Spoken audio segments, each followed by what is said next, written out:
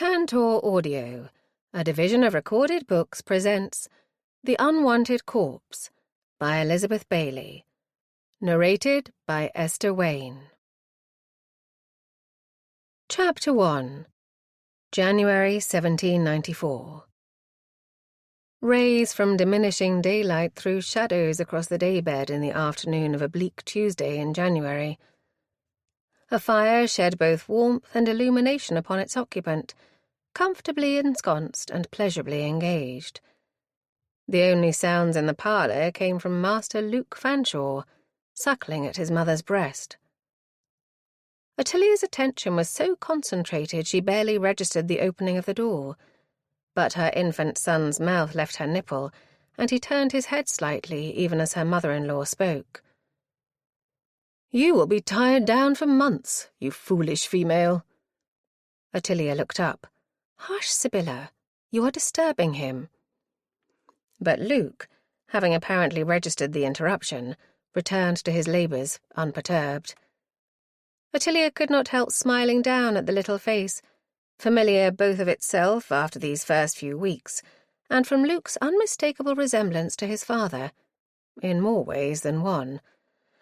"When it comes to food, you are just like your papa, my tiny dear."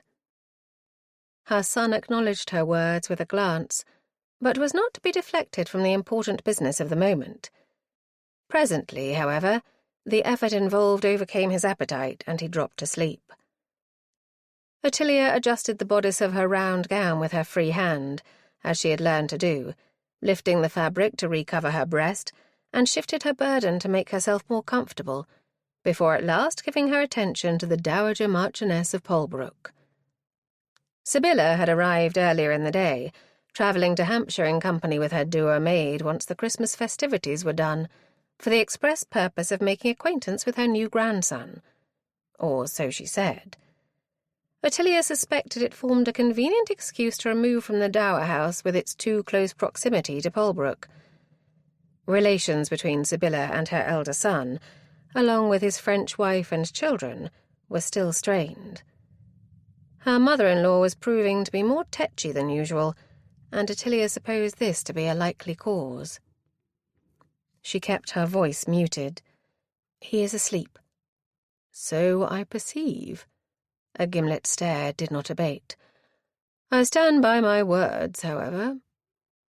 Sibylla had seated herself in a chair by the fire in the small second-floor parlour that served for Ottilia's private sitting-room, opposite to her own favourite perch on her daybed, which provided an excellent substitute for the nursing chair. "What words?" Sibylla raised her delicate brows.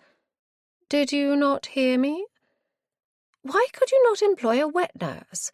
You will scarcely be able to leave the house, nursing the boy yourself in this fashion." Ottilia gave a tiny sigh, half of exasperation and part regret. "I cannot, alas, nurse him wholly myself. Susanna shares the duty with me." "Who is Susanna, for heaven's sake?" "The wet nurse." "You have one?" "Living in the house, yes. She and her baby moved in shortly after Luke was born." Sibylla cast her eyes heavenwards. "One might depend upon you, Ottilia, to find an irregular way of doing things." "Living in the house?" Ottilia had to laugh. "Well, I could hardly spend my time going to and fro to her cottage." "But why nurse the child at all?"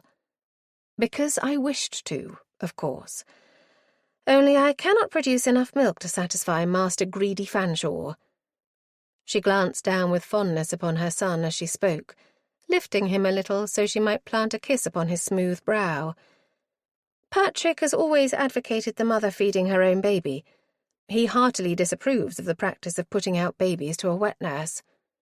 Sibylla let out a snort. "I might have guessed that doctor brother of yours was at the back of it." "So you might. But it is not all poor Patrick's fault. It would not suit me to see little of my son for months on end. You know how I have waited for this day, Sibylla. Do you think I could endure to be parted from him?" Her mother-in-law grunted. "I still say you are making a rod for your own back. You will not be able to take off in your impulsive fashion on one of these abominable adventures of yours." "Well, What a good thing that will be. I am quite done with them, I assure you. Ha! I wish I may see it. Ottilia surveyed her for a moment in silence. When Sybilla's gaze shifted towards the fire in an abrupt fashion, she ventured a throw. Is there a particular reason you have chosen to visit at this time, Sybylla? The black eyes shot back to meet hers, their lids narrowed. Why do you ask? You are more than ordinarily tetchy, my dear mamma-in-law. Sybylla gave a short laugh, glanced away, and then back again. Must you be so acute? If you will have it, that wretch of a Mellis woman has decided to leave me. Teresa? Great heavens, why? An explosive sound escaped Sybylla. That sister of hers, of course. Teresa went to her for Christmas, and it seems the benighted female has grown so confused in her mind she can scarcely remember the time of day, let alone which day. Oh, poor woman. Yes, that is all very well, and I suppose one must have pity, but if it means I must lose my companion, I find it difficult to be sympathetic. This Ottilia could appreciate, typical though it was. Am I to understand Teresa feels duty-bound to devote herself to caring for her sister? She is a widow, is she not? A very troublesome one, too. Teresa is forever rushing off to succour her, but this is the outside of enough. Ottilia made haste to soothe. Well, but you will find another companion, Sybylla. Perhaps even someone a little more able to enter into your interests and sentiments. The suggestion did not appear to be finding favour. In haste, she added, A woman with a little more to offer on the intellectual side would be a bonus, do you not think? Sybylla snorted. If one can find any such.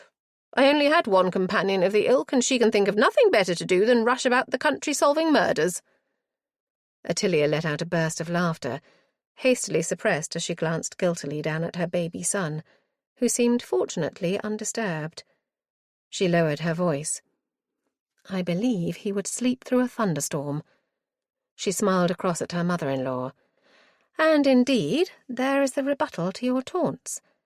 What need have I of such adventures now I have Luke to amuse me? Pretty, too.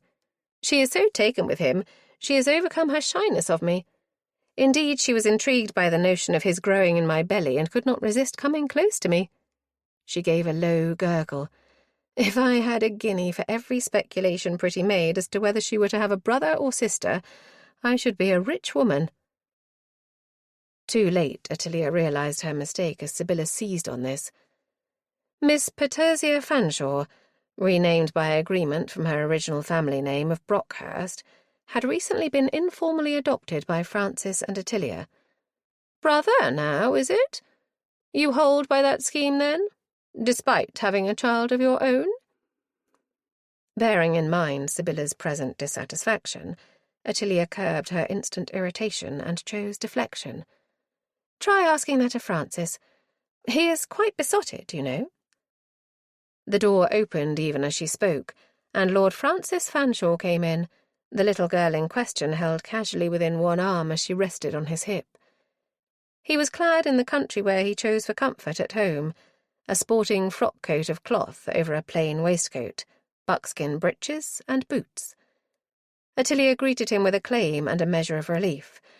Fan, my dearest, you are wonderfully apropos. Before he could respond, Pretty set up a screech, wriggling to be free. Set me down, Papa! I want to see Luke eating Auntilla! If she was not to be mamma to the child, it was balm at least to be Auntilla, culled by the little girl from the lips of Ottilia's two rambunctious nephews. You are too late, Pretty, she said, as Francis bent to release the child, who ran at once to the daybed. Ottilia put a finger to her lips. Quietly now. Luke is asleep. Pretty began whispering a protest. Oh, did he eat already? Yes, and with gusto as usual. Pretty giggled. He's so greedy! She bent to the infant, planting delicate kisses on his face. What time Ottilia looked up to find her spouse leaning down to listen to some murmured remark from his mother. She hoped Sybylla would not put him out of temper. Her arrival had not pleased Francis. his dissatisfaction finding expression the moment Sibylla had gone to her chamber to rest and recover from the journey. "What in the world brings Mamma here now? Cutting up our peace just when we are settling." Ottilia had not been overly pleased herself, for the exigencies of her confinement, followed by Christmas, made much of for Pretty's entertainment, had tired her more than somewhat. She was fond of her mother-in-law, but her irascibility could be trying. It behooved her to soothe her spouse, however. "Don't let her fret you, Fan. I dare say she will find much to complain of." "Yes, and I can guess where she will begin." "But it's my belief she is lonely." Francis had produced a frown. "Lonely? With all her acquaintance round about, not to mention the Polbrook crew." "You know well she is rubbed by close proximity to Randall," Ottilia pursued. "From the tone of her letters, I think she is starved of intellectual stimulation." "So she comes here to exercise her wit at my expense. I thank her." It took time and patience to reconcile her spouse to the invasion, but Ottilia succeeded at last in extracting a promise that he would at least try not to let Sibylla's acerbic comment set him all on end. "But if she starts on me, I warn you I shall leave the room and let you deal with her." Ottilia was obliged to be content with this compromise, but for the present moment it did not appear Sibylla had as yet said anything untoward, despite her grievance, as Francis came across. "Pretty, sweetheart, it's time you went back to Hepsy. She will be ready with your supper." The child took the hand he held out, looking up from her diminutive height. "Is Luke coming too?" Ottilia took this. "Indeed he is. Ring the bell if you please, Fan." "No need. Luke's nurse is waiting outside." He walked to the door, Pretty skipping beside him, and opened it to call out, "Doro." The erstwhile slave entered as he shifted out of the way. Ottilia could not resist looking towards Sibylla to see how she took this first sight of the Barbadian beauty. Dorot Gabon was slim-boned and graceful, but her most startling feature was a pair of sky-blue eyes and a face as dark as midnight. She glided across and paused before the daybed. "He is ready, milady?" Ottilia took time to kiss her infant son before giving him up. "Yes, thank you, Doro. You may take him." With reluctance, Ottilia allowed Doro to lift the infant out of her arms. Momentarily bereft, she fought down the urge to snatch him back. She could not, regretfully, take care of him herself. She had not the strength. Nor, sadly, in her privileged position in life, was it done. Sibylla would have a fit. The thought amused her, chasing melancholy away. Doro carried her precious burden with practised ease, born, so Doro had told Ottilia, of helping to nurse infants in the slave compound at Flora Sugar's. "I have done it many times, milady. Pray let me take care of the babe. It is no trouble to me, and you need not employ another for the task." When Ottilia demurred, saying she wished Doro to enjoy her freedom, "I am used to work, milady. I have been helping wherever I can, but I should like to have my own task, if it will please you." Left with nothing to say, Ottilia had consented. Doro did not disappoint. Luke had taken to her with alacrity, and if there was a hint of envy in hearing Doro crooning to him, Ottilia did her best to banish it. At the door, Pretty paused, turning her face up towards Francis. "Story, Papa?" "I shall come up when you are tucked in bed. Never fear." "Will you read me story?" "Yes, you importunate infant. Off you go now. Doro is waiting." Taking her cue, Doro set a hand to the child's shoulder and ushered her forth. Ottilia was not in the least surprised to see a pained look in the face of her mother-in-law. Sibylla's antipathy towards certain members of Pretty's real family had a long history, but the expected reproof did not come. As the door closed, Sibylla turned to Ottilia. "You did an excellent thing there, my dear. That girl has a chance in life, thanks to you." Francis, who had shifted across to the fireplace and was leaning an arm along the mantel-shelf, as was his wont, straightened abruptly. "You surprise me, Mamma. I thought you disapproved of our taking Pretty into our home." Sibylla flapped her hand. "I am talking of the maid, foolish boy. The less said about the other, the better." Ottilia made haste to intervene. "Dorot is very beautiful, do you not think, Sibylla? She caused quite a flutter in the servants' hall, so Mrs. Bertram tells me." "But did you not write that your steward fellow means to marry her?" Francis snorted. "He won't secure her, though I've told him to stop shilly-shallying. The end will be that Tyler will snap her up from under Hemp's nose." "No such thing, Fan. They have an understanding. Hemp is anxious not to force the issue, but you need not suppose he is backward in his attentions." Sibylla exploded. "Heavens above! One would suppose you two are running a marriage mart here. What matters it who the girl marries?" "Don't look at me, Mamma. It is my wife who manages these things, not I." Francis grinned across at Ottilia. "She does not wish to lose Hemp's presence here, and that is the matter in a nutshell." "Well, I admit there is truth in that. But I agree with Hemp that Doro ought to enjoy her first taste of freedom of choice. Not that she will choose another. She is devoted to Hemp." Ottilia was relieved when Francis dropped the subject, for Sibylla had begun to look impatient. Instead, he remarked upon the growing darkness. "Shall we repair to the withdrawing room until it is time to dress for dinner, or shall I send for candles here?" About to reply, Ottilia hesitated, distracted by a familiar sound from outside that had been slowly impinging in the background of her mind. It now grew stronger, the clopping of hooves on gravel. Ottilia glanced to her spouse. "Is that on our drive?" Francis shifted his head in a listening gesture as the clopping grew to a beat as if the rider had sped up. "Someone is in a hurry." He moved to the window and looked out, twisting towards the drive that led to the front of the house. "I can't see fully, but it sounds like a single horse." "Is it an express, do you think?" Francis came away, heading for the bell pull. "We shall discover soon enough." As he tugged on the bell, the hoofbeats abruptly halted. Ottilia expected to hear the distant ring of the front door. Instead, there came an odd thump. Francis raced back to the window and looked out just as the horse's hooves sounded again and fairly thundered as the rider galloped away. "What in Hades?" "Some prankster, Francis, I'll be bound," said Sibylla, entering the lists.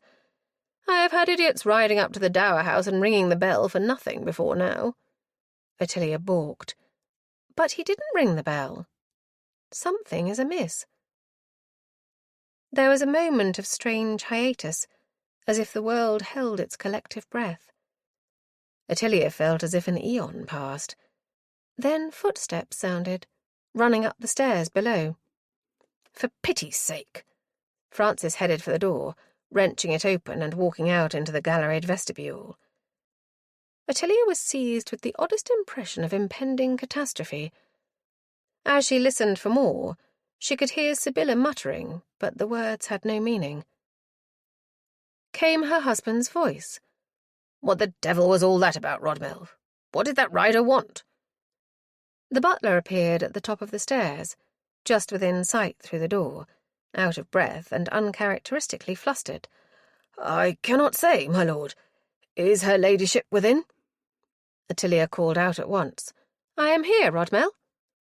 The butler entered, his gaze fixed on Ottilia.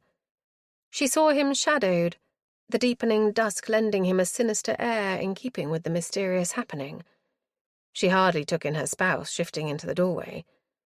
"Tell me, Rodmell." The butler moved closer. "That rider, my lady, he dropped a man's body at the door." Ottilia heard the exclamations emanating from both Sibylla and Francis, but she kept her gaze on the butler. "Dead?" "Yes, my lady." "Did you recognize him?" Rodmell passed a hand across his balding pate. "I had no chance to see who it was, my lady. I went to the door when I heard the hoofbeats, but he was off before—" "She means the body, man," Francis broke in with impatience. "Who is the dead fellow?" "I cannot say I know him, my lord. I cannot remember to have seen him before." Rodmell turned back to Ottilia. "My lady, there is more." "Yes?" He bears a label of sorts. It is addressed to Lady Fan." Heavens above, what an impertinence! Sibylla was up, shifting to join the coterie about the daybed where Ottilia still sat, her attention roving over the extraordinary occurrence.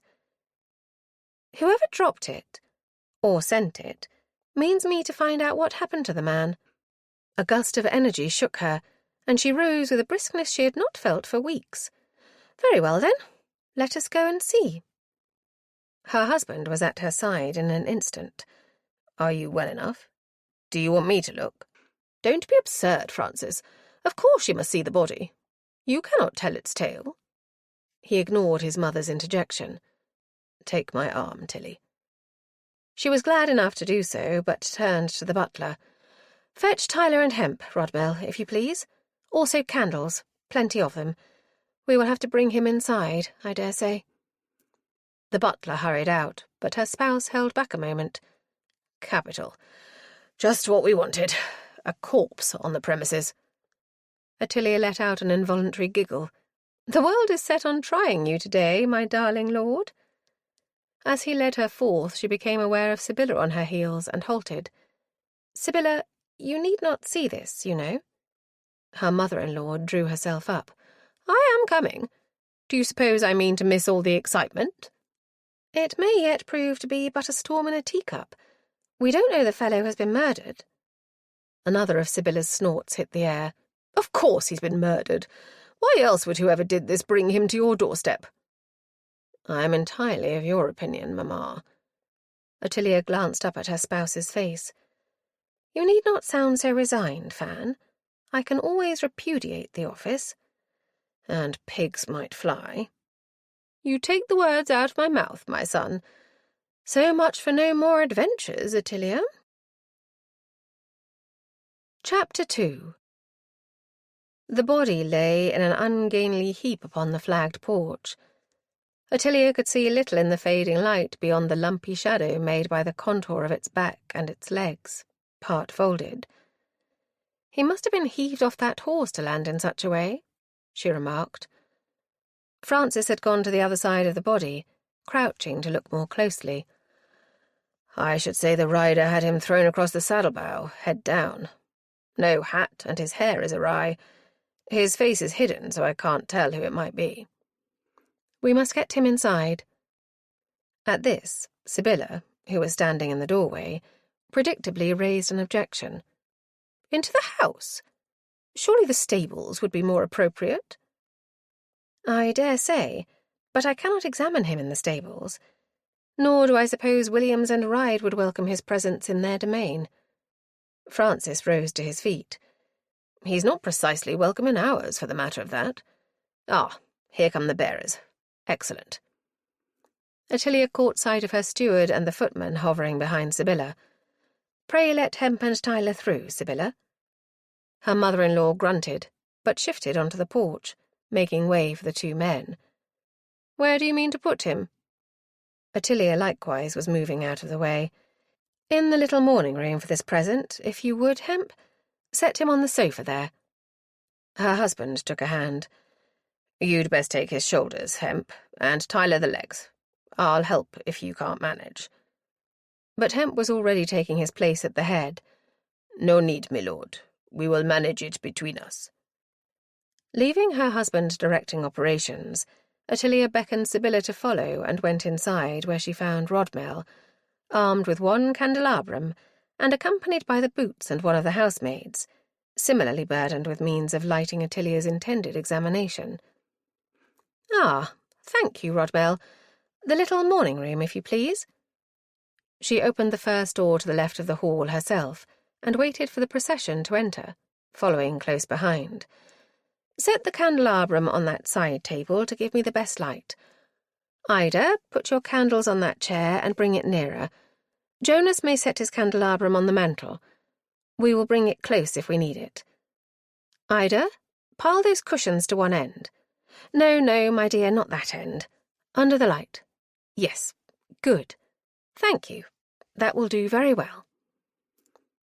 The arrangements were completed just in time, as noises betokening the arrival of the corpse sounded without.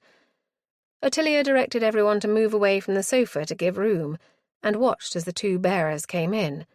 Tyler walking backwards, his arms tucked about the body's knees, the trunk sagging between them. She made haste to intervene as they neared the sofa.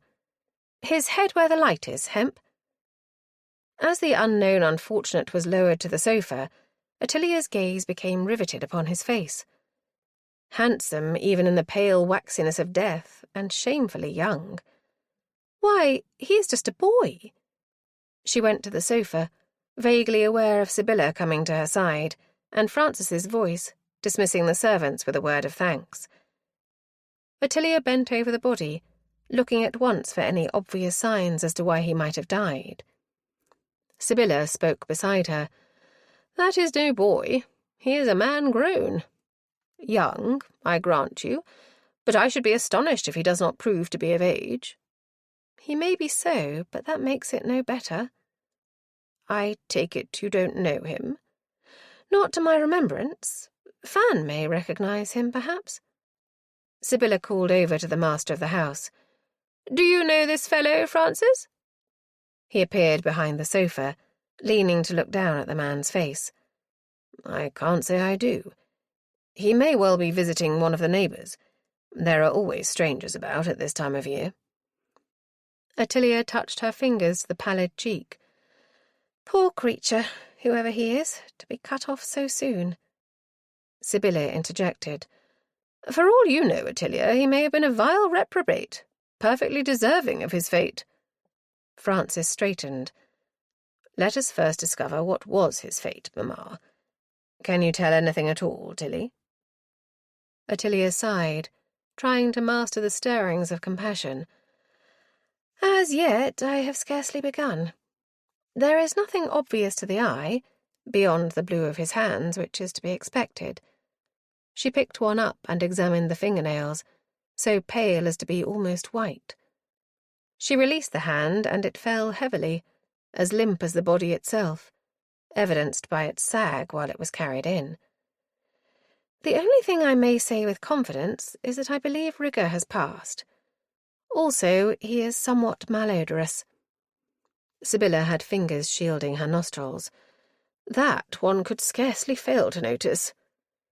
"I am afraid it is inevitable, Sibylla, but it confirms that he has been dead for many hours." "How many, do you think?" "Hard to say, Fan, but it is likely he died yesterday, at some time last evening, perhaps. I think we will be obliged to remove some of his clothing." "Remove his clothing? Heavens, child, what would you be at?" "Only enough to see what may be seen, Sibylla, so pray don't fret. I must discover how the blood has pooled, and whether there is any wound." Francis was on the move. "I thought of that. I kept Hemp and Tyler back. How much do you want removed?" Ottilia glanced along the body and made a discovery. "He must have been at one of these 12th night parties. His coat and breeches are certainly evening wear, and that floral waistcoat is silk, if I am not mistaken."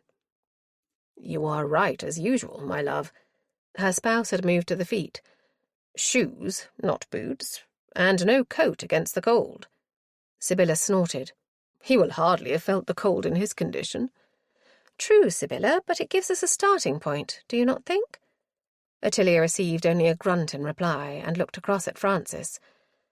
"I think it will be sufficient to remove everything but his shirt, but tug that out and leave his breeches merely unbuttoned." "Shoes?" "Yes, those two, Fan. We will replace it all when I have done. Oh, and leave the label on the coat in place, if you please." Ottilia shifted out of the way again, allowing the two servants to take her place.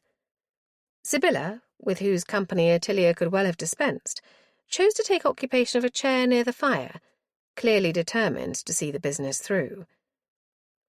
Once Francis had apparently satisfied himself that the servants knew what to do, Ottilia claimed his attention again. "We had better send for Dr. Lister at once." "Don't you want to wait until you've done?" "I shall be finished by the time he gets here." Francis's look as he eyed her was dubious. "You trust him to see all right?" Ottilia shrugged. "He saw me through Luke's birth. I think he will manage. It is his business to call in the coroner, and he may arrange for the disposal of the body. What if it is murder? We shall cross that bridge if we come to it, Fan. His eyebrow quirked. Motherhood has not changed you one bit, my dear one. She laughed. Should it? His glance swept across to Sibylla, and he lowered his voice, turning to meet her gaze. I am persuaded Mamma thinks it ought, but I know you too well, Tilly. You'll be deep into this in a heartbeat. A gurgle escaped. Well, I must at least find out what wretch it was who addressed the body to me. Don't tell me, my Lady Fan. You'll be beating at all our neighbours' doors. I have to start somewhere, don't I? They were interrupted. Milady, is this sufficient for your needs? A rush of eagerness went through Ottilia as she turned to see how Hemp had carried out her instructions exactly. Excellent, thank you. Will you wait to dress him again when I am finished? Whatever you need, milady. She smiled at Hemp and moved forward, reflecting ruefully that her mother-in-law was right. Her adventures were not at an end. In the background of her mind she heard Francis at the door, speaking to Rodmell. Tell Ryde to go for the doctor. He may take my curricle and bring Dr. Lister back with him, if he can. If not, he'll be faster than he would be on horseback. In which case she had best waste no more time, Ottilia decided. A familiar flurry of anticipation grew within her as she began, her first care being to sink her fingers into the man's light hair, feeling the head for indentations or lacerations. There were none. The face had the waxy, translucent look of death, although a slightly greenish tinge was beginning to show, another sign that rigour was past and decomposition begun. The lips were pale, undamaged beyond a tiny trickle of dried blood at one corner of the mouth. Lifting the eyelids showed nothing beyond the milky cloudness to be expected of a body many hours after death. Ottilia shifted her focus, pushing the shirt open at the top so she might examine the throat and neck. Fan, lift his head for me, if you please. He had returned to his post behind the sofa again and was watching what she did. He went at once to comply. Shall I turn it? Ottilia dropped to a crouch. I need to see behind. In a moment she rose. Nothing at all. No bruising either to tell us where the blood sank. Isn't that a little odd? Very, but she was already pulling at the shirt. Francis laid down the head and moved to assist. As the naked torso became visible, Ottilia let out an exclamation. Well, that explains it. Explains what? Came from just behind her. Turning, Ottilia found her mother-in-law had rejoined the coterie about the sofa, which included, she now saw, both Hemp and Tyler, attentive where they stood at the feet end of the corpse. A bubble of mirth attacked Ottilia. Dear me, I feel like one of these anatomical tutors at the hospital. The two servants shifted back, but she beckoned them forward again. Come, I am jesting merely. I have no objection to you watching. Will you explain yourself, Ottilia? What did you mean just then? Ottilia turned back to the corpse. Look there, Sibylla, at his lower back. See how dark it is? That is the blood pooling after death. She bent to the body and took hold of the fallen band to the breeches, casting a look up at the dowager as she did so. Pardon me, Sibylla, but I have to see. Without more ado she pulled both away, so that the breeches fell open, exposing the upper part of the man's groin, but more importantly, the side of his hip. Good heavens! Is that bruising on the fellow's posterior? Just so, Sibylla. We may deduce that he was seated when he died. I don't doubt the dark colour will show along the underside of his thighs, too. She signalled to her steward. Unroll his stockings, Hemp. Ah, there it is, pooling around the ankles and feet. As expected, I surmise. Indeed, Fan. If you will raise his sleeves, I dare say we may see the same under his forearms. He did so, and Ottilia saw with satisfaction that she had gauged the matter correctly. He died in a seated posture. There was silence for a moment or two, her auditors apparently engaged in taking this in, staring as one at the indicative signs. Ottilia dropped to her haunches with the object of looking more closely around the visible skin for any sign of a wound. Francis was the first to break out. "How is that possible? I mean, wouldn't he move at the moment of death? If he was choking or in pain?" "Just what I was thinking, Francis. A man does not remain still in the throes of death." Sybilla's words washed vaguely over Ottilia as she continued her task. "I recall my father when he had his apoplexy, thrashing about in a wild manner." "My grandfather? Did he so? It was excessively frightening, I can tell you." "But we don't know this young man died of an apoplexy, Mamma. Have you found anything else, Tilly?" Ottilia glanced up. "There seems to be no wounds that I can find. The post-mortem may reveal more." But she spoke absently, her attention concentrated on a faint discoloration on the left side of the chest. "Someone bring me the other candelabrum, if you please. Ah, thank you, Tyler. Hold it close. I need to see this more clear." The added light revealed a bluish tinge in a small area precisely on the point above the heart. Ottilia kept her gaze fixed upon it, her mind working, only peripherally aware of the ongoing discussion between her spouse and Sybylla. One word kept repeating, both in their voices and in her head.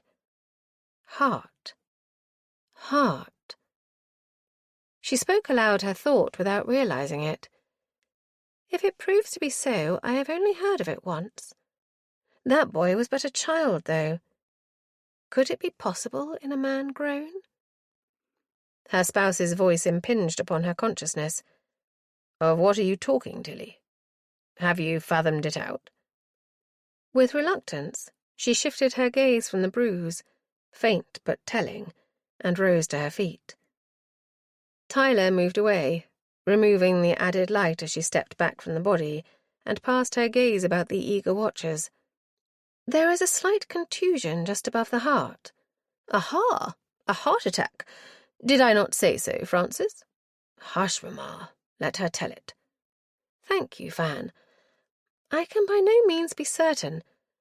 Such a thing is rare, so much so that I recall only one case in Patrick's purview." "But what is it?" "I am coming to it, Sybylla." Ottilia drew a breath. "A blow to the heart, not necessarily a heavy one, has been known to cause instantaneous cardiac arrest." "Lord above, I have never heard of such a thing." "As I said, Fan, it is very rare. I doubt I should have heard of it myself had not Patrick been obliged to delve into the matter when a young boy died, quite inexplicably. There was, as here, this slight contusion over the heart. Patrick conferred with several surgeons of note and discovered the existence of this odd phenomenon. It is thought that some arrhythmic disturbance in the heart must be responsible, but no one truly knows why it should result in a death so immediate and unexpected." For a moment no one spoke, but at length Hemp ventured in. "Milady, I think I may have seen this in Barbados." "Indeed? What happened there?" "Some boys were engaged in a rough game. One of them dropped where he stood, quite suddenly. No one could understand why he died like that. There had been blows exchanged, but none deliberate. It was purely accidental, and Master Matt concluded the child had some unknown disease. But by what you say here—" "Then we are not dealing with murder," said Francis, his tone not entirely free of relief, Ottilia noted. "This fellow's death was an accident." Ottilia shook her head. "With regret, I fear I must disagree." Sybylla's proverbial snort came. "You would, of course." "Ma'am, enough." "Why, Tilly?" Ottilia drew a breath, feeling perfectly reluctant to proceed. "Someone dealt this man a deliberate blow. If it was not meant to kill, it was certainly intended to harm. We may discount murder in favor of manslaughter, perhaps, but someone is responsible for this young man's death." Dr. Lister arrived just when the company had changed and reassembled a little before the dinner hour, for this once in the front withdrawing room in preference to the usual parlour, which happened to be situated on the opposite side of the hall to the morning room. Knowing the physician's views, Ottilia left it to her spouse to conduct the man to see the body. The doctor was inclined to be sceptical of Ottilia's knowledge of medical law, and did not take kindly to any suggestion of hers in relation to diagnostics. "Which is why," she told her mother-in-law, "I rarely call him in." "Doctors," Sibylla wafted a hand in that habitual dismissive way she had.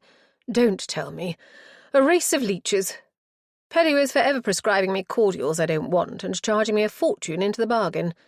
Never believe anything a doctor tells you. That is my motto." Ottilia could not help laughing.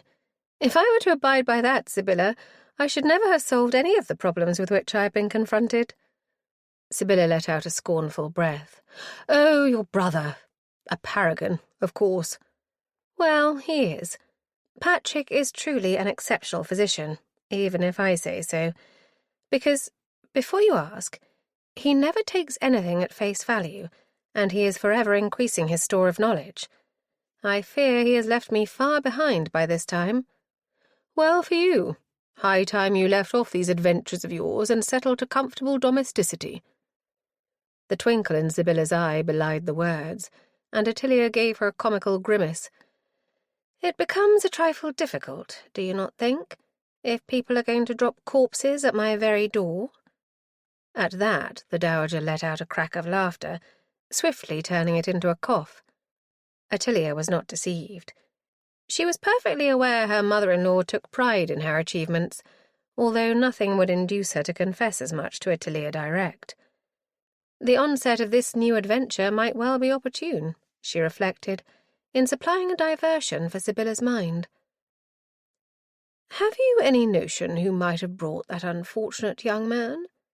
"Sent, I think, Sibylla." "I should be astonished to learn that whoever it was rode here himself." Sibylla digested this. "A servant, then?" "A trusted servant, too. A groom, in all likelihood." "Why a groom, particularly?" "Gentlemen, and ladies too, we must not assume the sender was a man, tend to develop close associations with a groom. I know Francis would trust Ride with his life. It is a pity no one caught a sight of the fellow on horseback. One of the servants might have recognized him. We are a small community in this locality." "Then it should not prove difficult to inquire among your neighbours. Whom do you have here?" "A handful of families only."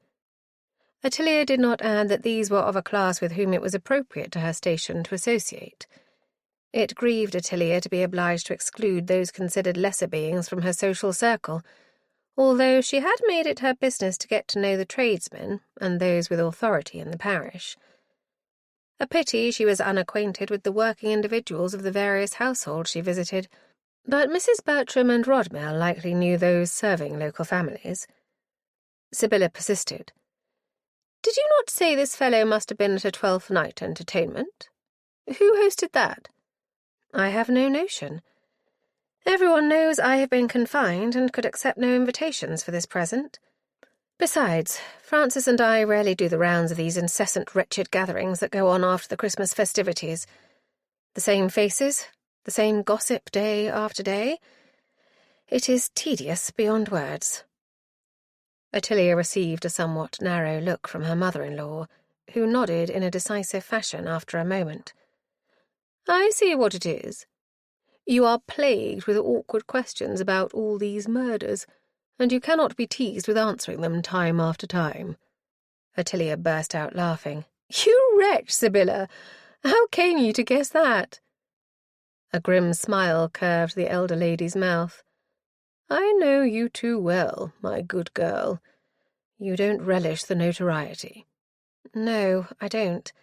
I hate it, if you wish to know the truth, particularly as it irks Francis beyond measure to hear these idiots bleating about how exciting it must be, when in truth it is beyond taxing and often dangerous. It never occurs to any of them that every murder is accompanied by grief and suffering for those left behind. Like my poor little Pretty. or who must come to terms with the hideous truth that one of their number is a killer. An explosive snort came from Sibylla. Then they are about to learn a sharp lesson, I don't doubt. Ottilia shifted with discomfort. If indeed it proves out that this young man was deliberately slain. Sibylla's delicate brows drew together. If this strange circumstance you spoke of is in fact how he died, how would any individual know that a blow would kill the fellow? Just so. But that does not mean there was no intent to be rid of the man. Perhaps to incapacitate him? The door opened to admit her spouse before anything more could be said. Lister will send his fellows to fetch the body in the morning. I have locked the room meanwhile. Ottilia frowned. What of the coroner? Will he come before or after the body is taken? As the man did not die in situ, Lister thinks it does not matter. Thank the Lord. We will see the back of it early tomorrow, though we are stuck with the corpse for tonight. Had Dr. Lister any notion to put forward? His examination was but cursory. A faint smile crossed Francis's lips. He has not your assiduity, my dear one. He claimed he could tell very little until he had the body on his examination table. But what little, Fan? A shrug came. Nothing, indeed.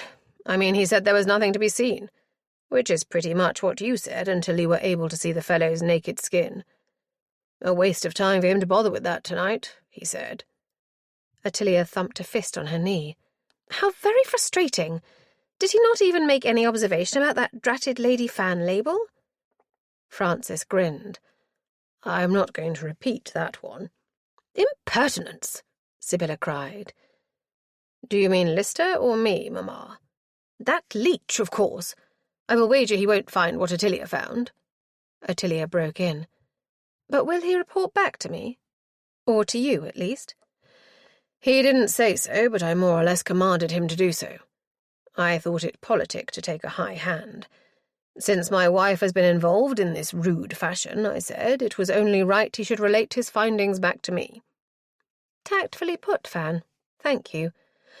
Well, I didn't want him delaying merely because his pride is hurt that you know more about his profession than he does. Oh, I do not claim that. He is competent enough, I grant, even if he holds the stuffiest notions. Ottilia was treated to a quirked eyebrow. Don't tell me, my Lady Fan, you are decidedly put out. Well, I, for one, don't blame her, declared Sibylla. There is nothing more galling than for a stupid man to be lording it over us women merely because of his masculinity. Let him stew. It will not be he who solves this puzzle, be sure. Chapter 3. Mrs. Honeybourne was a plump woman in her middle years of a garrulous disposition and an avid interest in the doings of her neighbours. Ottilia chose her with deliberation as her first port of call upon the following morning. Leaving a disgruntled husband to entertain his mother, she walked into Knight's Inham with her steward for escort. Not that I suppose Hemp can glean anything of much value from Mrs. Honeybourne's servants, but you, my dearest, must remain to oversee the disposal of our unfortunate victim. Francis emitted a groan. I might have known I would be saddled with all the unpleasant tasks. Ottilia eyed him in some amusement. Well, unless you truly wish to spend a half-hour or so listening to village gossip. Be quiet, you wretch. A gleam appeared in his eye. But should you not take Mamma? To divert her? Ottilia had confided the reason for Sibylla's present ill mood to her spouse during their nightly cherished moments of privacy, in hopes it would reconcile him somewhat to his mother's presence. But she had no intention of saddling herself with Sibylla's company at this first interview. She will overawe the poor woman, and I shall get nothing out of her, as you well know, you fiendish creature. Mischief burgeoned. Besides, I am very sure Sibylla will relish a chance for a rare tete-a-tete with her favourite son. Francis threw out a pointing finger. Go! Never darken my door again. Instead, mirth bubbling over, Ottilia came close, setting a hand to his chest in the intimate gesture she was apt to use, and leaned in for a kiss. Her spouse returned the embrace, but gave notice that retribution would follow in due course. Ottilia left the house in a mood of deep content, edged with decidedly heightened expectation. She had not missed the thrill of the chase during the long months of her pregnancy. Her mind concentrated upon the far more important issue of maintaining the health of her unborn infant, the ghost of the past disaster sitting on her shoulder. She obeyed without question every dictum laid down by her doctor brother, having taken advantage of his coming to fetch his 2 sons home. Patrick advised a regime of quiet, with healthful walks, good food, and above all, rest. It thus proved easy enough to follow the dictates of Dr. Lister and the somewhat autocratic commands, as she took care to inform him, of her darling lord. "I will be good, Fan, I promise you. I am as anxious as you are for success. You may cosset me as much as you like." In the event, Ottilia was saved from overmuch pampering by the demands upon Papa of little Patricia, who rapidly became the focus of Francis's attentions whenever they might be diverted from his wife. With the birth of a perfectly healthy baby boy, the household underwent a series of changes which occupied Ottilia for some time, along with learning the surprisingly demanding skill of nursing the infant Luke. She had not thought she could manage anything more, yet the advent of this random body upon her doorstep had brought back all the old enthusiasm for the kind of puzzle that must tax her ingenuity to the utmost. Ottilia did not go so far as to thank the unknown messenger in her mind, but she was conscious of feeling more alive as she took her steward's arm, dependent upon his strength if hers should fail. Mrs. Honeybourne was a widow, and her modest establishment sat on the edge of the village of Knight's Inham, the closest to Flitterous Manor, and the walk did not occupy many minutes, although Ottilia was well wrapped up in her woolen cloak against a sharp wind.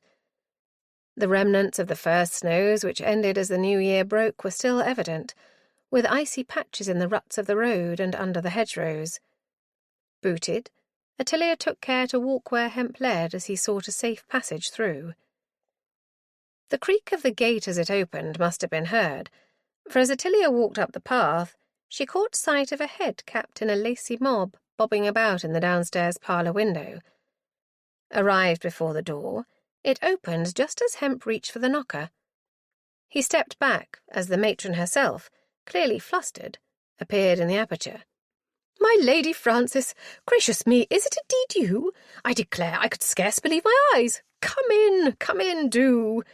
She bustled ahead, what time Ottilia signed to Hemp to leave her, knowing he would seek entrance at the back, and no doubt receive a welcome from the Honeybourne cook. She then entered the square hall, undid her cloak, and found her hostess popping back again from where she had been standing at the parlour door, at once urging action upon the maid, who had evidently heard the sounds of an arrival. "Take her ladyship's cloak, Sari. What are you doing just standing there? And bring tea at once." She turned back to Ottilia, who was handing her cloak to the equally flustered maid. "You'll take tea, my lady, I'll be bound?" Ottilia demurred. "Coffee, if it is not too much trouble, ma'am?" Quite aside from the fact she preferred it, Ottilia knew it would be easier to serve coffee, not to mention less expensive. Not that Mrs. Honeybourne was purse-pinched, but tea was always a precious commodity for the less well-to-do. Mrs. Honeybourne chuckled, making her mob cap flutter. "Oh dear, if I had not forgot you like it better. Coffee, Sari, and don't dawdle. Now do pray come into the parlour, my lady." She began to usher Ottilia towards the door, but halted again, calling after the departing maid. "Sari, biscuits too, or the seed cake cook made yesterday. You'll take a slice, my lady, I hope? I venture to say it is very good." Fearing that her mission would never get under way, Ottilia accepted and added a rider. "Yet I do need to sit down, if I may, Mrs. Honeybourne. I am not yet fully recovered, you must know." "Gracious me, how thoughtless! I quite forgot. Come in, my dear Lady Francis. Here, take this chair by the fire." She bustled to a comfortable-looking armchair, well cushioned, which Ottilia guessed was her own customary resting-place. "There now, sit you down, do, my lady. I would not suggest we go up to the saloon, which I ought in conscience do, for it is sadly cold at this season. These big rooms are so hard to heat, my lady, and this parlour is particularly cosy." Taking the indicated seat, Ottilia agreed to it, and wondered how quickly she might be permitted to arrive at the business of her visit. As it chanced, her hostess offered the opportunity in short order, although not without first inquiring after the health of the infant Luke and Ottilia's own. "I am very well on the whole, ma'am, I thank you, if a trifle tired still." "No wonder, my lady. I recall my own confinements were perfectly exhausting, but I am happy to say both my daughters were healthy babies. Such a blessing, for I feared I might lose the second." She then threw a hand to her mouth. "Oh, I do beg your pardon, my lady. I did not mean to remind you." Ottilia broke in hurriedly. "Pray, don't trouble your head about it, ma'am. I have Luke now, and he more than makes up for that loss. There is our little girl, too, as you know, so we are becoming quite a family at Flitteris." Mrs. Honeybourne became wreathed in smiles. Indeed, and everyone is so very happy for you both. Lavinia Thorpe was saying only the other night how charming it is that you and Lord Francis have taken her in." Ottilia seized her chance. "About the other night, Mrs. Honeybourne. The party that took place. It is on that account I have come." Mrs. Honeybourne looked a good deal taken aback. "The party the other night? Gracious me, my lady, whatever do you mean? Were you and his lordship hoping to attend? I cannot think Mrs. Thorpe would not have sent an invitation." "Ah, so the event took place at Thorpe Grange?" Ignoring the rest as irrelevant, Ottilia went for the pertinent point. "I take it this was a 12th night party? Monday was the 6th, was it not?" Mrs. Honeybourne's bewilderment was evident. "Yes, of course. But I don't understand, my lady. I believed you and Lord Francis—" Ottilia waved this away. "That is not to the purpose, ma'am. Rest assured neither of us were ready or able to attend. But the party may well be of significance." "How so? I cannot think what your ladyship may mean." It was, perhaps, fortunate, Ottilia decided, that the maid chose this moment to enter with a tray of refreshments. While Mrs. Honeybourne directed the girl with conflicting instructions about where to set it down and how to serve it, changing her mind once or twice, Ottilia took stock. If she continued in this evasive fashion, the widow would inevitably question and wonder throughout. If she could not be kept on track, a short, sharp shock might be salutary. There was, Ottilia decided, little future in attempting to conceal what had happened. Indeed, it might rather be advantageous to inform Mrs. Honeybourne, who would undoubtedly carry the news to others, both saving Ottilia from tedious explanations and priming the local gentry for questioning. That it might also give time for the guilty party to think up ways of blinding her to the truth could not be avoided. Once the news was out, that was inevitable in any event. As soon as Mrs. Honeybourne settled again and the door was at last closed behind the unfortunate maid, Ottilia set down the cup from which she was sipping. "Mrs. Honeybourne." The portentous tone appeared to have its effect, for the widow gave her a startled look. "Yes, my lady?" Ottilia smiled. "Don't look dismayed, ma'am. The fact is, I need your help." "Oh, I see. At least I don't know how I may be of service to your ladyship, but tell me, if you please, who was at the 12th night party?" said Ottilia, breaking in with haste. "I have a particular reason for asking which I will relate to you in a moment." The plump features brightened, presumably at this hint of gossip. "Well, I cannot guess what it might be." "Don't try. Who was there, ma'am?" Thus urged, Mrs. Honeybourne began counting off upon her fingers. "Well, nearly everyone, I believe. The Reverend Newton and his ward, Lord Vexford and his daughter Richenda, the Thorpes, of course, including Mr. Thorpe's brother Jarvis, who is down for the festivities. Indeed, all the young men were there. Well, with Richenda Vexford in the vicinity, what can one expect? They're all after her, you must know, my lady." Ottilia's senses prickled. This became interesting. She was aware that the local beauty, a brunette with the added charm of a fat dowry, was much sought after. "Which young men specifically, ma'am?" Looking now a trifle surprised, Mrs. Honeybourne eyed her visitor with avidity as she spoke. "Young Jarvis, as I said, my own nephew, of course. Oh, is Mr. Botterill here again?" Aubrey Botterill was generally thought to have an eye to his aunt's property, she having no son to whom to bequeath it. Both her daughters being settled, there was every reason to suppose he stood a chance, especially as Mrs. Honeybourne doted upon him. "Yes, the dear boy came down after Christmas, which delighted me, as you may imagine, for dear Maria and her husband were able to spend only the one night with me." Ottilia brought her ruthlessly back. "But the party, ma'am? Jarvis? Aubrey? Which of them more?" "Oh, now let me see. That godson of Lady Stoke Rochford's. She did not attend naturally, but her young companion came with Claydon." Mrs. Honeybourne wrinkled her nose. "Such airs he gives himself, speaking in that condescending way, looking down his long nose as if he is one of the fashionable set, which I know for a fact Botolph Claydon most certainly is not." Disregarding these animadversions, Ottilia demanded a description. "I have never met him. What does he look like?" "Young Claydon? He is nothing great, I assure you. Too thin, if you ask me. His legs are quite spindly." Then he was unlikely to prove to be the dead man, hopefully no longer cluttering up the morning room at Flitterus. Ottilia had no knowledge of any other young man in the vicinity. "Is that all of them?" "Gracious me, no. There was that excessively good-looking young fellow who has set them all at each other's throats." Ah, this was more promising. "What fellow is this, Mrs. Honeybourne?" "An upstart fortune-hunter, if ever there was one, coming among us to set all the young men at odds over that wretched Richenda." Mrs. Honeybourne's feathers appeared to be seriously ruffled. "Marmaduke, he calls himself. I'd Marmaduke him if I could. Poor Aubrey has been quite cut out, I declare." Ottilia was mentally buzzing. "Marmaduke who? Does he have a second name?" "Of course he has a second name," snapped Mrs. Honeybourne, her annoyance overcoming the obsequiousness she thought proper to Ottilia's presence. "Gibbon. Marmaduke Gibbon. As if he was not bad enough, he must needs introduce a friend of his as well. Lavinia Thorpe felt obliged to welcome this Percy Pedwardine, even though Mr. Gibbon did not think of asking her permission before he brought him along." A fait accompli. One could scarcely blame Mrs. Thorpe for acquiescing. But another possibility? This needed sifting. "What does this Percy look like? Is he equally good-looking?" Mrs. Honeybourne shifted with discomfort. "I dare say some might think so, but to my mind he is cast quite into the shade by his fair friend.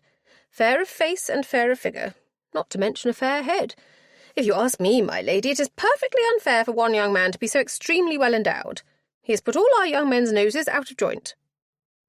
No longer, if Ottilia did not miss her guess. But the intelligence that the unfortunate left at her door had made enemies among his rivals for the hand of Richenda Vexford had raised a plethora of suspects at the outset. It took a little time for Mrs. Honeybourne to come to the end of her catalogue of dissatisfaction. Ottilia let her run on, making sympathetic noises and storing up the tidbits of information that might prove useful as she sipped her coffee and nibbled at a slice of the promised seed cake. At length the widow ran down, and Ottilia seized her chance to set the cat among the pigeons. "Well, I fully understand, Mrs. Honeybourne, but I fear you, and all these young gentlemen, may be in for a rude shock." The startled look came back, laced with question. "Whatever can you mean, my lady?"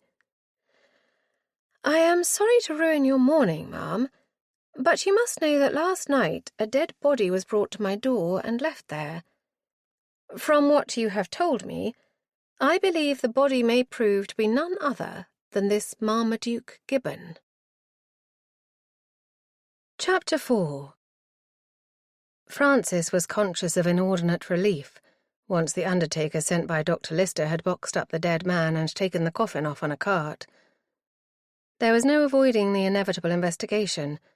One could scarcely blame his darling wife for pursuing the matter, yet it galled him to be dragged into another of these affairs, just as life was settling into a pleasant domestic routine.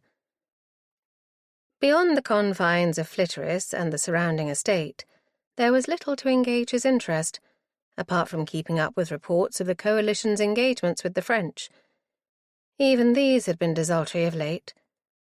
Although the execution of Queen Marie Antoinette in October had been the subject on everyone's lips, little had occurred militarily since, except for the Navy's evacuation of Toulon in December. Royalists and occupying soldiers alike were rescued from French forces under the control of a young fellow by the name of Bonaparte. Reports of his growing reputation had reached Francis via his friend Lieutenant Colonel George Tretower, commanding a battalion on the south coast.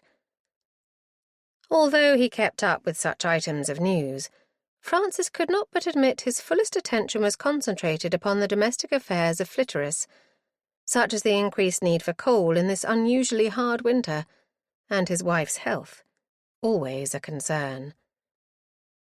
Odd to discover at this late date that family life suited him. To be forced into gadding about after the identity of the dead man's killer did not sit well with him at all. I must be growing old. He entered the withdrawing room as he spoke, not fully realizing he had said it aloud until his mother responded, her tone tart. "Poppycock, you are no more than 34, ridiculous boy. When you reach my years, you may talk of growing old." Curbing his irritation, Francis closed the door and walked across to the fireplace where Sibylla was occupying Tilly's customary chair. He was not obliged to take up the point as his mother spoke again. "Well, I see those men have taken the body away. What now?" Was she watching from the window? Francis leaned his elbow on the mantelpiece. "That must depend upon what Tilly finds out from Mrs. Honeybourne. One of these gossipy women, Ottilia told me. A toad-eater, too. Heaven help your poor wife. Nothing is more tedious than to have a fawning idiot paying one fulsome compliments. Tilly can handle her, don't fret." He did not say, as he would have liked to point out, that his dear mamma was apt to become haughty when lesser beings failed to acknowledge her superiority of rank. No doubt it was unconscious in her to expect what she professed to despise. Francis had besides no desire to set up her back. She was twitty enough as it was. The sound of approaching hooves came as a distraction, if less than welcome. Who the deuce is that now? The coroner, perhaps, come to question you, surmised Sibylla, as Francis crossed to the window that overlooked the sweep of the drive.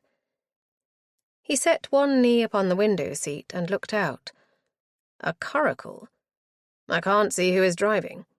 He has someone with him and a groom up behind. The vehicle drew out of his line of vision as it came towards the front entrance. Feeling assailed, Francis left the window and returned to his post at the mantel. "You look disgruntled, Francis. What ails you?" "Need you ask, mamma? In these discommoding circumstances?" His mother's brows rose. "You may find it discommoding. Ottilia is an alt." "Hardly. She has to pursue it, I see that." Sibylla snorted. "But you don't desire that she should. I did not think to hear you decry what gives your wife so much pleasure. Did you expect her to be content to settle to minding the baby and running your household? If so, you married the wrong woman, my dear boy." Nettled, Francis retaliated with some heat. "I expect nothing of the kind. I know my wife's predilection for murderous adventures, I thank you, ma'am.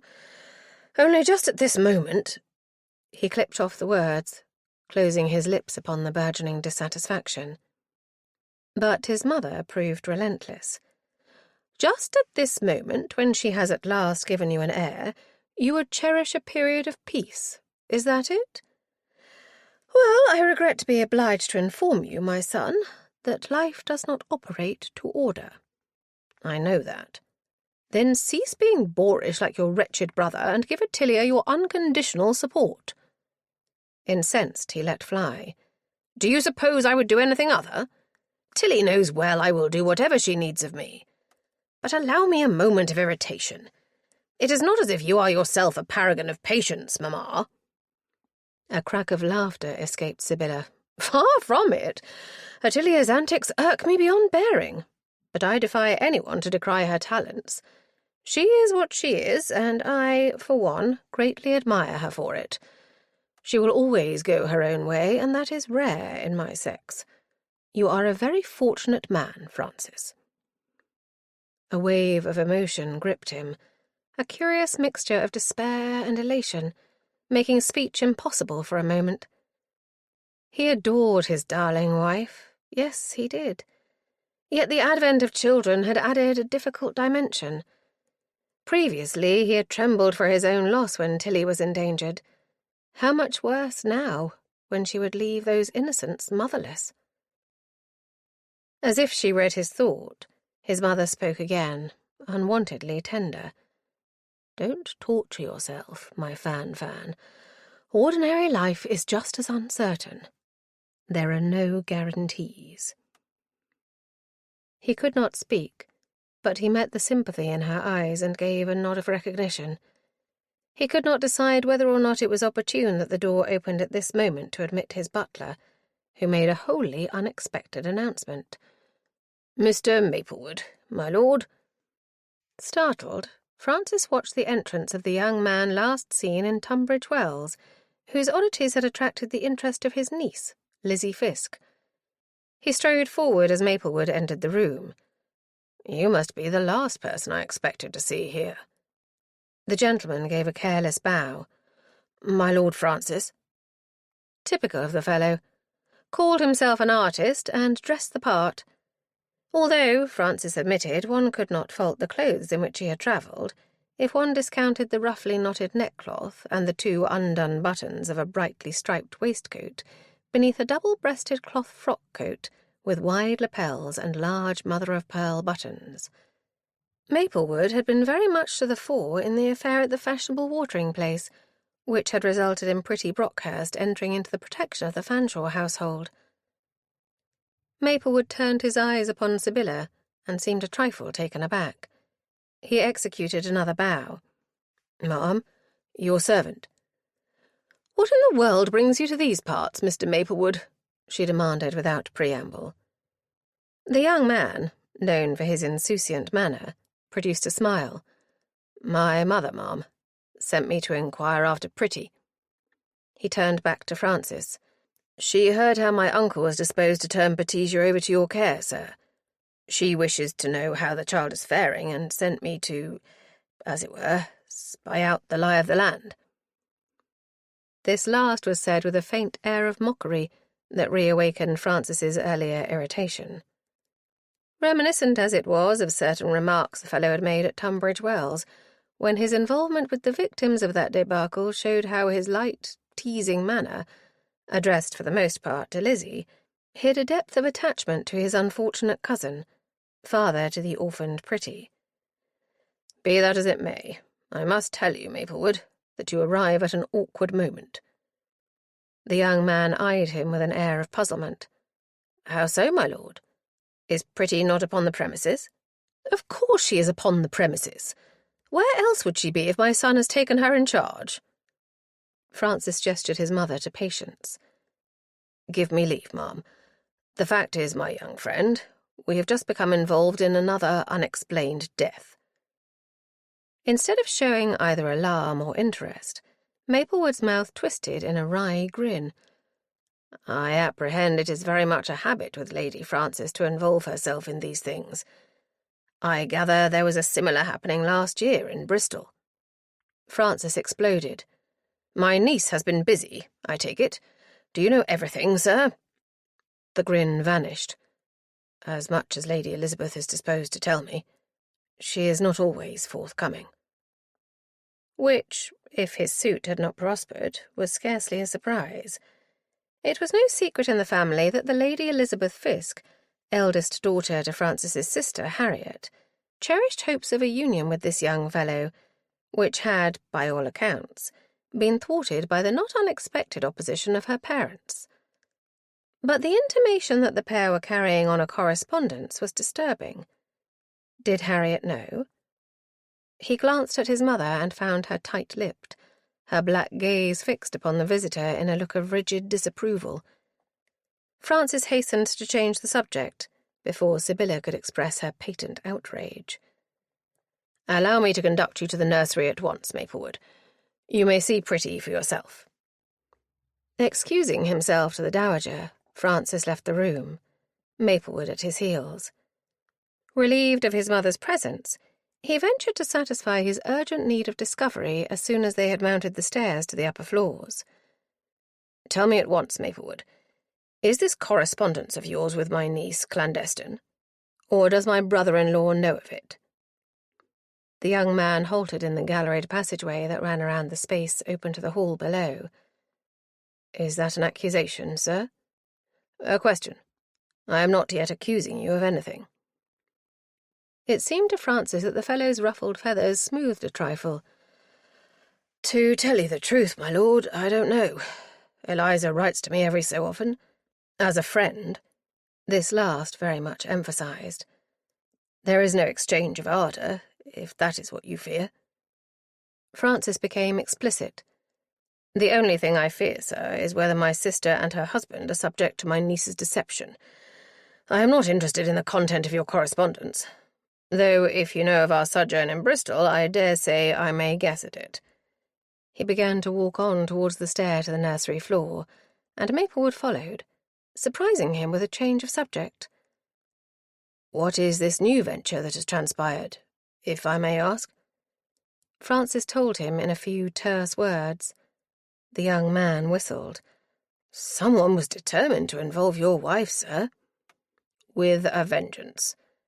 They were approaching the nursery door, Pretty's childish treble audible behind it. "Here we are. From the sound of things, my infant son is not asleep, or Pretty would not be permitted to talk so loud." "I had heard that your wife had given birth, sir. May I offer you my felicitations?" "You may, and thank you. It is a great happiness to us both." Francis opened the door as he spoke and entered the nursery. The large room had undergone a second transformation since the birth of Luke. Tilly had avoided making change until the child was born, fearful of tempting fate. But now the nursing chair and infant's cradle had been brought into prominence on the side given over to Luke's needs. Pretty's accommodation remained largely as it had been, with the addition of an extra toy cupboard and a larger space for play.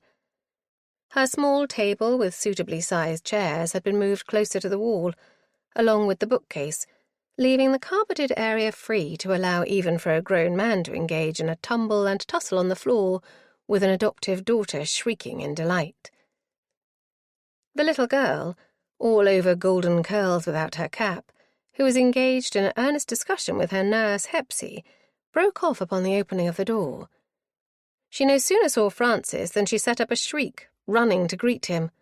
"Papa! Papa! I made a dance with my dolls. Hepsy did the song, and we danced and danced." Francis scooped her up as she related this history and planted a kiss on her cheek. "You may show me your dancing dolls presently. But first, you have a visitor. Here is Mr. Maplewood, come to see you."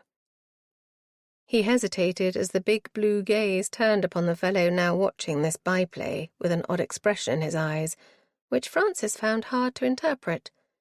How to explain Maplewood without referring to events of which Pretty remained ignorant? He was forestalled. "Vivian, please. Hello, Pretty. It is a long time since I saw you. We are cousins, you know, of a sort." Unsure whether he approved of this manner of describing their relationship, Francis intervened. "You might not remember him, sweetheart, but he remembers you." Pretty disconcerted him, turning her gaze back. "Is he your cousin too, Papa?" "Just a friend." It felt a lame compromise, but it was far too soon to be burdening the child with her tragic history of the death of both her parents.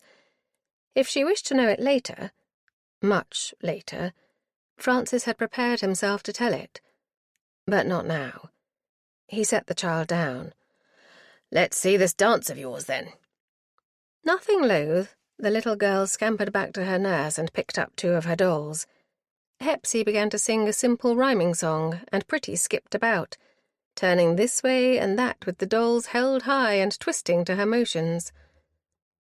With the child occupied, Maplewood spoke again, but quietly. I see you have adopted my cousin's identity.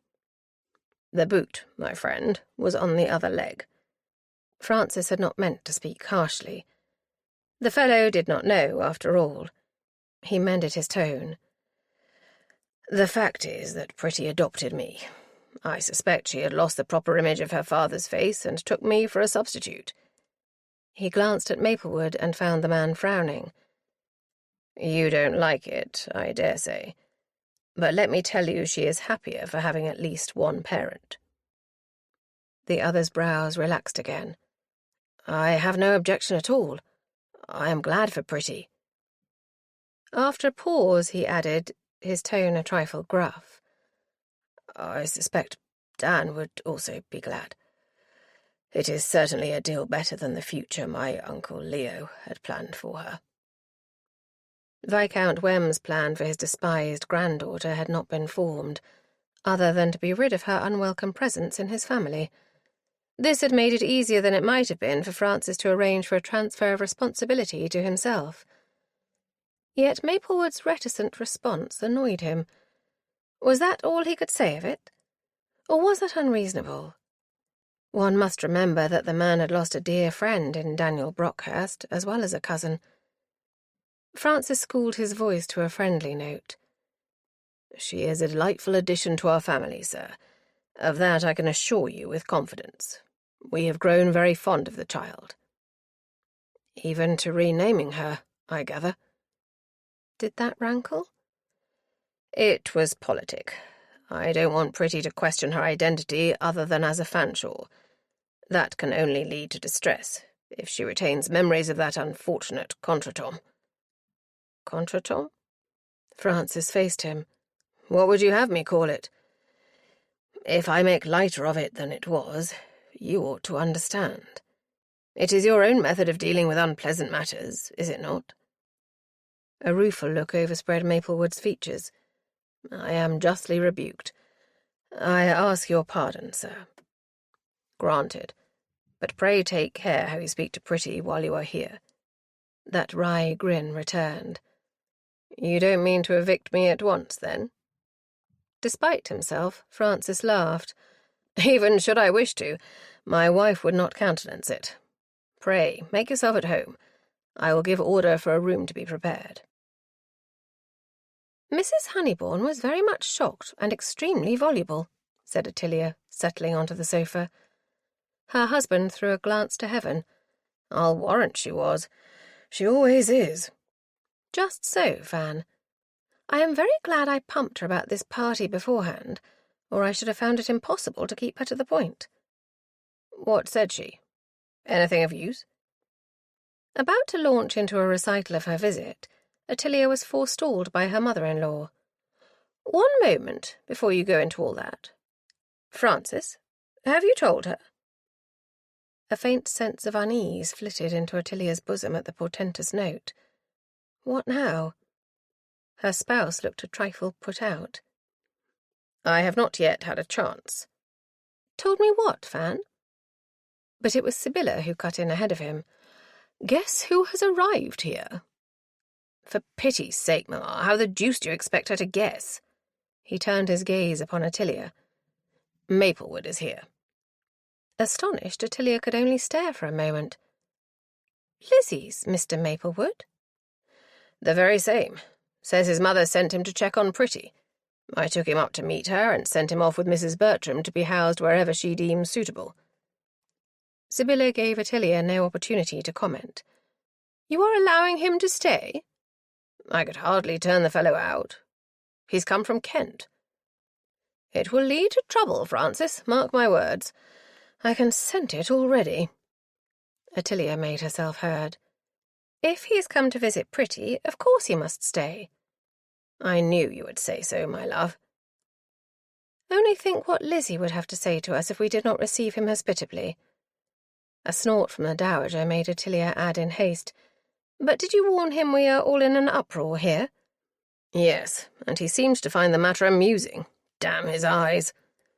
There is no necessity to use such language, boy. Again, Ottilia intervened as her spouse showed signs of imminent explosion. "It may be best if we discuss what next to do directly, before Mr. Maplewood chooses to rejoin us." Francis hailed this with obvious relief. "An excellent notion. Tell us what you learned." Ottilia's mind flashed instantly back to Mrs. Honeybourne's disclosures. "Enough to guess at that unfortunate young man's identity, for one thing." "You don't say so." Well, who is he?" "Marmaduke Gibbon, or at least he is the likeliest candidate." Both mother and son looked blank. Then Francis shrugged. "Never heard of the fellow." "No more had I. He was here in pursuit of Richard of Exford, it seems, and has put all the noses of our local young gentlemen out of joint." "Aha! You think one of them may have taken steps to remove the threat?" "Very possibly, which supplies us with at least 3 suspects at the outset." To Ottilia's secret amusement, Sibylla rubbed her hands together in a show of glee. "Then it begins." "So we have the victim. Was he killed at a 12th night party, as you thought, Tilly?" "At Thorpe Grange in Tangley, yes." Glad to have averted a battle of words between mother and son, Ottilia launched into a recital of all she had already discovered, not without several questions directed at her from her mother-in-law, which she was not equipped to answer. But one name that caught Sibylla's attention afforded an inkling of possibility. "Did you mention Lady Stoke-Rochford?" "I did, but she was not present at the party." Sibylla snorted. "I should think not, indeed. I thought she was long deceased. She must be in her dotage by now." Ottilia jumped on this. "Do you know her, Sibylla?" "In my youth I did. She was an acquaintance of my mother's, which gives you an indication of the years she must have in her dish. She was a good deal younger than Mamma, but still." "It is providential that you know her." "How so?" Francis took this. "She's a recluse, Mamma. No one has seen her, to my knowledge, since Judith was alive." The mention of her spouse's first wife, who had died in a carriage accident within a few years of their marriage, could not but give Ottilia a slight pang. Not on his account, but on her own. Her first husband, a soldier, had been killed in the American wars within a few months of their union. She could not regret her happiness with Francis, but a tiny corner of her heart still ached for Jack. The brief moment passed as her mother-in-law took up the point. "It hardly seems Lady Stoke-Rochford could add anything of value to your needs, Ottilia." "Ah, but she has a young godson who is one of the rivals for Richenda's favours. Botolph Claydon. It is possible his godmother may supply some clue to his character. I may say that Mrs. Honeybourne finds him supercilious and sarcastic, but I dare say that is merely prejudice on behalf of her nephew." Francis rapped his fingers upon the mantel. "To the point, if you please. Mamma may visit Lady Stoke-Rochford, but don't you think we ought rather to begin with Thorpe?" Ottilia gave him an amused smile. "You are reading my mind again, my dearest. I was going to suggest you make the first foray." He did not look to be delighted at the prospect. "Leaving you to do what, if you please?" "I shall visit Reverend Newton. If Marmaduke Gibbon is our man, then Virginia Grindlow is bound to know all about such a handsome prospect." "Seth Newton's ward? Setting her cap at him, you think?" "Would not any young woman? Mind you, according to Mrs. Honeybourne, our Marmaduke was a fortune-hunter, and Virginia could not benefit from any such." "Then why bother with the girl?" asked the Dowager. "Because, Sibylla, although matrimony might not be her object, I cannot suppose any young woman would not seek the attentions of such a handsome fellow, especially if he was after Richenda. She is the beauty of the district, you must know." The discussion was brought to a close by the entrance into the room of Mr. Maplewood, obliging Ottilia to take up her mantle of hostess. She was also able to inquire after all the Brockhursts, a matter of interest since they were Pretty's legitimate family. Sibylla, declaring that if the conversation was to turn upon the Dowager Viscountess Wem, who was her arch-enemy, Then she had done, chose to retire to prepare to take a walk in the grounds. Pellew insists I must walk daily, silly man. Venner loathes it, but if I must suffer, so may she also. With which she departed to bully her dour maid into accompanying her on her constitutional in the Flitterous grounds. Ottilia gave the visitor a smile, patting the sofa beside her. "Pray sit by me, Mr. Maplewood. How did you find Pretty?" "She seems to be admirably suited, ma'am," said the young man, taking his seat beside her. "I confess I found it odd to hear her address his lordship as papa, but as I told your husband, I believe Daniel would be both relieved and happy to know his daughter was in such good hands." "I am glad to hear you say so. She is an enchanting child. Amusing, too." Ottilia laughed. "I think she has taken Luke for a live doll produced for her entertainment." She was glad to see Mr. Maplewood's rather solemn expression break into a smile. It recalled to her mind the teasing way he had adopted with Lizzie, which had tantalized and intrigued her into forming an attachment. Yet was he similarly smitten, in truth? He had not come up to scratch when he had the chance. A man in earnest would not be put off by the disapproval of parents. Or he ought not. Ottilia was inclined to wonder if Mr. Maplewood was a little too weak a fellow for Lizzie's buoyancy. But the matter was not pressing at this moment, when she had more important fish to fry. Yet might she test him out? Could he prove useful in her current need? He was addressing some remark to Francis about the prospect from the window of his allotted bedchamber. Ottilia waited for the inane exchange to come to a natural end, and dived in. "Mr. Maplewood."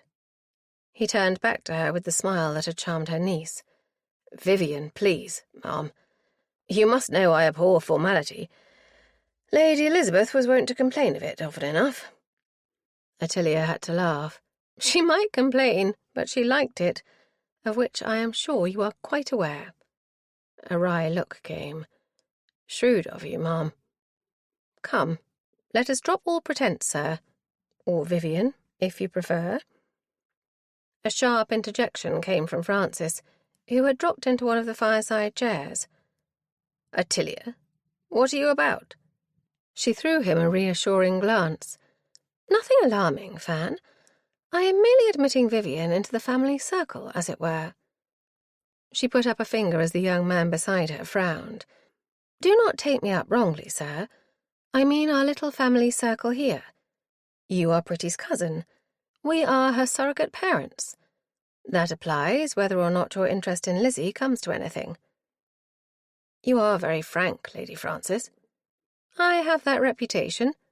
Mischief burgeoned. "If you mean to make a habit of visiting Pretty, you may as well accustom yourself." Vivian grinned at that. "If candour is to be the order of the day, allow me to say that this strikes a dismaying resemblance to my Eliza." He spoke, Ottilia was certain, without realizing his use of the possessive, for he looked wholly unconscious. Nevertheless, she shifted ground. "Well, since you are here, Vivian, may I invite your participation in this fresh investigation of mine?" "I? That is more in Eliza's province than mine, Lady Francis. What in the world can I do?" Francis took this, rising and coming to the sofa. "You can befriend the various young men who are potentially responsible for Marmaduke Gibbon's demise." He nodded to Ottilia. "Well thought of, my love." It did not appear that Vivian Maplewood was similarly approving.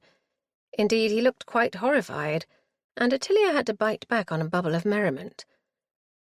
"I am, of course, at your service, ma'am," he said, in a tone which did not bear out his words.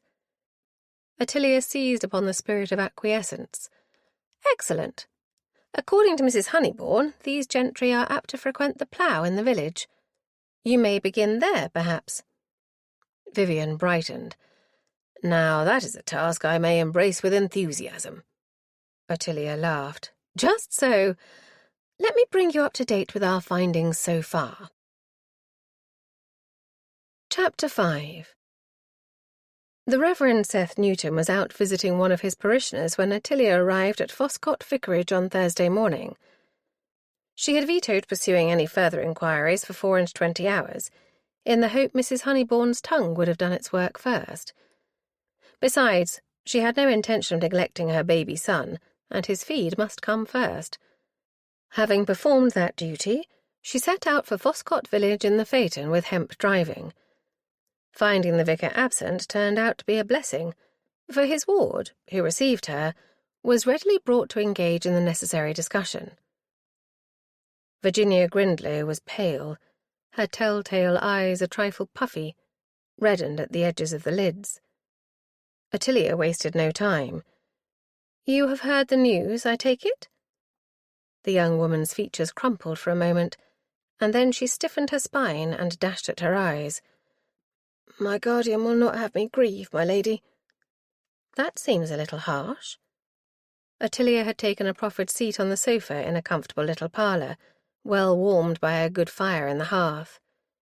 "You have sustained a severe shock." Miss Grindlow caught a breath. "Oh, it is so horrid. To think of him at that party, so gay and full of vitality. And now—" She faded out, setting a hand to her face and turning away a little. Ottilia observed her while she waited for Virginia to recover sufficiently to talk again. She was a pretty enough young woman, with soft, sandy-coloured hair caught up in a topknot, a straight nose in a rather narrow face, and her best feature, a pair of striking green eyes. Her figure was a trifle angular, and she had not the grace of movement that characterized the beauty of the district. Nevertheless, it was evident at once to Ottilia that she had cherished a tendre for this Marmaduke. In a moment, she visibly shook off her melancholy. "I beg your pardon, ma'am." "Don't, my dear, I quite understand." This elicited nothing more than a fleeting smile. Ottilia took the bull by the horns. "I am not here on a courtesy visit, you must know, Miss Grindlow." Virginia met Ottilia's gaze with a bold look. "No. You wish to ask me about the 12th night party, do you not?" "Mrs. Honeybourne?" A reluctant smile came. "She told me you posed all manner of questions. I will tell you whatever I can, ma'am." Her brows drew together. "Although I dare not believe that argument was serious." Ottilia pounced on this. "Which argument?" Virginia looked conscious, throwing a hand to her mouth. "I did not mean to say that." "Yet you told me you are happy to answer any questions I may have." Virginia looked down at her fingers, now twisting together in her lap. "I had not meant to cast blame on anyone." "As yet there is no reason to suppose there is blame to be assigned," Ottilia said on a soothing note. "Until the results of the post-mortem are known, we will not know whether Marmaduke, if it is indeed he, died a natural death." An eager look was cast at her. "It may not be him after all? But Mrs. Honeybourne said—" "Oh, I think there can be little doubt of his identity, my poor girl, even though we do not yet have anyone who may say so for certain.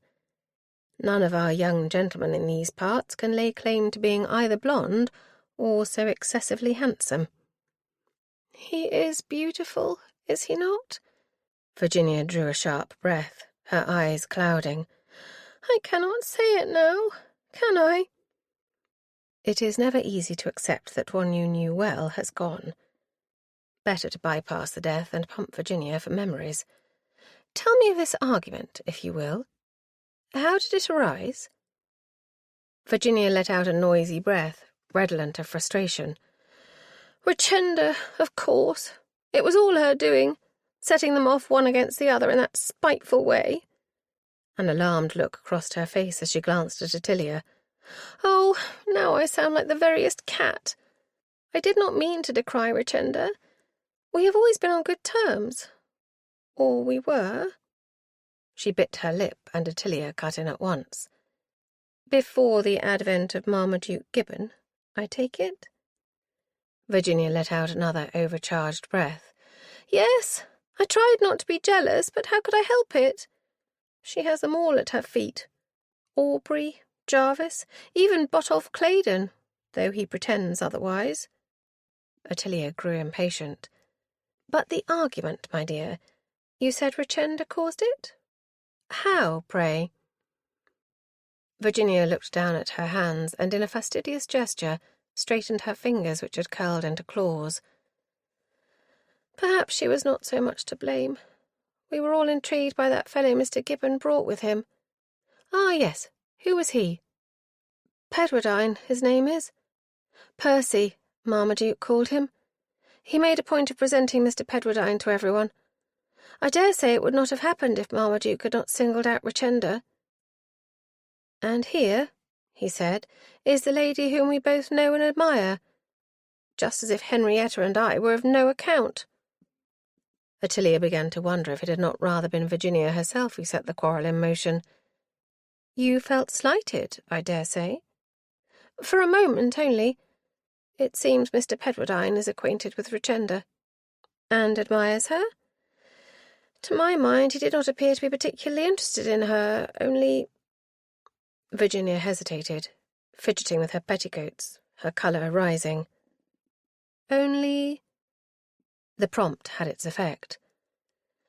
It entered my mind that Marmaduke meant for his friend to divert Richenda's attention from himself, especially after the way he behaved towards me, using that caressing tone, hinting at it that my sentiments were... She faded out, looking even more conscious. But Virginia could not be allowed to wriggle out of this one. Reciprocated? When was this, Miss Grindlow? At our dinner last Friday. Marmaduke drew me into the conservatory. He paid me all manner of compliments, saying my complexion was like the pink flowers there, and plying my fan for me, and... All at once she burst out, her eyes filling. But it was all false. I see that now. He did it to make Richenda jealous. She was in the conservatory too with Aubrey Botterill. I thought nothing of it at the time, but at Thorpe Grange, when Aubrey began upon him, I should have realised it then. Why, what happened with Aubrey? Was this the beginning of the argument? Virginia nodded with vehemence. It must have been, although they were not loud to begin with. The gentleman had come upstairs from the dining-room and had just entered the drawing-room when it began. Aubrey grew angry and began shouting that enough was enough and Mr. Gibbon should take himself and his friend off. The other gentleman went to intervene, and Mrs. Thorpe ushered us females away to the yellow saloon next door. Not that any of us could settle, for we could hear them all, and it went on for several minutes. Why had the widow not mentioned this? Where was Mrs. Honeybourne at this moment? Mrs. Honeybourne? She was there. Or no, she did go to the ladies' retiring room. It might have been then. You heard nothing of what was said? In the drawing-room? No, for Mrs. Thorpe encouraged Etta to go to the pianoforte and play for us. Etta? Henrietta Skelmersdale. She is Lady Stoke Rochford's companion, you must know. Botolph Claydon brought her. A touch of defiance entered Virginia's voice. A very good thing, too. She does not have many opportunities for pleasure, poor Etta. So lively as she is, too. We are friends. A friendship that excluded Richenda. But Ottilia did not ask. Disappointing that Virginia had heard no more of the quarrel. What happened afterwards? Did the gentleman come into the saloon? All except Marmaduke and his friend. Oh, and Botolph. They may have come back later, but my guardian insisted we must leave. He said it was growing late and he had to be in church upon the following morning. But it's my belief he just wanted me out of there. He doesn't approve of Marmaduke. It crossed Ottilia's mind that the Reverend Seth Newton was likely not the only guardian to hold this view, if the young man was indeed a fortune-hunter.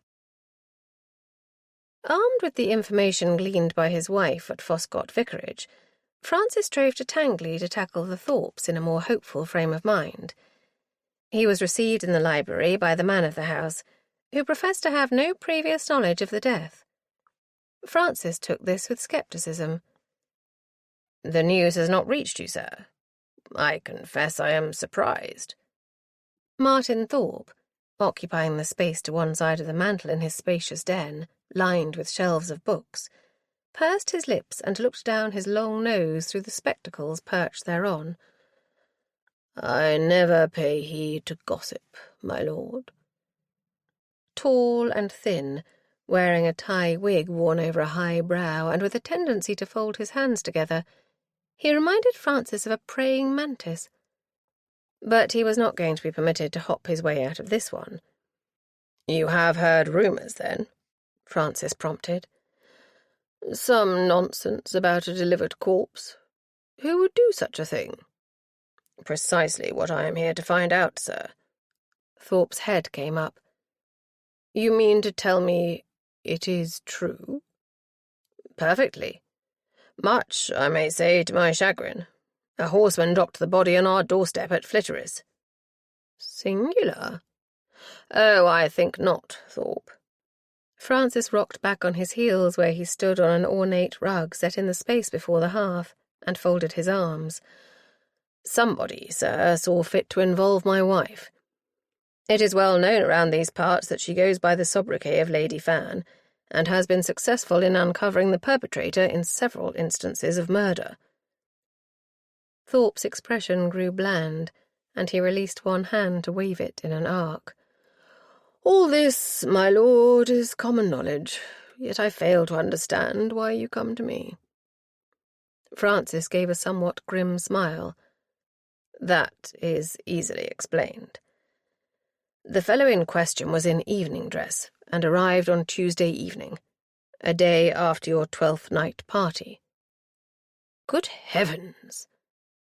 Was Thorpe's surprise feigned? His expression turned to dismay.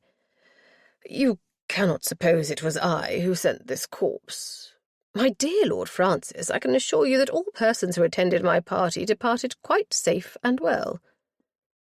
Did they indeed? The insistence seemed a little too pat. Had Thorpe prepared for this interview? Francis changed tack. "What I need from you, Thorpe, is the tale of what occurred that evening during an argument between two of the gentlemen, to wit, one Marmaduke Gibbon and Aubrey Botterill." "Oh, that." Thorpe hesitated. Was he deciding whether to be open? Francis watched him shift from his stance at the mantel and cross to a window, staring out for a moment at the frosted lawns. Shortly, Thorpe turned and gestured to one of the chairs with leather to the seat and back, which were set either side of the bay, close enough to catch the heat from the fire.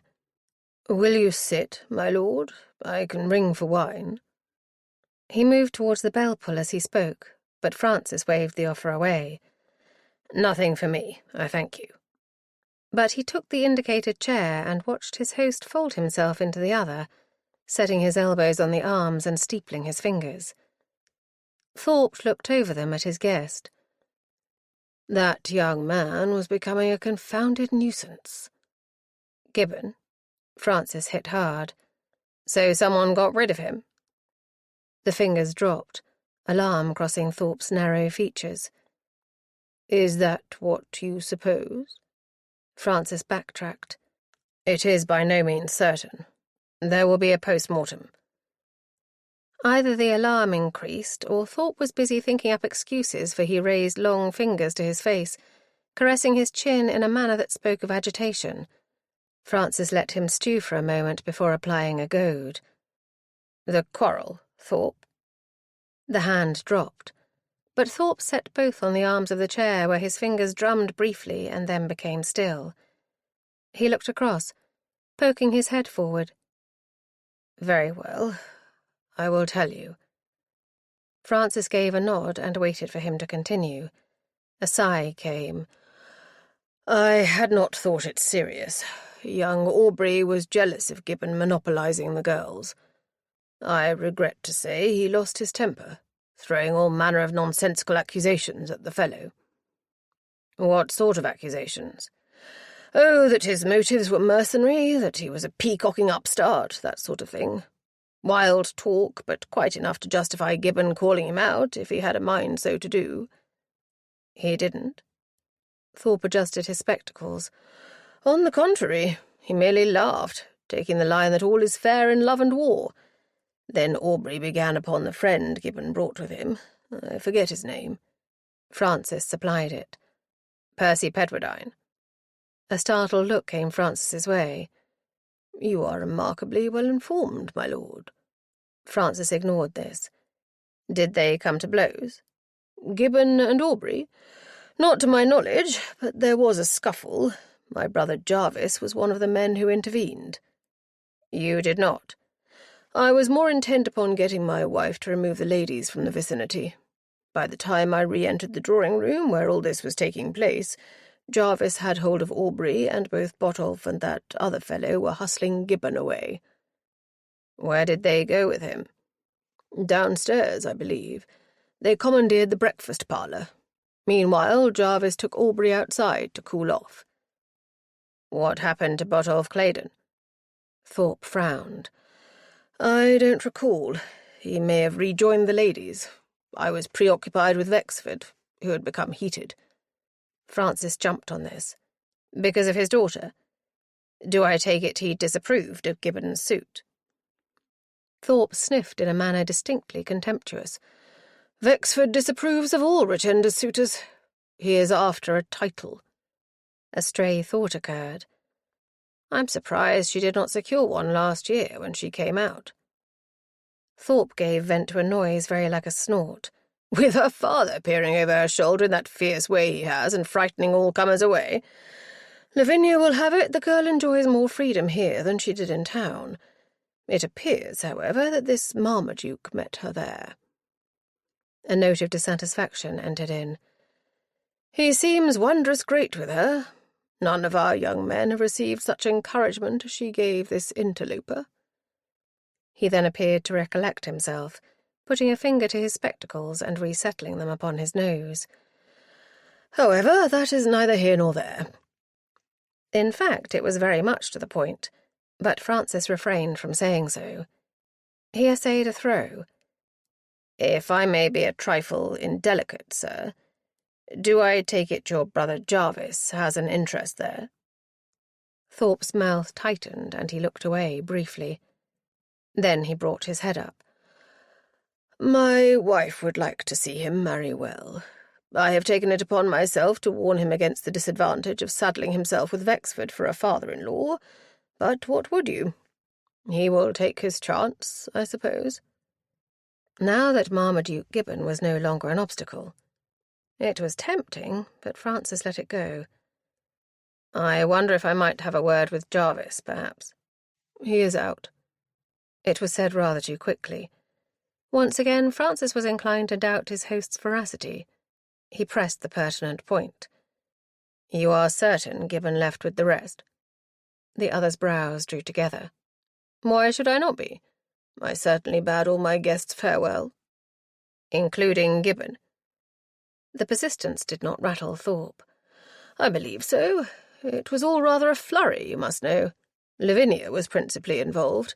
Seeing everyone's carriages were called for, that sort of thing." A pity Mrs. Thorpe had made no appearance. Francis began to feel he might have done better with the wife. Was there anything more to be got out of the man? "Is there any other little thing you recall?" "Such as?" Francis shrugged.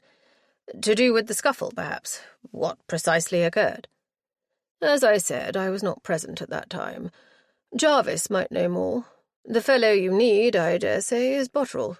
He began it." There did not seem to be much profit in pursuing matters with Thorpe, but just as Francis rose to make his farewells, the door opened and a flustered Mrs. Thorpe entered the library. "Good gracious, my lord, I do apologize. I do indeed." As plump as her husband was lean, she bustled across and looked up into Francis's face out of rounded features which were nevertheless pretty. "I would have come at once had I known, my lord. So rude not to receive you properly." She turned on her spouse, indignant. "Why did you not send for me, Mr. Thorpe?" Giving him no time to respond, she tucked her hand in Francis's arm and drew him towards the door. Do pray come into my front parlour, my lord. It is a good deal warmer.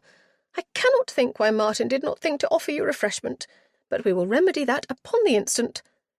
Releasing him, she called to a footman standing to one side of the front door. "John, tell Mrs. Strumpshaw we need wine and cakes. Immediately." Accepting the inevitable, Francis made no attempt to break in upon the woman's monologue, but followed where she led, talking all the time, and presently found himself installed in a chair by the fireside in what he guessed was Mrs. Thorpe's personal parlour, judging by its distinctly feminine air. The curtains and chair coverings were of chintz, cushions abounded, and a closed sewing-box stood close beside the comfortable armed chair opposite to the one in which his hostess had urged him. Mr. Thorpe, Francis noted, had trailed in their wake, and now hovered in the doorway. Wondering whether he might make himself scarce?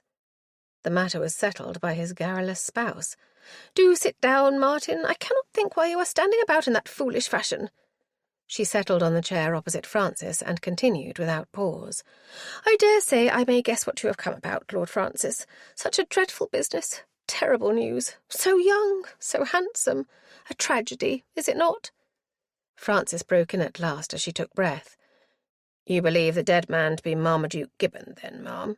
"Well, of course. Mrs. Honeybourne said as much. And if, as I understand Lady Frances intimated, the poor young man is fair-headed, then most certainly it is he. There are no other blonde men in this part of the world. Certainly not in our circle. Indeed, I am sure that is what made him so very attractive to all our young ladies." She gave a sigh and a chuckle. "I do recall becoming quite enamoured of a fair fellow in my youth. That was before I married you, my dear." This was said with a compensatory glance at the silent Thorpe, who had taken a seat a little removed from the fire. Francis could scarcely blame him for wishing to escape. He was beginning to wonder if he would ever be permitted to utter a word. Fortunately, the footman appeared in the doorway at this moment, burdened with a tray. Francis seized his chance while Mrs. Thorpe stopped talking momentarily to observe who entered. "There is one thing you may be able to help me with, Mrs. Thorpe." She signed to her husband to do the honours with the wine, and turned with an eager look towards the guest. "Yes, my lord. You are inquiring on behalf of Lady Frances?" "I am, and I would be glad if you can tell me what time Marmaduke Gibbon and his friend left the house." Mrs. Thorpe's brows drew together. "I am not entirely sure. Reverend Newton and his ward left almost immediately after the contretemps. That must have been, around 9 o'clock, perhaps. Lord Wexford took Richenda a little later, but the rest of them went off in a bang after we had drunk tea. Goodness, such a hurry and bustle as there was, I don't believe I remarked the time." "They all left, then? You are sure of that?" He cast a glance up at Thorpe as he spoke, for the fellow was hovering over him, holding a full glass. "I said so, did I not?" It came out in a snap, and he thrust the vessel towards Francis. Francis took it. "Corroboration is always helpful, sir."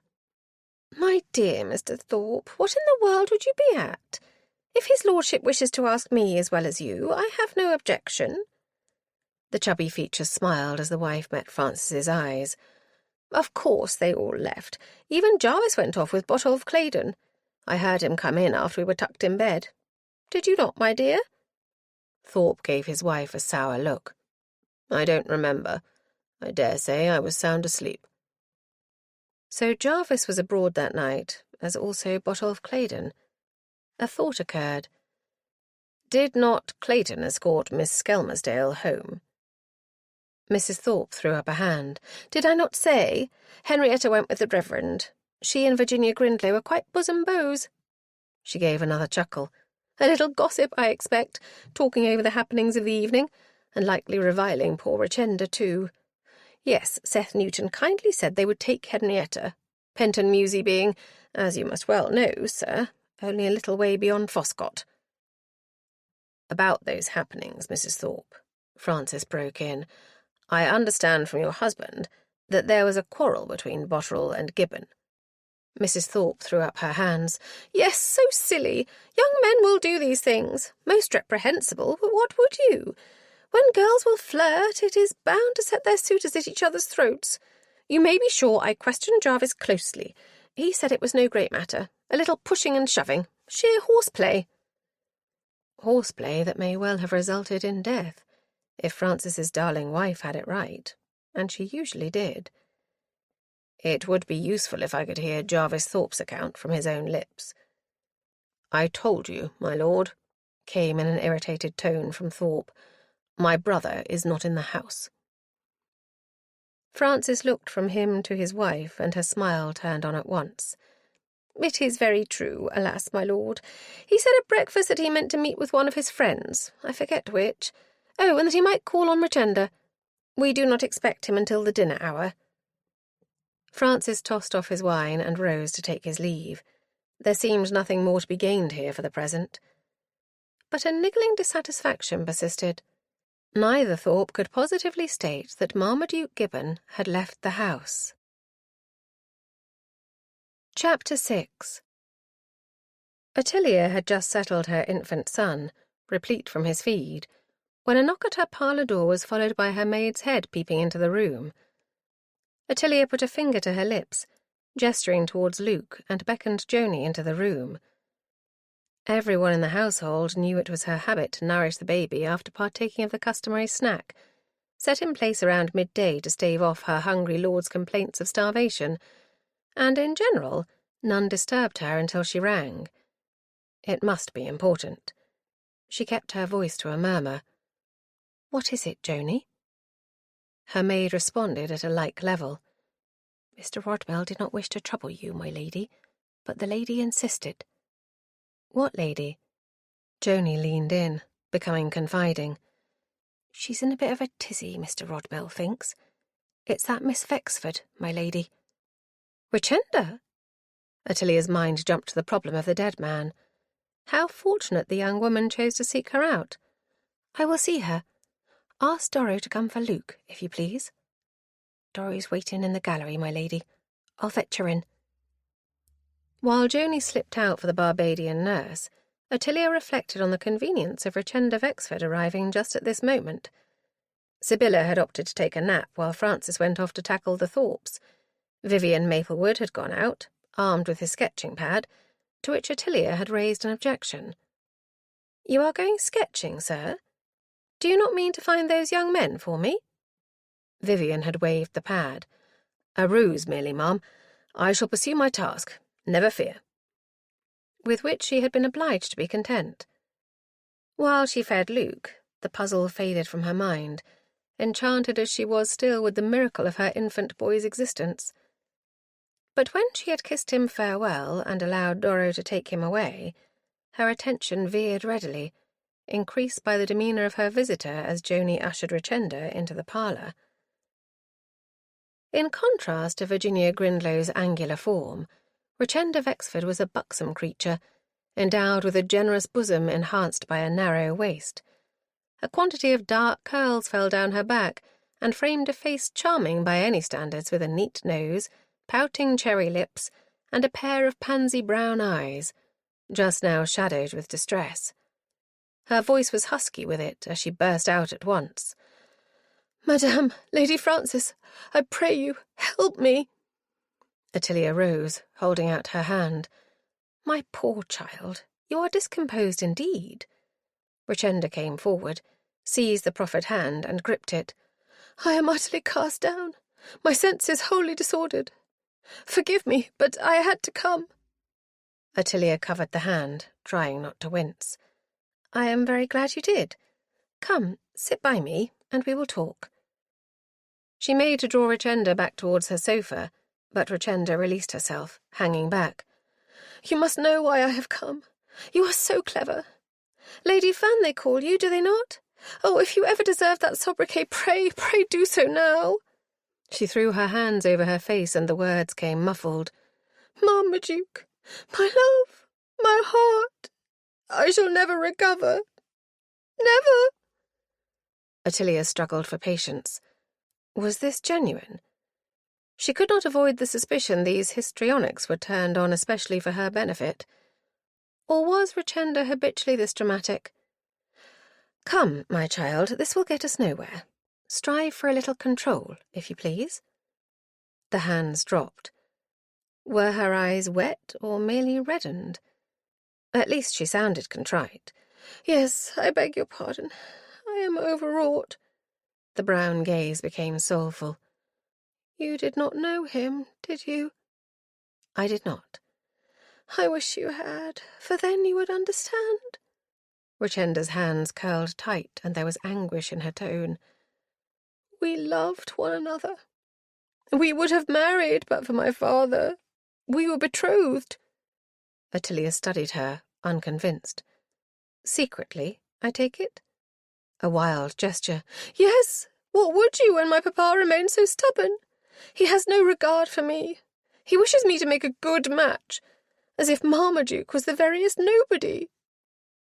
Ottilia tried for a calming note.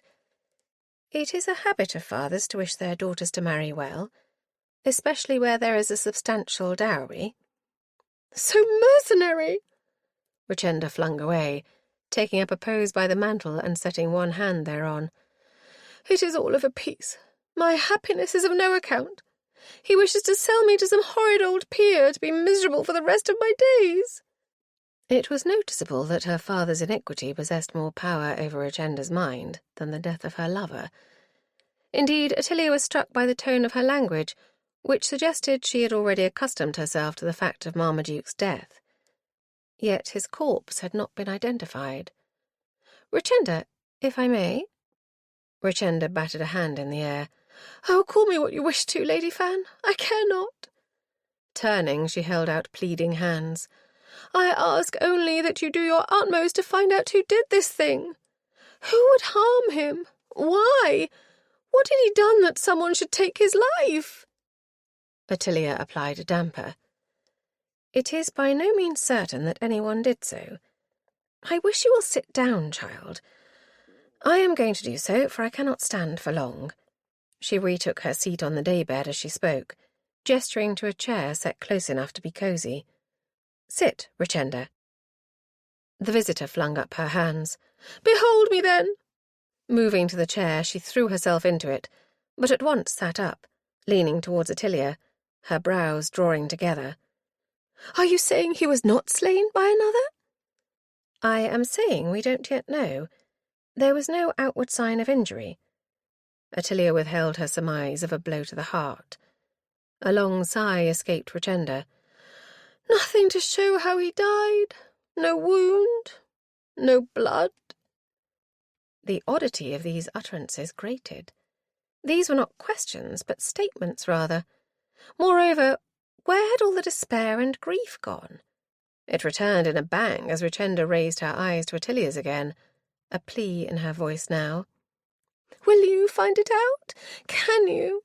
I cannot bear it that he is gone if I do not know." Ottilia seized opportunity. "I will do what I can to relieve your mind, but you must help me in your turn." "How? What can I do? I am bereft, of no use to a living soul." Tempted to give a sharp retort, Ottilia instead threw in a question.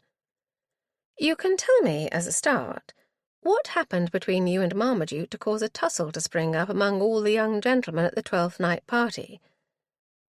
Consternation covered Ricenda's face, followed by a frown and puzzlement. "Between Marmaduke and I?" Ottilia chose not to spare her. "He was flirting with Virginia. Was it to make you jealous? Had you quarrelled?" Richenda looked away, fiddling with the petticoats of her round gown of green kerseymere, worn with a fichu over the low bosom that did little to conceal her charms.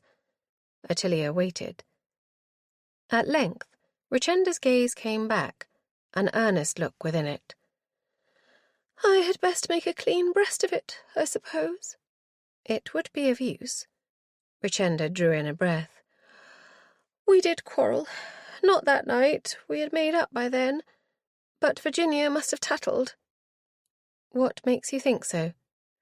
"Aubrey would not have said what he did if she had not." "To Marmaduke? What did he say?" Richenda shifted her shoulders. "Oh, that Marmaduke ought to be content with one conquest, merely because Marmaduke introduced his friend to Virginia and Henrietta." "This Percy?" Richenda's lip curled. Percy! Why had he to come amongst us, making it his mission to drag Marmaduke away? From you? He wanted to part you? No, not that. But I knew he would find pursuits for Marmaduke to engage in, just as he had in London. Ottilia became dry. Gentlemanly pursuits, such that Marmaduke would not be dancing attendance upon you. Richenda's lovely features grew pink. Ottilia was glad to see she was capable of blushing. Is that why you quarrelled? An instant change. The beauty's eyes flashed. Not that. Not only that. What then? A toss of the head. He thought he knew better than I, but I know Papa. Consent? A foolish dream. There is only one way to best Cosmo Vexford. These cryptic assertions set up a train of thought in Ottilia's head, a growing suspicion that the professed attachment to Marmaduke Gibbon was in truth a tool, perhaps even fabricated, for use as a skirmish in Richenda's war with her father. Such griefs as she displayed appeared spurious, unlike that shown by Virginia Grindlow. This belief was fostered by a sudden disturbance in the galleried hallway outside, and an irate voice calling the young woman's name. "Richenda! Richenda! Where the devil is the girl?" "Oh, no! Papa!" Richenda leapt from her chair and raced to the window, as if she sought to exit by that way. Balked, she turned there, standing at bay, her gaze fixed upon the door as her name continued to ring out around the galleried vestibule. "Richenda! Where are you, wretched female?" "Oh, don't let him come in! He will punish me dreadfully!" Ottilia thought she heard her butler in a confused medley of voices as she looked back to Richenda. "Don't be afraid. There is nothing he can do to you in this house." Even as she spoke, the door burst open and the red-faced, contorted features of Lord Vexford confronted her. Ottilia had met him upon few occasions and found him brusque but civil. He was a man of less than average height, which he made up for with a loud voice and proudful manner. He was sporting a toupee with a high front and wings that did nothing to complement his stature, and his features, though they resembled those of his daughter, were set in harsher lines, the brown eyes fierce as they looked across at Richenda, wholly ignoring the rightful inhabitant of the parlour. "So, I find you, do I? Disobedient, wilful child? Come here at once." Belatedly, from behind Lord Vexford came Ottilia's butler, out of breath and looking outraged. "My lady, I could not stop him." He attempted to slide in front of Vexford as he spoke, but was thrust off. "Out of my way, fool!" Concern for the elderly servant loosened Ottilia's tongue. "Let be, Rodmell. You may go. I will deal with this." Turning on Vexford, she began. "As for you, sir—" She got no further. "Richenda, do you hear me? Don't make me fetch you, wretched girl. This nonsense must cease forthwith. You will smart for this, I promise you." Ottilia, beginning to recognize that Richenda's tendency to the dramatic was inherited, could not let this pass. Disregarding the fellow's rudeness to herself, she rose and put herself directly in his eye-line, so that he might not ignore her. "Lord Vexford." He blinked and reared his head back. Evidently he had been unaware of her presence. "Lady Francis." Ottilia chose a deliberate note of cool reserve. "A polite greeting might have been more appropriate, sir, than this violent entrance. How dare you assault my servant?" His mouth worked, his gaze resentful. "I came for my daughter." Was no apology to be forthcoming? "So I gather. I imagine the whole house is by now aware of it." Again he appeared to struggle with himself. "No wish to intrude. I'll take my daughter and leave." "Not if you mean to approach the poor girl in this deplorable spirit," Ottilia returned on a tart note. "Have you no compassion at all?" "Pah! She'll get no pity from me, mooning over that damned wastrel. No loss to the world. If he's dead, I'm glad of it." Speaking across Ottilia, he addressed his daughter, his voice rising again. "Come here, I said. I'm taking you home. You can do your grieving in your room, but you'll be standing for days, my girl, when I've finished with you. Once more Ottilia intervened. "This bullying, sir, is the outside of enough. I am minded to keep the child here if you are intent upon a petty vengeance. What has she done, after all?" "That, madam, is none of your affair. You have no rights in the matter. She is my daughter, and she will come home with me. How dare you interfere?" Ottilia's temper betrayed her. "How dare you, sir, address me in such a fashion? If my husband were here, he would deal you short shrift, let me tell you." "He had better try. Richenda, are you coming, or do I have to drag you forth?" Before Ottilia could protest further, a welcome interruption came in the icy voice of her mother-in-law. "What in heaven's name is the meaning of all this commotion?" Sibylla strode into the room, black eyes snapping as she moved to a point where she could confront Vexford. With a surge of admiration, Ottilia saw how the intruder remained silent before her. Such was the command of her presence. "You are the author of it, are you? I take leave to tell you, whoever you may be, that your manners are atrocious. By what authority do you barge your way into my daughter-in-law's private sanctum? By what right do you stand there and attempt to browbeat her? Take yourself off, sir."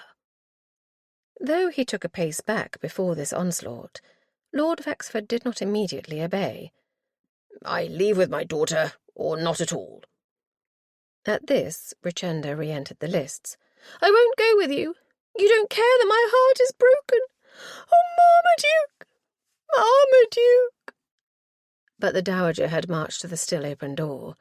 "Rodmell, fetch Hemp and the footman too. Then throw this," with a contemptuous gesture in the direction of the invader, "this gentleman out of the house." As Rodmell hurried out in obedience to Sibylla's command, Ottilia's sense of the ridiculous was beginning to get the better of her, and she found it hard to resist the urge to laugh. Vexford would undoubtedly take it for an insult if she did. Would he yield? She glanced back to find Richenda had moved a little way into the room, her brown gaze alight with excitement rather than the alleged despair.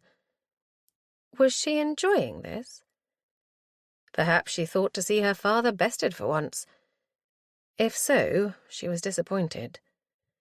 With a sudden spring, Vexford leapt past Ottilia, seized Richenda's arm and tugged her, with some violence as she resisted, screeching the while, towards the door. Ottilia could not think how to stop the assault, but with a vague intent of intervening, she moved towards the pair, only to be brought up short by Sibylla, who grasped her arm. "Leave be, Ottilia. There is nothing you can do." "But he means to beat the poor girl." "I dare say it will not be for the first time. She will survive it." The interchange was not heard by the combatants, and Ottilia followed as they exited the room, both making the maximum amount of noise. She stood at the balustrade, watching the pair descend the stairs to the first floor, Richenda now tearful as she struggled still, reviling her father with every breath. "Beast! Brute! I hate you! I will hate you forever!" "Hate me if you will, but you'll obey me, girl, or take the consequences." Ottilia lost sight of them as they made their way to the main staircase, although she could still hear their voices.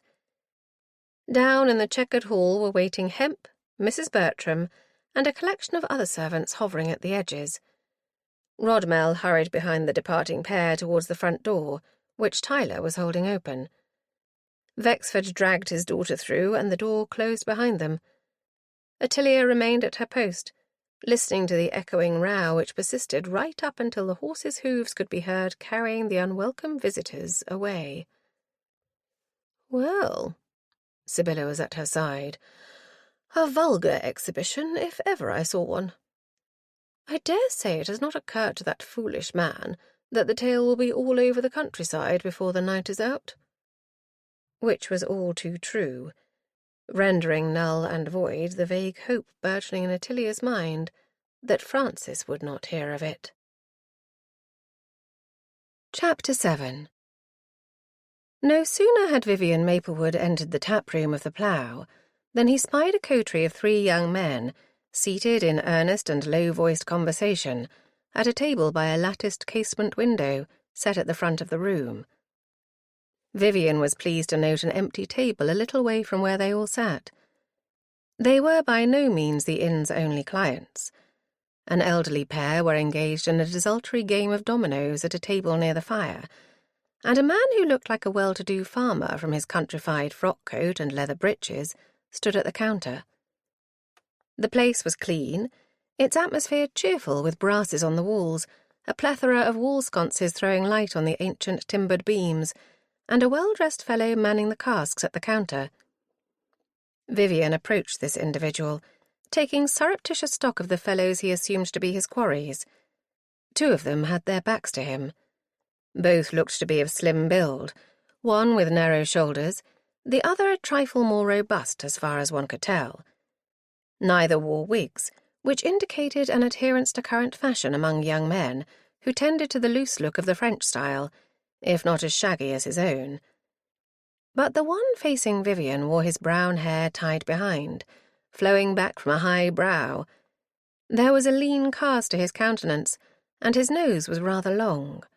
His stance, even seated, showed him to be taller than either of his companions, in particular as he straightened upon catching sight of his appraiser. Vivian looked away just as the tapster addressed him. "What can I get you, sir?" Vivian slipped fingers into his money pocket and brought out a couple of coins. "A tankard of your best ale, if you will." The tapster smiled appreciation as he upended a tankard and began to fill it at one of the casks. "Ah, we've a good brew, sir. I venture to think it'll please you." Vivian set his sketchpad down upon the counter and lifted the tankard to his lips, quaffing a mouthful. It was of average quality, but he chose to praise. "Excellent. What's the figure?" The tapster named his price, and Vivian set the appropriate coinage down, returning the rest to his pocket. Picking up his sketchpad again, he looked about as if he sought a place to sit, and then made as if he spied the free table beside the young men.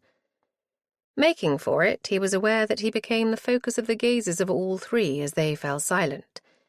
He set down both sketchpad and tankard, nodded casually in their direction, and took his seat, gazing out the window as he took a pull from his drink, as if he inspected the prospect outside, where a small green was surrounded by the buildings that made up the centre of the village of Knightsinham.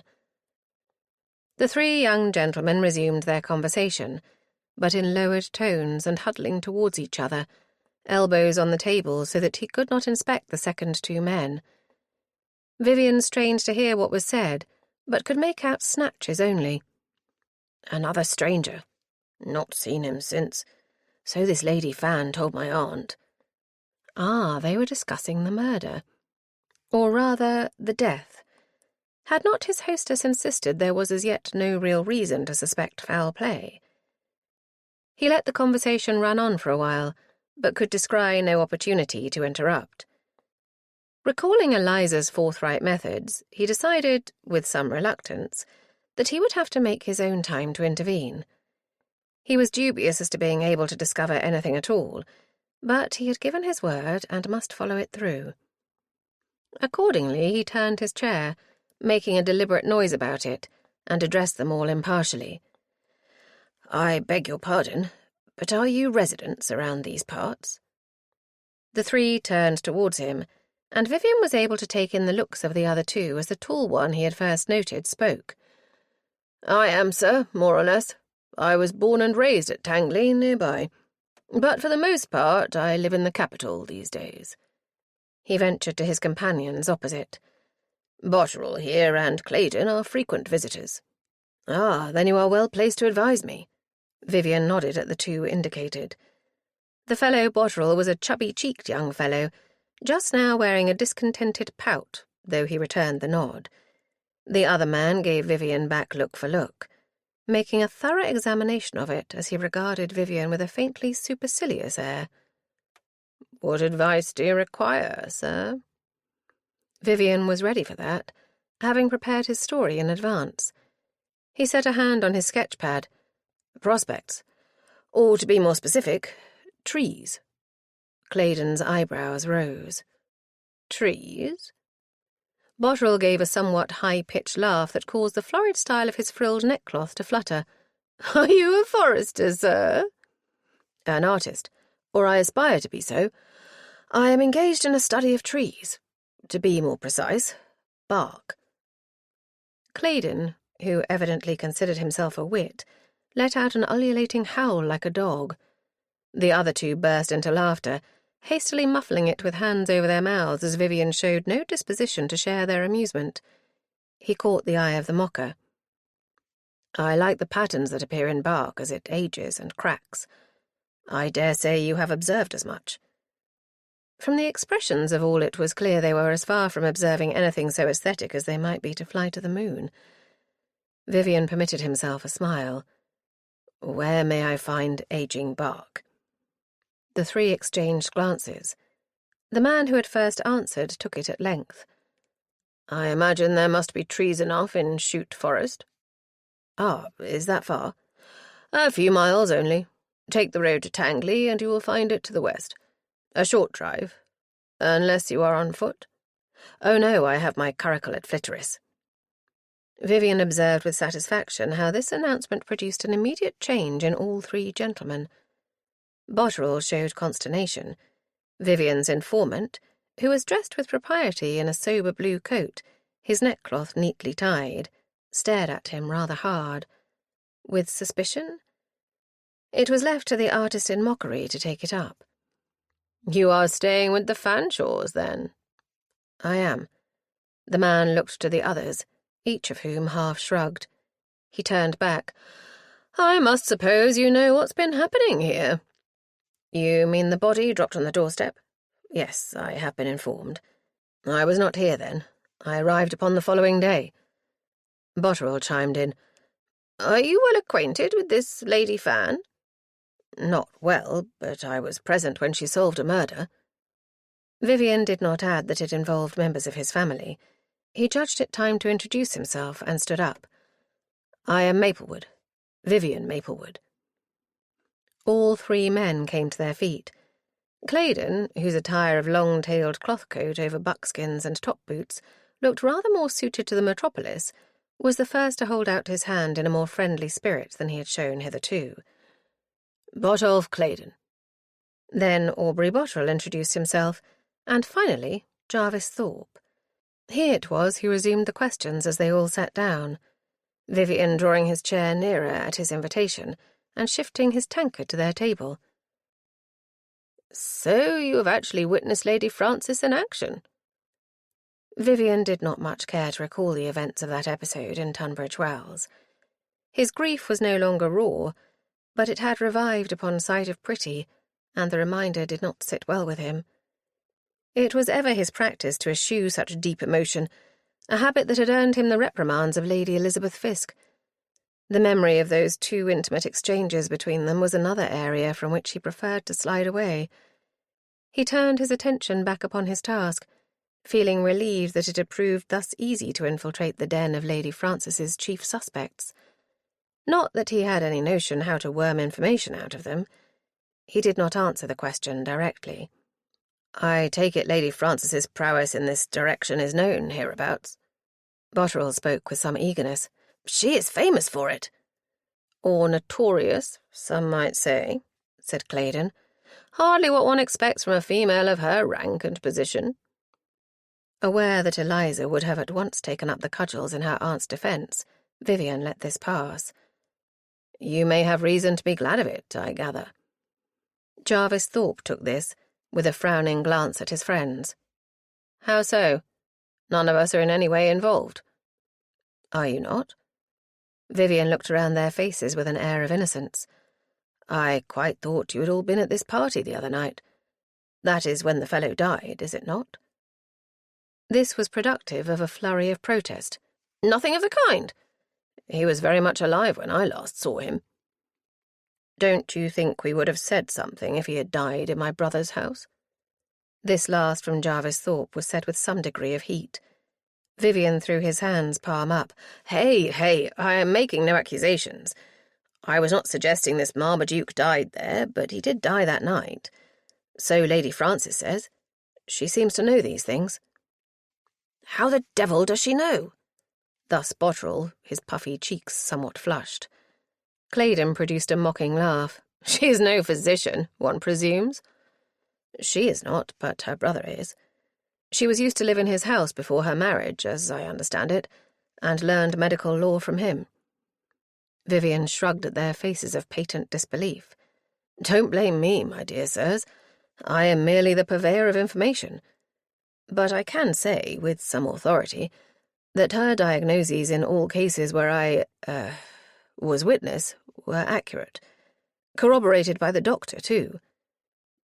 He very nearly grinned at their changing expressions, from disbelief to decided dismay. He took pleasure in applying a hot coal. She was uncannily accurate, too, in finding out the culprit. According to, one who knows her well, Lady Fan has never yet failed. Well, if he did not manage to extract any valuable information, he had succeeded in reducing Botterill and Thorpe at least to gibbering apprehension. She won't find anything for which I am to blame. I had nothing to do with it. Which of us did? We were mere bystanders. Claydon opted to contradict. You can't claim that, Aubrey. There's no denying Gibbon's arrival put the cat among the pigeons. If Lady Fan is as good as Maplewood says, she'll know that already. Botterill pouted. I wish she had not chosen to tell my Aunt Honeybourne. Fond as I am of her, I can't deny she's a blabbermouth. From his knowledge of Lady Francis, it occurred to Vivian that she had likely chosen with deliberation. Eliza stigmatized her as being perfectly unscrupulous where it would serve her needs. No need to say so, but he seized on the cue. You heard about the event from your aunt, then, Botterill? Claydon let out a laugh tinged with the mockery that appeared to be habitual. As did we all. None of us had reason to suppose Gibbon dead. So you have explained. I wonder, did any of you see him leave the premises? Jarvis Thorpe's brows drew together. My brother's house, you mean? Not I. I came away with Claydon ahead of the rest. I have no notion what happened to Gibbon and his friend. Claydon took this up, his tone precise. I was obliged to assist that fellow to remove Gibbon to another room, matters having become a trifle heated. He glanced as he spoke towards Botterill, whose cheeks flew colour as he gave his friend an unloving glance. No need to blush, old fellow. If this Lady Fan has not already discovered the facts about your contretemps, I shall be astonished. Vivian took his glance and gave a wry smile. Undoubtedly, she has a knack. He paused a moment, but Botterill was clearly sulking. Thorpe's lips were tight, and Claydon looked inordinately satisfied with himself. Dislike of the man rose up, but Vivian kept his countenance bland. Contretemps? A mere nothing. Jarvis Thorpe spoke with impatience. That fellow put up Aubrey's back, that is all. At that, Botterill reared up. All our backs. I spoke up, but you need neither of you pretend you are not just as disgusted with that fellow. Not content with monopolising Richenda, he must needs start upon Virginia, too. The wonder is he did not draw in your Etta into the bargain. His heated gaze turned on Claydon. She's not my Etta, I thank you. She's my godmother's companion. Not that Gibbon meant anything serious with either she or the Grindlow chit. If you did not take his measure, Aubrey, I did. Do you think I don't know? He was after Richenda's fortune, of course. Jarvis Thorpe cut in, low-toned. Be quiet, you fool. He cast a significant glance towards Vivian, who instantly held up a hand. Don't fear me. I am simply an idle passer-by. Jarvis Thorpe produced a look emulative of Claydon's brand of disdain. You have the ear of Lady Francis. True enough. It does not therefore follow that I shall use that advantage. A scoffing sound came from Claydon. Do you take us for a set of flats? She set you on, I'll wager. Now how was he to do? Vivian eyed each face in turn, noting the accusation and apprehension appearing in the other two. He opted for compromise. As it chances, Lady Francis did make a request of me. She wished me to discover the whereabouts of Gibbon's friend. I forget his name now. Pedwardine, supplied Jarvis Thorpe. He was staying at the same inn as Gibbon, in Wyke Village. To be near his inamorata. The mockery was back in Claydon's voice. Vexford's estate is near there. Vivian tried to look suitably gratified. "Ah, excellent. Is Wyke far from here?" "A matter of a mile or two, merely." "Thank you. Which inn?" "There is only the Fox. You can't mistake." Bottrell spoke up, his tone grumbling. "You'd think Pedwardine would have come looking for his friend by this. But no sign of the fellow." Jarvis Thorpe took this. "I wondered that. Unless he's left the area." The sinister note was marked. Vivian chose to bat it out into the open. "You are suggesting this fellow may be complicit in Gibbon's death?" A shrug came. "As well him as any of us." "Yes, and he likely left with Gibbon that night." Thus Bottrell, eager now. "Did you see them leave together?" "I was escorting my aunt. I had too much to do to persuade her to leave off talking and come away to be noticing who went with whom." A spurious excuse and no actual answer. Vivian let it go. He changed tack. "Was Gibbon injured in the contretemps?" That he had taken all three aback was patent. There was a pause before Bottrell, defensive in both tone and manner, took it up. "I never hurt a hair of his head." Claydon intervened. "Come, Aubrey, the fellow lost his breath." He gave Vivian a direct look. "It was scarcely a brawl, merely shoving and words. No use denying it, however. Something made the man catch his breath. He staggered back, and I caught him. Jarvis held Aubrey off, didn't you?" "He had no need to hold me off, I tell you. I didn't touch the fellow." Claydon ignored this. "Pedwardine and I took care of Gibbon. He had a hand to his chest and grew red in the face. Once he was sitting down, he got his breath back. When he was somewhat recovered, I left them and went in search of Aubrey. But Jarvis had taken him outside." "I didn't need taking outside. Officious, that's what it was. I was perfectly in my right mind." Jarvis Thorpe set a hand to Bottrell's shoulder. "You'd lost your temper, my friend, and there were ladies present." "I never hit him." "You struck a light blow. I saw it." "Light? There, you see? I didn't hurt him. What, are you saying I killed the fellow? Jarvis, I thought you were my friend."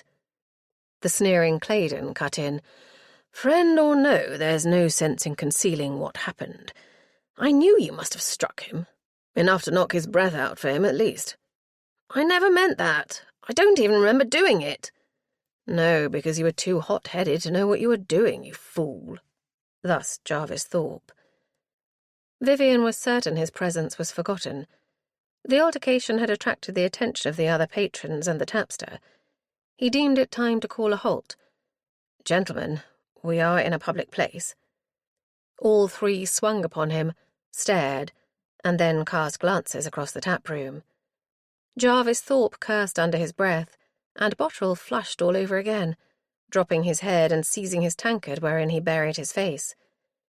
Claydon, perhaps predictably, gave a nonchalant laugh which did not quite come off. He was the first to recover, shooting Vivian one of his contemptuous looks. "You can't run fast enough with this to the famous Lady Fan, I'll be bound." Vivian chose to turn it off. "In fact, I was thinking rather of making my way to Wyke." Ottilia became abstracted during dinner, her mind roving the ramifications of the pooled reports. The intelligence that Marmaduke Gibbon had indeed received a light blow was offset by the lack of certainty about the place where he died. A niggle of an idea lurked, but as yet it would not come to fruition, no matter how much she poked at it. She had but one ear on the discussion going forward at the table.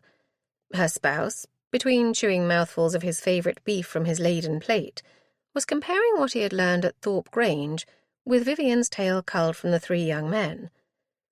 Fortunately, Francis's indignation with Wexford had cooled.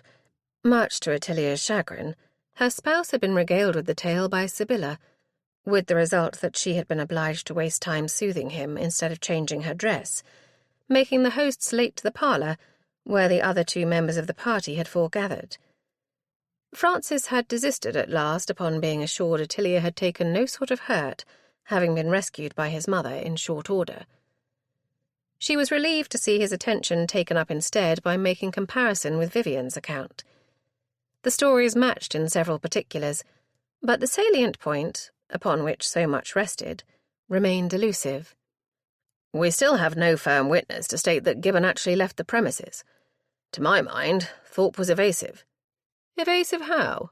Demanded Sibylla. He was not inclined to tell me anything at first. When he did, he made out that the bulk of the guests left all at once, and in the muddle he did not notice Gibbon. Vivian raised an objection. That won't fadge.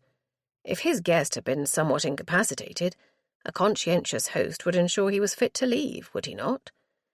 If he is a conscientious host. The Dowager re-entered the lists. What matters it? The fellow who must know is this friend of his, Percy, whatever it is.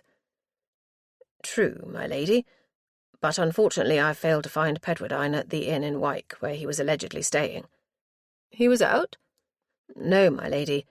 He had left the morning after the 12th night party. Significant, don't you think, Tilly?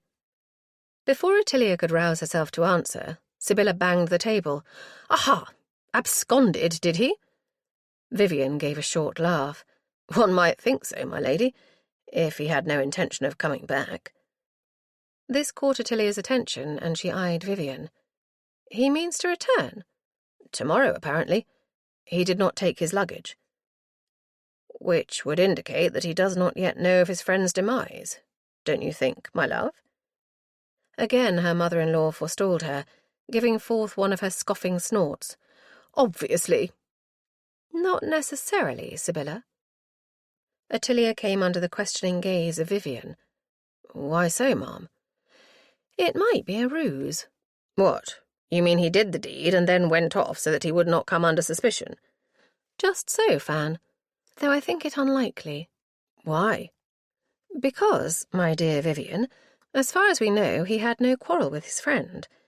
Richenda complained only of his insistence on dragging Marmaduke off on male pursuits. That must necessarily exclude her. That does not sound as if they had fallen out. Her spouse pointed his empty fork at her. It sounds as if he was doing his utmost to keep Gibbon away from the girl. Why should he so? Thus Sibylla. That we will learn only from the man himself, said Francis. Then Ottilia was treated to a raised eyebrow. Why, pray, are you staring at me in that odd fashion, wife of mine? She shook herself free of a roving thought and laughed. I was merely thinking. He eyed her bodingly. Have you come to some conclusion, and don't mean to tell us? Certainly not. I have no conclusions. The Dowager blew out a disbelieving breath, and Francis glanced at her, giving a decisive nod. Precisely, mamma. Share, Tilly. She set down her utensils and spread her hands. But I have nothing, I promise you. Only questions. Let's have them, then. Sighing, she capitulated. Very well, if you insist. Noting young Vivian's glance going from one to the other, she let out an involuntary giggle.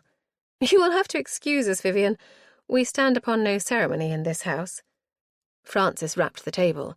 Yes, yes, we speak as we find. Cut line, woman. Don't bully her, Francis. I'm not, I'm merely... Ottilia cut in strongly. Richenda is the focus. Nothing can be examined unless it is looked at in the light of her intentions, her scheming. Scheming? What in the world do you mean, Ottilia?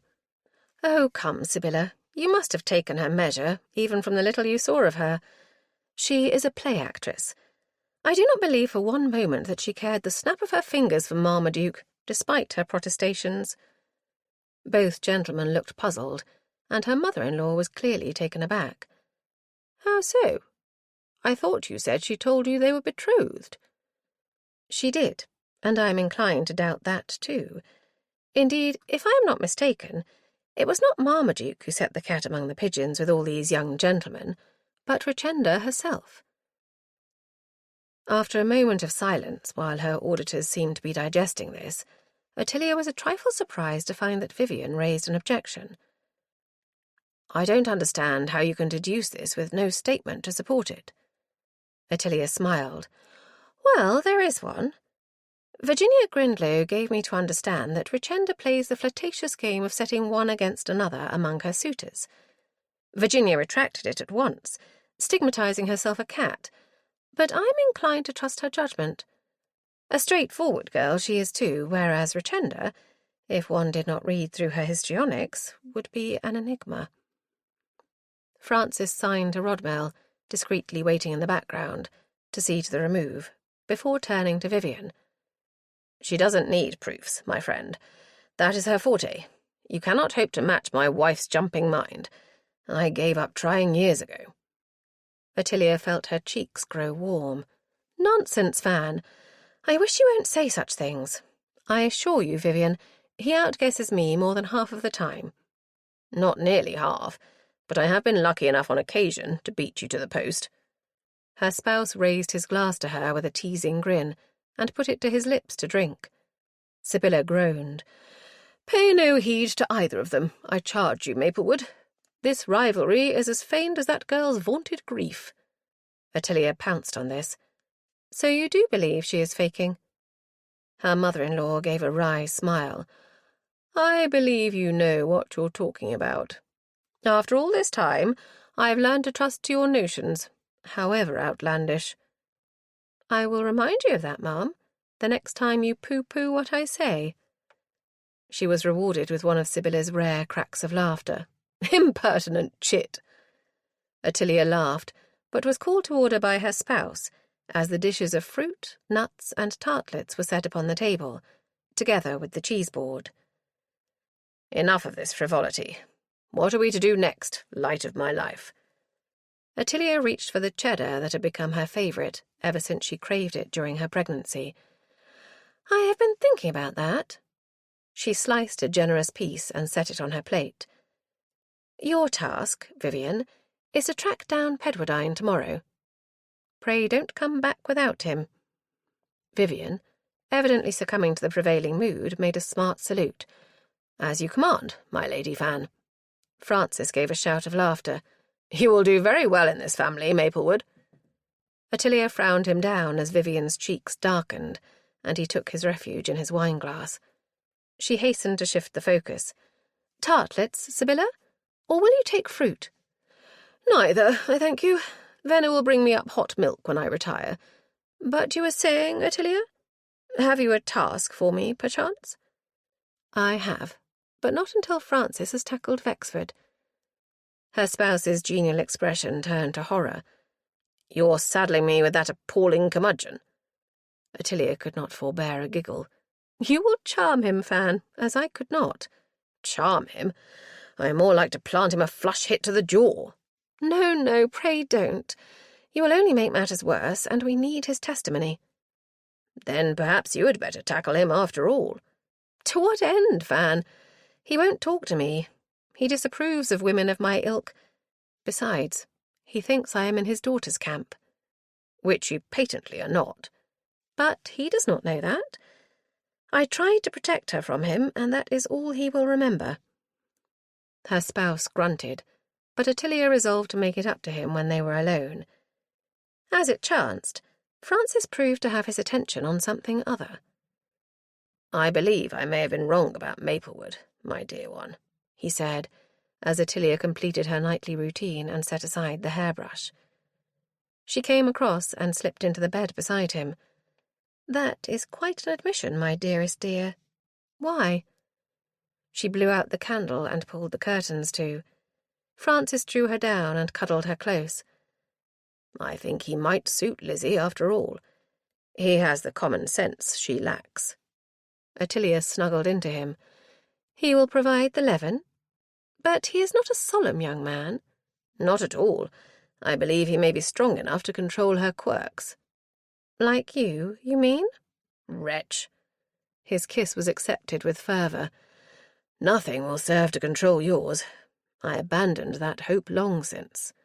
She giggled. Which I appreciate deeply, my darling lord. You have been tried too high of late. Allow me to do what I may in mitigation. Chapter 8. Buoyed by his wife's affectionate overtures, Friday saw Francis setting out for Wyke in a more contented frame of mind than he had experienced since his mother's descent upon their peace. The distance being too short to provide sufficient exercise for the Curricles team, He chose instead to go on horseback, leaving his groom to turn the rest of his stable out to roam the paddocks. Wexford, a hunting man, would have no objection to the aroma of horseflesh. When he arrived at Wyke Hall, however, he was received instead by Richenda Wexford's duenna, a pallid woman of middle years whom he recalled vaguely from past gatherings. "Lord Francis, oh dear, you have come for his lordship," Thomas said. A footman had shown him into an austere apartment on the ground floor, saying he would inform Lord Wexford. Francis kicked his heels for several moments, unimpressed by the sparse furnishings. A small dresser to one side, a wooden settle and a collection of chairs which looked to be decidedly uncomfortable demonstrated scant evidence of Wexford's vaunted wealth. Either it had been exaggerated, or he was parsimonious to a fault. The entrance of the dowdy female who had lent Richenda countenance since her mother's death was an unwelcome surprise. Francis felt obliged to apologize for his attire. "I have come to speak to Lord Wexford, yes, and did not anticipate meeting the females of the household. I must beg your pardon if I reek of the stables, for I rode here, Miss—" Memory failed him, but the duenna thankfully came to his rescue. "Poynton." She blinked up at him from under round spectacles. "I could not expect you to recall it, my lord."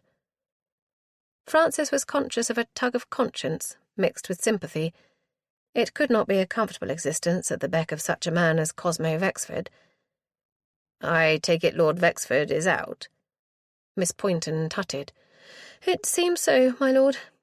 I had not known he intended it, but it is not his custom to keep me informed of his movements." This was said not in any spirit of resentment, but in a matter-of-fact fashion that suggested the duenna was inured to being disregarded.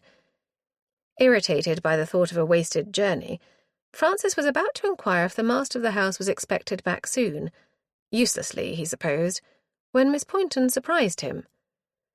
"It is vexing for you, my lord, since I take it you have come about that young man's demise?" She had not moved, still peering up at him in her deferential way. He abandoned his first impulse to admit it and take his leave. "Do you know anything of it, Miss Poynton? Have you any knowledge of what went on that night?" A faint crease appeared between her brows. "I was not in attendance at the party, my lord." Francis eyed her in a considering way. Was this evasion? Or did she truly know nothing? "That does not answer my question, ma'am." Her lips widened in a tiny smile. "No, it does not." He had to laugh. "Would you object to it if we sat down, ma'am? I feel sure you have something to offer on this subject." For a moment she said nothing, her gaze limpid under the spectacles. Then she gave a decisive nod and moved to the only sofa, a plain piece of furniture with a bare claim to upholstery in its linen-covered seat, which was at least placed to catch the heat from a meagre fire, though even that was at too much of a distance to be effective at supplying any useful degree of warmth. He noted that Miss Poynton's round woolen gown and large paisley shawl were appropriate to the chilly atmosphere as, with a gesture, she invited him to join her. "I will be glad of any little detail, ma'am, that may shed light upon the happenings of that night," he said as he took his seat in a sideways stance that enabled him to face her. "I cannot add anything to what you may know of the events at the party, although I have gathered the gist from what Richenda and my cousin Cosmo have said." Francis did not beat about the bush. "Is it true that Richenda had contracted a secret engagement to Marmaduke Gibbon?" Under the spectacles her eyes widened. "Is that what she told Lady Francis, my lord? I am aware she went to Flitterus yesterday, but her account of what happened there was somewhat garbled." "She was, as I understand it, voluble upon the subject, also upon the matter of her father's having forbidden the banns." Miss Poynton gave a resigned little shrug. "Banns were never in question, my lord. She may have been trying to persuade the boy to an elopement." Francis balked. She was persuading him? "Oh, yes. Mr. Gibbon would not have broached such a course. For one thing, I doubt he could afford to carry a female all the way to Scotland and back. For another, Cosmo warned him, when he proffered his suit in London, that he would cut Richenda off if she ran away to marry." "I wonder, then, at his pursuing her to her home environment." Miss Poynton gave another of those quick little smiles. I doubt he would have come without being sent for. You mean Richenda sent for him? Once again, Tilly was in the right of it. A scheming baggage, if ever there was one. Yet what could she hope to gain by it? If Vexford— My lord, you can have no notion of the situation that prevails in this house. She made a placatory gesture. Forgive my interrupting you, but you may as well know at the outset that the only thing Richenda cares for is besting her father. Francis with difficulty refrained from saying he could scarcely blame the girl with a father of Vexford's ilk. I take it he is a strict parent. A harsh one, sir. Richenda is confined to her room at this moment. Because she went to see my wife? Because she disobeyed Cosmo's orders. He told her to keep out of the business and instructed her to refuse to answer any questions she might be asked. That, of course, was guaranteed to send her off hot foot to interfere. It sounded plausible, but Francis felt curiously dissatisfied. Are you suggesting she cannot throw any light upon this business of Gibbon's death? Hesitation? Miss Poynton looked away towards the fire for a moment, then turned back. Are you cold, my lord? I can get a servant to build up the fire. Prevarication, definitely. Miss Poynton, I asked you a question. She let another of those smiles loose. I find it hard to answer that one, my lord. Try. Again, she hesitated. Francis pushed. You know something, don't you? Something you suppose may be relevant. Her fingers were resting in her lap, but they shifted, fiddling one with another as she looked down at them. Francis waited, not unhopeful. He had learned from his wife that one got further by leaving a silence than by pressing for a response. It proved out. Miss Poynton looked up, sounding rueful. I meant to tell you at the outset, but it struck me I was being disloyal. To both. Now he might apply a spur. If it turns out that Marmaduke Gibbon was in fact murdered, ma'am, such scruples will cease to be of importance. Pray don't withhold what may be of use to my wife in discovering why someone brought this matter to our very door. A sigh escaped her. Yes, that was very wrong. Or very right.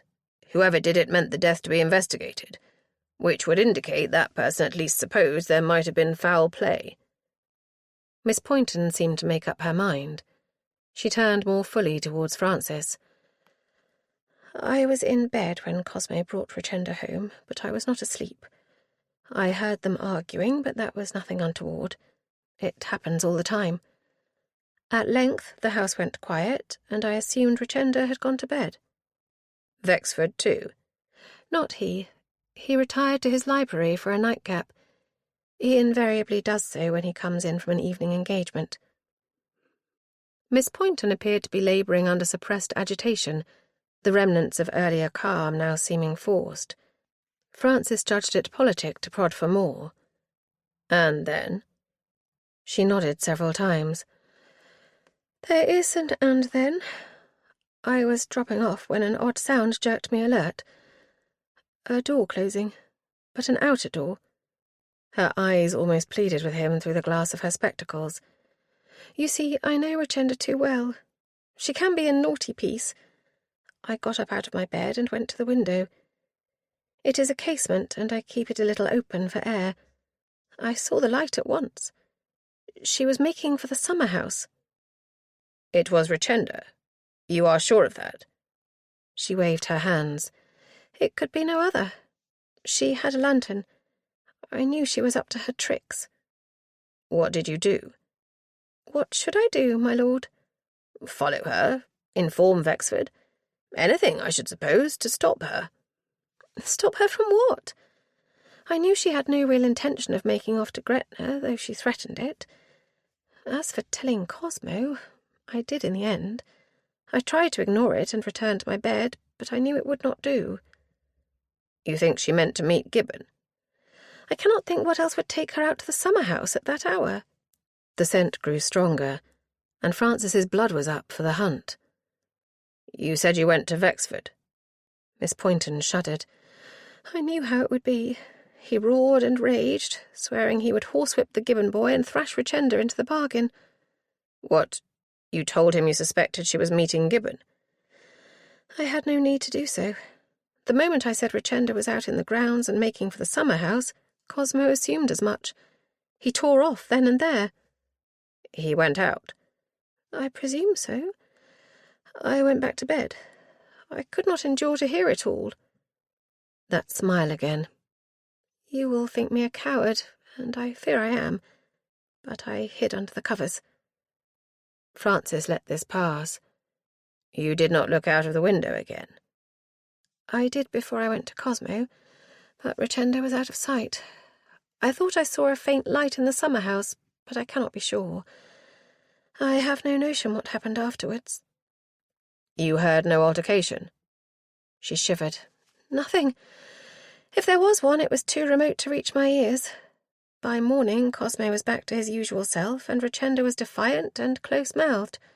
She would tell me nothing. Yet, for all Miss Poynton knew, Marmaduke Gibbon might have been in that summer house that very morning, cold and dead in a chair. Ottilia had spent an agreeable hour with Pretty and her infant son, for once awake and alert to his adoptive sister's efforts to amuse him as he lay in his mother's lap. "Rattle, Luke, listen! It's your rattle!" And to Ottilia, "He likes me to sing better." Upon which utterance, without further prompting, her childish treble piped up in a song of her own invention. "Lukey, Luke, Lukey, Luke, you can puke. Pukey, Lukey, Luke." Ottilia had to laugh, but she thought it proper to object. "Fie, Pretty! Will you encourage him?" Pretty left off singing to proffer an explanation. "He can't help it, Doris says, and Hepsy says I was a pukey too when I was small." "I believe all babies are, yes." "Pukey Luke, Lukey puke. See, he likes it." An assertion borne out by Luke's smiling gurgle. Several nursery rhymes later, recited largely at random and incorrectly by the little girl, Ottilia was interrupted by Doro, come to remove both children to the nursery. "Mrs. Bertram wishes to see you, milady. Pray let me take Master Luke and Miss Pretty away now." With reluctance, Ottilia bade her son goodbye with a kiss. She was watching him settle in Doro's arms, the usual pang of regret in her bosom, when Pretty, still curled up at her side, astonished and gratified her by reaching up her arms. A hug? Was she to be so honoured? She complied with the invitation, catching the child lightly to her for fear of seeming so eager that she suffered another rejection.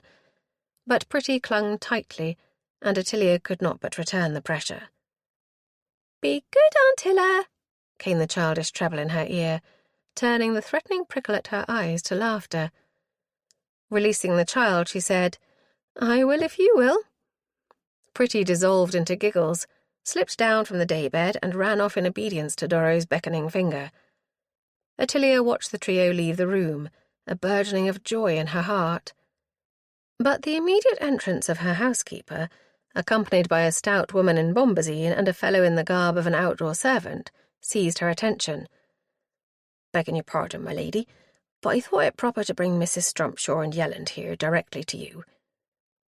Ottilia took in the anxious features of the visitors.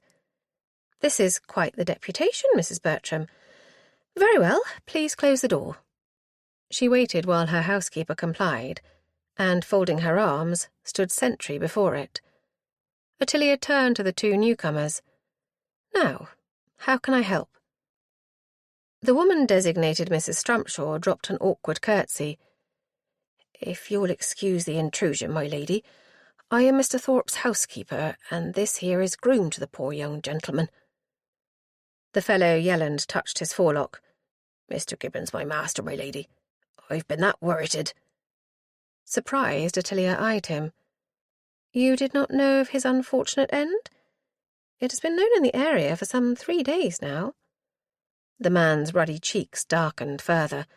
"Aye, my lady, but I never knew where he'd been nor where he were took. Last I seen he were alive and well." Ottilia seized on this. "When did you last see him?" 12th night, my lady, when I drove him to the party." Did you not fetch him afterwards?" The groom, who had his hat in his hands, began to turn it round and round in clear agitation. "Master Gibbon said as Mr. Pedwardine would bring him back to the Fox. I never thought nothing of it when he didn't call for me next day, see? He'd have slept in, likely as all. And if he were wishful to go and see Miss Vexford, I knew as he'd walk. Only when I never seen him the day after, I fretted a bit, my lady." "I imagine you might well." Ottilia was thinking fast. "I take it you returned to Thorpe Grange in hopes of discovering what had become of him?" "Not then, my lady. The rumours reached me by way of the tapster first. I didn't rightly believe it were master as had died. I thought he might have gone off with Mr. Pedwardine to see that mill." "Ah, that is why Mr. Pedwardine was absent too, is it?" "That's right, my lady. Only this morning, when Mr. Pedwardine come back, master weren't with him." "At which point you hastened to the Thorpes?" "That's it, my lady, and Mrs. Strumpshaw here told me... Ottilia cut in quickly as the fellow looked ready to burst into sobs. "Yes, I see. Thank you." With deliberation, she turned to the Thorpe housekeeper. "I have a question or two for you, Mrs. Strumpshaw, if you will be so good." Puzzlement and a touch of apprehension entered the woman's face. "Me, my lady? I don't know as I can tell your ladyship anything to the purpose." "That remains to be seen." Ottilia smiled, throwing a glance to her own housekeeper. "Mrs. Bertram did right to bring you to me." The apprehension deepened, quickening Ottilia's senses.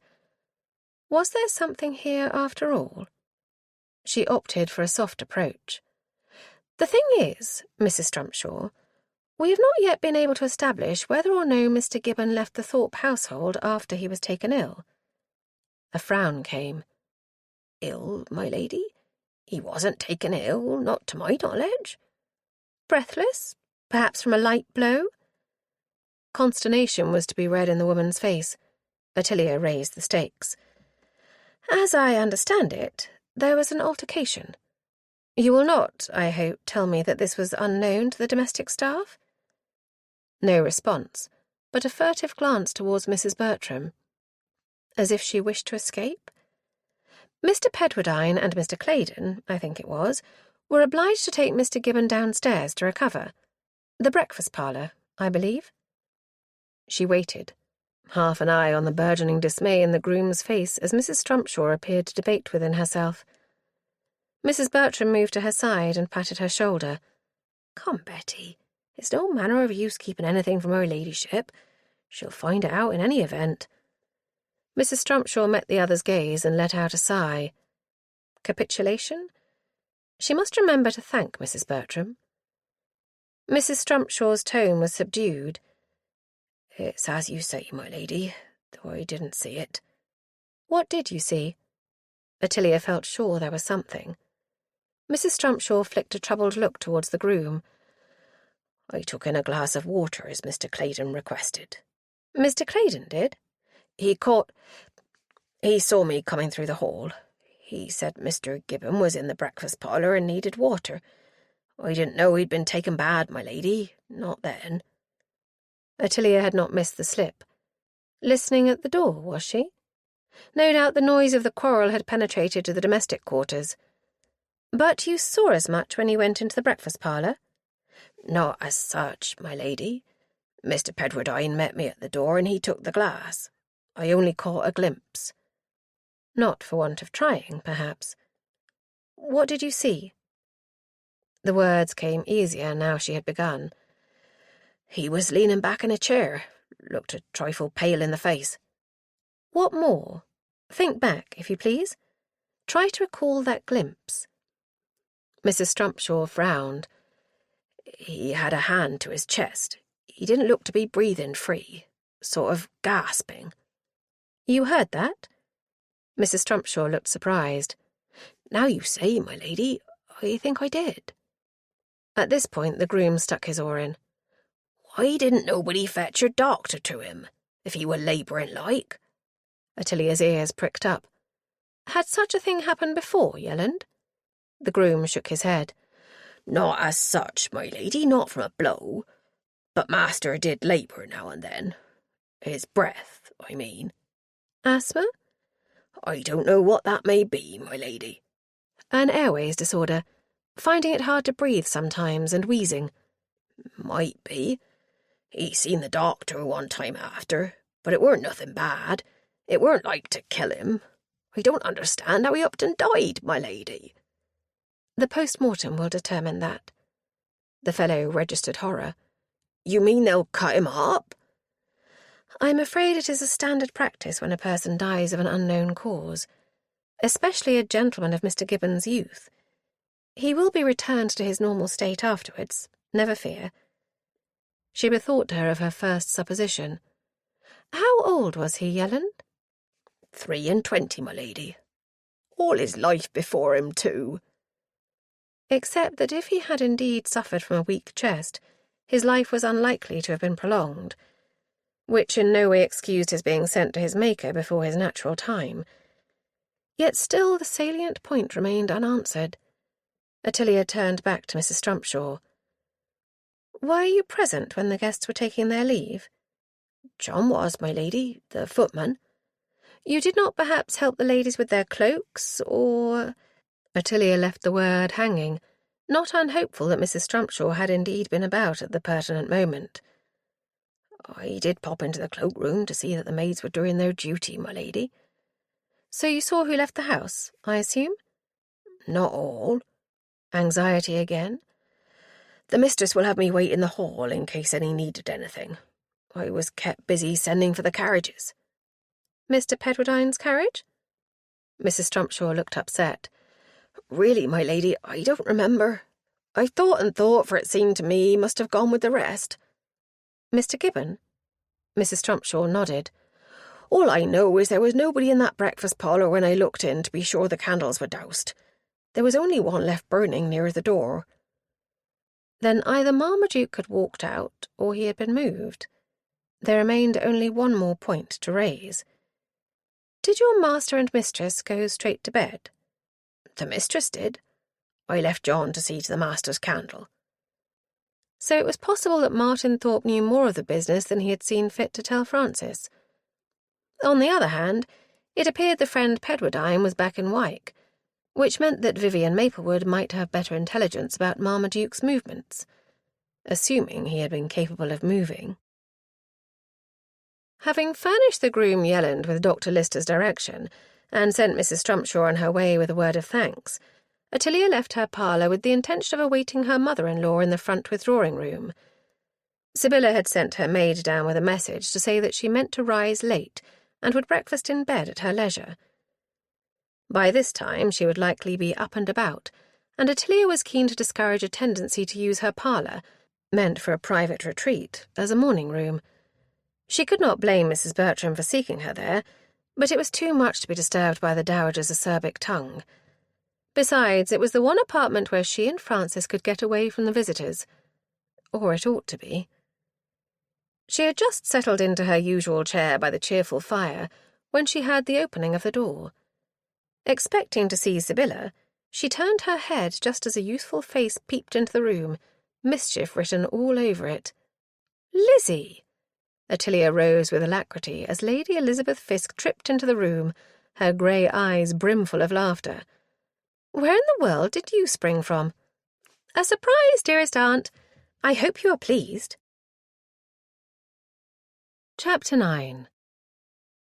Lizzie threw her arms out, and Ottilia received her in a strong embrace, laughing as she released her and held her at a little distance.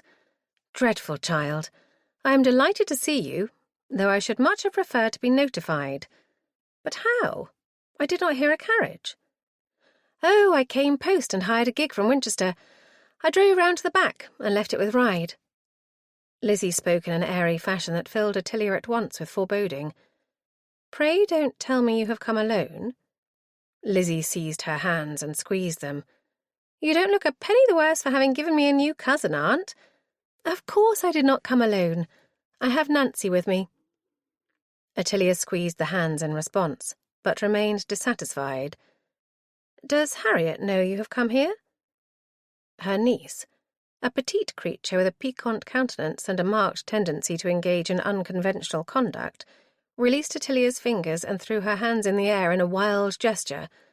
"For what do you take me? I told her I must make the acquaintance of my baby cousin before I was overtaken by the season. She quite understood." Worse and worse.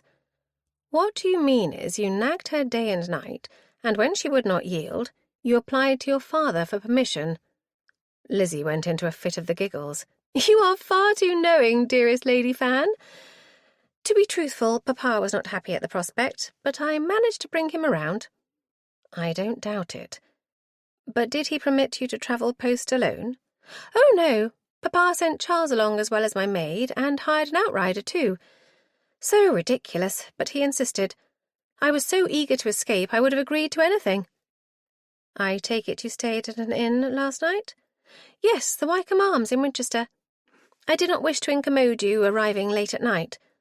I was well protected, for Nancy slept on a truckle bed in my room, and my footman remained in the corridor all night. Poor Charles. I've asked Rodwell to let him sleep somewhere as soon as he's had a good meal." Ottilia was a little cheered to hear that she was accompanied by a footman as well as her maid, but Lizzie's arrival just when Vivian Maplewood was in residence could not but set up the gravest suspicions in her mind. The thought of her spouse's reaction made her stomach swoop with dismay. Lizzie, however, appeared wholly unconscious. "What do you think of the new fashion, Aunt? Is it not delightful?" She twirled, and her lemon-coloured petticoats floated about her in rippling folds. "See how the muslin behaves?" Taking notice of her niece's attire for the first time, Ottilia realised she was clad in one of the new-fangled gowns of soft fabric, made high to the waist and emphasising the bosom, although Lizzie wore a short spencer over all, buttoned to the throat. I have seen it in Heidelhoff's Gallery of Fashion, but not in the flesh, as it were, until now. Are you wearing no stays? Oh, yes, but they are very short. What do you think? It looks to be comfortable, I must say, although it is strange to see a waist so high under the bodice. You will adjust to it in no time, dear Lady Fan. But enough of fashion. Come. Lizzie drew Ottilia to a sofa, threw herself down beside her, and tugged on her hand. Sit, Aunt, do, and tell me all. All what? About little Luke and how you fared? Is he well? What of Pretty? Is she madly jealous? On the contrary, she is delighted with Luke and spends her time entertaining him. But I'd much rather talk about you just for the moment, Lizzie. Ottilia gave her niece a straight look. Why are you really here? A touch of telltale colour rose in Lizzie's cheeks, but she laughed it off. But I have told you, Aunt. I must meet my new cousin. Besides, I am tired to death of being chivied from pillar to post and told to consider this or that eligible male. Mamma thinks she has secured a match for Candia, and so she is determined to procure one for me this year. It was news to Ottilia that Francis's other niece had formed an attachment. She had shown no disposition to like any man since she had lost the Frenchman she was convinced was the love of her life. Is Candia betrothed? Gracious, no. She is still hankering for Pierre. But Sebastian Davidge is épris, Mamma says, and Candia seems not to be objecting. Who is this Sebastian? Is he titled? He is Lord Asker's son, and will inherit the earldom. Grandmamma is his sister Louisa's godmother. Ah, is the match of Sybilla's contriving? Yes, it is, which is another reason I had to get away. Mamma talks of consulting her on my behalf. The last thing I need is Grandmamma interfering. Ottilia could not forbear a laugh, albeit in a sympathetic spirit. My poor child, you are quite out of luck. Your grandmother is here. Scarcely were the words out of her mouth than the door opened to admit Sybylla, who came in, speaking. Ottilia, I am going out for my— She broke off, her black gaze falling upon her granddaughter. Elizabeth! The construction she put upon this unexpected appearance was not at all what Ottilia had anticipated. Good heavens, child, what is amiss? Don't say someone is ill. Met with an accident? Your father? Not my Harriet. Pray don't say my Harriet is injured. Ottilia rose, but Lizzie was before her, jumping up and throwing herself into her grandmother's arms. No, no, Grandmamma. No one is ill or dead, I promise you. Be easy, pray. Sybilla's voice came muffled. "Thank heavens! What a fright you put me into, child!" She extricated herself from Lizzie's embrace and regarded her, brows drawing together. "Then if you have not come on that account, why are you here?" To Ottilia's immediate consternation, her face changed, her brow growing thunderous. Ottilia hastened to intervene. "The very point we were discussing when you came in, Sybylla. Lizzie has come to make acquaintance with Luke, of course." But it was no use. The black eyes began that dangerous snap that signalled trouble. "Don't tell me. You are here for an assignation with that Maplewood fellow." To Ottilia's secret admiration, Lizzie managed to feign astonishment. "Vivian is not here, is he? Gracious, how fortuitous! I had no notion." She turned on Ottilia. "Why did you not tell me at once, Aunt?" "I had no chance, my child, but—" "Do not allow the baggage to bamboozle you, Ottilia. As for you, miss, you need not think to pull the wool over these old eyes. I am far too fly to be taken in. Disgraceful." "Sybylla?" "No, don't make excuses for her. Your conduct is shocking, Elizabeth. I make no doubt you have taken in your poor parents into the bargain." Lizzie looked a trifle shamefaced, but she rallied, coming back strongly. "They sent me on my way, Grandmamma, so you need not suppose they don't know I have come to Flitteris." "I'll wager they don't know you meant to meet Maplewood here, however. Even your father would not countenance such a thing." Ottilia cut in fast. "Well, there is nothing to be done about it now, Sybylla. We can scarcely send her away again." The dowager ignored this. "Only wait until your uncle is home, girl. He will have something to say to you, I'll be bound." Only too likely. But Ottilia again tried to avert her mother-in-law's thunder. "Shall we sit? Has Mrs. Bertram found you a room, Lizzie?" "It is of no use to behave as though nothing untoward has occurred, Ottilia. This child is in want of both conduct and honesty. How dared you embroil your aunt and uncle in your tricks?" "But I didn't," pleaded Lizzie, sinking back down onto the sofa. "Truly, Grandmamma." "I don't believe you. Are you telling me you did not know Maplewood was to visit?" Lizzie had the grace to blush. "I knew he had the intention of coming to see Pretty, but I did not know when he proposed to make his visit." Ottilia sat down beside her and took her hand, speaking in a matter-of-fact way. "Not precisely, I expect." A mischievous look was cast at her, and Lizzie squeezed Ottilia's hand, but she resumed a solemn expression as her gaze returned to her grandmother's face, where she continued to lower over Lizzie like a gloomy cloud. "Dear Grandmamma, pray don't be out of reason cross. You know how I dote upon Aunt Ottilia, and I did so want to see little Luke." There was no softening in Sybilla's expression, but she grunted and straightened her back. "Well, I suppose there is little to be done about it now. If I had my way, you would be confined to your chamber." "Now, Sybylla, you know that would not answer. Lizzie would escape in a heartbeat." "Yes, I should." "Besides," Ottilia pursued, ignoring the interjection, "we cannot be troubling our heads too much at this present. We have enough on our hands as it is with this unexplained death." Lizzie's gaze turned back on her, a sparkle in her eye. "A murder? Oh, are you back to Lady Fan?" She released her hand and clapped in a gleeful way. "I could not have timed it better. May I help?" Ottilia could only be glad Sybylla had been persuaded to take her constitutional, and Lizzie had gone up to wash off the stains of travel when Francis returned, accompanied by both Vivian Maplewood and a stranger. "I met them both in the hall, my love. This is the missing Pedwardine." Ottilia's gaze appraised the young gentleman who had clearly been brought back from Wyke by Vivian. He was well-looking with dark hair and a pleasing countenance, just now solemn and a trifle pale. He was dressed for travel in buckskins and frock-coat, and must have been intercepted before he could change. He in no way rivalled the beauty of his deceased friend, but his eyes were marked with the distress of recent loss. Ottilia greeted his arrival with warmth. "You found him, then, Vivian. This is excellent. How do you do, Mr. Pedwardine? I am very pleased to see you. Allow me to offer you my condolences." Mr. Pedwardine did not approach her, but acknowledged her words with a bow. Maplewood here suggests you may be able to furnish me with more detail than he was able to give concerning my friend's death. Alas, not much. She noted the use of the dread word did not appear to dismay him, although his reaction looked to be genuine. On the contrary, I am hoping you may be able to enlighten me instead. Vivian spoke up, lightly touching the fellow's shoulder. I warned you she would have questions, sir.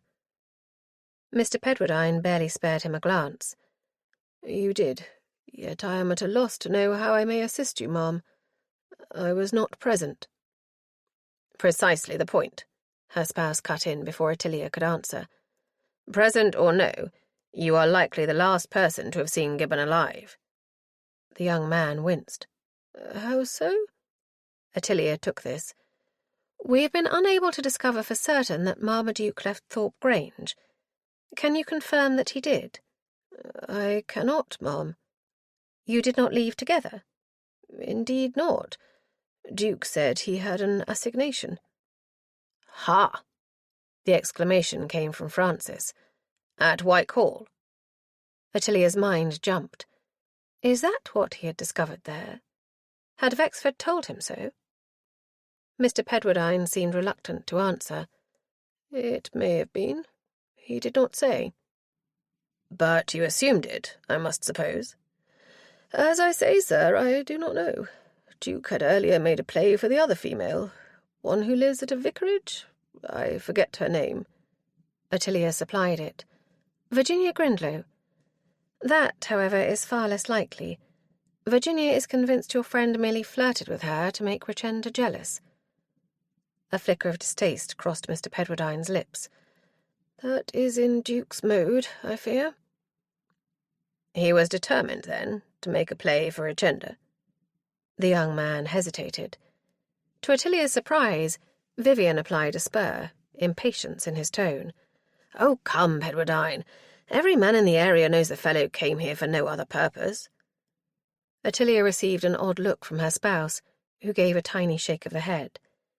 He knew something other, but did not wish her to ask in company. She gave him a quick, reassuring smile and turned back to Mr. Pedwardine. Pray be open with me, sir. I cannot unravel this matter without your assistance. Did you think Marmaduke meant to visit Richenda?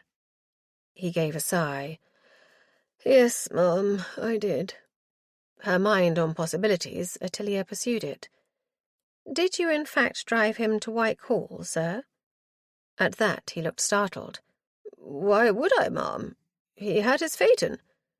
Ah, but he had it not, sir. He did. He led the way to that party, and I followed in my curricle. Why did you not travel together? Because I wished to leave betimes, as I had an early start in the morning. To go to this boxing match? He blinked, and Ottilia found both her husband's and Vivian's eyes upon her. How in Hades do you know that, Tilly? She gave a gurgle. I had it from Marmaduke's groom, who came here this morning. She turned back to the newcomer. He also told me that your friend instructed him to drive the phaeton back to the inn at Wyke, because he had the intention of returning in your company, Mr. Pedwardine. He merely stared. Francis took it up instead. But this is mad. If he meant to go to Whitehall, how did he propose to get there? Walk from Tangley in the middle of the night? It's all of 5 miles. Then perhaps it is safe to assume that Whitehall was not his objective, suggested Vivian. Where else, for pity's sake? What, had the fellow a harem in this place? He had scarcely been in residence 5 minutes. Wait, Van. Let us not be hasty. We have not yet established who of the company was still at Thorpe Grange when Mr. Pedwardine left. She looked a question. Really, I scarce know. I am little acquainted with any of them, nor do I suppose Duke would have begged a ride from any of those fellows, if that is what you suggest, ma'am. They were all jealous of his success. That we know too well. Vivian glanced at Ottilia. But I am not convinced of that fellow Claydon. I don't believe he is a serious contender. For Richenda's hand? Why not? He regards his fellows with mockery. contempt even. He might give Gibbon a ride, if only to spite his so-called friends." "You paint a charming portrait, Maplewood." "Indeed, Fan. But it raises a possibility. Do we know when Botolph Claydon left the party? Specifically, was it before or after you, Mr. Pedwardine?" He looked regretful. "I cannot say. He was the fellow who helped me take Duke to a room where he might recover, but he left us there and went in search of a servant to bring water. I don't recall seeing him again."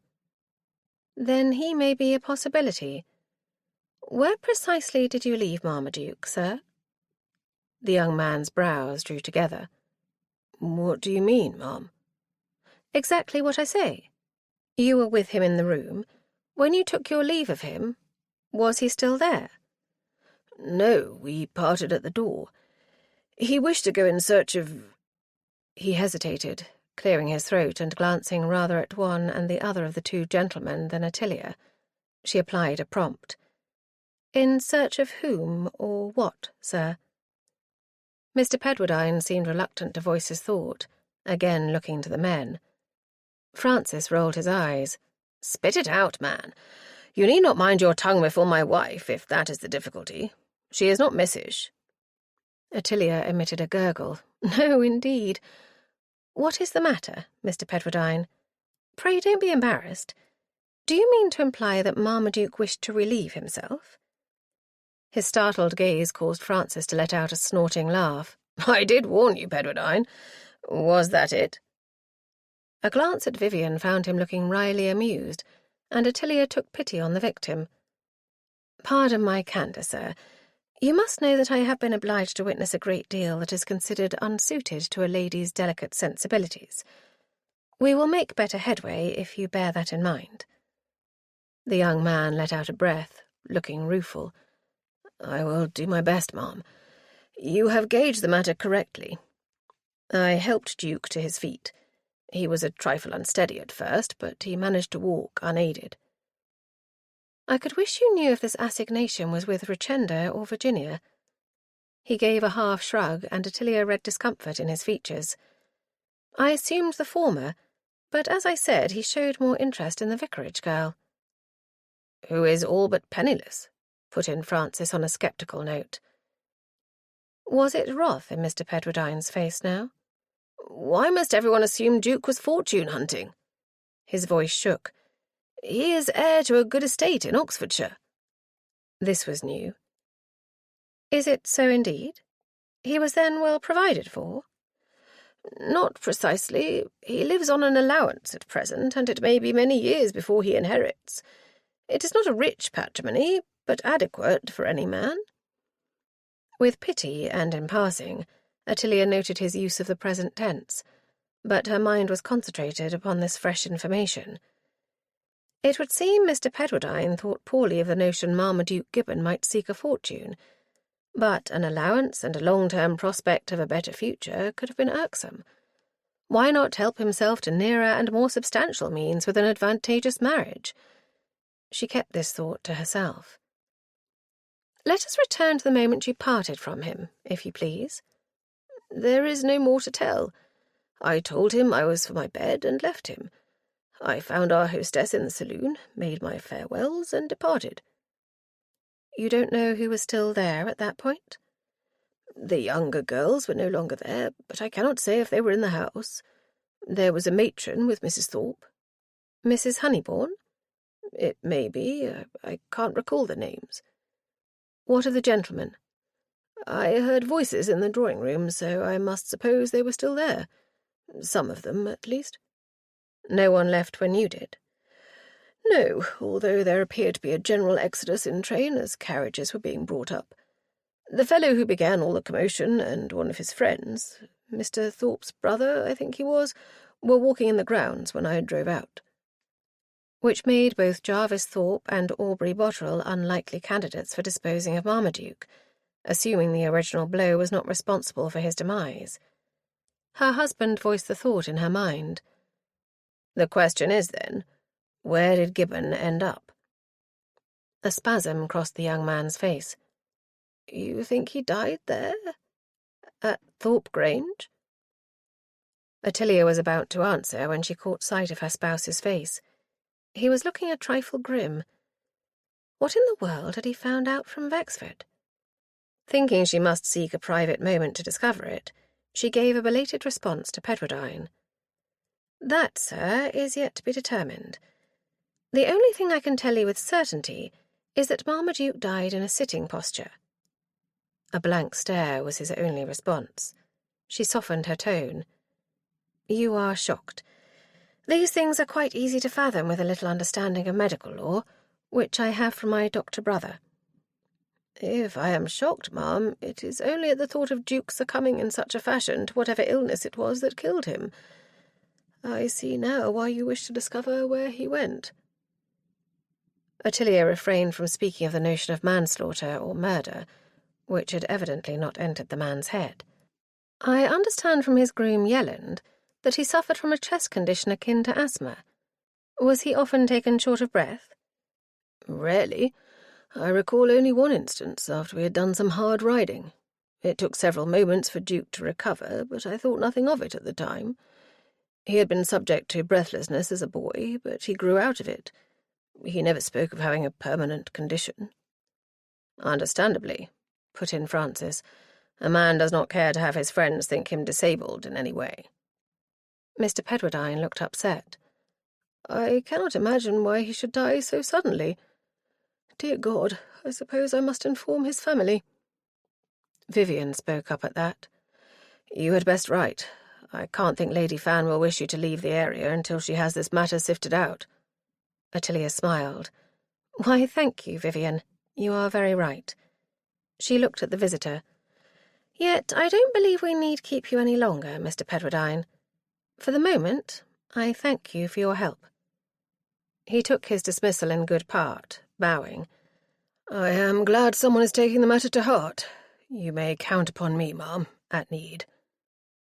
Yet he left the room with alacrity, and Ottilia wondered if grief was overtaking him. She turned at once to Francis. "You are big with news from Wexford, Fan, are you not?" He grinned.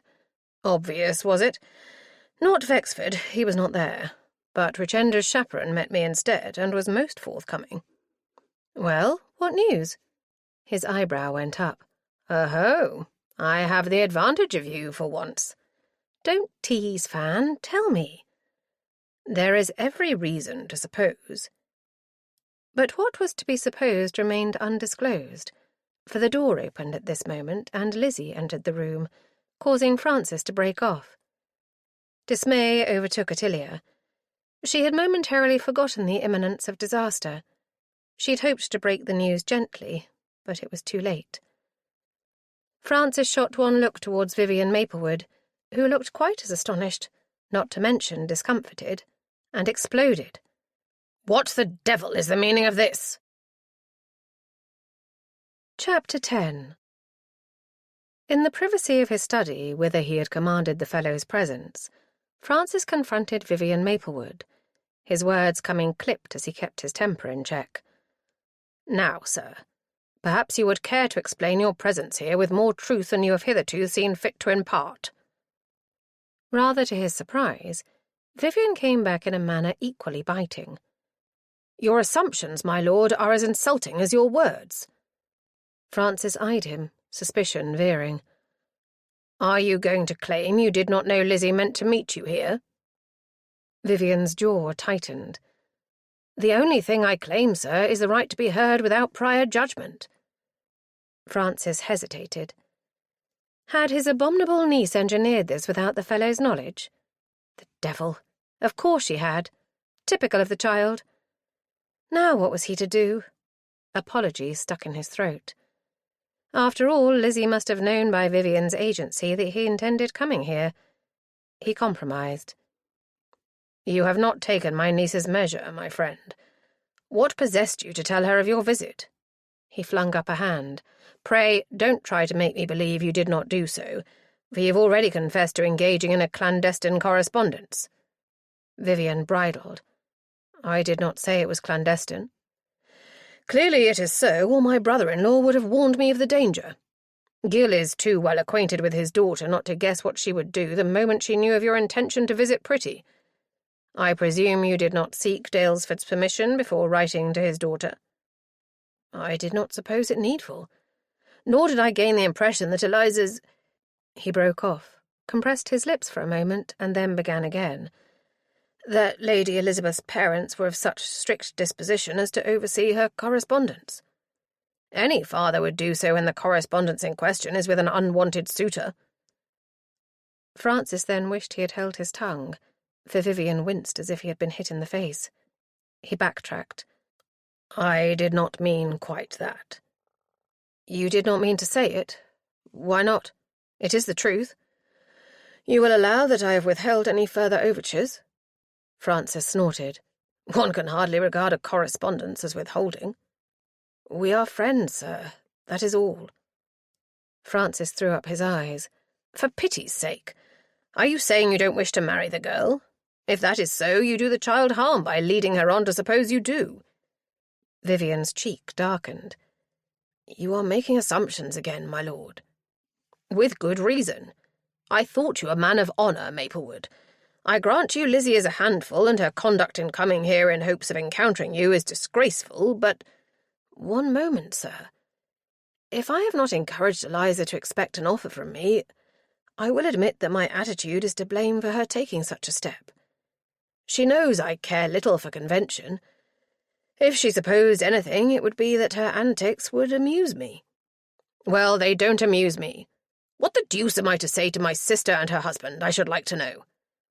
Vivian's mouth quirked, as if he was now amused. "Must you tell them?" "Lord above, man, you must see that I can't condone this nonsense." Vivian drew himself up. "Then I had best leave at once." "Oh, no, you don't. You'll stay and face the music, my friend. What, would you leave Lizzie to take the brunt of everyone's displeasure? You've met my mother, I take it?" A laugh, hastily choked, escaped Vivian. "Eliza can handle her far better than I, my lord. So she would tell you." Francis waved this away. "That is nothing to the purpose. Tell me this. Are you or are you not desirous of marrying Lizzie?" There was no immediate response, and Francis balked. "Come, you commit yourself to nothing with me. I'm not the girl's father. But if I don't know your wishes, I am not asking for your intentions, take note. I can't know how to act, nor how to advise my wife, who has Lizzie's ear and will be best able to steer her." Vivian still made no answer. Instead, he shifted to the window and looked out over the prospect that encompassed some part of the lawned terraces beyond the drive, the fountain and wooded areas to the side. Francis waited, curbing the rise of impatience. At last the fellow turned. "The truth is, my lord, I have not allowed myself to care for her as strongly as I might. When I visited at Daylesford, some months after that business at Tunbridge Wells, I hoped, in renewing our acquaintance, that things between us would resolve. But it was made abundantly plain to me that an earl's daughter was above my touch." His lips twisted. "It is not in my nature to sue for approval. I made a decision then to let Lizzie go. Is that what you would say? But she would not permit it, is that it?" A light laugh came. "Eliza is nothing if not determined. I admire her independent spirit, her persistence in going her own way, regardless of what others might think. She is an original. Like you, perhaps." Despite himself, Francis was warming to the wretched man all over again. Vivian shrugged. "I won't conform to the dictates of society. If that makes me an original, then perhaps. But I do not have Eliza's zest for life. I go my own way because I don't care to be coerced. Eliza does so because she is carried by her enthusiasms." Francis could not forbear a grin. "I was wrong. You do have her measure. Yet you have not answered me." "Because I cannot. It is not a future I could predict with any confidence. But I do care for her a great deal." He did not mention love. Francis began to think the only way the fellow would enter the married state would be if Lizzie forced him into it willy-nilly, which did not augur well for his controlling her quirks. On the other hand, it simplified his own role. On the thought, a knock at the door produced Lizzie herself, peeping into the study. "Uncle Francis, may I come in?" She sounded contrite for once, and there was a trifle of apprehension in her features as she slid into the room and closed the door. Francis raised an eyebrow. "You appear to be in, with or without my permission." She cast a glance towards Vivian, who retreated back to the window, removing his gaze from hers. Lizzie turned to Francis. "I came because I cannot have you berate Vivian when it is all my fault." "So much I had deduced, I thank you." The piquant features were turned up to him as she came closer, the grey eyes pleading. "Yes, but you dragged him away because you meant to ring appeal over him, and I cannot bear that." "Eliza." Lizzie flapped a hand in Vivian's direction, but did not look at him. "Pray don't interrupt, Vivian. I must say it all. You see, sir, I did know Vivian was coming here, for he mentioned it in his last letter. I guessed at the approximate date because he spoke of not troubling you until the household had likely settled after Luke was born." "Then you schemed to come here at the same time?" The wrath Francis had earlier felt was seeping back. "I'll wager you did not mention this to Harriet or Gil, did you? Nor did it occur to you, I dare say, that you would put your aunt and myself into an awkward position thereby." Lizzie threw her hand to her mouth and her eyes grew moist. "No, I swear it never did occur to me. Oh, Uncle Francis, forgive me, pray. I had not thought." With difficulty, Francis refrained from pouring his fury over her head. "You never do think. That's the trouble. You jump in head first, just as you did over that wretched female in London. Not to mention—" He clipped the words off short, turning to Vivian. "You'd best retire, my friend. I need to speak to my niece alone." "As you wish, sir." Without once looking at Lizzie, Vivian circled around where she stood, she turning as he did so and watching him walk out. "Lizzie!" She turned back, her eyes brimming. "I have embarrassed him, haven't I? He doesn't want me here." The misery in her voice went straight to Francis's heart. Without thought, he gathered Lizzie to him and let her sob into his shoulder for the space of several moments. When she quietened, he shifted her away and gave her his handkerchief. Then he pushed her into a chair and turned the one at his desk around for himself. "Thank you, sir. I'm sorry, truly." The husky note was marked, and Francis gave her a wry smile. "You are filling me with foreboding for the future when Pretty is grown." Her features broke into a smile. "Aunt Ottilia wrote that you have taken to Pretty as if she was your daughter." The warm glow that his relationship with the orphan always engendered entered his chest. "To all intents and purposes, she is my daughter. She adopted me for her father, and that was that." "What if Aunt Ottilia gives you a girl next time?" "Then I will have 2 daughters. But we are not concerned now with my daughters, actual or potential, but with my niece. What possessed you, Lizzie?" She sniffed into his damp handkerchief, looking woebegone again. "I love him, Uncle Francis. I cannot think of marrying anyone else." Francis's heart cracked for her. Should he give warning of Vivian's words? For the life of him, he could not bring himself to distress her further. "Well, if you are determined, you should tell your father. Gil only wants your happiness." Her gaze became fixed upon him. "But does Vivian?" The direct question was altogether disconcerting. He prevaricated. "I gather he has received no encouragement." "From me he has. I could not have been more explicit without positively turning the tables and offering for him." Francis was very nearly lured into saying that perhaps she should. He bit his tongue on the words. Lizzie was eminently capable of doing exactly that. Fortunately, she resumed speaking before he was obliged to say anything. "After all, why should it be the gentleman who takes all the risk? If I were a queen, I would have to ask him to marry me.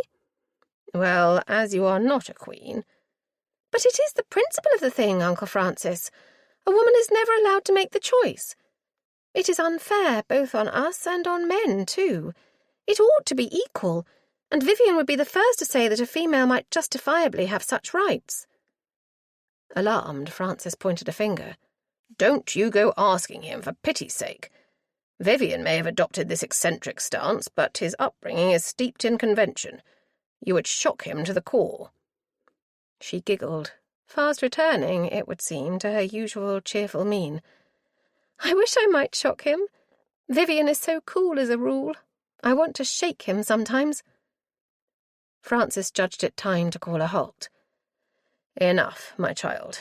Maplewood offered to leave, but I told him he must remain to face the music. Your grandmother will not let this lie, believe me. However, I am going to write to Gil immediately. Oh, no! Oh, yes, my girl. You can't expect your aunt and me to house the pair of you without your father's knowledge, and I won't do it. Lizzie sighed in an elaborate way. You must write, I see that. She leaned forward to seize his hand. But not to Mamma, pray? I've no intention of writing to my sister, I thank you, but make up your mind to it, because your father will undoubtedly tell Harriet. She released his fingers. Yes, but he won't go into hysterics. Francis subdued a laugh and rose. All I can say is, I'm glad you are not my daughter. So am I. I much prefer you for my uncle. She then stood up and flung her arms about him. I do love you and Lady Fan. You are neither of you at all stuffy. I should think not. Now, Lizzie, don't go plaguing Maplewood's life out, I charge you. She stared up at him, serious all at once. Did he say something? Does he not like me enough? What in the world was he to say to that? I have no notion. I will say that he defended you. Her smile was radiant. Did he indeed? Dearest Vivian. Lizzie. Oh, don't fret, sir. She patted his cheek, quite as if she were the elder. I will be circumspect. Besides, Aunt Ottilia has need of me. I am to go with Grandmamma to visit Lady Stoke Rochford.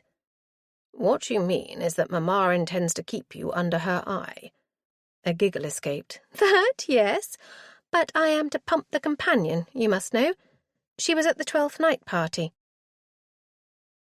An uneasy atmosphere reigned at the dinner table.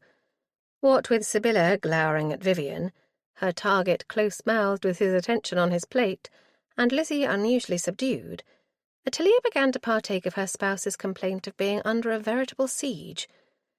She had managed to escape to her parlour for the purpose of doing her duty by her infant son, where first her mother-in-law invaded to voice her animadversions upon the conduct of her granddaughter and her supposed swain. A flighty piece she has been from birth, but this is the outside of enough. Harriet will be mortified. Not that she may avoid part of the blame. She ought to have nipped the child's mischief in the bud at the outset, but no.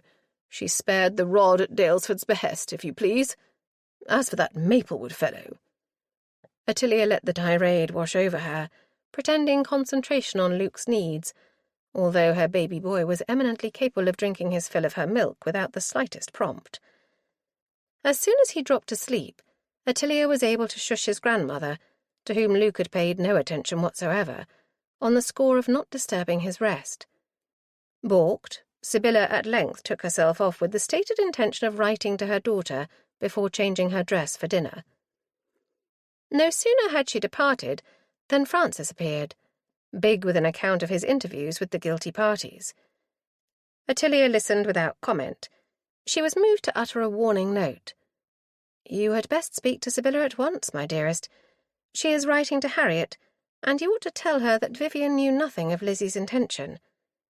Her husband threw up his eyes. For pity's sake, why must she interfere? I am about to write to Gil, and we don't need my sister going into a panic, which she will do, as sure as check. Which thought so wrought upon him that he left her there and then. Ottilia breathed a sigh of relief and called out for Luke's nurse, who was sure to be waiting outside. "Doro?" The maid came in with alacrity, ready to take her charge in hand again. For once, Ottilia did not linger over her farewell to her son, her mind roving the mounting complications.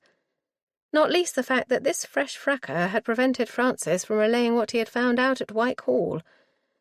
She was almost dressed by the time he joined her in their bedchamber, and time was short. "I had best hurry, I suppose." Francis began to strip off his coat, heading for the dressing-room where his valet awaited him. "Not that I am looking forward to dining with this crew." Ottilia ignored the rider. "What did you tell Daylesford?" Her words caught him at the door, where he paused and turned. "The truth, of course. I dare say he will be the next to descend upon us." With which bitter remark he vanished into the adjoining room. Ottilia sighed with frustration and allowed her maid to set a paisley shawl across her shoulders, complementing the blue of her chemise gown, favoured since Luke's birth for comfort with her still fuller figure. "Thank you, Joni. I will do now." In the downstairs parlour, where the family foregathered before entering the adjacent dining room, she found Lizzie already in possession and looking woebegone. Ottilia tried for a light note. "Ah, there you are, my dear child. You have set the cat among the pigeons indeed this time." Lizzie was seated in the sofa, clad in a flowing muslin gown of pale jonquille with the new high waist reaching just under the bosom. She straightened her shoulders, her chin coming up. "I don't care for that, Aunt." Ottilia softened her tone. "But you care for Vivian, and you are afraid he does not return your regard. Is that it?" Francis had been specific on this point. She had expected tears, but they did not come. Lizzie was defiant, rather. "There are other fish in the sea besides Vivian Maplewood. Be sure I will be casting my line this season." Ottilia paid this scant heed. It is possible he is being chivalrous. A disbelieving stare came. "Vivian?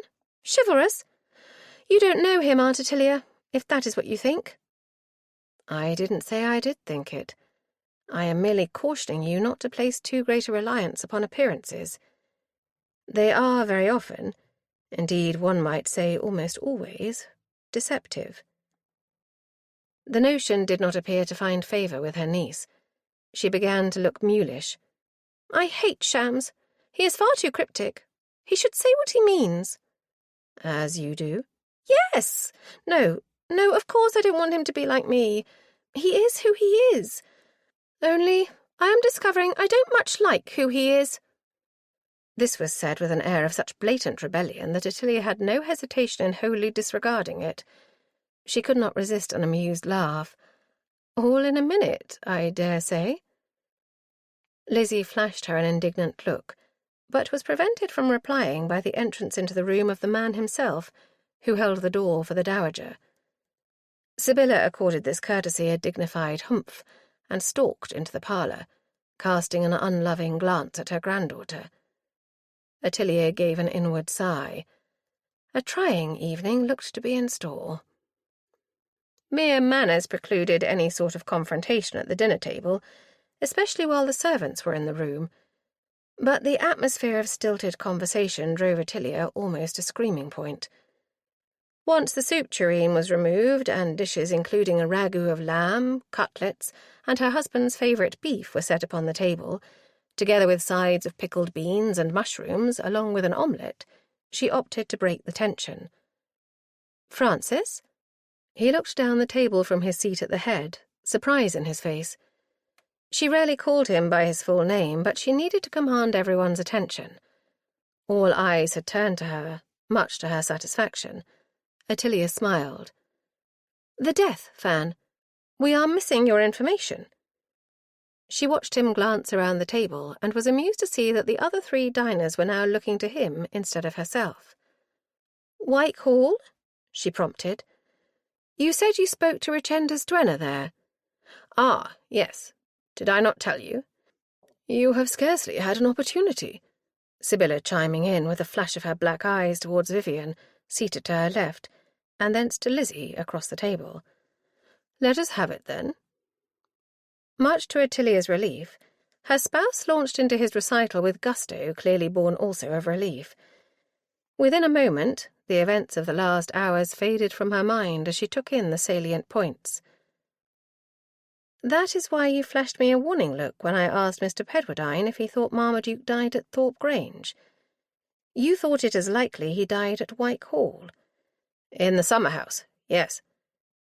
Before Ottilia could answer, Lizzie spoke up, her interest clearly aroused. "But if he was there, Uncle Francis, why should both Richenda and her father return to the house? If he was dead there, I mean." Ottilia took a hand. "He might not yet have arrived." "He must have been expected," Vivian objected. "If this Richenda went out with a lantern, why else would she go there?" Only Sibylla appeared not to relish Vivian's intrusion into the discussion, for she cast him an unloving look. Lizzie, on the other hand, gave a decisive nod. "Vivian is right. An assignation must have been made." Francis pierced another piece of meat as he spoke. "That's the one thing we do know. Marmaduke told Pedwardine he had an assignation."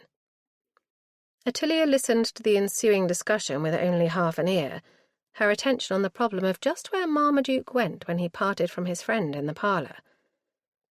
At length she became aware of silence, and discovered everyone was once again looking at her while they resumed eating.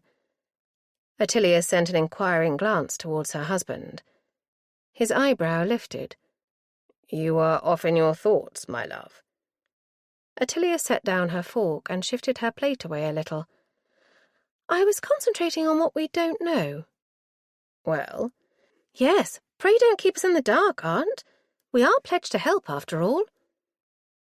Ottilia saw denial in the dowager's eye and hastened to comply.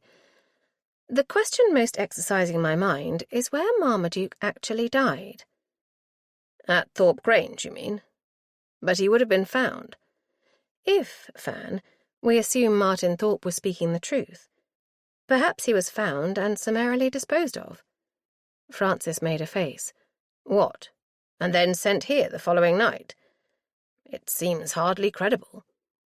"Yes, Uncle Francis, and where would you put a dead body for all that time?" "Good point, Lizzie." Lizzie, reviving from her erstwhile dejection, became eager. "Isn't it more likely that he went to this Richenda's summer-house later than expected and succumbed there to his injury?" Ottilia demolished this at once. "How did he get there? He sent his groom away, and he refused a ride with his friend." "I agree, Tilly. He could not have walked it. At least he might, but why? It doesn't make sense." "That is the difficulty, Fan. None of it makes much sense. For a start, we don't yet know if my supposition of what killed him is correct." "If you ask me, Lister won't find it, even if it is." "True, Fan, but even if I am right, Marmaduke could not have lived long enough to walk to Wyke Hall, or even to drive there, supposing some other man gave him a ride." Vivian set down his glass with a thump. "Botolph Claydon? He is unaccounted for." Ottilia threw him a smile. "Well done, Vivian. Just so." She put up a finger. "But if he did, and lied to you into the bargain, he might have had a corpse on his hands before he reached the place." Lizzie jumped in her seat. "Then he must be the one who sent the body to you." "We don't know that, Lizzie." "True, Fan. Nor can we be sure that the person who sent the body to me is the same person who found Marmaduke dead." The dowager threw up her hands. "Oh, this becomes beyond ridiculous. Do you know anything at all?" "Yes, Sibylla. We know that a quarrel took place, that Marmaduke was still alive when Mr. Pedwardine parted from him." "If he is telling the truth," cut in Vivian on a sour note. "And we know," Ottilia pursued, "that an assignation was made, presumably with Richenda." She turned her gaze upon Lizzie. "What you may discover, if you will, is whether that was known.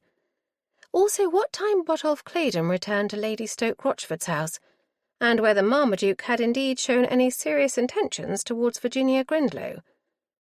Francis raised an objection. "Didn't she say he was merely leading her on?" "Yes, she did. But if the facts will not fit together, then someone is lying. The question is, who? We need to eliminate as many options as we can." Chapter 11. Lady Stoke Rochford proved to be a diminutive old lady with an oddly loud voice, attributable, as her companion informed Lizzie in a mutter, to her profound deafness. The poor thing can barely hear, and one has to speak up.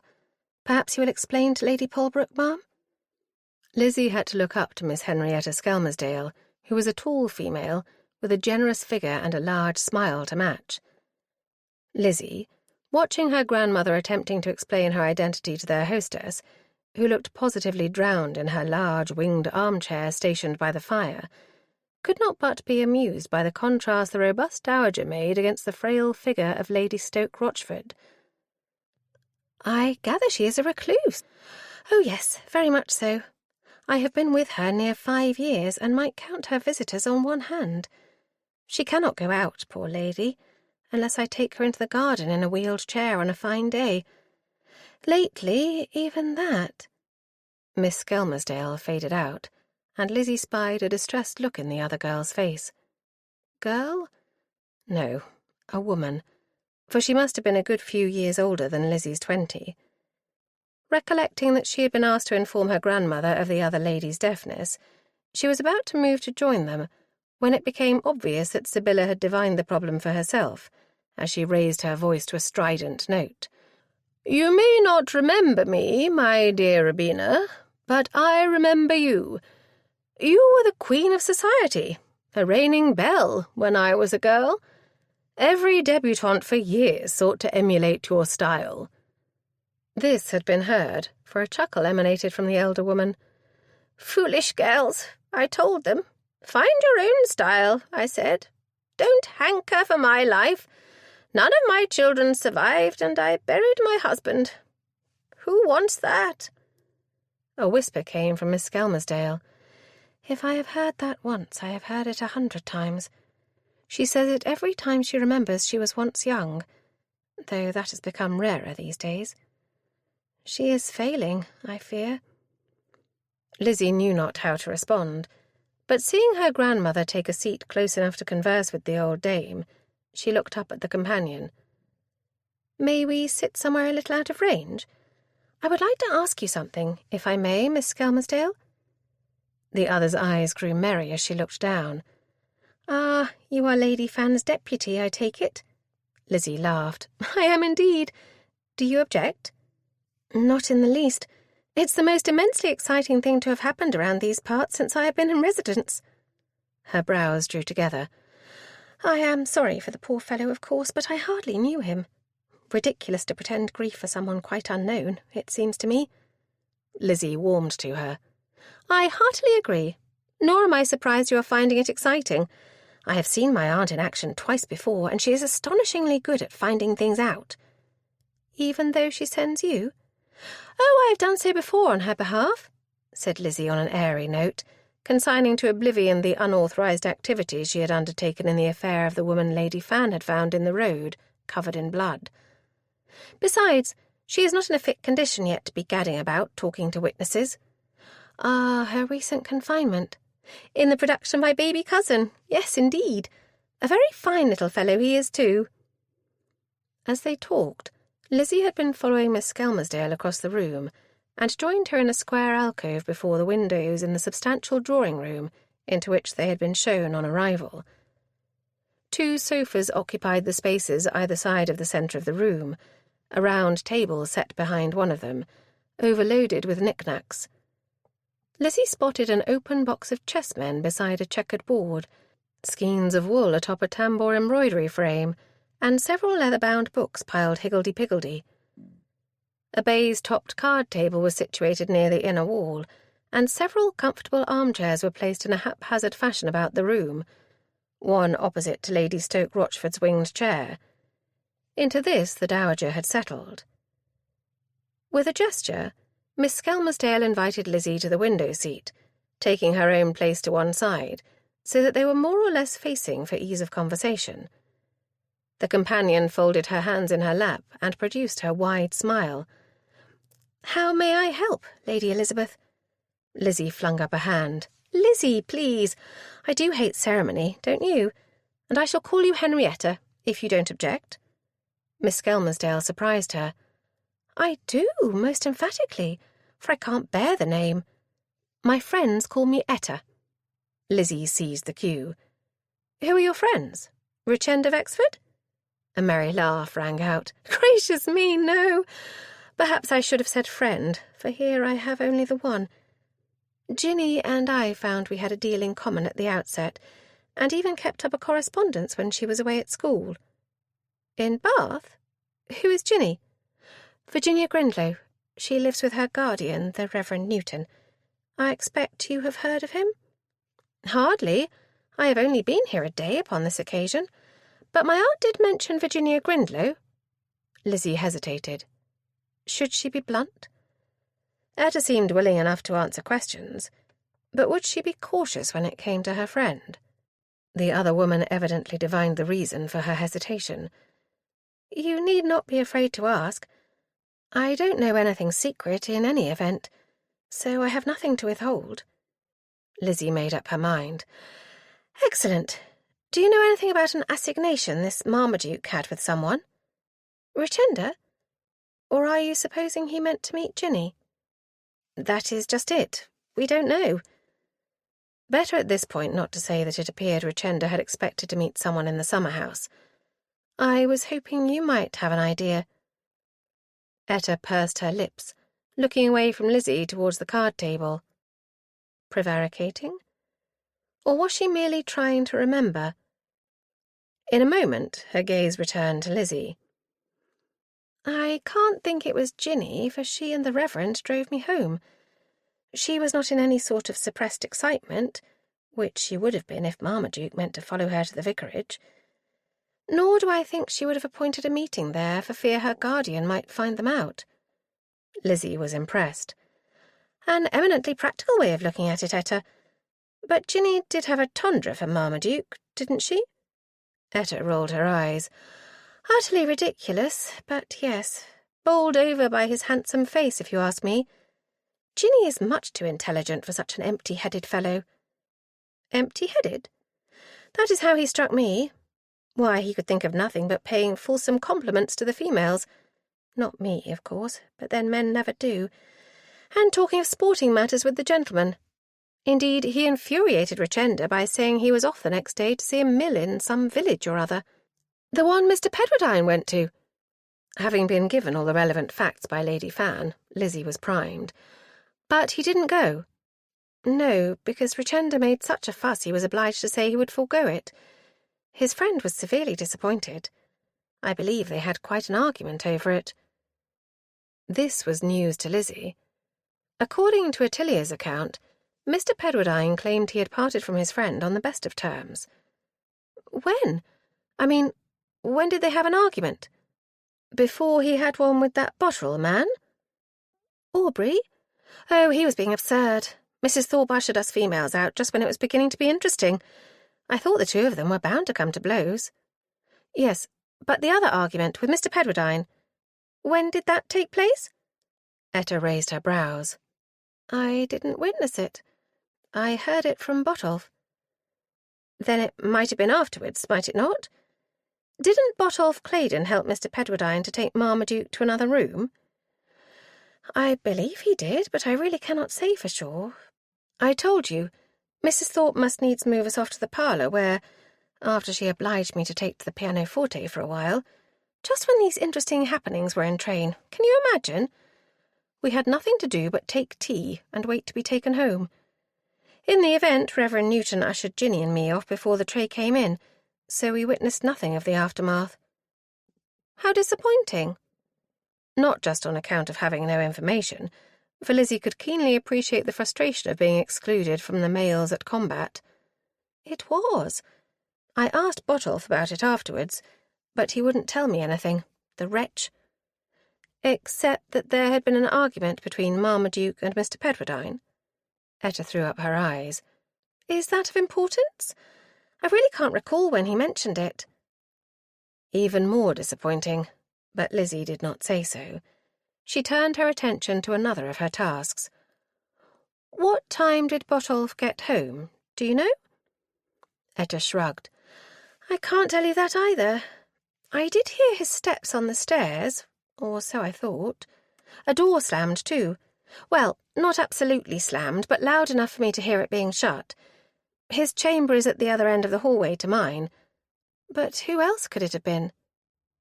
What time was that? The wide smile came.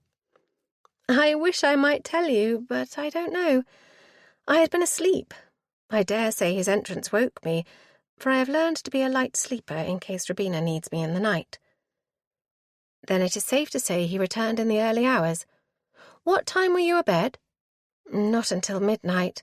At least I was in bed, but I like to read by the light of my candle. My vice, if you will. She laughed. I have a little clock in my chamber that chimes the hour, and if it goes to 12, it reminds me to get my sleep. Gracious. Doesn't it keep you awake, chiming all night? Not after 12, for it's a mere tinkle. A pity it didn't chime when Botolph came home. Aware of dissatisfaction in her tone, Lizzie made haste to disclaim. Pray don't think I am blaming you. I am most grateful for your help. Etta merely smiled. Mindful of her instructions, Lizzie returned to Virginia Grindlow. Do you think Marmaduke was wholly for a gender, or had he any design upon your friend, Ginny? If he had, he concealed it well. Ginny thinks he used her to make Richenda jealous, and I dare say she is right. Or perhaps he meant to show Richenda he was not at her beck and call. That would accord with the sort of fellow he was. What sort is that? Oh, you know the type. Conceited enough to think any woman must be glad of his attentions, but unwilling to play the game as she would have him play it.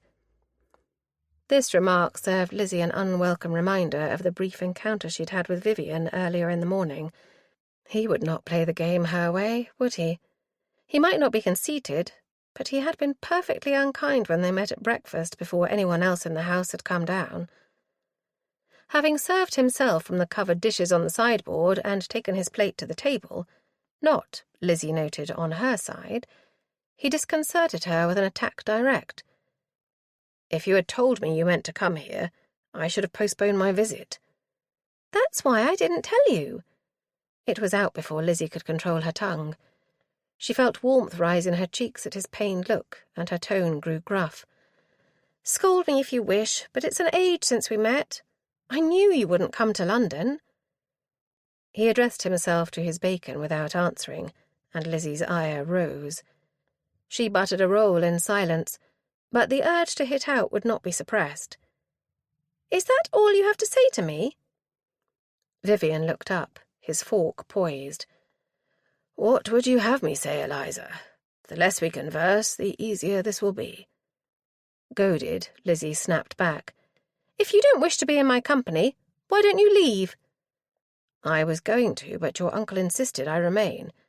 To face the music, he said. Oh, you are abominable. I know it. To her increased fury, he gave an odd laugh. It doesn't appear to have put you against me. Lizzie's heart dropped. Do you want me against you? It's the popular opinion. You ought to abide by it. Well, I don't, so there. An echo of his old mocking smile flitted across his face. Just the sort of remark I would expect from the Eliza I remember. A constriction in her throat made it difficult for Lizzie to speak with any sort of clarity. At least you admit to remembering. He gave her a straight look. I've an excellent memory. Words poured through her mind, things she could not bring herself to say. Then why didn't he remember the shared moments? The half-promises made for a future together? Or had she completely misread him then? Either that, or he had changed his mind. Yet he kept up a correspondence with her. Desultory, but nevertheless persistent. The question came without intent. Was it always only friendship, then? Vivian's gaze dropped from hers, and he dug a fork into bacon, rather more forcefully than he need, she thought. This is what it has to be. There was a lengthy pause, and then he looked up again, his tone flat and unemotional. Until you marry. It would cease to be appropriate then. The message was clear. The air squeezed out of Lizzie's bosom. A sort of numbness invaded her mind. In a hypnotic fashion, she reached for the teapot and refilled her cup. The silence dragged. All at once, Vivian laid down his utensils, pushed away his plate, and, shoving back his chair, stood up. Lizzie watched him walk out of the room, and the conviction he was lying to them both settled into her head. Recalling it now, she marvelled that she was able to behave with normality. Except that it had become less about hope, she realised, and more about how to shake Vivian out of his misplaced notion of chivalry. Lady Fan had said it, had she not? He was bowing out to spare her. Well, that was not appropriate, Vivian Maplewood. Not by a mile. "You look quite fierce, Lizzie. Is anything amiss?" She came back to the present in a bang, catching Etta Skelmersdale gazing at her in a good deal of concern. Her face became heated, and she at once disclaimed, "Nothing at all. I was just... You made me think of someone, when you spoke of Marmaduke refusing to play Recenda's game. Men can be so stupid." A merry laugh emanated from Etta. "Perceptive, my dear. They can, and they are. Take Botolph. He imagines no one sees through his pose of aloofness and disinterest, when nothing could be more obvious that he was positively green with envy to see Recenda under Marmaduke's spell." It was plain to Ottilia that Dr. Lister would have preferred to discuss his findings without her presence. But her darling, loyal husband had refused to budge from the withdrawing room into which the doctor was shown. "Ah, Lister, excellent. I take it you are come with news?" "Indeed, my lord." A formal bow was directed towards Ottilia. "My lady," with which he turned immediately back to the man of the house. "If I might take up a few moments of your time, my lord?"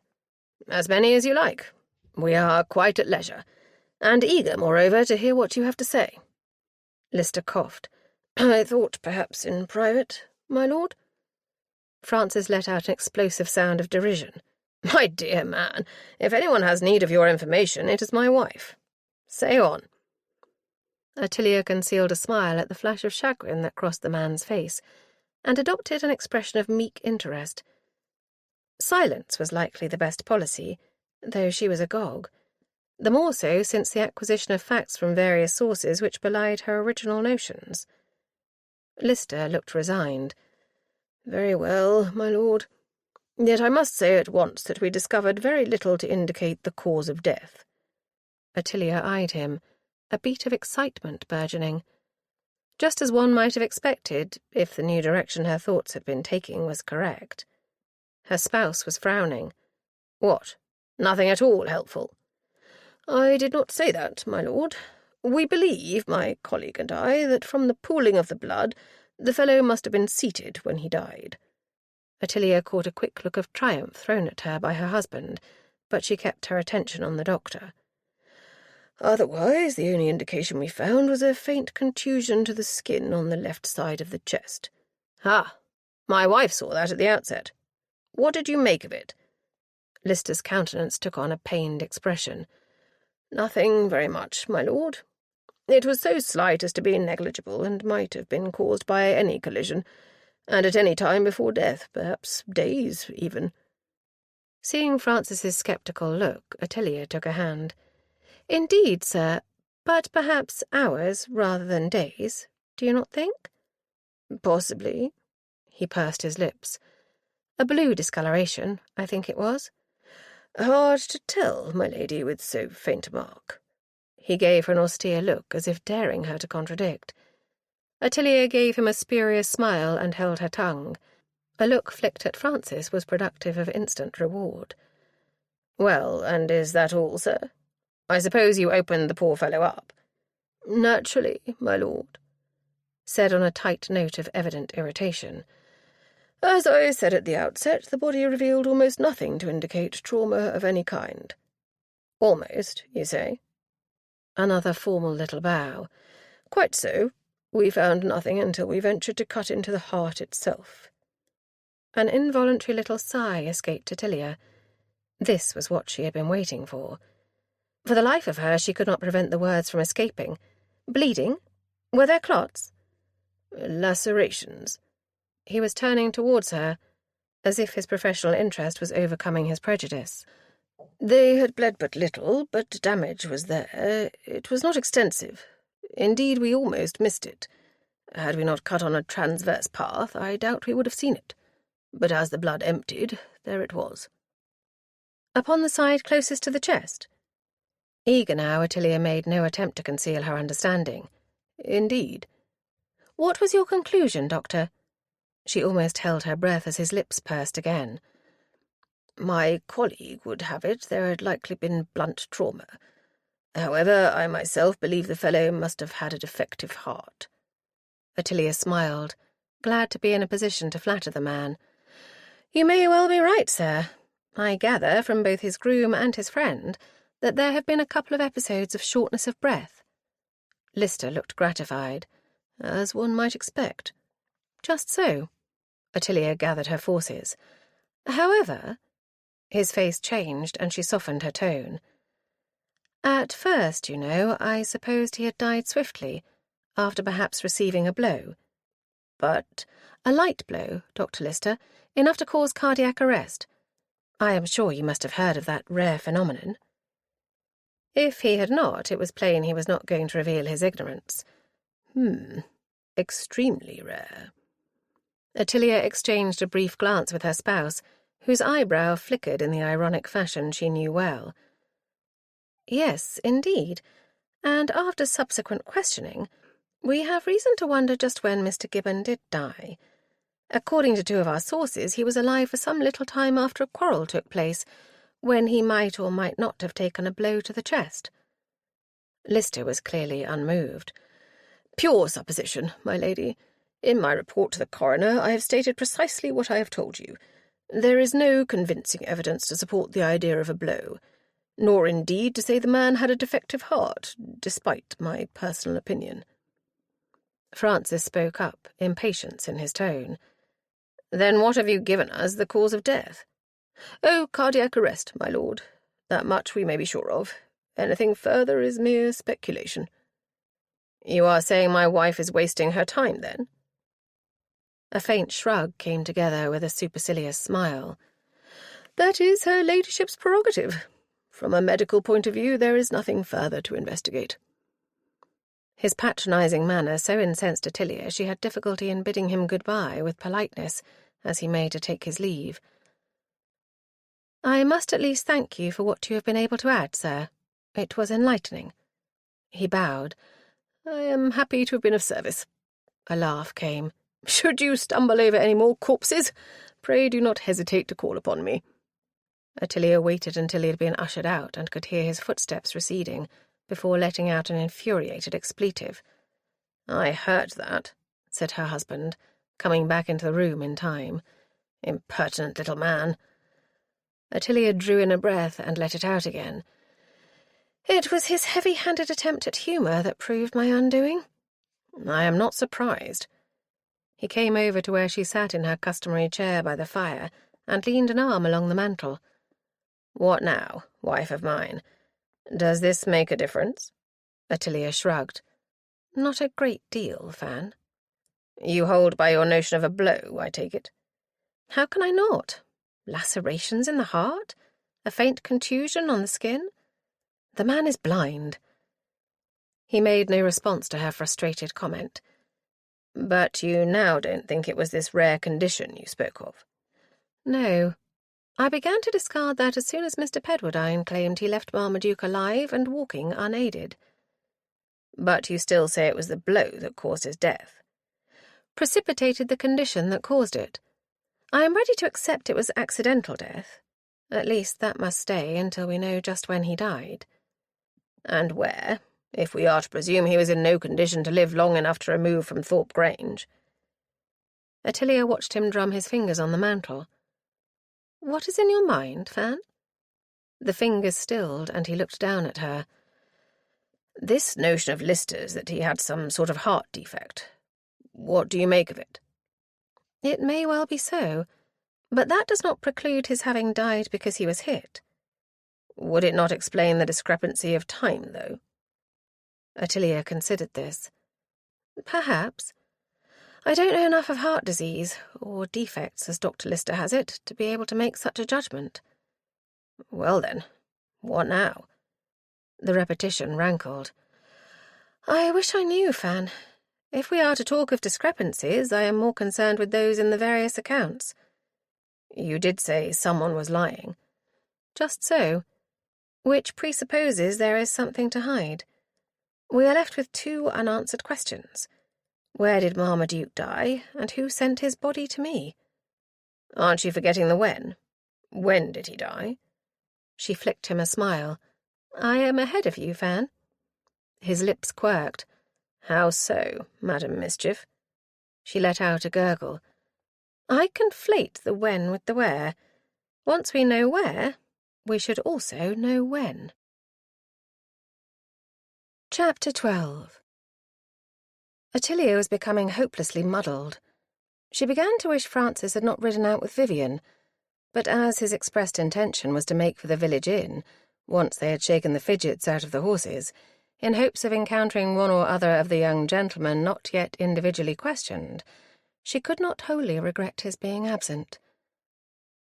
Yet, what with Lizzie's disorderly relation of all she had learned at Lady Stoke-Rochford's, punctuated by her mother-in-law's commentary upon that lady's failing health, she was obliged to intervene. Laughingly, she called over from her stance on the sofa in the withdrawing-room.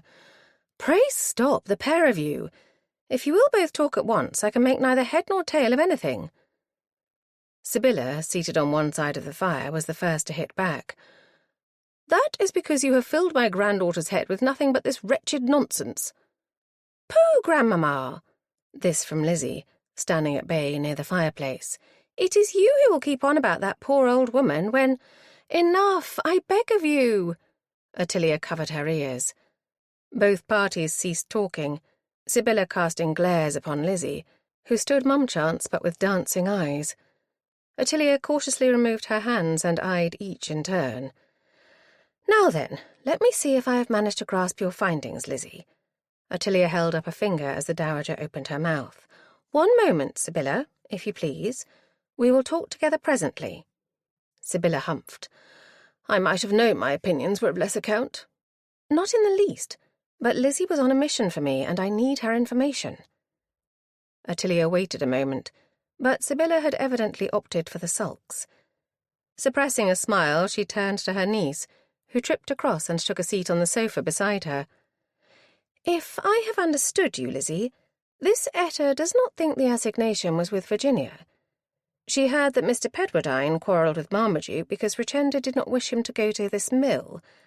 Have I that right?" "Yes, and Richenda made a big fuss, and Etta thinks Marmaduke used Virginia to make Richenda jealous." "That is her opinion? She does not know it for a fact?" "Goodness, how should she? She barely knew Marmaduke. Enough to stigmatize him as empty-headed and interested only in sporting pursuits." Ottilia breathed out. "So far, so good. Was there anything else?" Lizzie looked triumphant. "Botolph!" The dowager stared. "What in the world does that mean?" "She means Botolph Claydon, Sibylla. He is Lady Stoke-Rochford's godson, another of the young men who hung about Richenda, don't you recall?" "How should I remember a plethora of names?" Ottilia chose to ignore this. "You were saying, Lizzie?" "I wasn't. I did not get the chance." "How dare you, miss?" Ottilia threw her gaze heavenwards, and was relieved when her niece, sounding penitent all at once, leapt up and ran to Sibylla, dropping down beside her chair and seizing her hands. "I beg your pardon, Grandmamma. Forgive me, pray. I did not mean to be rude." "You would do well to learn better manners, child." But the apology had softened Sibylla, for she disengaged one hand and flapped it in that dismissive way she had. Very well. Get on, then." Nothing loath, Lizzie sprang up and returned to stand before the sofa. "Etta heard Botolph come in. Very late." Ottilia's mind leapt. "How late?" "She could not be sure," said Lizzie on a regretful note. "But it was after midnight, and she had been asleep. Time enough then to have taken up Marmaduke Gibbon and set him down somewhere. At Richenda's for the summer-house? Before seeking his own bed. But Lizzie's eyes were a sparkle. Is there more, my dear? Well, if Etta is right, there is. She believes Botolph is indeed one of Richenda's suitors, though he pretends to indifference. Interesting. In which case it was unlikely he would drive Marmaduke to his assignation with the beauty. Then there was this quarrel with Mr. Pedwardine. He had confessed nothing of the sort. Indeed, he claimed they parted on good terms. How did Etta know that Marmaduke and his friend quarrelled? Did she hear them? Oh, did I not say? Botolph told her. Which at once made the story suspect. From all Ottilia had heard of Botolph Claydon, he looked to be one of these men who took delight in stirring the coals. Was anything he said to be relied upon? Have you finished? Sybilla's grim tone captured Ottilia's attention, but before she could speak, Lizzie leapt in, flitting back to the fireplace and plonking down into the opposite chair. Yes, I am quite done, Grandmamma. What was it you wished to say of Lady Stoke-Rochford? The studied interest in her voice did not deceive Ottilia, nor was Sybilla fooled. She gave a snort. You think you are the only one to have been busy, do you? Allow me to disabuse you. Lizzie's merry laugh rang out. Oh, Grandmamma, you are not going to tell me that poor old creature had anything useful to impart? Sybilla eyed her with a sort of quiet triumph. Merely because she is physically weak does not mean her faculties are gone, nor is she ignorant by reason of being a recluse. Her black gaze turned on Ottilia. She is perfectly acquainted with your antics, for one thing. Ottilia had to laugh. I dare say she is. If it is not Mrs. Honeybourne who carries tales thence, no doubt this Etta is au fait with what goes on around these parts. The dowager gave one of her rare cracks of laughter. Well reasoned, my good girl. Yes, the honey woman goes regularly. Rubina relies upon her tongue for the latest on dit. Lizzie was clearly astonished. Gracious, Grandmamma! Did she tell you anything of use? Whether it is of use remains to be seen. She is shrewd, I'll give her that. She looked again to Ottilia. This fellow Botolph, for instance. He hopes to be made her heir, but she will not tell him whether or no she has made him so. So you did know his name? Sybilla's mouth twisted. I am not yet in my dotage, Elizabeth. Lady Stoke-Rochford means to keep him on a string to ensure his good behaviour. Is that it? She did not say as much, but it is a fair inference, Ottilia. Rubina is not pleased with this Richenda business. If you ask me, she is angling for the boy to marry the companion. Sybilla threw a wry glance at Ottilia and added, an event not entirely without precedent. Ottilia had to smile at this reference to her brief tenure as Sybilla's companion, which had culminated in becoming betrothed to Francis. But before she could comment upon the supposition, Lizzie broke in. I don't think that would fadge, Grandmamma. Etta doesn't even like Botolph. At least— She broke off, frowning. She sounds to be on good terms with him, supplied Ottilia. Perhaps her interest is stronger than you suppose. Oh, no, it can't be. She was altogether disinterested. Ottilia refrained from pointing out that this might argue an opposite view, especially if she believed Richenda to be her rival. Sybilla, why does Lady Stoke-Rochford not make provision for her companion herself? She may well have done. She seemed inordinately concerned for the girl's future, particularly as Rubina believes she is not long for this world. It is to be hoped a malevolent spirit does not help her out of it. The words escaped before Ottilia could bite her tongue. The result was everything she would not wish. Good heavens, child, does your mind run on nothing but murder? But Lizzie clapped her hands. That is why she will not reveal the contents of her will to Botolph. Depend upon it, Aunt. Poppycock. But it isn't, Grandmamma. Only think. If he is evil enough to do away with his godmother for his expectations, why should he not as well be rid of a rival in Richenda's affections? Don't talk such nonsense. You are letting your imagination run away with you. You too, Ottilia. You have no evidence to support any such supposition. Too true, alas. Ottilia waved a placatory hand. I spoke a thought aloud. But— Ottilia frowned Lizzie down. Your grandmother is right, my dear. Don't let us put the cart before the horse. She drew a breath. Nevertheless, I should welcome an opportunity to have a little talk with young Claydon. She ignored her mother-in-law's explosive sound of protest, along with Jarvis Thorpe. Both of these gentlemen have some explaining to do, I fancy. Why Jarvis Thorpe, Aunt? Ottilia got up. Because he is another whose movements after the party are unaccounted for. But no more. It is time for Luke's feed. In fact, she was early, but she needed the haven of her eyrie. Besides, an hour with the children would be just the thing to clear her mind of too many questions. Before she could reach the door, it opened, and Vivian Maplewood strode in, stopping short just before they collided. He made no apology, his gaze merely sweeping the room to take in the other two occupants by the fire. Then he addressed Ottilia, his tone sharp and urgent. "We thought you would wish to know at once." Ottilia's attention snapped in. "Know what, sir?" "We met Lord Vexford riding like a madman. He is scouring the countryside. Richenda has vanished." Ottilia's mind was leaping with conjecture. If Richenda was missing, who else might be unaccounted for? She wasted no time. "I take it my husband is assisting Lord Vexford?" "He is, ma'am, and desired me to ride back to apprise you of the situation." "Well, what is the situation, Vivian? When was Richenda last seen? How long has Lord Vexford been searching for her?" He spread his hands, casting a glance at Lizzie, who had risen and was hovering halfway between the fireplace and where Ottilia and the young man stood near the door. Unusually hesitant for her forthright niece. Had there been further disagreement between them? She brushed the thought aside as Vivian answered. "I hardly know, ma'am. She dined yesterday, if I heard him aright, but has been confined to her chamber. His lordship was somewhat incoherent in his fury." Exacerbated by anxiety, no doubt. "So she was seen last night.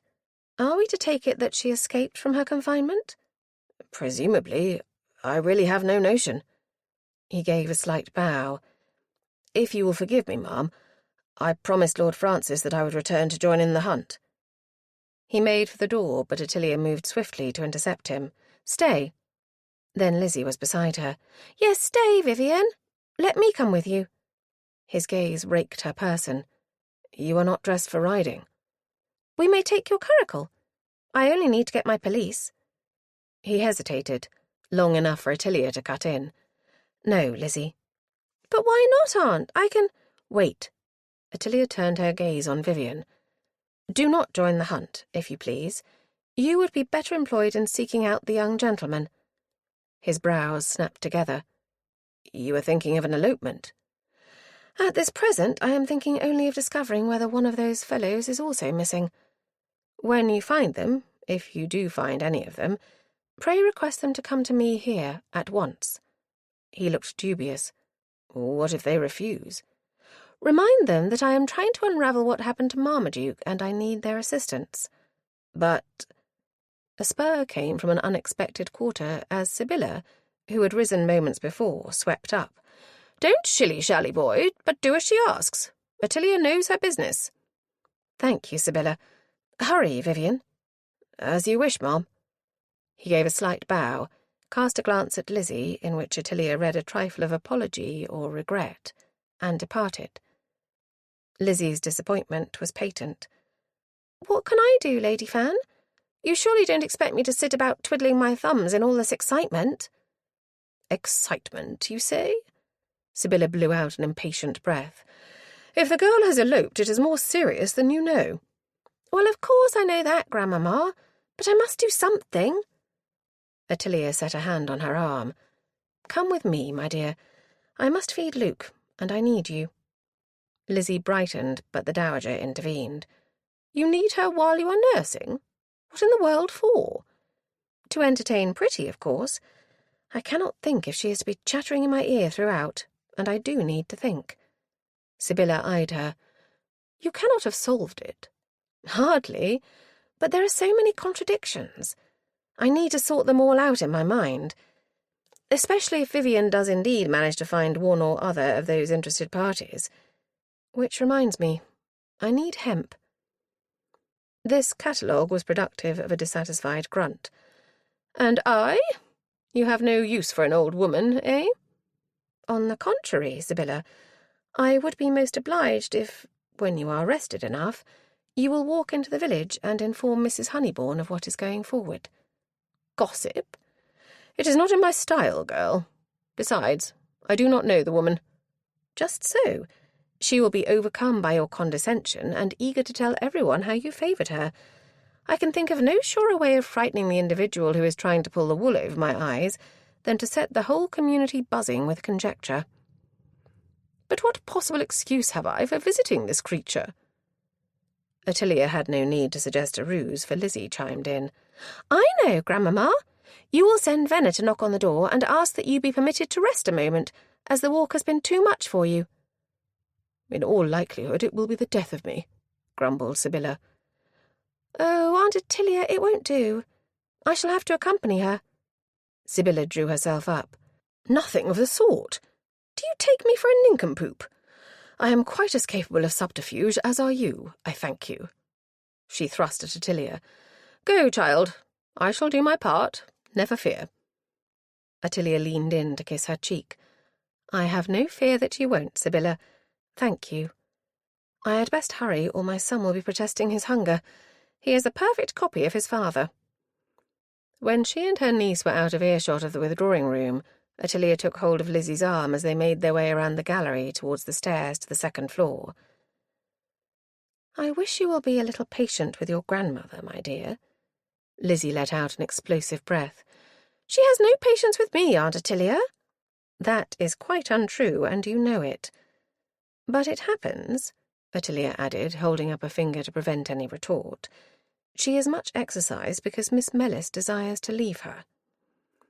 Lizzie came to an abrupt halt at the bottom of the stairs. "What? Theresa Mellis is retiring at last? I thought she never would." "She is forced to, it seems."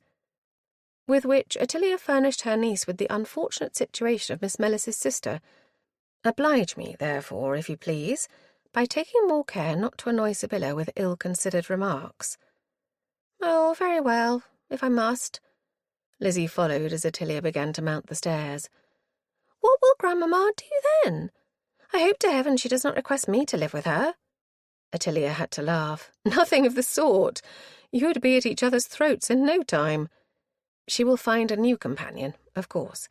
The necessity does not sit well with her, which is why—" Yes, yes, I perceive the difficulty, Aunt. You need not warn me all over again." Ottilia repressed an inward sigh and held her peace. Once in her parlour, she rang the bell. Tyler appeared at the same moment that Doro arrived, bearing the infant Luke and leading Pretty by the hand. "Pretty, dearest, here is Lizzie come to have a talk with you." Pretty cast dubious eyes upon the visitor, but Lizzie produced a merry smile, and a bright greeting won the child over in an instant. Satisfied, Ottilia turned to the nurse. "Have I kept you waiting, Doro? Pardon me, pray." "I had but just prepared upon coming down, milady. Will you sit?" "In just a moment. Tyler, pray request Hemp to come to me here at once." The footman bowed and retreated. "Let me tell Hemp what I need of him, and then I will feed Luke." Ottilia peered into the infant's face and met his eyes, the brown that had shown light in his first weeks now darkening to his papa's deep colour. "You are quiet enough, my little man. Is he not hungry?" Doro chuckled. "He will eat, milady, never fear." "I don't doubt it." A flitter of unease went through Ottilia. "But he usually looks so eager, seeking for my nipple. Are you sure he is not sickening for something?" "Milady, he is the healthiest baby I have ever known. You will see. When he is in your arms, he will be looking for sustenance, you can be sure." Ottilia would have argued further, but that a knock at the door produced her steward, bringing the events of the day back to mind. She moved to greet him. "Ah, Hemp, thank you for being so quick. I need your help, if you please." His deep voice came as he gave a small bow, casting, rather to Ottilia's amusement, a quick glance at his inamorata. "I am always at your service, milady." Ottilia smiled at him, warmth catching in her breast. "I know it. If only he did not grow impatient for his Doro and wish to leave Flitterus at last." How may I serve you, milady? Ottilia pulled her thoughts back. Mr. Maplewood is herding a coterie of young gentlemen to this place. At least, I hope he may find them. When they come, which may well not be for an hour or so, pray keep them in the withdrawing room, and do not permit any to leave before I am able to join them. One of Hemp's rare smiles crept into his face. It will be my pleasure, milady. Am I to know who they are? An excellent thought. Ottilia counted them off on her fingers. Messrs. Claydon, Botterill, Thorpe. The younger one, Jarvis Thorpe, that is. Oh, and a Mr. Pedwardine, too, if the luck favours us. But he I have already spoken to, although it will be well to know if he— She broke off, recalling the presence in the room of Pretty. The child's ears were sharp. Best to withhold all mention of Regenda. Her plans laid, she was able at last to turn her attention to the business of replenishing Master Luke Fanshawe's stores of energy. True to Dora's prediction, no sooner was she seated and had taken the boy in her arms than he made immediate signs indicative of his wish to partake of his meal at the earliest possible moment. Lord Vexford kept up a frantic pace which made it impossible for Francis to put the questions hovering in his mind. By the time the man slackened the rein, both mounts were blowing and his temper was rising. "If my horse suffers for this, Vexford, you will know my wrath," Francis announced, sidling the animal up close enough to be able to converse. The other turned an irate glare upon him. "Did I ask for your assistance? Go, if you have no appetite for the hunt." "What I have appetite for, sir, is to rid my wife of this pestilential business as speedily as possible." He held up his whip hand as Vexford opened his mouth to retort. "Pray don't presume to tell me my wife may ignore this death. Someone, you for all I know, dropped that boy's corpse on our doorstep with a note referring it to Lady Fan."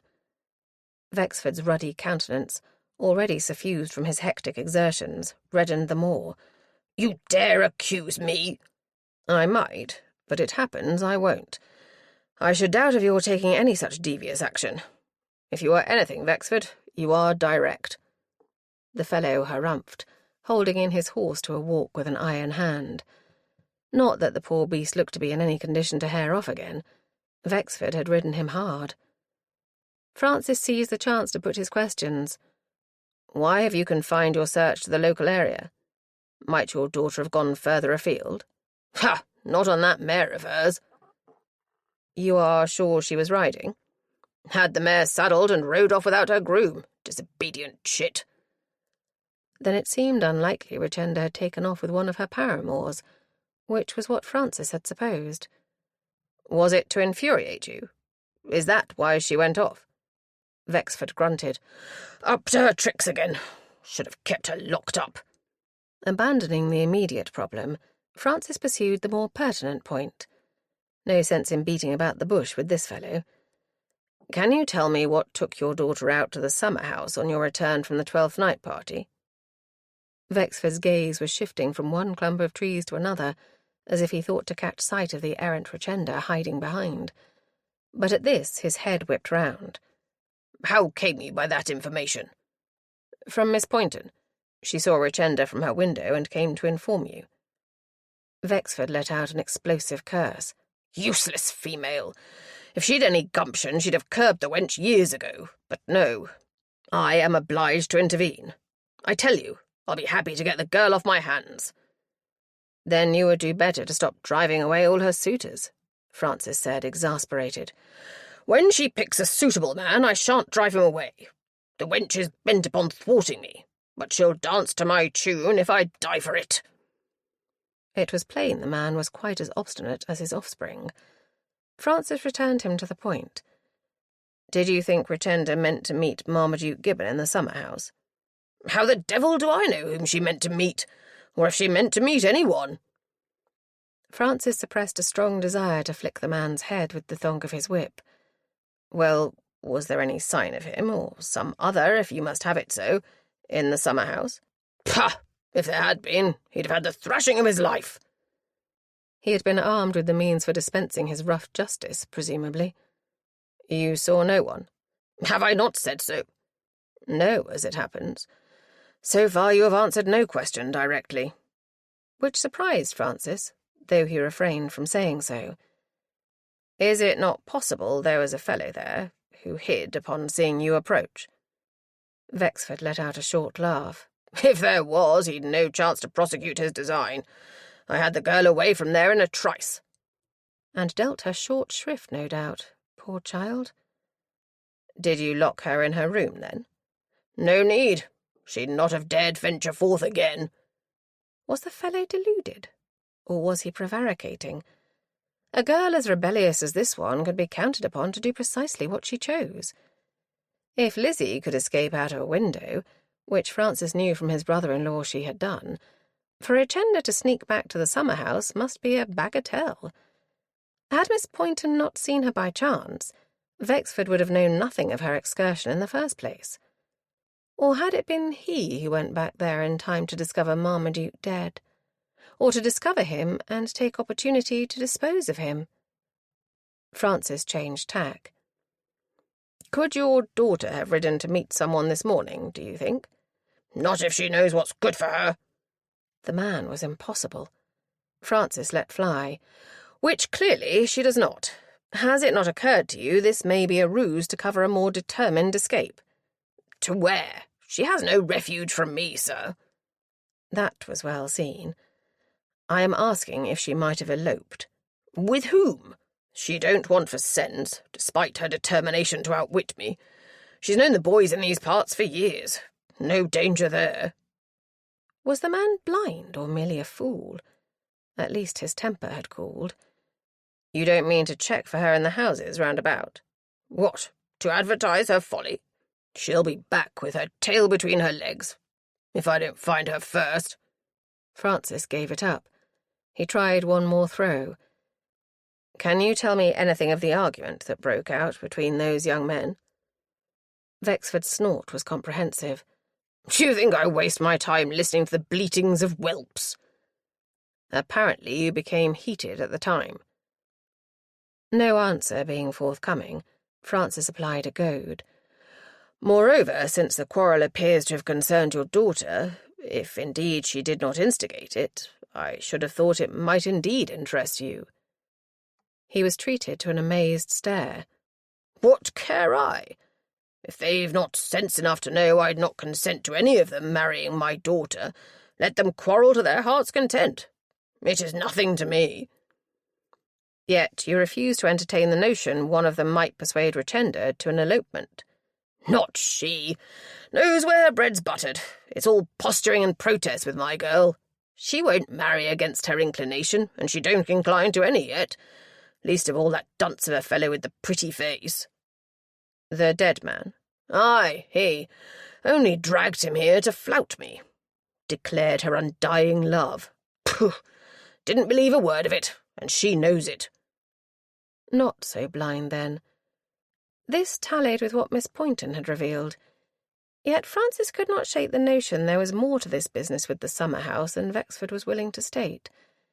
He began to chafe to be gone from this fruitless quest. "What do you mean to do now?" "Ride home. What else?" Admitting defeat, an idea occurred. "Did you think to check for your daughter in the village?" Vexford kept his horse on the move, but subjected Francis to a frowning stare. "What should she do there?" Francis brought it out flat. "Keep an assignation?" "Pah! She'd no chance to make any such. Been locked in her chamber for the better part of a week." "Her chamber has a window, I presume?" "Of course it has a window. What the deuce are you getting at, man?" With his own niece's antics in his mind, Francis could not keep in a derisive sound. "Use your imagination, Vexford. Richenda is plainly an enterprising girl. I can think of half a dozen ways she might find means to send or receive a message." Vexford blew out an impatient breath. "The chit wouldn't dare. She knows my temper."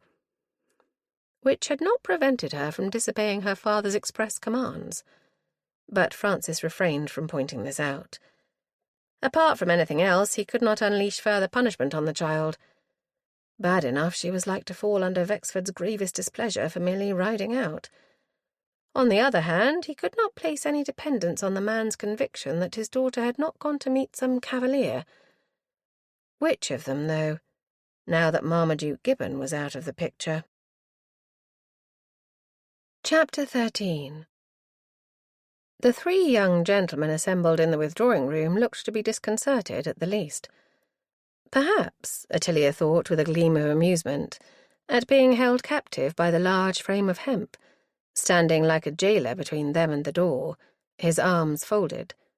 She produced a smile. "I must apologize for keeping you waiting, gentlemen." She had taken the opportunity to replenish her system with a light luncheon of rolls, her favourite cheddar cheese and coffee, brought to her on a tray in her parlour. Lizzie had been likewise served, but with a more robust repast of beef and a selection of patties.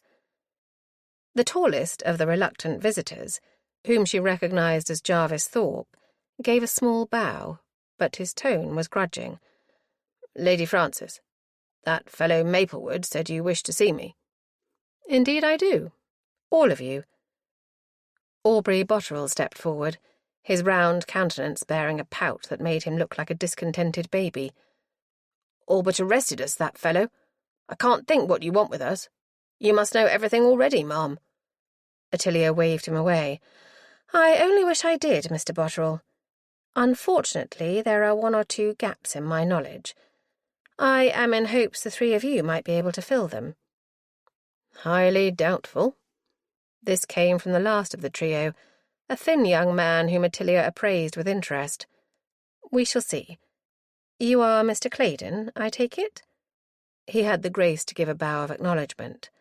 "How do you do? Do pray take a seat, all of you." Ottilia waved them to chairs as she took a central position on the sofa. None of the young men took up the offer, instead electing to assume stances at a discreet distance. Was it to signal a disinclination to remain for long? Ottilia glanced at Hemp, signalling with her eyes that he should retire to the side of the room.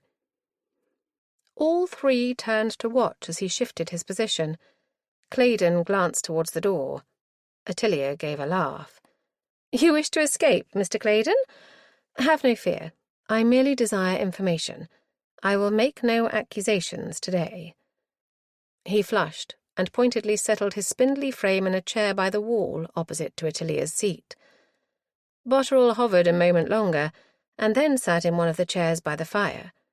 Only Jarvis Thorpe remained standing. "Well now, if we are all settled, I must first ask if any of you have seen Richenda this day." Surprise flickered as she looked from one face to the other's. Thorpe spoke first. "Why? What is the wench up to now?" "That is what we would all like to know. You have not seen her?" "Not I." Ottilia shifted her gaze. "You, Mr. Botterill?" He shrugged. "I've not seen her since the party. Word is she's been kept close by old Vexford." "You had that from your aunt, I dare say." Botterill reddened, letting out a self-conscious laugh. "Aunt Honeybourne does enjoy a trifle of tattle. I did see her, if you must know." The statement, rough with aggression, came from Claydon. Ottilia wasted no time. "Where and when? Was she on horseback?" Claydon's brows drew together. "How the deuce do you know that?" "Yes, she was. At least she had been, for she had the rein in hand. She was talking to a fellow outside the Fox in Wyke." "What fellow? Did you know him?" Claydon shrugged. "A servant. None I recognised." "Did you speak to her?" Claydon's mouth curved in a sneer. "Not I. I have no wish to embroil myself in that female's scheming toils." This remark was productive of protests from the other two. "Claydon, that's not fair. You'd scheme if you had Vexford for a father." "Ha! You only say so, Botterill, because you want her for yourself. She's a little cat, and I wish you joy of her." Botterill was on his feet. "Unsay those words!" Jarvis Thorpe seized his arm. "No, you don't, Aubrey. You've brawled enough, and look what came of it last time." Botterill turned on him. "Shut your mouth, you fool!" He gestured wildly towards Ottilia. She called the gathering to order. "Gentlemen, if you please. No fighting in my drawing-room, I thank you. Hemp?" Hemp paced a couple of steps towards the two young men, who took one look and fell back, releasing hold of one another. Both turned resentful faces upon Ottilia, but it was Claydon who spoke, an amused taunt in his voice. "Thus we see why you installed a guard, Lady Fan. Very wise. Botterell's hot temper is to blame for this whole debacle, as I am sure you are already aware." His victim turned on him, the snarl sitting oddly on his plump cheeks. "You'd blame me, would you? That fellow was alive when you— Yes, you, Claydon, took him off to that room downstairs. I'll wager she knows that too." Ottilia clapped her hands in a manner calling for attention. "Enough! That will do. Be quiet, all of you."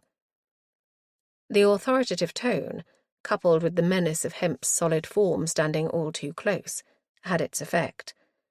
All three subsided. Jarvis Thorpe, at least, looking shamefaced. He it was who proffered an apology. "I beg your pardon, my lady. This business has upset us all." Ottilia became tart. "The more reason to cooperate in a bid to find out what precisely happened to Marmaduke Gibbon that night." Thorpe stared for a moment, then nodded, glancing to his friend. "Come, Aubrey. Better to be rid of the business once and for all, eh? Sit down, man." Botterell's belligerent pose did not abate, but he sat again at last, stiffly upright in the chair.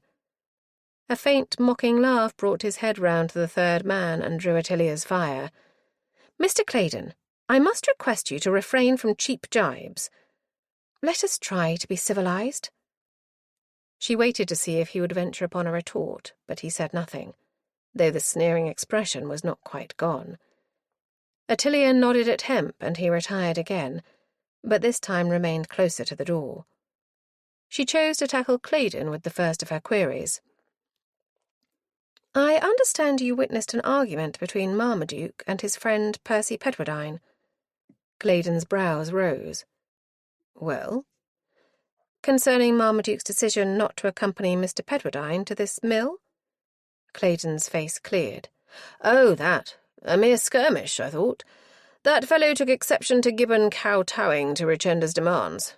And who shall blame him?" "Was this before or after the other argument?" An apprehensive glance came from Botterill at this further mention of his contribution to the evening's troubles, but Ottilia kept her attention on Claydon. "Oh, before. Afterwards, Pedwardine was too anxious for his friend's condition to be abusing him." "What precisely was said, do you know?" "I hardly paid heed, ma'am. Pedwardine was scowling, but Gibbon could only laugh, holding that a lady's wishes were paramount. There was no more to it." Except that Percy Pedwardine had not seen fit to mention the matter. If there was bad blood between the two, it rather changed the complexion of events. Well, for him, this little disagreement had taken place before the contretemps that resulted in his friend's death. But of more significance was the mystery surrounding Marmaduke's whereabouts. Ottilia cast a glance across the faces of her disgruntled visitors. There is a discrepancy in the story I have managed to glean from various sources. That brought a frown to two of the faces.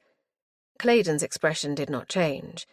He merely stared at her, the supercilious smile again evident.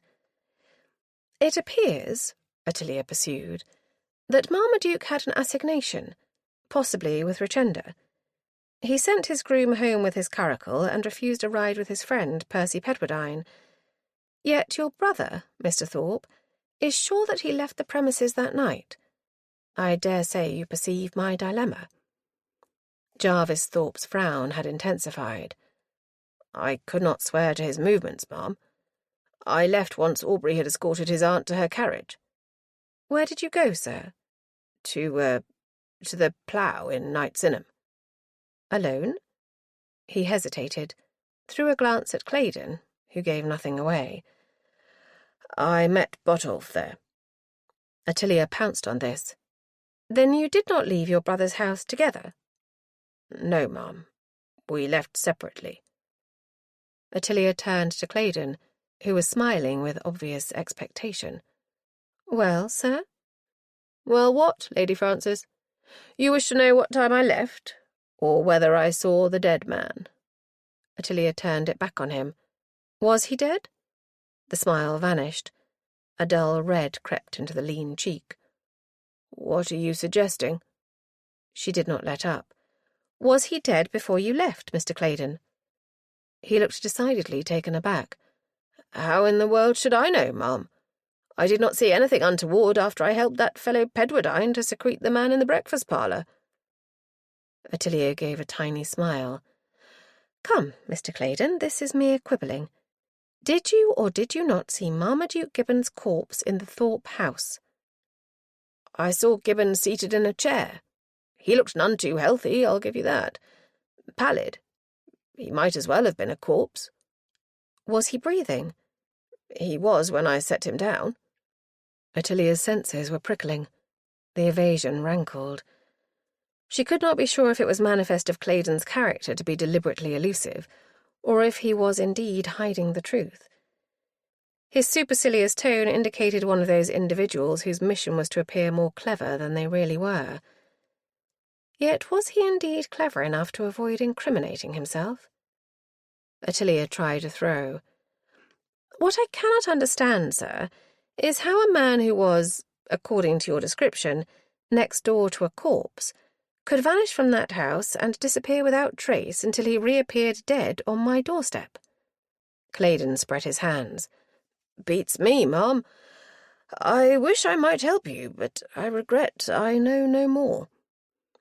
Tempted to let fly, Ottilia held her tongue. As her glance swept the other two, she became aware that Jarvis Thorpe had become a trifle rigid, his gaze fixed upon Claydon. There was more here than met the eye. How to probe? If she had Thorpe alone, she might break him, but not in the presence of his friend, Claydon. She looked to Botterill, and found him more dejected than anything else. Clearly he knew nothing of whatever Thorpe and Claydon were party to. If her instinct did not deceive her, she changed tack. "What about this business of an assignation? Had any of you knowledge of it?" Jarvis Thorpe looked relieved at the change of subject, rushing into speech. "I'd not heard of it." Both Claydon and Botterill shrugged. Ottilia persisted. "It's seen as there was one, with, one presumes, Richenda." No reaction. "Who lives at Wyke Hall?" "Yes, we know." Claydon's sneer was in both face and voice. She ignored it. "I do wonder if Marmaduke did indeed leave the Thorpe house that night, aided perhaps by another, or others." She flicked a glance from Claydon to Thorpe and back again. Neither countenance altered, not by a flicker. Both pairs of eyes remained trained upon her, apparently unmoved. Ottilia's suspicion deepened. She pressed on. "I am suggesting that he could not have removed from there unaided."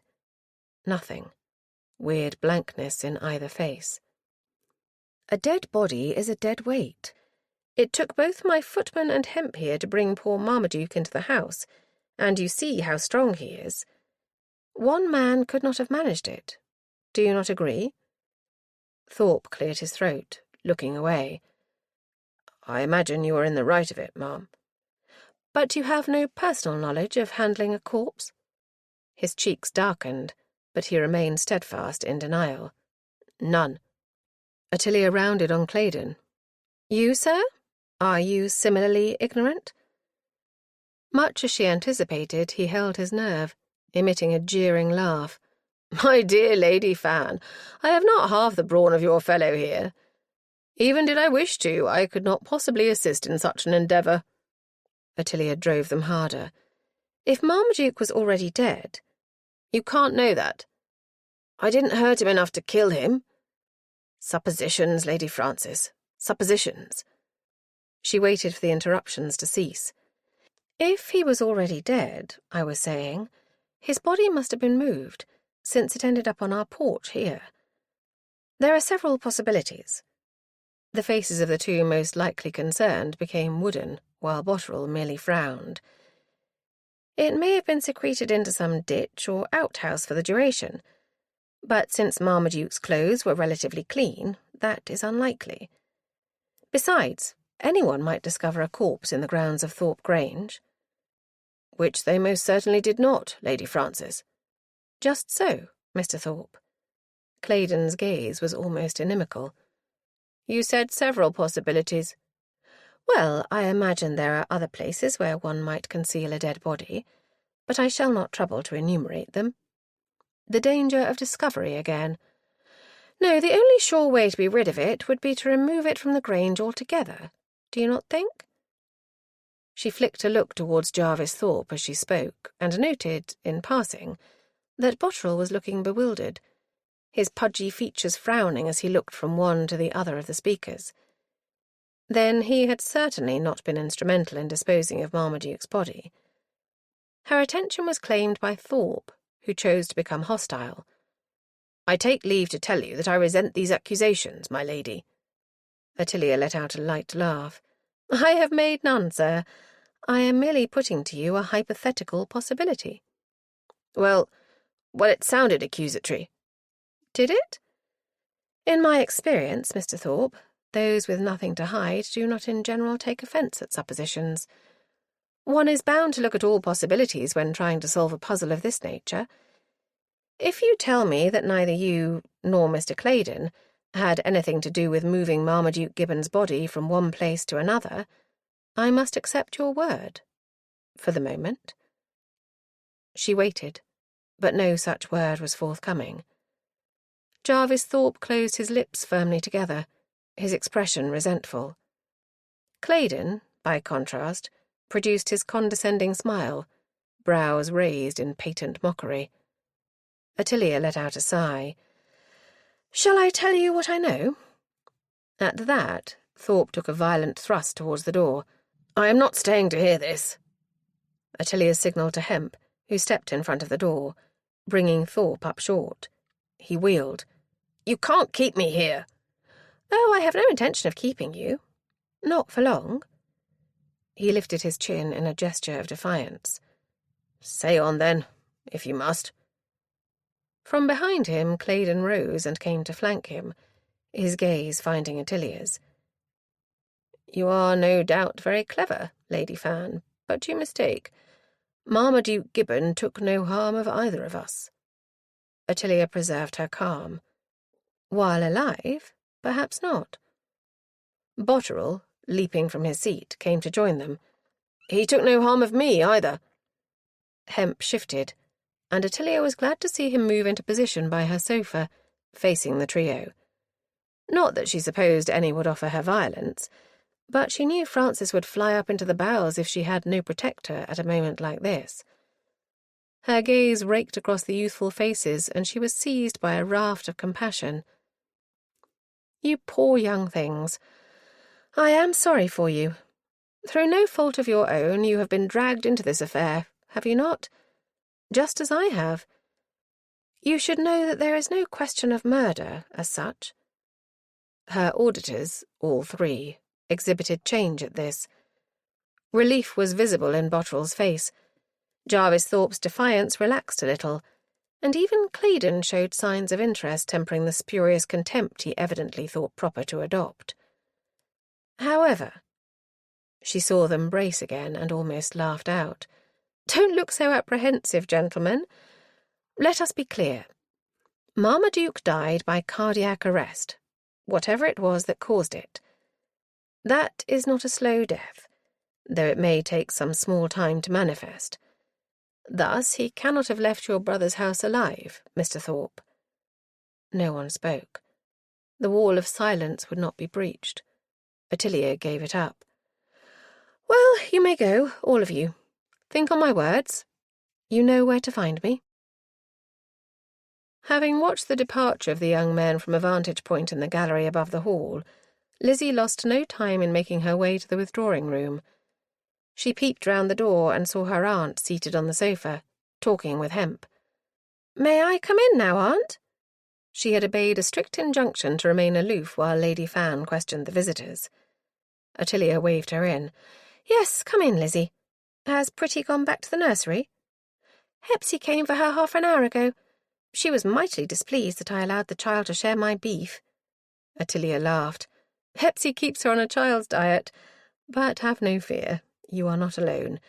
Your uncle has been caught slipping bacon to Pretty when she hides under the table at breakfast, while poor Hepsy runs around hunting for her. He has incurred the nurse's scoldings for it, I promise you." "What? Does Uncle Francis endure them?" "Well, he does come the Lord upon occasion, but not within Pretty's hearing. One cannot undermine the nurse's authority." Lizzie grew impatient. "Well, Aunt, was your meeting fruitful, while I have been twiddling my thumbs in your eyrie?" "You could have read one of my books. There are several on top of the bureau." Ottilia's gaze went to the steward. "Thank you, Hemp. I may need you tomorrow, for I suspect I shall be obliged to venture forth if I am to glean anything useful." "I am always at your service, milady." Lizzie watched them exchange a smile before Hemp left the room, but her aunt spoke before she could put her eager questions. "He says that, but I suspect he is beginning to chafe. I fear I will lose him sooner rather than later." Lizzie plonked down beside her on the sofa. "Didn't you say he must needs marry this Dorrough girl before he leaves?" "Not too soon, I hope. She is so good with Luke. I don't know how I should manage without her." "Well, perhaps he won't go, even if they do get married," Lizzie suggested, inwardly impatient of the steward's love life, especially when her own was wanting. She gave Ottilia no chance to pursue the subject. "What did you discover, Aunt?" A sigh came. "Nothing of great note. They were close-mouthed, but those two know something." "Which two?" "Not that I will know whom you mean. Botolph Claydon and Jarvis Thorpe. If they were not involved in moving that corpse, they know a good deal more about it than they were willing to admit." Lizzie balked. "But why do you think the corpse was moved?" "I know it was." "How, Lady Fan? How can you know?" Ottilia laughed. "Purely by logic, my dear. Marmaduke had no carriage, nor did he seek a ride with another. He allegedly had an assignation, though that I am beginning to doubt, with apparently no means of getting to the rendezvous. Where in the world did he go, then, if he was not at Thorpe Grange?" "So someone took him elsewhere? Is that what you suppose?" "What I suppose, my dear, is that someone, possibly more than one person, drove his corpse to Whitehall and deposited it in the summer-house." Lizzie gazed at her. "But why? Why move it?" "Oh, merely to shove the problem off upon Wexford. I dare say there were reasons enough for the choice, but I have yet to discover them." "Then Wexford sent it to you?" "Gracious, no. That is not in Lord Wexford's style. If I am right, the culprit who involved me is Richenda." Lizzie threw up her hands. "This goes beyond me, Aunt." She would have spoken further, but that the door opened and Vivian Maplewood entered the room. Lizzie's heart did a little flip and her tongue tied itself into knots. She caught his eye briefly, but he looked away from her at once, focusing on Ottilia. "I'm afraid I've failed to find Pedwardine, ma'am. I waited at the Fox where he lodges for some time, but he put in no appearance." Lizzie heard her aunt's response only vaguely in the background of her mind, her attention taken up by Vivian's presence, her heartbeat awry. "Is he still in the vicinity? He has not left the inn?" "Not to the landlord's knowledge, ma'am." His lip quirked with a touch of amusement, in a way Lizzie remembered with fondness from their early encounters. "I did have a small stroke of luck, however." "How so?" The grin appeared, and Lizzie's heart squeezed in her chest. "Richenda was seen there this morning." Ottilia gave a crow of delight. "Excellent! Botolph Claydon said he saw her there too. Did you learn anything of what she did there?" Vivian gave the characteristic shrug, a mere shuffle at his shoulders. "Unfortunately not."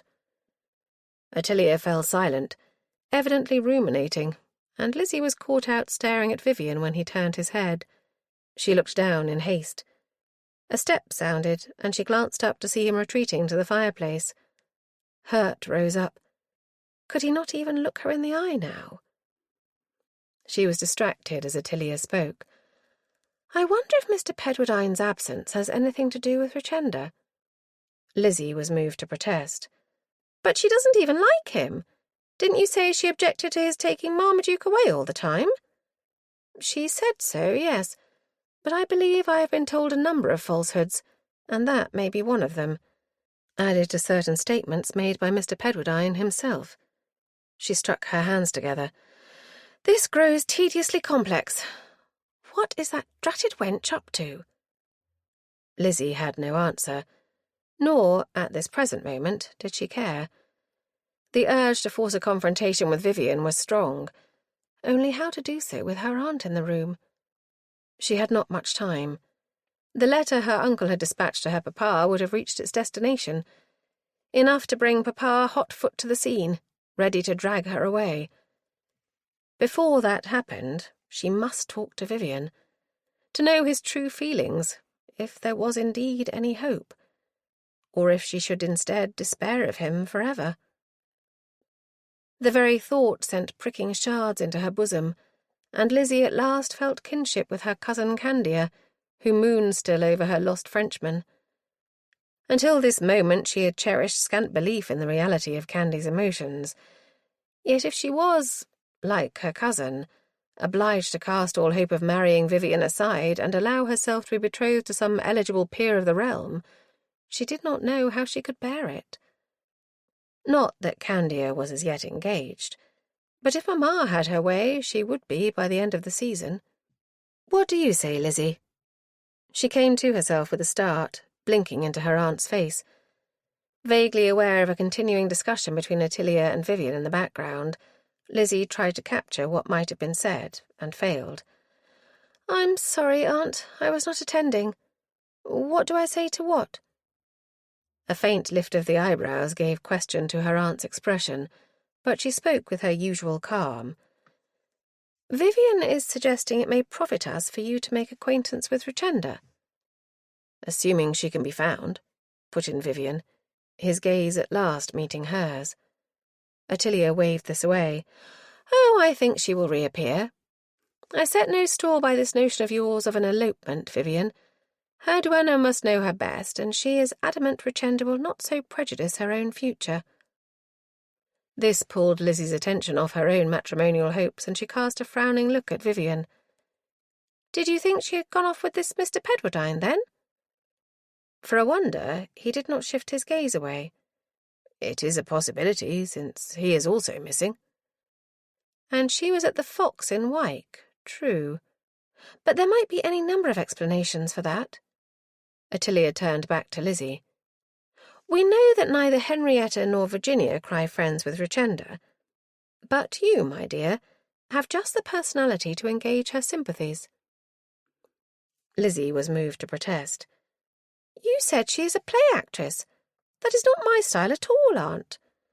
No, but you are both lively and shrewd, and you do not hesitate to speak your mind. Richenda, I submit, would find the combination irresistible. Lizzie found herself in receipt of a meaning look as her aunt patted her hand. Take heart, child. This in a lowered tone. Then, more loudly, I must see Mrs. Bertram before your grandmamma returns from Mrs. Honeybourne's and comes looking for me. The household is so augmented, my poor housekeeper is growing a trifle frantic. Ottilia rose on the words, cast a smile towards Vivian, and went to the door. Lizzie would swear Ottilia gave her a conspiratorial look before she left the room. Lizzie could not but suppose her aunt meant to give her the opportunity for a tete-a-tete with Vivian. Her heart was behaving in a recalcitrant fashion, but she determined to seize the moment, before her grandmother put in an appearance and ruined her chance. Lizzie sprang to her feet, forcing a smile as she looked at her quarry. I have not been out at all today. Will you walk with me? Vivian hesitated, and she added on a light note, Or are you wanting a luncheon? I had bread and cheese at the Fox while I was waiting for Pedwardine to put in an appearance. Lizzie gave him a bright smile. Then there is no reason to wait. Come with me, Vivian. Pray do. Chapter 14. Vivian should not have agreed. The situation was complicated enough without the added disadvantage of subjecting himself to Lady Elizabeth's forthright conversation. To do her justice, she had not yet said anything untoward, confining her remarks to the state of the fountain pool, overgrown with weeds around the edges, and the rare appearance of bird life in this winter landscape. But Vivian was aware, as he allowed his steps to be guided by her wanderings, that she was meandering away from the terraces, which were plainly overlooked from the house, and heading towards the wilder part of the Flitterous Gardens, where woodland was kept at bay from encroaching upon the ordered lawns. "Oh, the snowdrops are out. How pretty!" An excuse to hurry? She quickened her pace, moving with purpose to the edge of the lower terrace. His senses grew wary. Not that he disliked to be in her company, but letters could be controlled. In person, she was like to speak without restraint. He had tried to remain aloof, but her suggestion could not but appeal to his deeper desires, rigidly controlled. When she stepped off the lawn into the wooded area, Vivian halted. "We should not go too far afield." She turned then, regarding him from where she stood, outlined by the wild woodlands behind, appropriate to the rebellious streak Vivian both feared and admired. "Do you suppose I will kidnap you?" He could not withhold the laughter. "I would not put it past you, Eliza." The piquant features creased into a smile. "Perhaps I shall, then, if that is the only way I may win." His amusement died. "Lady Elizabeth." Her face changed. "Oh, no, Vivian, never that. Pray don't call me that. If there can be nothing else, let me at least savour being your Eliza." He tamped down the rise of emotion. "I might know you would not be circumspect." "So you might." She did not move from where she stood, but her voice took on a plea. "Vivian, my father may come here at any moment. Don't, pray, try to muzzle me. Let me speak freely, just this once." "Just this once? When have you ever refrained from speaking your mind?" She looked away and back again.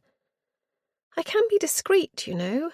Only—" He ought to ignore it, but instead found himself prompting. "Only—" "Only this is not the time." Turning, she lifted her skirts a trifle and picked away further into the woods. Exasperation seized him as he followed perforce. "Why can't you behave like a normal female?" "You wouldn't like me if I did," she threw over her shoulder. It was true, but nevertheless irritating. Vivian chose deflection. "I've not had a chance to draw since I got here, and you are not helping." She halted, turning on him. "How so? It's not I who sends you off on missions." She swept a hand in an arc to encompass the woods. "Here is a perfect spot. If you had your sketchbook, you could start now." "Well, I don't have it. I only have you, driving me to distraction." Her glare pierced him. "I can't think why I even like you, let alone She broke off, and the flush overspreading her features told its own tale. Vivian had no words. He watched her turn away, moving deeper into the wood. She leaned down and plucked a small white blossom from its stem, close to the ground. Cradling it in her fingers, she stared at it for several moments. The silence grew oppressive. Vivian toyed with the notion of walking away, but he could not bring himself to disappoint her, to be cruel. All at once she turned back and took several steps towards him, a look of determination in her face that filled him with immediate foreboding. "Why won't you marry me, Vivian?" Shock stopped his tongue. He could only shake his head, unable to think how to answer. Contrary to his expectation, she did not sue for one, only holding his gaze, a world of distress in her eyes. He cleared his throat. "I didn't think you cared so much." "Didn't you? Have I been reticent?" A bitter laugh escaped him. "Anything but." "Well, then—" He struggled for the right words. "Eliza—" Almost he wished she would speak again, but she said nothing, merely waiting for him to continue. He drew breath. "Marriage isn't as simple as you think it is." "Why not, Vivian?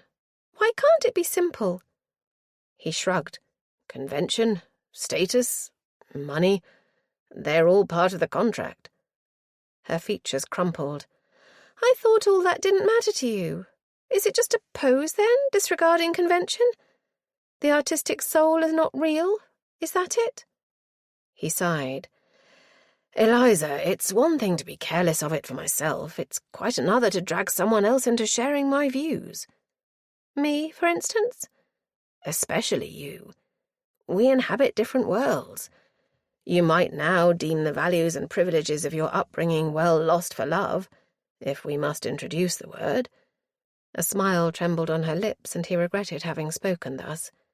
At least you said it. He moved swiftly, catching up to her and seizing one of her hands. I said it, but I should not have done. Elizabeth, it won't work. Can't you see that? Give it a few years and you will yearn for the balls and parties, the fashionable life. How can you know that? Have you asked me? He ignored this, sweeping on. I'm a countryman at heart. I can't bear all that pomp and ceremony, the futility of such a life. I can't give you that, for I won't endure to live that way. All I want is to wander so that I may draw, until the day I am obliged to take up my place and run Maplewood, and may that day be far distant. My father is a man in excellent health, and I don't anticipate being obliged to take his place for many a long year. Until then— He faded out, becoming aware that tears were trickling down her cheeks. She did not sob or sniff, but the wetness threw havoc into his breast. Don't weep, Eliza. I am not worth your tears. She did sniff then, releasing her hand from his and dashing her fingers across her cheeks. It is for me to judge your worth to me, Vivian. I'm not crying for you. I'm weeping because you are so selfish you won't even give me a choice. I would not have believed it of you. You are not the man I thought you were. She picked her way past him without looking at him again. Vivian watched her as she reached the lawn and began a swift return up the terraces towards the house. Her words lingered in his mind and heart, the latter abruptly and painfully bereft. Hurting too much even to think, Lizzie hurried blindly up the terraces, retracing the steps she had made with such desperate hope so short a time ago. Instinct guided her feet, the one aim in her head to reach her aunt and succour. Ottilia would know how to help her. As she breasted the final rise to the drive, a movement on its sweep touched the periphery of her vision. Lizzie halted and turned in that direction. A figure was coming down the gravelled approach to the house. Its condition impinged upon Lizzie's senses, driving her own concerns out of mind. A woman in riding dress, hatless, dark locks dishevelled, one hand holding up her petticoats as she all but staggered in a stumbling run. "Heavens above!" Lizzie murmured as she picked up her own skirts and took off to the rescue. She called out as she ran, "Wait there! I am coming to help you!" The woman's uneven steps slowed and stopped. She stood swaying, and Lizzie's brain ticked into gear as she noted the stained garments, the ripped neckcloth, and the streaks of dirt on the woman's face. As she reached her, Lizzie put out her hands to the woman's shoulders, grasping her strongly. "Steady now, steady. I have you safe." A pair of large brown eyes, in a face lovely even under the pallor and dirt, focused on Lizzie. "Lady Fan?" "I will take you to her presently. Come, lean on me." She went to the woman's side and slipped an arm about her, taking her weight. Her figure was both taller and more robust than Lizzie's, but it was plain from the gasping breaths that she had run some distance.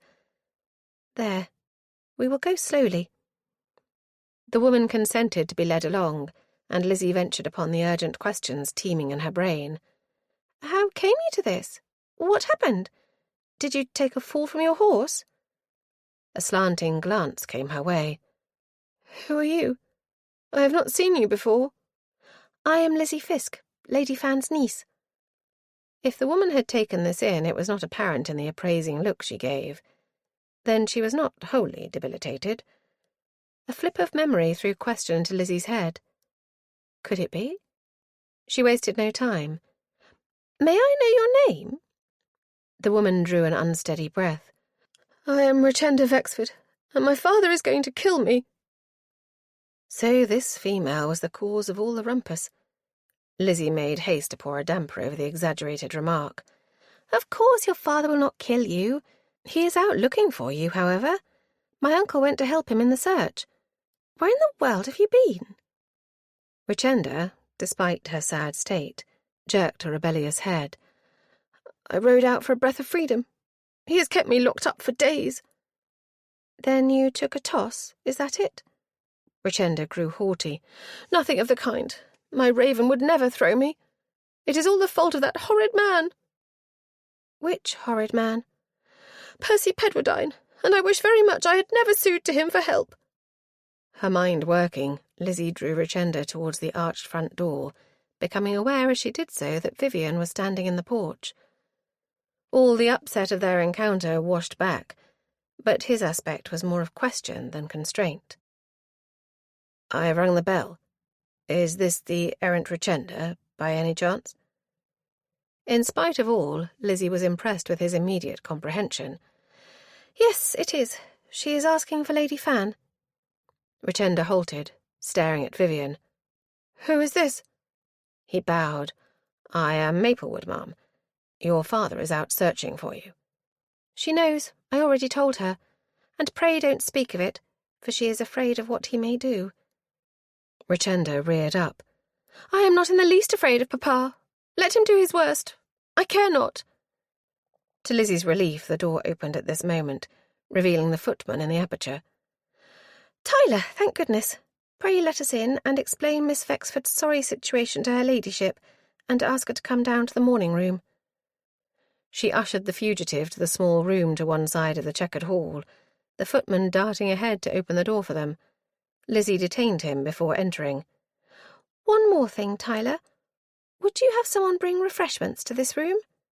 She glanced at the wilting Richenda. Tea, I think. Then she swept the woman in and deposited her on the sofa. Richenda sank against its cushioned back in an attitude of exhaustion, closing her eyes. Vivian spoke quietly behind Lizzie. Shall I send a message to Vexford, do you think? Lizzie jumped. She had not noticed him follow them into the room, but she knew the answer to this. No, don't. Wait until Aunt Ottilia has spoken to her. She will decide what is best to do. But the fellow will be frantic. Richenda's eyes flew open. Let him worry over me. It is no more than he deserves. Regardless of their earlier confrontation, Lizzie was moved to exchange a glance with Vivian. It warmed her to see the same hint of amusement in his face that she felt. Had not Ottilia said this woman was a play actress? And she was to befriend her, Lizzie recalled belatedly. How fortuitous she had chosen precisely that moment to appear. Before she could take any action, Vivian addressed Richenda. Miss Vexford, what were you doing at the Fox in Wyke? The lovely eyes appraised him in a predatory look that caused a stab in Lizzie's bosom. Did the wretched female now seek to add Vivian to her conquests? How dared she? I wanted to speak with Mr. Pedwardine. Richenda's gaze grew stormy. But I mistook his character. Oh, he made a pretence of sympathy, promised he would speak of Marmaduke, but he lied. How so? Irritation rose up in Lizzie. Was Vivian determined to wrest this opportunity from her? But the response was nevertheless enlightening. He said I should not be riding alone, and he would escort me. I waited for him to have a horse saddled, and we rode out together. The more fool me to have trusted him. Richenda stopped, throwing a hand to her head in a gesture of dismay or despair, Lizzie could not judge which. In a bid to recapture her position, she applied a prompt. What happened? What did he do to you? Richenda's hand came down and her eyes flared. He attacked me, the brute. Attacked you? Lizzie waved her hand in a gesture to encompass Richenda's dishevelled costume. Do you mean he did all this? Richenda made no direct answer, returning to her plaint. I thought he meant to talk to me of Marmaduke, to help me recover from my grief. I wanted to hear about him, you see. I needed to hear. But instead he... She threw her hands over her face, and Lizzie could not but feel sceptical. Extravagant gestures belonged rather to the theatre than to life. She glanced at Vivian and noted, to her secret satisfaction, an equally disbelieving glint and a raised eyebrow. Reticent to a fault, Vivian was never an admirer of emotional display, a characteristic no doubt engendered by his disgust at the violent theatricality of certain members of his family. Before Lizzie could question Richenda further, the door opened to admit Tyler, armed with a tray, along with one of the maids bearing the tea kettle. "Oh, thank you, Tyler. Pray sit it all down, and I will do the honours." Lizzie noted how Richenda, apparently recovered, watched the servants lay out the accoutrements for tea. Lizzie was pleased to see several cups had been supplied. She could do with one herself. She stopped the footman as he crossed to the door. "Tyler, is my aunt coming down?" He paused, looking back.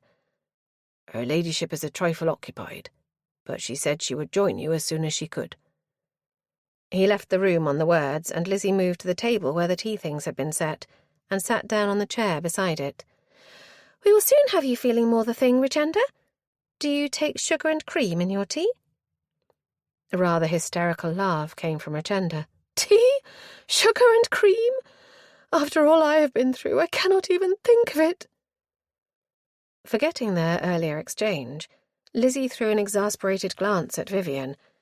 He returned it with a smile and went to perch beside Richenda on the sofa. "I suggest at least sugar will prove efficacious, Miss Fexford. Sweet tea is a known remedy for shock." Richenda gave him a limpid look, and Lizzie was moved to empty the boiling water from the tea kettle into the pot in such a rush that she almost spilled it over the edge. "You are very kind," said Richenda, batting her lashes. Lizzie upended a cup and dumped it into the saucer with unnecessary force. She picked up a spoon and stirred the tea in the pot, aware of a treacherous thought of slipping a trifle of poison into the delicately coloured liquid. "Can you tell us more about how that hound of a Pedwardine upset you?" Vivian's sympathetic tone, as much as the words, made Lizzie long to fling the contents of the sugar bowl in his direction. Was this ridiculous manner, so unlike his normal one, meant for mockery? Or had he, like so many others by all accounts, succumbed to the beauty's allure?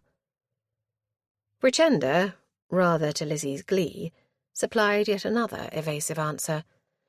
"He was unkind and cruel. I could not endure it, and I ran away from him." Vivian's brows drew together. "Did he molest you, ma'am?" Richenda blinked. "Molest? He attacked me." "Yes, but in what manner?" A trifle of impatience sounded in Vivian's voice, and Lizzie's jealous qualms began to abate. "In a cruel manner, berating me horridly. Was it my fault Marmaduke died? Did I lay a hand on him? No, I did not. Yet to hear Percy Pedwardine, you would suppose I had struck the blow." Lizzie had just poured tea into a cup, and was in the act of picking up a lump of sugar with the tongs. But her hand stilled, and she looked across at Richenda. "What blow?" Richenda's pose of outraged womanhood dropped out, and she stared across at Lizzie. "There was a blow. Lady Fan said so. Someone dealt him a blow." The action automatic, Lizzie dropped the lump of sugar into the cup. "True, but it is not proven that Marmaduke died from it." Richenda's gaze grew round. "He didn't? I quite thought... Then if it was not the blow, what was it?" The change from despairing victim to matter-of-fact inquiry was marked. More than ever, Lizzie was convinced Richenda's unsatisfactory account was suspect. Could one believe anything she said? Vivian answered the query. "I understand it is not yet determined, but the doctor in the case stated that it was definitely cardiac arrest." Lizzie rose and brought the cup and saucer across. "Here, drink this, Richenda. I have stirred it already." Richenda took it, picked up the cup, and sipped. A perfectly radiant smile came. "Thank you, that is much better." After one sip? It was evident Richenda was recovering from whatever ordeal had actually occurred. Difficult to determine what that might have been. That she had been in enough distress to come running for Lady Fan was clear, But how much of that was to be laid at the door of Mr. Pedwardine remained a question. Returning to her chair, Lizzie upended another cup and looked at Vivian. "Do you want one?" He declined, dropping his gaze to his folded hands laid across his thighs.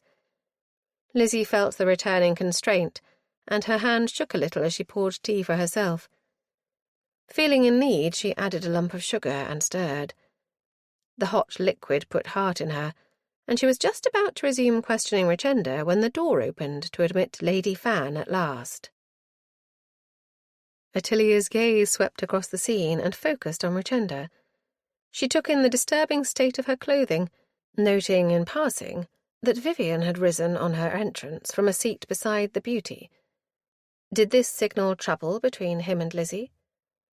Filing that away for the moment, she crossed to the sofa. "My dear child, what in the world has happened?" Richenda threw out her hands as though she would clutch at Ottilia. "Lady Fan, I came to you. Will you help me?" Ottilia was tempted to enter a caveat to say it depended on what was required of her. "If I can. But will you not first explain how it comes to be that you arrive here on foot and in some distress? We knew you were out riding, you see." Richenda flung back into the sofa, throwing a wild gesture towards Lizzie. "Ask her. I have told her all. I cannot repeat it." As Ottilia turned to her niece, Lizzie spoke in a good deal of indignation. "You have by no means told me all, Richenda." Her gaze, sparkling with wrath, shifted to Ottilia. "All she would say is that Mr. Pedwardine escorted her, because he thought she should not be riding alone, quite rightly." Vivian's interruption did nothing to improve matters. Lizzie became irate. "She asked me, Vivian." "I'm trying to help, that's all." "Well, you need not. I am quite capable of telling it myself." Ottilia threw up her hands.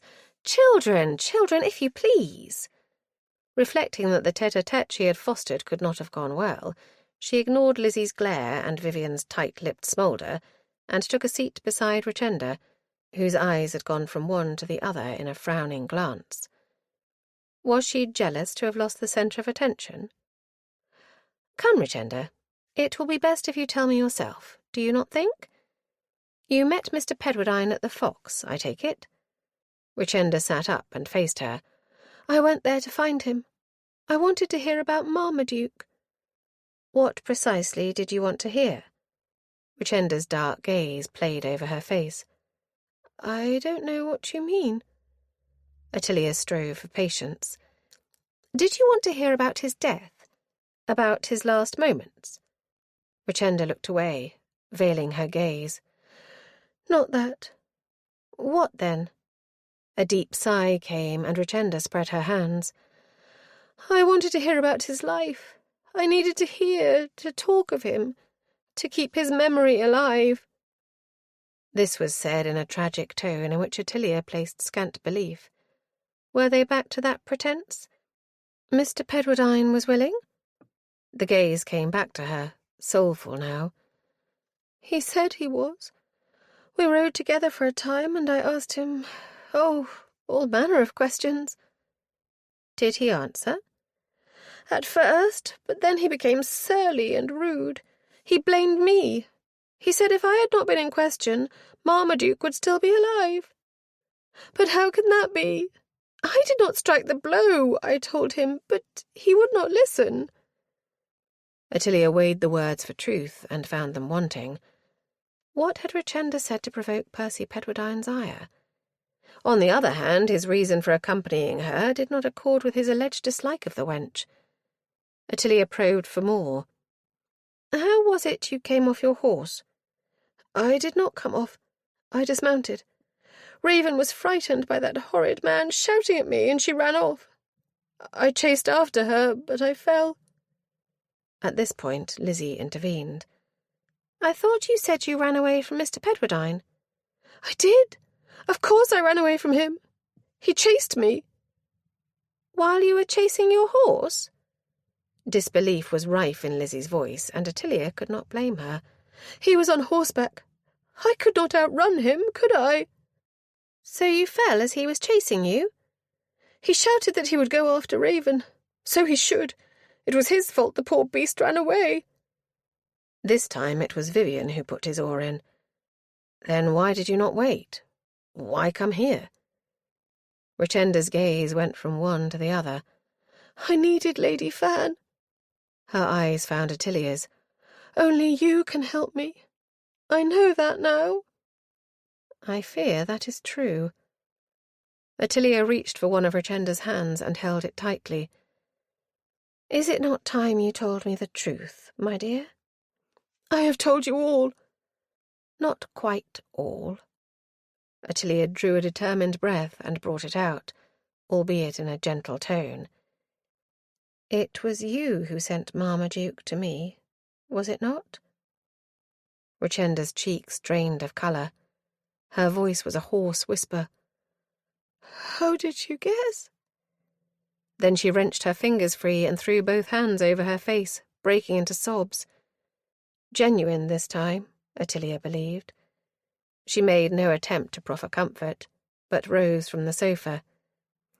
Vivian, will you send to Whitehall to let Lord Vexford know that his daughter is safe? To her secret satisfaction, Vivian snapped smartly to attention. I'll go myself. I'll take my curricle. Excellent. Ottilia watched him leave the room before turning to Lizzie, who had jumped up and taken her place beside Richenda, putting an arm about her. Yes, well done, Lizzie. I think the best you can do is to take Richenda to your chamber and get her cleaned up.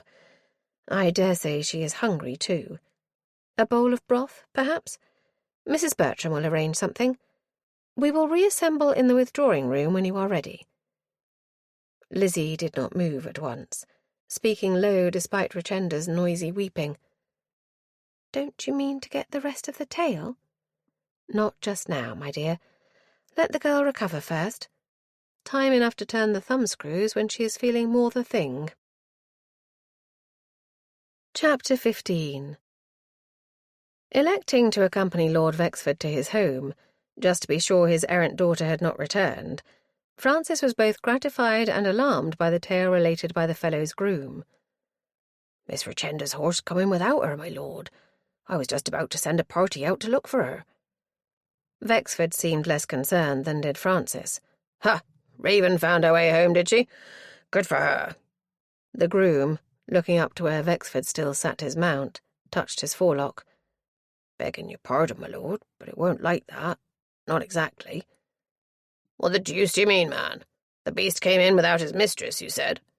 Yes, my lord, but young Sam says as he saw her led up to the gates by a gentleman and turned loose there. Vexford's features became suffused, and Francis cut in before the man's temper could explode. Did Sam see who it was? The groom gave another brief salute of recognition as he turned his attention to Francis. If he seen him, my lord, he didn't no wise recognise him. Sides, he were mounted himself and rode off smartish by Sam's account. Vexford grunted, the promised outburst averted. Trust you've seen to Raven's needs, Baines. Yes, my lord, rubbed down and watered. She were steaming and skittish, but she's quieted down now. Munching at her oats, she is. Had the wretched fellow no thought for his daughter? If she'd been in company with this man, where the devil was she now? Francis took up the point, since Vexford appeared not to think of it. Are you certain Miss Richenda has not come in unbeknownst, Baines? The groom's features became anxious. Pretty sure, my lord. The whole house has been turned out, checking the grounds and all. Saxby ain't come back yet. Miss Richenda's personal groom he is, so he must be still out hunting for his mistress. He went off along of his lordship when he knew she'd gone off. When did this gentleman return the horse? Not more'n 15 minutes gone, my lord. I to see to Mrs. Raven first, but a call has gone out to gather the men for a search party. Francis looked at his companion of the morning. What do you wish, Vexford? I am content to ride out again, if you think it will answer. We might separate and take different directions, perhaps. But to his consternation, Vexford threw his leg over the saddle and dismounted, handing the reins to the groom. Take him. Serve him well. Then to Francis, glinting up at him. Go home, sir. The girl will find her way. Francis became tart. She won't if she's lying in the woods somewhere. If her horse came home without her. Brought home, Lord Francis. All the more reason for concern, I should have thought, especially when the fellow who deposited the horse here did not stay to explain himself. Does that not suggest to you a suspicious circumstance?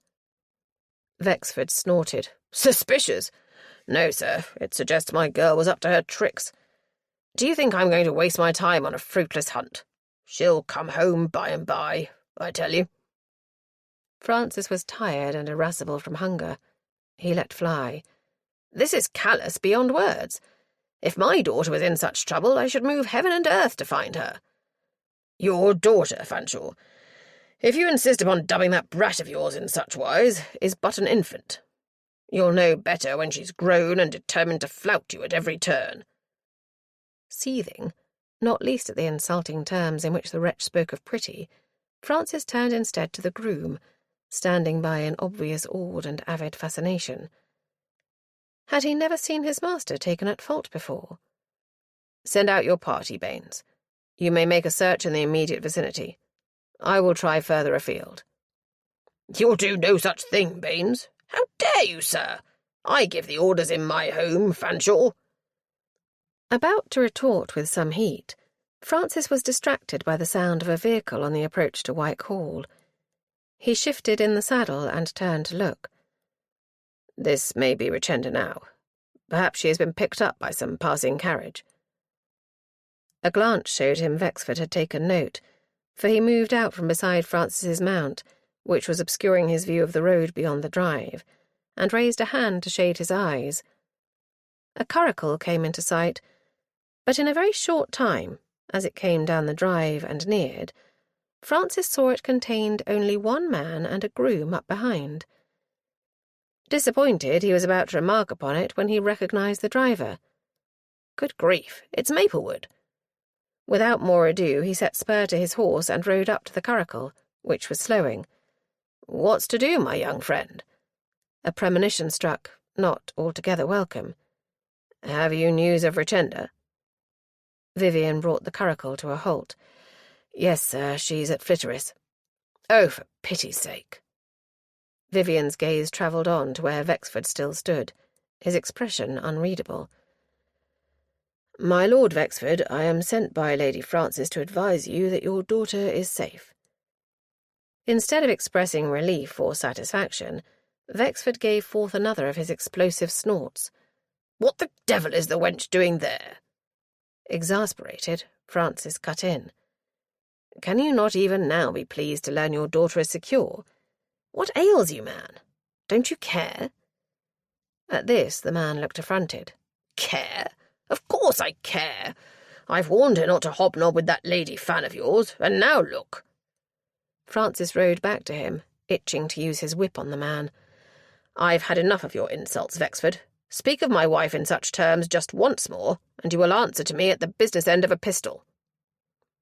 Before Wexford could answer, Francis found Vivian had driven up beside him, speaking in a lowered tone. Have patience, my lord. Is he worth your ire? Far from it. Controlling the savagery in his breast, Francis looked down at Wexford, who appeared to be indifferent to his threat. We will return your daughter to you in due course, sir. Though if I were she, I should make all haste to marry and escape your despotic and miserable rule. He then turned to Vivian, ignoring the gobbling sounds coming from his quarry. Go into the house and beg Miss Poynton to return with you. It is her business to take care of Richenda, since her parent is signally incapable of doing anything other than rail at the child. Wexford found his tongue. Get off my land, sir. I need no man's advice on how to handle my own flesh and blood. I will depart with the greatest of pleasure, sir. Francis gave an ironic bow, watching as Vivian drove on. He hoped Wexford would not interfere in the project to bring the duenna away, but he was far from sanguine. Well, are you going? Francis returned his gaze to the ruddy features below him. I'm going, but I warn you that if I find your hand behind this Marmaduke business, you will hear about it. Moreover, you will answer to a magistrate. With which parting shot he wheeled his horse and set him to a canter, thinking hard thoughts of his erstwhile riding companion, and conscious of a good deal of sympathy for the unfortunate Regenda. "Are you sure you do not wish to eat something, Sibylla?" The dowager, who had plonked down into Ottilia's customary chair, which she had appropriated for her own since her arrival, set a hand to her stomach and made a face. "After the plethora of cake and macaroons that honeywoman saw fit to stuff down my throat? No, I thank you. I am full to the brim. No tea either, if you are about to suggest that." Ottilia laughed in a dutiful fashion, casting about in her head for some other way to be rid of her mother-in-law, before Lizzie brought Regenda into the withdrawing-room. "A glass of your favourite port, then? I could send one up to your bedchamber, if you wish to rest." A beady eye was bent upon her. "What are you at, girl? What has occurred to have you fretting like a cat on a hot bakestone?" Ottilia sighed. "Oh, very well. I might have guessed it would prove impossible to dislodge you." "Ha! That is your game, is it? Well, make up your mind to it. I am going nowhere. What is afoot?" Ottilia capitulated. Regenda Vexford turned up here. "The missing one?" Just so. She gave Sibylla a succinct account of the events that had unfolded at Flitterus, while she was upon her errand to Mrs. Honeybourne. Sibylla grunted at the end and stared into the fire for a moment, before turning her black gaze back on Ottilia. "You really think she sent the corpse to you?" "She as good as admitted as much." Ottilia became brisk. "But never mind that now. How did you fare with Mrs. Honeybourne?" Sibylla threw up her eyes. "Do not ask me to visit that female again, I charge you. A more scramble-headed creature I have yet to meet. My Harriet has a butterfly mind, but I would back my daughter against that honeywoman any day. Her mind is such a hodgepodge, I doubt she is able to hold two thoughts together without flitting off in some other direction." Ottilia could not withstand a gurgle. "She is scatterbrained, I grant you. But said she anything of use?" "How in the world could I tell? She flitted from this one to that in a heartbeat. I was scarce able to keep track of the names." Becoming tart, Ottilia rapped her knuckles together. "Oh, come, Sibylla, that is poppycock, as you would say yourself. There is none shrewder than you. I am quite sure you made something out of her discourse, no matter how meandering it might be." A somewhat sheepish smile appeared. "Well, I did, of course." "I knew it.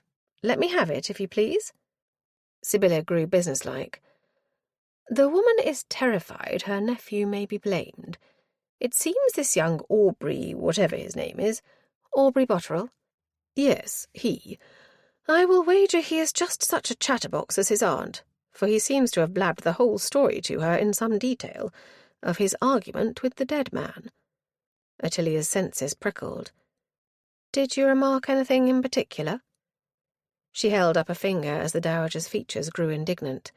"I do not expect a verbatim report, Sibylla, so pray don't snap my nose off. I feel sure you will have noted any part of it that might be significant." A bark of laughter escaped her mother-in-law. "I begin to think you know me rather better than I supposed."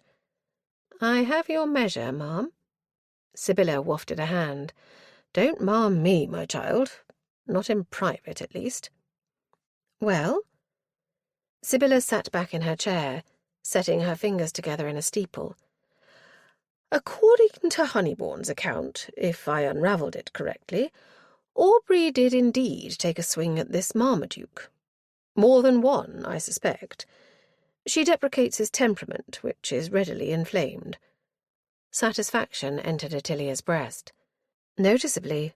I should rather call him excitable, but he is certainly capable of losing control." "So Honeybourne said, with much embellishment and a tendency to shed tears over the boy. What is more, he is one of these young men who attend Mendoza's boxing academy." "Mendoza?" "One of these champion fighters. I have heard Randall speak of him. Francis will know if you wish for more on the subject." "I may well ask him. If Aubrey Botterill has knowledge of boxing, he might deliver a judicious blow and know just where to aim."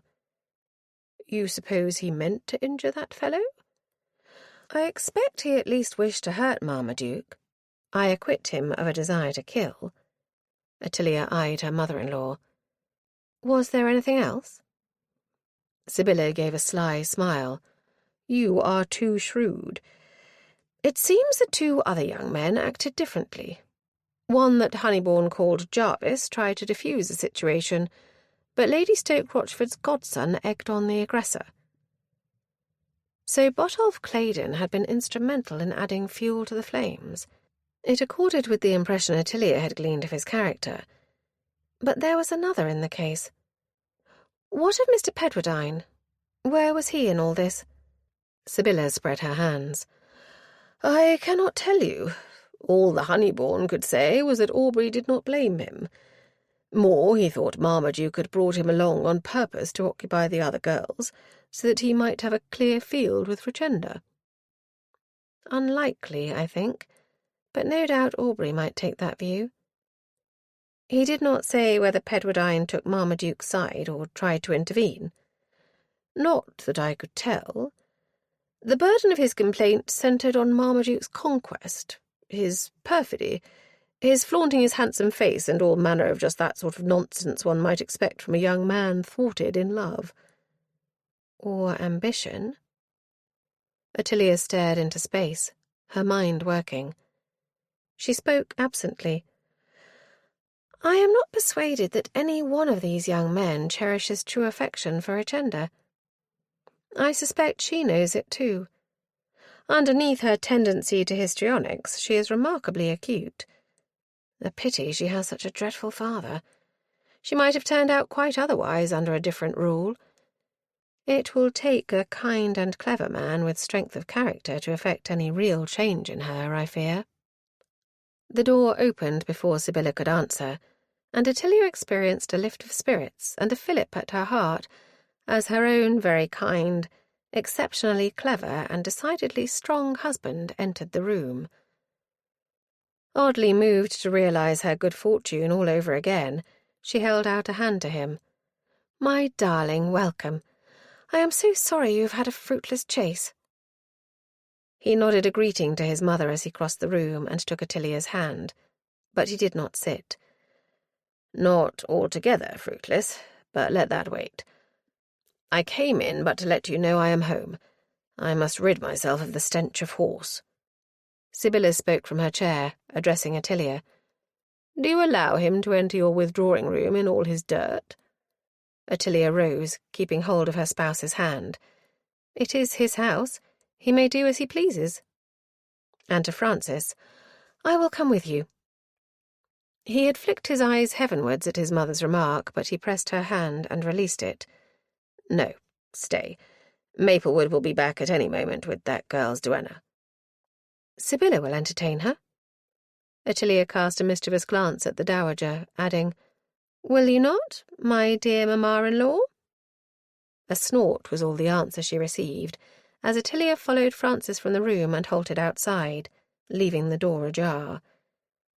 She touched a hand to his chest, her heart aglow with affection. You ought to eat something, my dearest dear. I am sure you are hungry. I'm ravenous. I told Rodmell to have bread and beef sent up. He cocked an eyebrow. Whence all this tenderness, my dear one? Ottilia smiled up into the brown eyes. Only that I remembered how lucky I am, and how very much I love you. She reached up on tiptoe and kissed his lips. He returned the kiss with interest, and dropped another on her forehead for good measure. I can't hug you, sweetheart. I reek of the stables, but hold to that thought for later. Ottilia gurgled. I look forward to it. She shifted back a step, but Francis did not immediately leave her. His brows drew together. I have a letter from Gill, by the by. Daylesford? In answer to yours about Lizzie and Maplewood, I surmise. What does he say? I've not had a chance to read it properly, but the gist is as I supposed. He relies on me to stop any nonsense in the meantime, but we may expect him in short order. A spurt of exasperation seized Ottilia. As if we had not enough persons in the house. Did you tell him we are in the midst of this crisis? What do you think? I could not have him descending upon us without knowledge of the business. The only comment I noted in my hurry was Gil's conviction that Lizzie would embroil herself in the matter without any loss of time. As of course she did. But Maplewood has been useful, I will say. Ottilia refrained from mentioning her earlier attempt to throw the pair together in hopes of their settling their differences, since it seemed to have gone awry. The front door-bell sounded, and Francis became fidgety. Hell and damnation, that is likely the boy now. Let us hope he managed to persuade Miss Poynton to accompany him. He began to move off. I'd best make myself scarce. Ottilia detained him. Will you come down when you are done, Fan? I must see Pretty, but yes. I promised her a story before bedtime tonight, and Lord knows how I shall fit it in. He went off towards the gallery above the stairs and vanished down the corridor towards their private apartments. Ottilia watched him out of sight and then looked over the banister as Rodmell opened the front door. A faded lady entered with Vivian Maplewood close behind. Ottilia's mind returned to the puzzle confronting her as she went back into the withdrawing room. From a chair opposite the sofa, where she had seated herself in order to command a good view of both Richenda and her chaperon, Ottilia surveyed the pair. Miss Poynton and her charge were seated side by side, with Lizzie flanking the beauty. Vivian had made himself scarce after performing the introductions, but Sibylla remained in situ, her black gaze trained upon the visitors. "I trust you are feeling more yourself, Richenda?" In fact, Richenda was unusually subdued, but she answered in a more normal manner than hitherto. "Yes, thank you, ma'am. Lizzie has been kind." Her niece cast a speaking glance at Ottilia, from which she deduced that the half-hour or so spent in Richenda's company had been somewhat trying. To her credit, Lizzie had managed to make Richenda look respectable again, for the splashes of mud and dirt had been removed from her habit, and a fresh neckcloth was visible beneath the jacket. Loaned by Lizzie, in all likelihood. Richenda's hair was brushed and tidied, though she had left it loose. "I hope you have some food inside you, my dear." "Oh, yes, thank you." Miss Poynton here spoke up. "She has a good appetite as a rule, my lady, but riding often makes her queasy." Richenda did not look at her duenna, although her hand was resting in the elder lady's.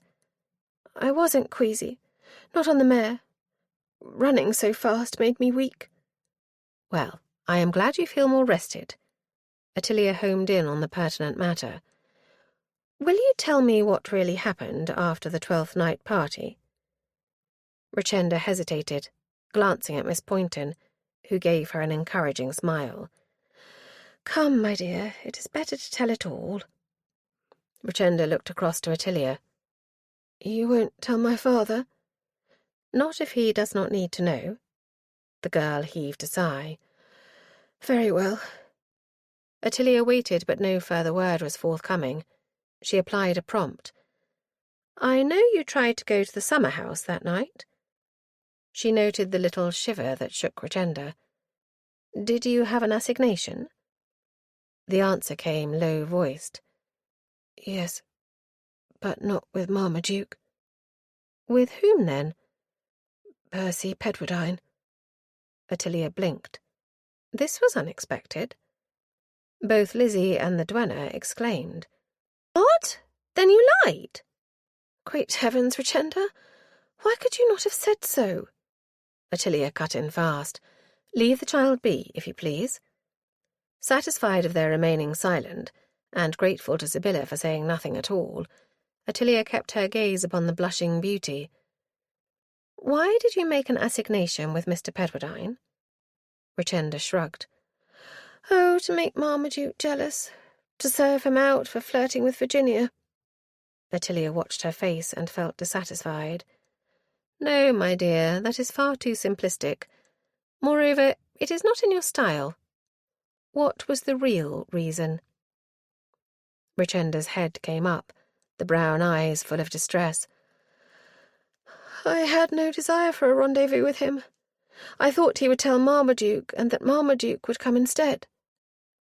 "But you could not get to the summer house, so you don't know which of them came. Is that it?" Richenda's gaze became luminous. "But I do.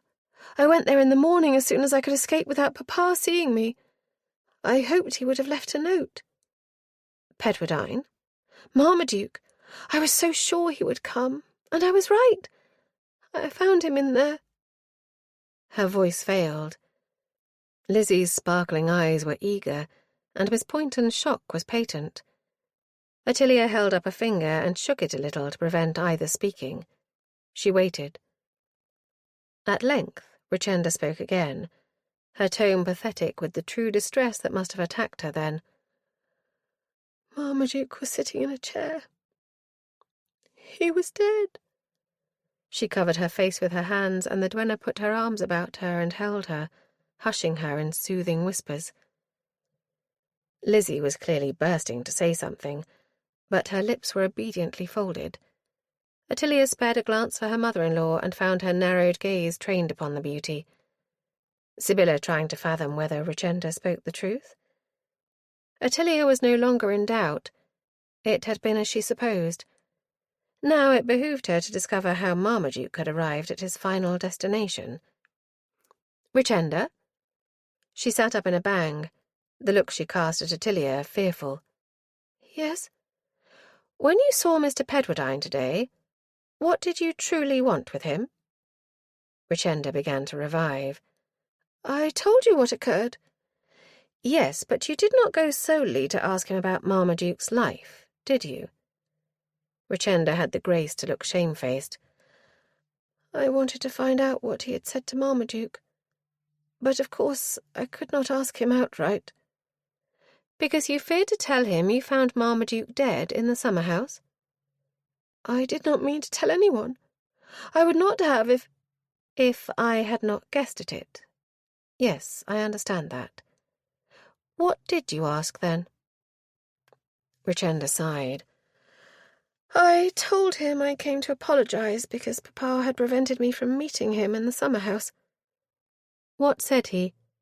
Richenda's lip curled. "That I would have found it empty in any event, for he never intended to meet me. He was very rude." Lizzie chimed in, evidently unable any longer to keep silent. "But he escorted you just the same." "He did. I accepted of his escort because I hoped he might tell me how it was that Marmaduke came in his stead. But he didn't. Instead, he berated me. He said I had played fast and loose with Marmaduke's affections, trying to get up a flirtation with him. I was so provoked I told him I never did wish to see him, and that I hoped he would have told Marmaduke. He said, I surmise," put in Ottilia on a dry note, "that he would not distress his friend by informing him of the perfidy of his inamorata." Miss Poynton's sharp intake of breath was echoed in Richenda's cry. "He did say so. He would not believe me when I told him I only said it so that he would tell Marmaduke, and then Marmaduke would come to me. He said I was a shocking flirt, and his friend was dead because of me. But it's not true. It's not true." Wishful thinking, but Ottilia refrained from saying so. There could be no doubt Richenda bore a large part of the blame, but it was clear she was not given to that sort of self-examination that would enable her to see it. However, that was beside the bridge. Percy Pedwardine had been less than truthful in his account to Ottilia, and she wanted to know the reason why. She would not find it out from the beauty, that was plain. Instead, she moved on to the aftermath. "So, let us shift our focus, my dear. After you found Marmaduke, what did you do?" Richenda became agitated. "I did not know what to do. I did not dare go to Papa." "You could have come to me, Richenda." There was hurt in the duenna's tone. "I would have helped you." "What could you have done, Pinny?" "Buried him? I don't know." Ottilia intervened. "That would not have answered, Miss Poynton, as I am sure you must know." Richenda sniffed. "I did think of asking the gardeners to do it, but they would not have complied, and Papa would find out." So what did you do, Richenda? Marmaduke's body did not arrive at my house until the early evening.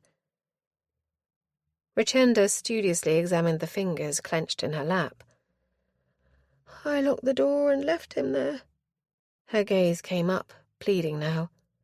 I had to think, and I could not while he... I walked. I don't recall where. At last I thought of you, Lady Fan. I am obliged. But Ottilia did not say it. You did not lift a man's corpse onto the back of a horse by yourself. Richenda shuddered. I could not have touched him. I told Saxby. Miss Poynton gave another gasp. Your groom knew? I had to tell someone. I knew Saxby would never betray me. He promised to do what was needful. Bring Marmaduke to me, you mean? Was it you who wrote the label to Lady Fan, Richenda? She gave a quick nod. I gave it to Saxby. He did everything. Alone? Or had he an accomplice? Another groom conspirator? It would take a deal of effort to heave the dead man onto the back of a horse, unless he could induce the animal to bend the knee sufficiently for the purpose. After we had dined, I found opportunity to go out to the stables. I found Saxby there, and he assured me all was done. Did you check the summer house? I had to know for sure. That is why you came to me upon the following day. With her Banbury tales and false assertions of affection for the dead man. Scant point in bringing all that up now. Ottilia got up and went towards the bell-pull. I will call for my carriage to take you both home. She tugged on the bell and turned with a smile to Richenda. Thank you for being frank. I hope it will not be long before we have this matter resolved. But you do, surely. If Marmaduke came to me... We still don't know why he died when he did. Or where, come to that. Richenda looked bewildered, but Ottilia did not mean to share the information she had so far garnered. There was no more the beauty could impart to assist. Her immediate quarry must be Percy Pedwardine. Chapter 16. To her acute disappointment, Ottilia did not again lay eyes on her husband until the company foregathered before dinner. When she went to her parlour to give Luke his last feed of the day, the nights being reserved to the wet nurse, Pretty made no appearance. Is she unwell, Doro? Doro set the babe in Ottilia's arms before she answered. Milord has been with her in the nursery, milady. She will not come away when he is there. A familiar pang smote Ottilia. There could be no doubt Francis was now wholly the child's papa. She kissed her son's smooth brow for consolation before adjusting her bodice to reveal her breast. A nagging question rose to her lips. Doro? The nurse was en route to the door, but she checked, turning. Milady? Despising herself, Ottilia nevertheless voiced her concern. Did his lordship take notice of his son, perchance? The startling blue eyes in the dark features showed a trifle of bewilderment. Milord asks after Master Luke always, milady. Asks after him. Hurt prickled Ottilia's bosom. Does he look at him? Hold him? Doro swept across to her, dropping to her haunches, the mesmerizing gaze full of understanding. Gentlemen, milady, all men, take no account of babies. When Master Luke grows, when he can sit and look and show how the world excites him, then milord will see him more clear. It will be so, milady. You will see. Ottilia managed a smile, but her voice was husky. Thank you, Doro. You are a great comfort to me. At this point, Luke, notwithstanding his limited abilities, made known his desire that his mother should concentrate upon the task in hand. Ottilia was moved to laughter. Very well, my little man, I am chastened. Here, you have my full attention. She watched him battle to take hold of her nipple and then basked in the glow of affection that never failed to materialize whenever he took nourishment from her breast. If only Francis could feel what she felt. Doro, watching with her, smiled too. It is pleasant to see him with you, milady. With Susanna he is not so contented. Guilt seized Ottilia. Not unhappy, I hope? Happy enough, milady, but the bond is not so strong as it is with you. Doro touched the babe's cheek with one finger. See how he rests quiet as he drinks. When he takes from Susanna, he makes more noise and sucks faster. Is that bad? Ottilia cursed her own ignorance. Her knowledge of medical law far surpassed what she knew of the daily routine of babies. Susanna has to burp him before he sleeps, that is all. Doro's gaze came back to hers. It is normal, milady. All babies have wind. I only wished you to know that Luke is aware which is his mother. Ottilia could not speak. She hoped Doro might read the message of her eyes before she turned them back upon her infant son, love overflowing in her heart. For Luke, for Pretty too, and most of all, for Francis. She must not give in to petty jealousies. I am a very lucky woman. Doro rose to her feet. You deserve your happiness, milady. You give so much. Oh, stop, Doro. You will have me weeping like a fountain, and that will disturb poor Luke. Even now, the quiet of which Doro had spoken rippled as the baby shifted his limbs, the little arms wafting, tiny hands opening and closing as Luke's eyelids fluttered. Ottilia crooned to him, bidding him to quiet until he settled again. She put a finger to her lips and gave Doro a smile. The nurse signalled that she would be outside, and tiptoed away, leaving Ottilia to a precious few moments of peace before she must bend her mind once again to the troublesome business of Marmaduke's corpse.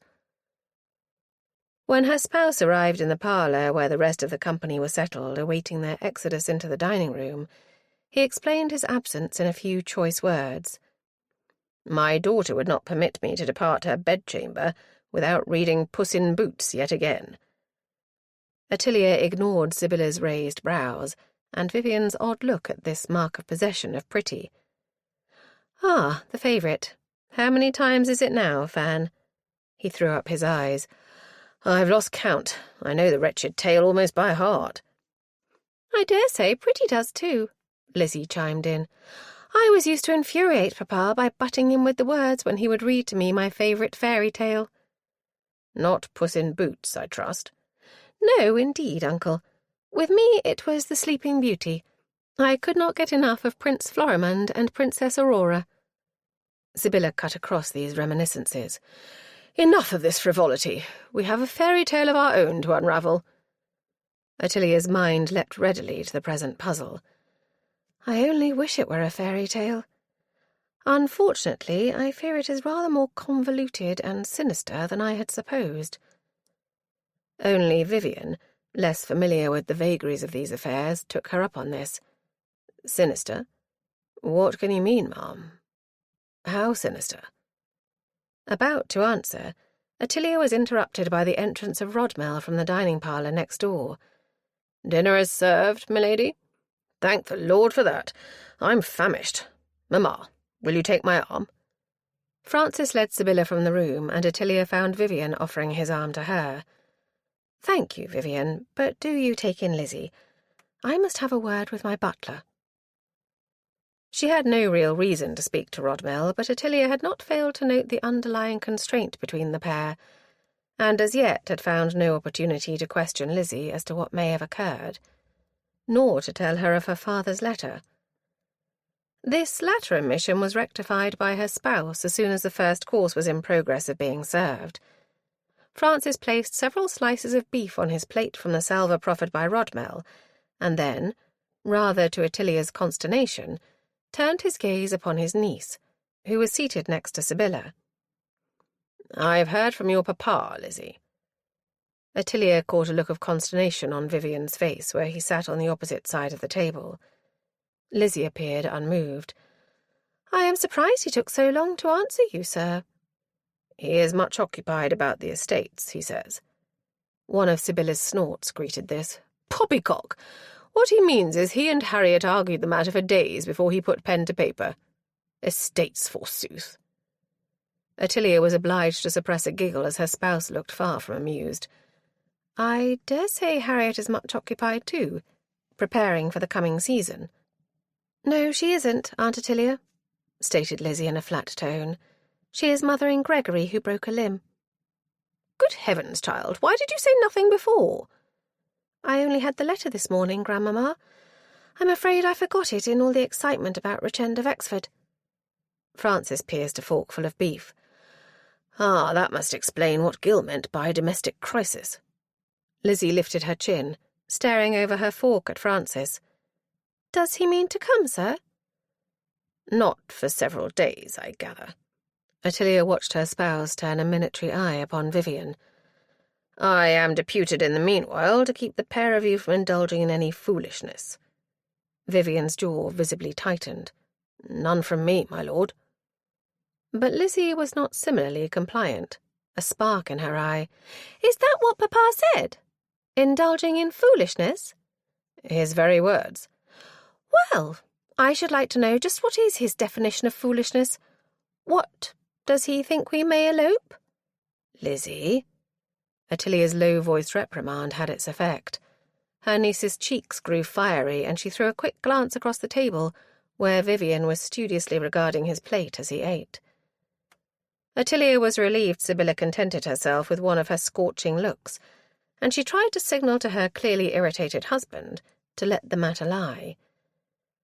But Lizzie, as ever impulsive, was not to be wholly silenced. "I'm sorry.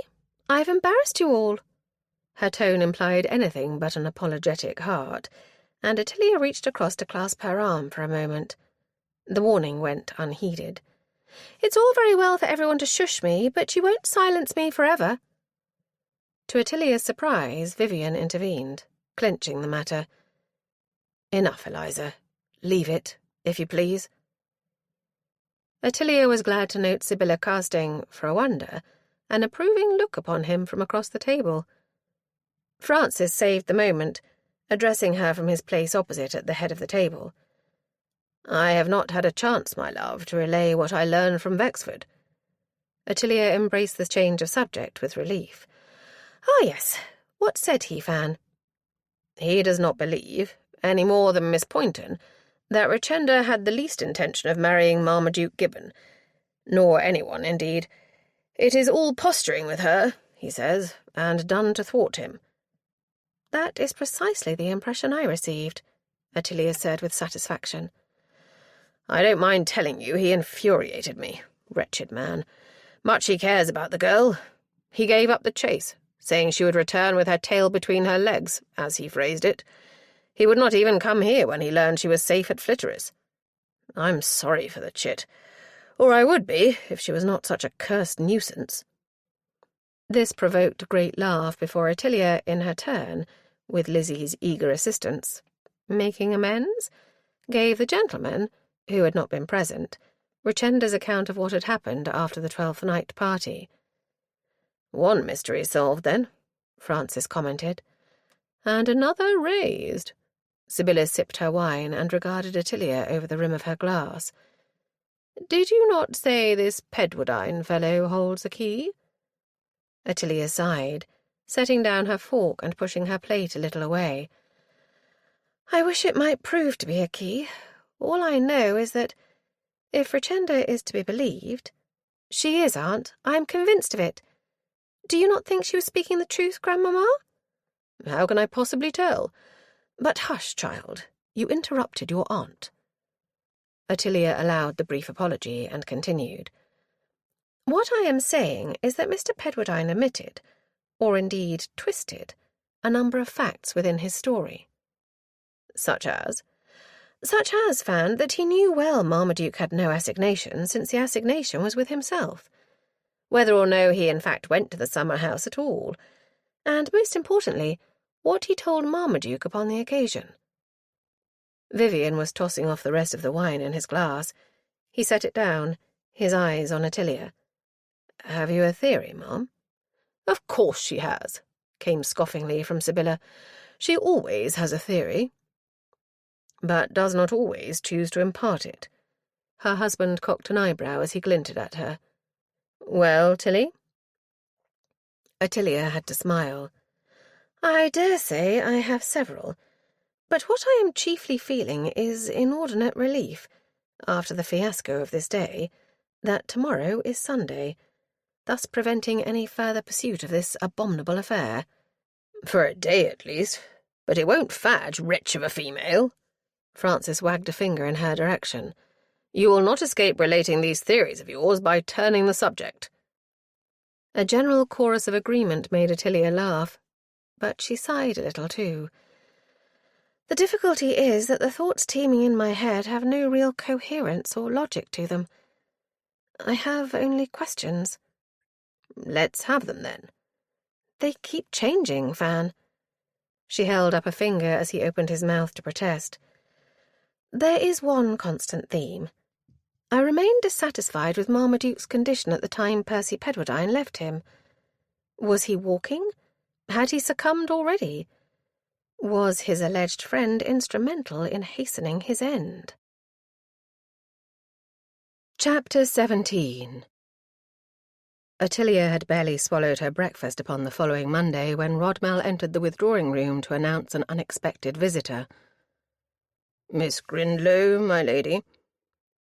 Surprised and a trifle perturbed at what might bring the vicar's ward, Ottilia watched Virginia enter, on a quick step and with an anxious countenance. The quiet of the Sabbath had served to recoup Ottilia's energies, since she did not accompany the rest of the party to St. Michael's in Knight's Inham for the service, but her brain refused to dislodge the puzzle of the corpse. Was Virginia come to add another piece? Virginia's gaze flitted across the room to find Ottilia in her customary chair. "Lady Francis, forgive my intrusion, but I come on a mission of mercy." Ottilia rose and came to meet her. "My dear Virginia, you are very welcome. But before you tell me what I may do for you, allow me to present my niece, Lady Elizabeth Fisk." "Oh, it is not for me, ma'am, but how do you do?" Virginia dropped a curtsy, and Lizzie, who had also risen, followed suit. Ottilia hid a sigh at the lost moment for a private cause. Sibylla had not yet come down, and the gentleman had ridden out, so that Ottilia was for once alone with Lizzie. She had meant to inquire into how matters stood between her and Vivian, but that must obviously wait. "What is amiss, Virginia?" Virginia turned back to her, her manner distressed. "It is Lady Stoke-Rochford. Etta sent me early. She found the poor lady dead, and she is perfectly distraught." "Oh, my goodness! Poor Etta!" Virginia's gaze returned to Lizzie. "You know Etta? We met the other day. I dare say she is grieving, but—" Lizzie looked to Ottilia as if for corroboration. "Etta did say she did not think Lady Stoke-Rochford could live much longer." "It is not that which upsets her." Virginia's eyes also went to Ottilia. "Etta is afraid her death may not have been natural." Ottilia had taken one of Virginia's hands, and she patted it, speaking in a soothing tone. "I dare say there is nothing for her to be concerned about, but we may readily set her mind at rest, I believe." Virginia clasped the hand that held hers, eager now. "That is what Etta hoped. She begged me to come to you. Lady Fan, she said, must be able to tell. Etta asks that you accompany me to the house." "For the purpose of examining the body?" "Has she sent for the doctor?" Yes, but she had much rather trust in you. Etta thinks the doctor is bound to assume that Lady Stoke-Rochford died of old age." "Only too likely. Do you not think so, Aunt?" "Hush, Lizzie." Ottilia waved her niece down and smiled at Virginia. "But you know, my dear, there is every reason to suppose that it is so. Why does she think it may not be?" Ottilia saw eagerness in Lizzie's face and signalled her to silence. Virginia drew a visible breath. "With all this talk of murder and poor Marmaduke, Etta fears Botolph Claydon may have been tempted to hasten the end so that he may inherit the sooner." Ottilia could put a damper on this on the instant. Why, when the end could not in any event be far distant? No, no, my dear Virginia. From what I have seen of that young man, he is far too canny to take such a risk. But do you not think— Ottilia held up a finger. What I think is that your friend Etta's imagination is running away with her. But I will certainly accompany you, and we may ascertain whether or no there are grounds for her suspicions. I will come too, Aunt. Lizzie changed her tone at a look, her eyes both apologetic and brimful of mischief. If I may, dearest Lady Fan? I am acquainted with Etta, and I may keep her from worrying while you are making your examination. Very well. Ottilia went across to tug on the bell-pull, then turned back to Virginia. Go with Lizzie while she fetches her police, my dear. I must do likewise, and also leave word for my husband, and inform my mother-in-law of my absence. I will order my carriage. Virginia was about to follow Lizzie from the room, but she checked. You may come in mine, ma'am. There is no need to trouble your coachman. But Ottilia had no intention of making herself reliant on another for her transportation. Do you take Lizzie, then you need not wait for me. I may need to go elsewhere after I have seen poor Lady Stoke-Rochford. The elderly dame was lying in her bed in an attitude of sleep. A maid was sitting in the room, sniffling into a damp handkerchief. She was evidently happy to be relieved from her post by the competent companion. You may go now, Jenny. Thank you for staying. Henrietta Skelmersdale watched the maid leave and then turned to Ottilia. I did not want anyone to lay poor Rubina out until you had seen her. Very sensible. Ottilia moved to contemplate the corpse. The usual aromas of death were there, but faint, presumably since a window had been kept open. Someone had disturbed the bedclothes, leaving the head and shoulders exposed and one hand lying on the outside of the coverlet.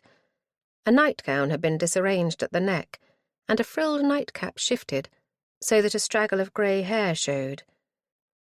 She cannot have been found like this, Ottilia observed. The companion, who was regarding the body with an expression of sadness, looked round. That was me. Also Dimmer, who found her first. She came to me when she could not wake Rubina. Dimmer? Rubina's maid. I'm afraid she is beside herself. I was obliged to send her to her chamber. The housekeeper is with her. What did you each attempt to wake her? Ottilia was examining the observable signs as she talked, without yet touching the body. The waxy look of death was total, the skin already drawing tighter around the bones. The mouth was open, the eyes sunken and closed. There was no telltale redness or blue shadow to indicate other than a natural passing. Dimmer was in shock, but I think she tried to shake Rubina, for she spoke of seizing her shoulders when she would not respond to Dimmer's voice. Ottilia bent over the dead woman and lifted each eyelid in turn, finding no abnormality. She slipped her fingers behind the head to feel for anomalies. There were none, and she shifted the head to one side. It moved easily, which suggested rigour had already passed. And you, Miss Skelmersdale? What did you do? Oh, pray call me Etta, ma'am. I cannot be formal in these circumstances. A sigh came. To be truthful, I saw at once she was dead, but I checked her pulse and felt for any warmth. I surmise there was none. She was quite cold. Ottilia looked up in time to see a little shudder pass through Etta's frame. Etta was not as relaxed as she appeared. From Virginia's description, she had expected the distress under which the maid Dimmer apparently laboured, but the companion had been calm. Apart from a trifle of pallor and a rim of redness about her eyelids, she behaved with admirable composure and a deal of common sense, even rejecting Virginia's offer to show Ottilia to the bedchamber. This is a task peculiarly my own, my dear Ginny. Besides, I dare say Lady Frances has questions that only I will be able to answer. Which indeed proved to be the case. Ottilia gave her a smile. I am afraid I must examine the full torso. You may retire, if you wish. Etta straightened her shoulders with an air of determination. "I shall remain. There ought to be a witness, ought there not?" "Just so. But that may as easily be some other, if you prefer not to see this." Etta lifted her chin. "It will not be the first time I have seen her in dishabille. I have attended her in sickness many times." Ottilia gave a nod and wasted no more time. She drew the covers off the body. Lady Stoke-Rochford's limbs were straight, one arm at her side. The other Ottilia shifted to match.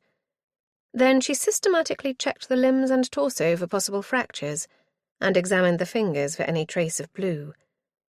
There was no blood on the nightgown, although the effluvia of death had stained the lower half.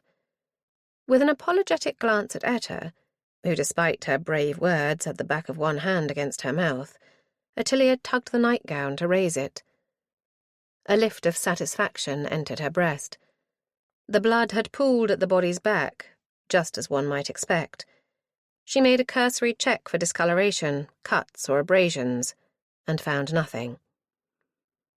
At length, she replaced the nightgown as best she could and covered the body again, straightening up to address Etta. "You may rest easy, my dear. There is nothing here to suggest her ladyship died of anything other than natural causes."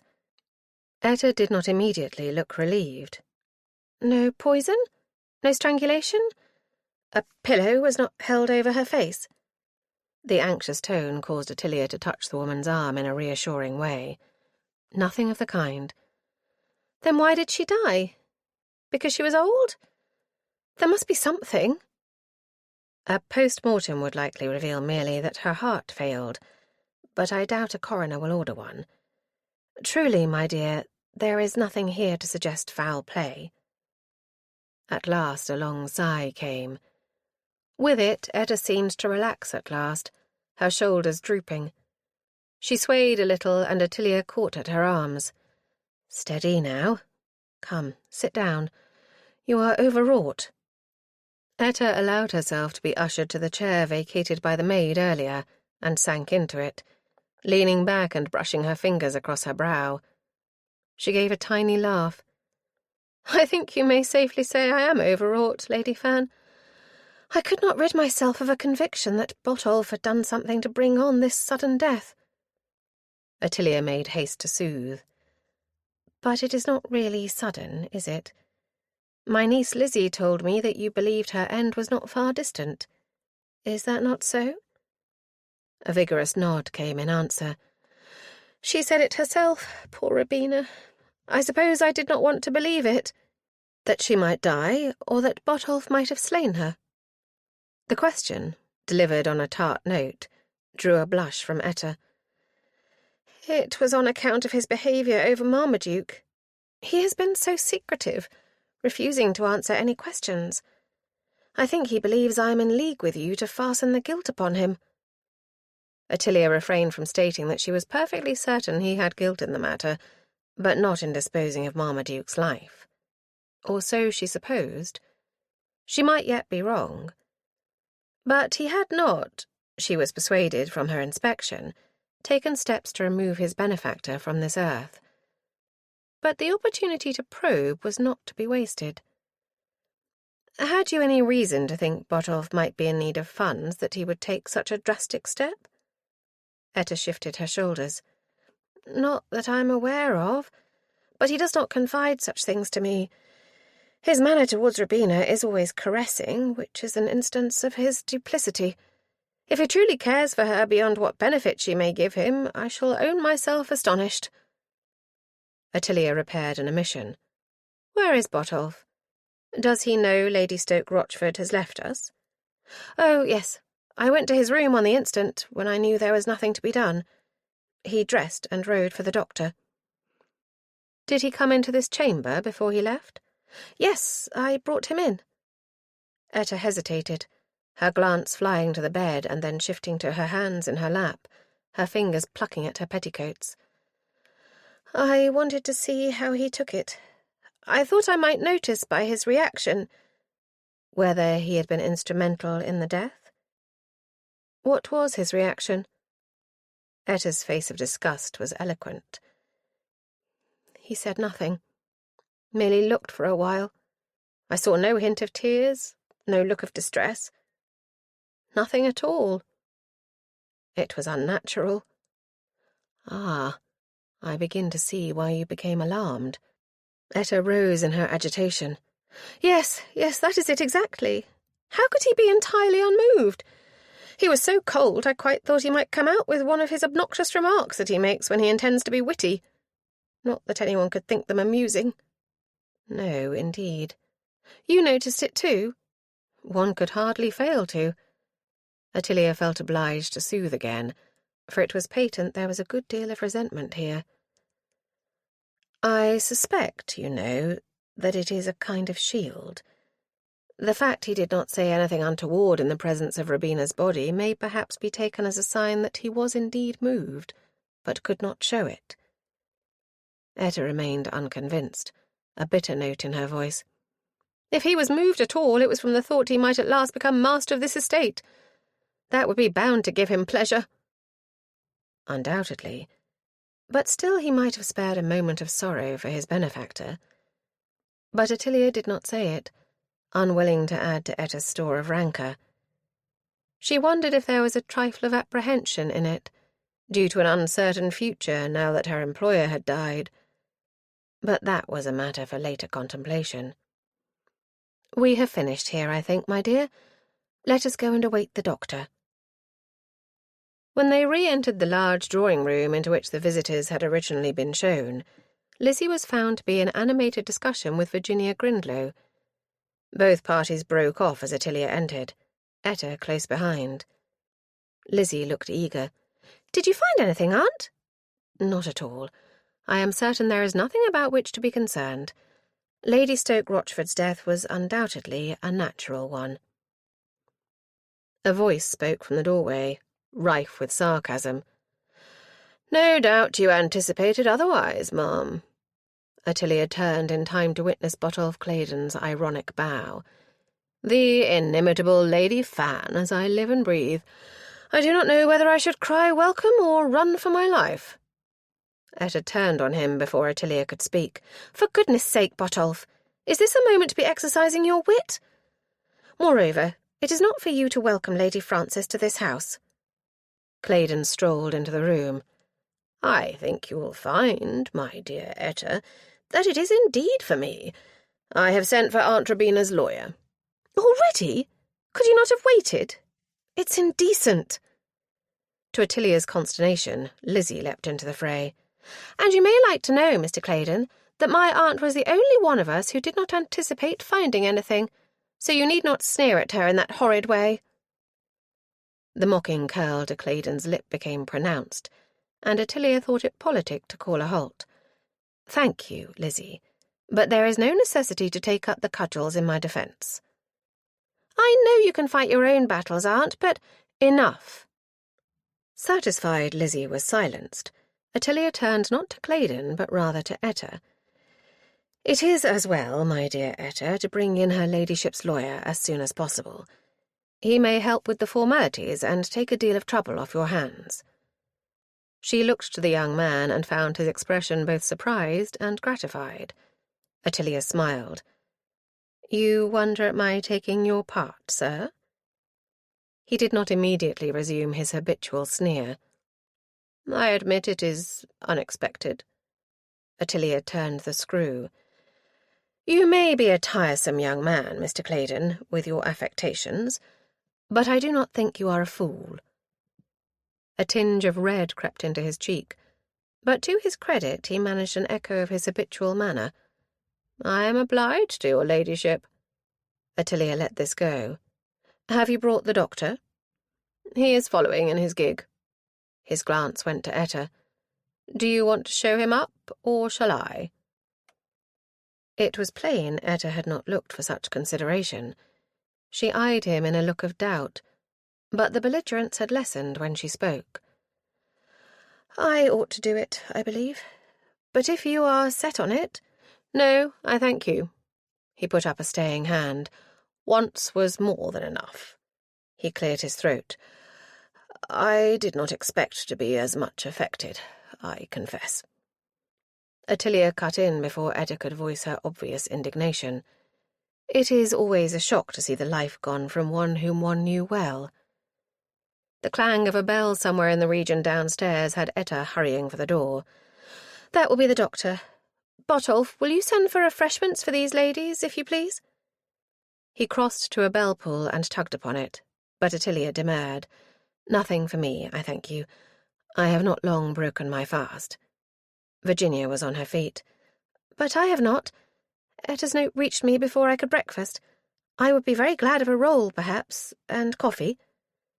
The word stirred Ottilia's senses. "Well, if there is coffee, I will partake of it." Lizzie laughed out. "She never refuses coffee, you must know.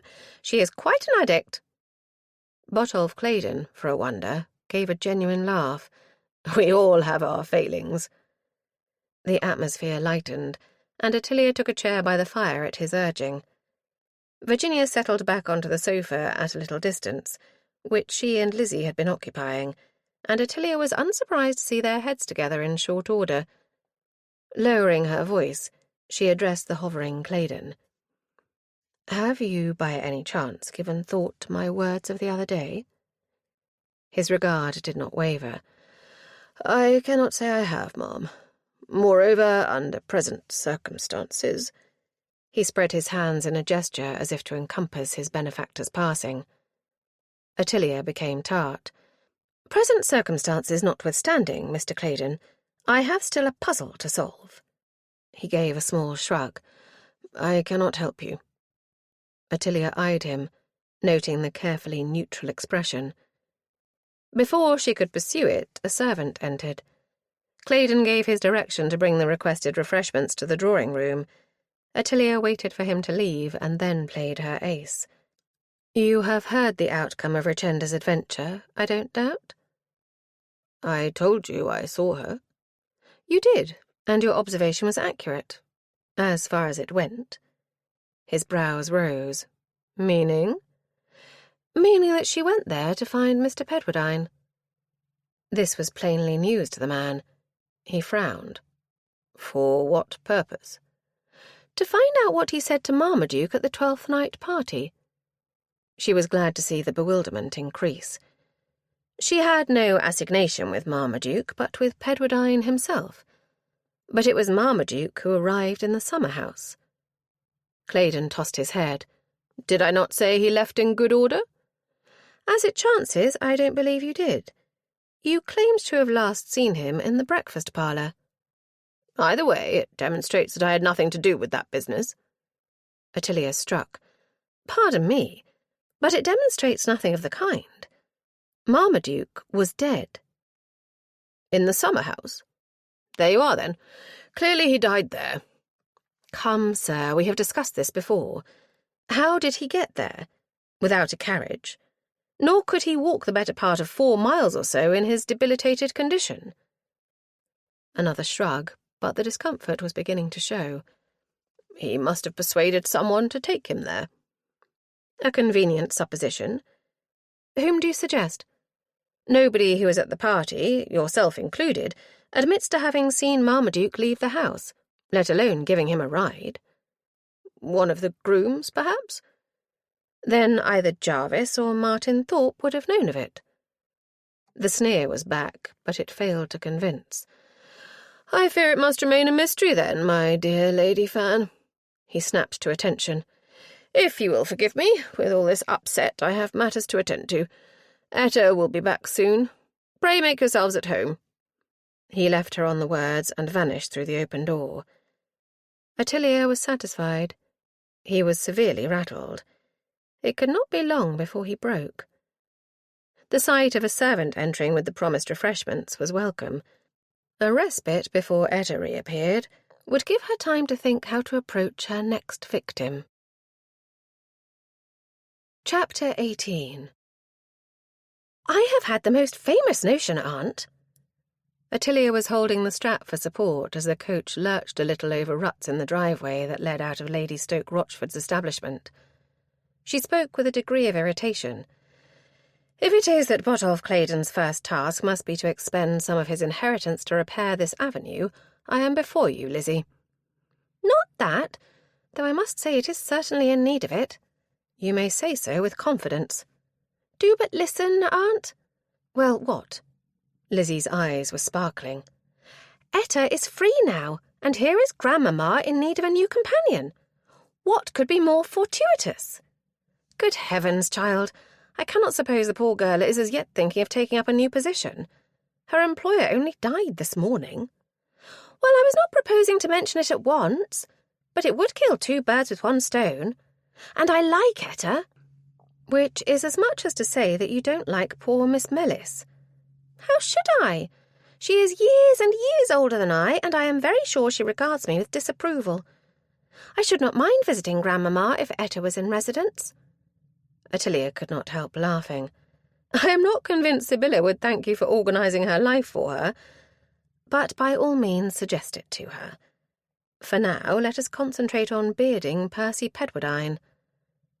Lizzie was instantly diverted. Do you suppose you will find him? Well, he is staying at the Fox, so one must assume he went back there after yesterday's adventure, Ottilia added, on an exasperated note as the carriage bumped uncomfortably. I begin to wonder if there will be much inheritance to speak of, after all, for Claydon, if the state of this drive is anything to go by. Abominable, isn't it? Perhaps it was not expense, but merely that the poor old dame was past seeing to such things. New blood may take better care. Pray don't say what may cause me to regard that young man with any degree of approval. Lizzie giggled. I have never known you to take a man in such dislike, Aunt. I have not taken him in dislike. I am merely desirous of forcing him to tell me the truth. He is no worse than 6 youths determined to show off their mettle. At least Vivian does not behave in such a fashion. Ottilia looked round at the piquant face. On that matter, how are things between you two? Oh, it is not worth discussing. Her niece did not meet her eyes, flicking in a nonchalant manner at invisible dust on her pelisse. I dare say I would not care to marry him after all. This was said in an airy fashion in which Ottilia placed no belief whatsoever. A coach was not the best place in which to pursue the matter, however. She turned the subject. I noticed you and Virginia enjoyed a good gossip. Did you learn anything of use? Lizzie turned, eager now. I was going to tell you. Virginia recalled a snatch of conversation. When? Upon the night of the party? No, it was before, she said. At the parsonage, when this Marmaduke made her think he was interested in her rather than Regenda. The recollection popped into Ottilia's head. In a conservatory, was it not? I think so. What was said, Lizzie? At the time, Virginia confessed her attention was distracted to think Marmaduke liked her, which is why she did not recall it when she spoke to you. Also because she was too distressed to think clearly, I don't doubt. Ottilia pressed for the pertinent information. What has she remembered? Let me recall it as precisely as I can. Lizzie thought for a moment. Yes, I have it.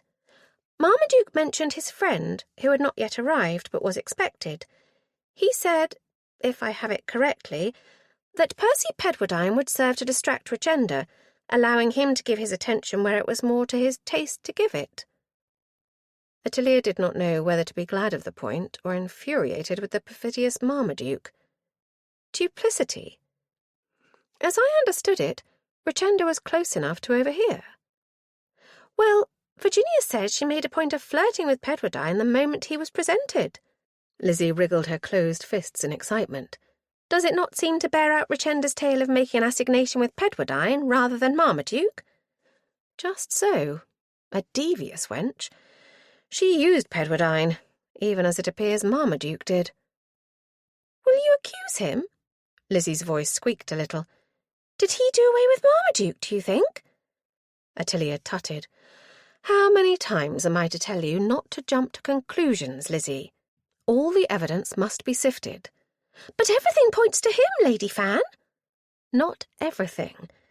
Besides, let us not lose sight of the fact that, as far as we know, Marmaduke was not murdered. But he was dealt a fatal blow. You said so, Aunt. Yes, by Aubrey Botterill. Perhaps more than one, according to his aunt. But it was by no means intended to kill. but it could have caused his death nonetheless. Lizzie did not let it lie. What if Pedwardine delivered another blow? A later one? It is a possibility. There you are, then. Ottilia had to laugh. No, indeed, Lizzie. There am I not. We have far too many imponderables to be certain of anything. Ah, but you are going to talk to Pedwardine. You may unravel it all in a heartbeat. Ottilia emitted an exasperated sound. I have a very good mind to instruct Williams to drive you back to Flitteris and return for me. No, don't. Lizzie seized her hand. I promise I will be good. I won't say a word, if only you will let me be one of the party. I ought to gag you, impossible child. Lizzie's irrepressible throaty laugh came. You wouldn't. You are far too kind. Am I, indeed? To be truthful, I think I will get further if I tackle Pedwardine alone, assuming he is there to be tackled. Lizzie did not cease to labour the point until the coach pulled into the yard at the Fox. Weary of the argument, Ottilia consented to allow her niece to accompany her, on her promise of keeping her tongue. Not that I suppose you will be able to, because you never do. I hope Vivian Maplewood knows what he is letting himself in for. This reminder had the salutary effect of silencing Lizzie, and Ottilia was sorry for bringing the matter up. More than ever convinced that something had gone awry between them, she determined to plumb the problem to its depths in due course. Meanwhile, upon inquiry of the landlady, who came bustling up as she entered the Fox Inn's spacious hallway, she discovered her quarry was within. "Would you kindly tell him I am here, Mrs. Oak, and that I would be glad of a few words with him? May I commandeer one of your private parlours?" The landlady was all too eager, though evidently agog. No doubt the news that Ottilia was engaged upon this investigation had travelled half across the county. Mrs. Oak led the ladies to a neat parlour on the first floor and offered refreshment, which was politely declined. "If you would go to Mr. Pedwardine directly, Mrs. Oak?" Thus adjured, the landlady curtsied herself out and closed the door. The parlour was scantily furnished, but Ottilia took possession of a chair that was advantageously placed to glean warmth from the fire, and bade Lizzie, who was fidgeting about the place, now at the window, now holding the back of a chair at the table, to be seated. "Oh, very well." Lizzie drew out the chair and plonked into it. "What will you ask him, Aunt Ottilia?" "That must depend upon his attitude." "Well, if he is minded to be rude like that wretched Botolph creature, I shall know how to do." Ottilia sighed. "Do, pray, remember your promise." "I didn't exactly promise. I won't endure to hear you maligned." "Very gratifying, Lizzie. But if you must speak, at least follow my lead." Fortunately, the door opened even as Lizzie began upon a retort, and she stopped talking as Percy Pedwardine entered. He was frowning, his gaze going from Lizzie, whom he evidently saw first, and settling upon Ottilia. "Lady Francis, you wished to see me?" Ottilia beckoned him forward. "I did indeed. Do sit, Mr. Pedwardine, or I shall be getting a crick in my neck." He looked wary, his brows still drawn together, but he perched on a convenient chair at a little distance and closer to the door than the rest. "How may I serve you, ma'am?" Ottilia eyed him with interest. He was not nearly as friendly in his manner as he had been upon the last occasion they had met. Had he reason to suppose she meant to be on the attack? She tried a neutral note.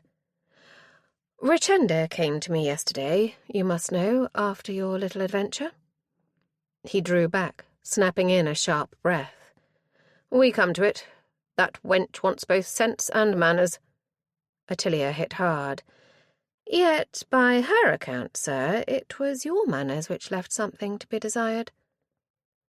His lips folded tight, a spark in his eye. Ottilia waited, trusting to her admonitions that Lizzie would not break the rising tension. The ruse worked. "What did she tell you?" "Oh, no, Mr. Pedwardine. Let me first have your account of what happened between you." Why should I say anything of it to you?" She gave a faint smile. "Come, Mr. Pedwardine, it is your friend's fate we are pursuing. Is it not in your interests to be open with me?" He looked down, clasping his hands loosely together between his knees in an attitude of thought. Ottilia threw a warning glance at Lizzie, who caught it and gave a quick shake of the head as if to indicate her continued silence. Pedwardine looked up, his air now seeming to show he was coerced.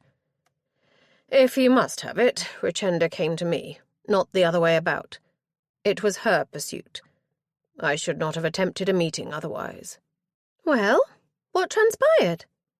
His glance found Lizzie, and he frowned. "Who is this?" "My niece, Lady Elizabeth Fisk. She is perfectly discreet." A false assertion, but what would you? His gaze returned to Ottilia. "Richenda wanted me to ride with her. She had questions about Duke." "What questions, sir?" His shoulders shifted. "Petty ones. Had he not died, would he have offered for her? That kind of thing." Sceptical she might be, but Ottilia needed him malleable. "I see. Did she not ask about the night he died?" She received a straight look. "Is that what she said?" "I am asking you, Mr. Pedwardine." "Of course she did, ma'am. All manner of nonsensical queries which I could not answer. I told her just what I have told you. All I know, in fact." Evasive, to say the least. Ottilia ventured to increase the pressure. "She did not ask why Marmaduke did not keep his assignation?" "She knew why. We all did." "Enlighten me." He sat up straighter. "Are you setting a trap for me, ma'am? My friend was dead. How would he keep an assignation?" Clever. Unless he was innocent, or Richenda had once again lied. Ottilia changed tack. "What made you lose your temper with Richenda, Mr. Pedwardine?" A flash at his eyes gave notice this had hit home. Was he going to deny it? After a moment he let out a taut breath. "You have that, have you?" "I have one side of it." He seemed to wilt a little. "I dare say she told it as it was. I don't mind confessing it. She infuriated me. I know well she had no real affection for Duke. I could not bear her protestations." "She professed to love him?" "She blamed me for his disaffection, for his death. Had I not interfered, she claimed he would have come to her that night and been alive still. She refused to believe I had naught to do with his decision, if decision he made. I know not what occurred after I left him, as I told you. Richenda seems to think it was I who dissuaded him from the assignation, refused to drive him thence. In reality, it is she who caused his demise, and so I told her." "How so? How did she cause it?" Pedwardine let out a guttural sound. "She commanded him here, to have him for her plaything, to flaunt him in the faces of her local suitors. She is a conniving Jezebel." "Harsh words, sir." "Deserved, I assure you." His eyes flared. "What, have you been in her company and not taken her measure? And you by reputation so all alive." A hasty motion and an intake of breath from her niece induced Ottilia to throw out a staying hand. "Yes, very rude, Lizzie, but we must make allowances. Mr. Pedwardine's patience has been sorely tried, and he is grieving. Is that not so, my dear sir?" He closed his lips together, visibly tugging himself back under control. When he spoke, his tone was more moderate. "I beg your pardon. I have this day sustained a visit from Duke's uncle, come in response to my letter." Ottilia had an instant premonition that she was also destined to sustain such a visit. "Does he know the circumstances?" "I held nothing back. Duke was Edmund Gibbon's heir. He was also Duke's guardian after his father died." Reflecting that she might get a better notion of Marmaduke's character and physical condition from his uncle, Ottilia reconciled herself to the inevitable. Where has Mr. Gibbon gone now? I directed him to the doctor. He is anxious to take possession of Duke's body and return him to his family. That is understandable. Does he propose staying in this inn meanwhile? Pedwardine's brows drew together. You wish to speak with him? Ottilia gave a faint smile. It was in my mind that he will wish to speak to me, assuming you informed him of the peculiar disposition of Marmaduke's body. On your doorstep? Yes, I told him that. Ottilia slipped a thrust under his guard. Did you also give an account of Marmaduke's last moments? She received a blank stare. Did I not say I held nothing back? Mentally, Ottilia conceded defeat. If there was more to know, he was armed against careless exposure. But one point might be worth an attack. Richenda told me that her assignation that night was not with Marmaduke, but with you. Was there an instant of alarm in his eye? Quickly veiled, if so. The hesitation might be for a speedy hunt to extract himself. Or was he genuinely taken aback? At last he relaxed back in the chair. The girl is raving. I can't abide the wench. Why in the world would I wish for a clandestine rendezvous with her, of all females? Lizzie chimed in at this point. But you didn't wish for it. Richenda asked you to meet her in the summer house, and you agreed. He cast a brief glance at Lizzie, but addressed himself to Ottilia. This is typical of her sort of trickery. I warned Duke to be wary. It's not as if he had not seen it for himself. I have lost count of the number of times she set up a meeting and then made no appearance. But her father— Lizzie got no further. Pedwardine turned a look of derision upon her. Oh, yes, her father. He gave her every sort of excuse to blow hot and cold upon poor Duke. More fool he to believe it. Ottilia cut in before Lizzie, clearly ready with another indignant objection, could pursue the argument. You have met Lord Vexford in one of his more tetchy moods, I take it? Pedwardine shrugged. He is a choleric old fellow, but the truth is Richetta runs rings around him. She could always escape him when she chose. But that is her forte, pitting one suitor against another, pretending to favour Duke and then dispensing her smiles to some other fellow.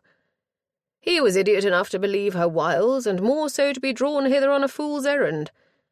She never meant to have him. That I will swear to. Since Ottilia had come to much the same conclusion, she found this difficult to refute. But she had been confident Richenda's account of yesterday had been genuine.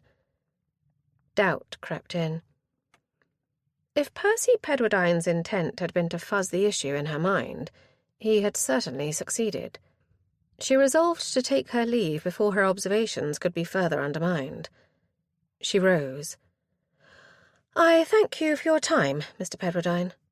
I may need you again. Pray inform Mr. Edmund Gibbon that I will be happy to talk to him at his convenience. Having returned from his ride with Vivian Maplewood and changed his clothes, Francis entered the front withdrawing room to find his mother entertaining a complete stranger. She hailed him on the instant from her seat by the fire. Ah, there you are, my dear boy. Come in, do, and give Mr. Gibbon here your attention. She turned to the man who was standing in the middle of the room and looking somewhat bewildered. This is my son, Lord Francis Fanshawe. You had better speak to him. Francis found himself confronting a fleshy fellow in his middle years, whose features bore the marks of good living, red veins crisscrossing his nose and cheeks, which did not quite conceal his faded good looks. He wore his own hair, silky smooth and tied back, the grey inlaid still with blonde strands. The most remarkable thing about him was his clothes, black in every particular, including his neckcloth. The name his mother had used flipped into his mind. Gibbon? His probable identity slipped into Francis's thoughts even as the gentleman spoke. Your pardon, my lord. I am come to confer with a certain Lady Fan, your wife, as I understand it, concerning the demise of my poor nephew. Ah, you are Marmaduke's uncle, then? Francis held out a hand. "My condolences, sir." Gibbon took the hand in a limp hold and released it at once. "I thank you, my lord. It is a great sadness to me to lose the boy, although I am obliged to admit his taking off is not entirely unexpected." Taken aback, Francis stared at him. "How so?" His mother chimed in, her brows raised.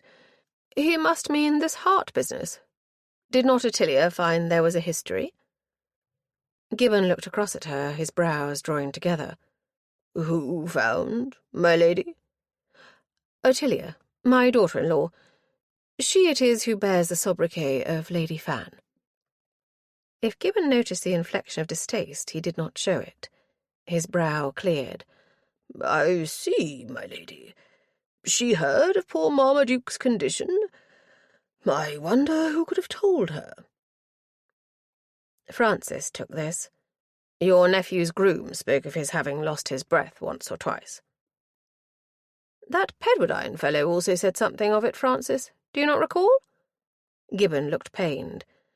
"He would know, yes. Friends from Eton days, you see. Percy spent many happy weeks with us at Witney Park." "Will you not be seated, sir?" Francis gestured to a chair, intending to take his own place on the sofa opposite. Gibbon hesitated, hovering by the chair. "But Lady Fan, your wife, my lord? I came but to request of her an account." "She is from home at this present, but I don't doubt she will return shortly." He gestured to the chair again, and Gibbon at last sat, with evident reluctance. Francis crossed to the bell-pull. "You'll take a glass of something, I hope?" The man looked surprised, but he gave a nod. "That would be welcome. It is an unpleasant duty to be undertaking." "Indeed." The bell rung. Francis took his place on the sofa and eyed the man. "Would you elaborate on why your nephew's death was not unexpected?" Gibbon spread his hands. "As I said, poor Marmaduke has been often at the mercy of these attacks." Sibylla took the words out of Francis's mouth. "What kind of attacks?" A pertinent point. He had not died of an attack as such. The uncle shook his head in a melancholy fashion. "He was asthmatic, coupled with a weak heart, which he inherited from my poor brother's wife, I regret to say. It has been a fear in my mind for years. I own I had begun to hope, for the attacks have been few since he grew to manhood. He seemed stronger." Francis could not avoid feeling sorry for the man. "That is indeed a blow, sir." The word put him in mind of Tilly's suspicions, and he toyed with mentioning them. Why distress Gibbon the more at this juncture? His mother, however, had apparently no such scruples. "Do you think a blow to the chest could have killed your nephew, Mr. Gibbon?" His startled look drove in Francis's irritation. He intervened. "Nothing is fully determined, sir. There is a good deal of conjecture, but my wife is pursuing her inquiries in hopes of unravelling just what happened to your nephew." But Gibbon fastened on the point, his gaze fixing on Francis. "A blow? Did someone deal him a blow?" Before he could respond, the dowager was off again. "A scuffle among boys, it seems. A stupid dispute. One of them may have hit this Marmaduke, but not intending to do him harm." "But a blow? He could never indulge in fisticuffs, you see. Far too dangerous for the boy. Any little thing might set him off struggling to breathe. One had to keep him from such indulgence, poor child. My brother was anxious all the while the boy was in school, but he survived, by a miracle." His face puckered. "Only to be brought down at the last in this horrible manner. I must beg you will not tell me he died of a blow, for I do not think I could bear it." Francis exchanged a glance with his mother, whose delicate brows were climbing. The visitor had set his hand to his forehead, shading his eyes. Francis seized the chance to give a fierce shake of the head in hopes his mother would refrain from further revelations. She cast up her eyes, but indicated by a shrug that she understood. Relieved, Francis turned back to Gibbon just as Rodmell entered on the echo of his knock. "Ah, in good time. Madeira, Rodmell? Or no," with a glance at the sufferer, "brandy might better meet the case." "Tyler is on the way with the necessary, my lord." Francis blew out a breath. "Well anticipated." Rodmell held the door wide as the footman entered, armed with a tray which he set down on the marquetry pier table by the wall. Francis rose. "Leave it, Tyler. I will do the honours." He nodded dismissal to the butler as well, and picked up the brandy decanter. Pouring a small measure into a glass, he brought it across the afflicted mourner. "Here, Gibbon. Drink this. It will revive you." The man looked up and had recourse to a handkerchief he dragged from a pocket, blowing his nose and wiping the wet from his eyes. He took the glass, his voice husky. "Thank ye, my lord. That is kindly done." Francis left him to it, turning to Sibylla. "For you, ma'am?" "I will take Madeira. Unless you have port there." "Madeira or brandy only." He poured a measure from the wine decanter and took it across, giving time, he hoped, for Gibbon to recover. Settled with a glass of Madeira for himself, he retook his seat and awaited the visitor's pleasure. With good fortune, Tilly would not be too long delayed at Lady Stoke-Rochford's, whither her note said she had gone. At length, having disposed of most of his brandy, Gibbon spoke, the glass held loosely in his fingers. "I am at a loss in one instance, my lord." "What is that, sir?" "Why was my nephew's corpse treated in this despicable fashion? Who could be so callous as to drag poor Marmaduke's body across the back of a horse and drop it in a most disrespectful way? Upon your doorstep? Who would do such a thing? Why? What should it profit anyone to mistreat him so?" The grief was burgeoning again, and Francis hesitated over his reply. They knew now it had been Richenda who sent the corpse. But what profit in saying so? On the other hand, the fellow deserved an explanation. He prevaricated. "You are likely unaware, sir, that my wife has something of a reputation. She has dealt with several unexplained or unexpected deaths. The person who sent Marmaduke to Lady Fan was desirous she should find out what had happened to him." The man's features registered confusion. "But in such a fashion? Why not ask? Why treat him so shabbily?" Why, indeed? Francis tried for a light response. "The individual did not wish their identity known. But," Francis sighed, "words fail you, sir? I am not surprised. I assure you we were quite as dismayed." Not necessarily by the disrespect, but no need to mention that. Gibbon seemed a degree less indignant. "Pray understand, I do not attach blame to you or your lady wife, sir. Indeed, I am grateful you saw fit to bring a doctor to him, even if it was too late." Far too late, but best not to say that either. Francis waited for what he would next ask, hoping it might not prove impossible to answer. His hope was misplaced. "There is a young lady in the case, I believe. Does she know aught of this?" Francis exchanged a glance with his mother, who closed her lips firmly together. Up to him, then. He prevaricated. "You knew of Marmaduke's interest in Richenda Wexford?" "Wexford? Yes, I believe so. I forget now. Marmaduke received a letter." "An invitation?" A faint grimace crossed Gibbon's features. "A summons, rather. That is how Marmaduke phrased it. He was amused. I asked him if he had an interest there, if this female would make a worthy helpmeet.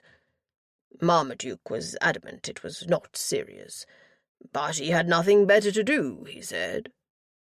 Anguish ripped through the man's voice. I could wish he had not gone. He would yet be with us. What to say?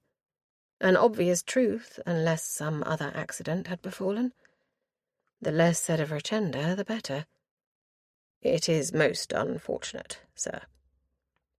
Gibbon looked across, plainly distressed. I wish it was mere misfortune, my lord. Yet I fear Marmaduke was less than plain with me. His friend believes this girl had undue influence over him. Percy had witnessed this in London, he told me. That is why he followed Marmaduke to this place. He sought, he said, to draw him off, if he could. Moreover, Percy tells me the father is a man of choleric temper. That is certainly true. You know him, my lord? Vexford, yes. He is one of our neighbours in these parts. If it comforts you, I should doubt of his ever having been persuaded to approve your nephew for his daughter, or any other young man from what I have seen. Marmaduke was in no real danger from Richenda on that score. This intelligence did not appear to afford Gibbon any satisfaction. His colour rose. I should like to know what objection he could have to Marmaduke. The boy was my heir. I don't mean to boast, my lord, but I possess a tidy estate. It is not an inheritance to be sneezed at. His face fell. But all for nothing. It will go to an obscure cousin when I depart this realm. A windfall for him. He rubbed his handkerchief, still held in his fingers, against his nose. I was blessed with no son of my own, you see. No offspring at all, for my wife could not carry to term. All my hopes have been invested in my poor nephew.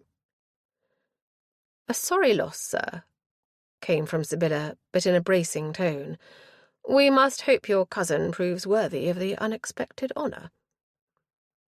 Gibbon did not look as if this thought afforded comfort, but he nodded in a vague sort of way before turning his attention back to Francis. I do not know, my lord, if I welcome or dread what your lady wife may be able to tell me. Small wonder. Francis tried for a neutral note. It appears there is yet some question on the matter, but we must hope my wife may at the last be able to set your mind at rest. Impossible, he shuddered. I doubt I shall be easy again for a 12-month. It is understandable you should think so, sir, chimed in Sibylla. But you will find ease. I have borne enough of such losses at my time of life to be able to reassure you of that. Gibbon refused to be comforted. It is kind of your ladyship to say so, but this loss is a hard one to bear. Francis began to wish Tilly would reappear. If anyone could soothe the fellow, it would be his darling wife. To his inestimable relief, the thought had hardly formed when the door opened, and she walked into the room. Chapter 19. Primed by the butler, Ottilia made directly for the stranger, who had risen at her entrance. "My dear Mr. Gibbon, I am so very sorry for your loss. You have come, I believe, to find me. I am Lady Fan, or more properly, Lady Francis Fanshawe." She held out her hand, taking him in the while as he held it lightly and made a small bow. You are very kind, my lady. I thank you. Ottilia smiled at him and looked across to her spouse. I see you have done the honours, Fan. He was on his feet. Indeed, Mr. Gibbon is much distressed, but I have told him all I can. He is anxious for answers, as you may imagine. She flicked her eyes heavenwards, knowing the visitor could not see, but turned with an apologetic look to Gibbon. I will tell you what I may, sir, but first I have a duty to perform. She crossed to the mantel, looking down at her mother-in-law. "Sibylla, I am sorry to be obliged to tell you that Lady Stoke-Rochford died this morning." The dowager tutted. "Another one?" "Yes, but expected and not in the least suspicious. I did not wish to mention it when I told you I was going out, but the truth is I went to check at her companion's request. I imagine you may guess what she feared. I thought I must inform you immediately, as you visited her so recently." "Yes, but I have not seen her for years. We were never close. I must say she was pretty frail when I met her the other day." "Just so. It is a pity it should happen at this moment, but I don't believe it has any bearing upon the matter at hand." Her husband emitted a relieved breath. "Thank the Lord for that." He then evidently recollected the augmented company, for he turned to Gibbon. "You must forgive us, sir. We have been somewhat exercised by the difficulties attendant upon finding out what happened to your nephew." "Difficulties?" The visitor almost squeaked the word. "Why so?" Ottilia intervened at once, moving to join Francis on the sofa where he had taken a seat. "My dear Mr. Gibbon, do not take fright, I charge you. It is merely that people's memories of the night in question differ somewhat. It is always so, I fear. The task becomes one of disentangling discrepancies. I regret to say that so far I have not been able fully to clarify matters." He looked a trifle bemused. All to the good.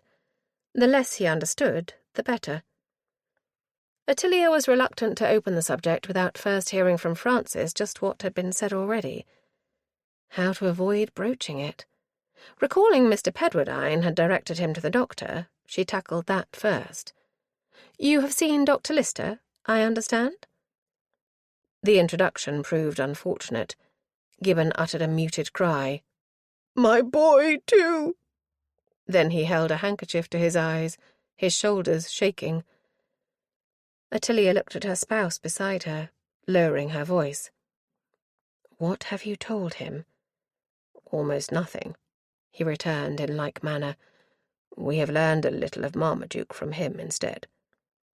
She listened to his murmured words, her mind working as she learned of the intimacy enjoyed with the deceased by Percy Pedwardine. Not to mention the tale with which that young man had seen fit to regale the uncle. So he came with the intention of putting a spoke in Marmaduke's wheel. He had succeeded with a vengeance. Was it all his intent? Presently Gibbon's grief subsided, and he apologized for the display. What time Francis replenished the man's glass. Ottilia waited until he had drunk a little of the liquid it contained, and seemed to regain command over himself. He addressed himself to Ottilia. "My lady, you must forgive me. I have not yet learned to master my emotion." "It is very understandable, sir. You have sustained a severe blow." The word brought his chin up. "A blow? Your husband? Oh, no, was it her ladyship there? One of them spoke of a blow." "A scuffle," I said, came in tetchy tones from Sibylla, her disapproval of the visitor's lack of control clearly visible in both face and voice. "No one is certain there has been any kind of blow, so pray do not fasten upon that detail." Gibbon ignored this recommendation. "I must, my lady." He looked across, and Ottilia met his gaze. "It is of all things the most dangerous for the boy. As I told his lordship, Marmaduke could never engage in fisticuffs. Asthmatic, you see, Lady Fan." Ottilia seized on this. I did wonder. She did not say that Pedwardine had dismissed the notion of his friend's condition being serious. "It was reported to me that your nephew did struggle for breath." "There! You see?" "But he got over it." Gibbon became agitated. "But his heart. The doctor spoke of cardiac arrest. Was it not so?" "That was my understanding, sir." "Well, there it is, my lady. If he received a blow—" She made haste to soothe. "That was indeed my first thought, sir. But it seems he recovered from whatever difficulty was sustained by the argument. From what I have been able to discover, too much time must have passed between that incident and his unfortunate demise for the two to have been closely related. It was plain the man was still affected, for he appeared to follow this with painstaking concentration. He demurred after a moment. "You may say so, my lady, but the doctor could not be specific as to the time my poor Marmaduke breathed his last." Francis cut in. "Except that we know it was more than 24 hours before he was, left at our door. Other than that, my wife has been unable to determine just when the event may have taken place." Ottilia met the fellow's questioning look with an inward sigh. Small point in prevarication. "I dare say this may distress you, sir, but no one has been able to state precisely when they last saw Marmaduke alive. I do know he was found dead in the morning, but not where one might expect him to be." The fellow's air became bewildered. "Where then was he? Where should he have been?" "He should have been at Thorpe Grange, having attended the 12th night party there. In fact, he was found in the summer house at Wyke Hall."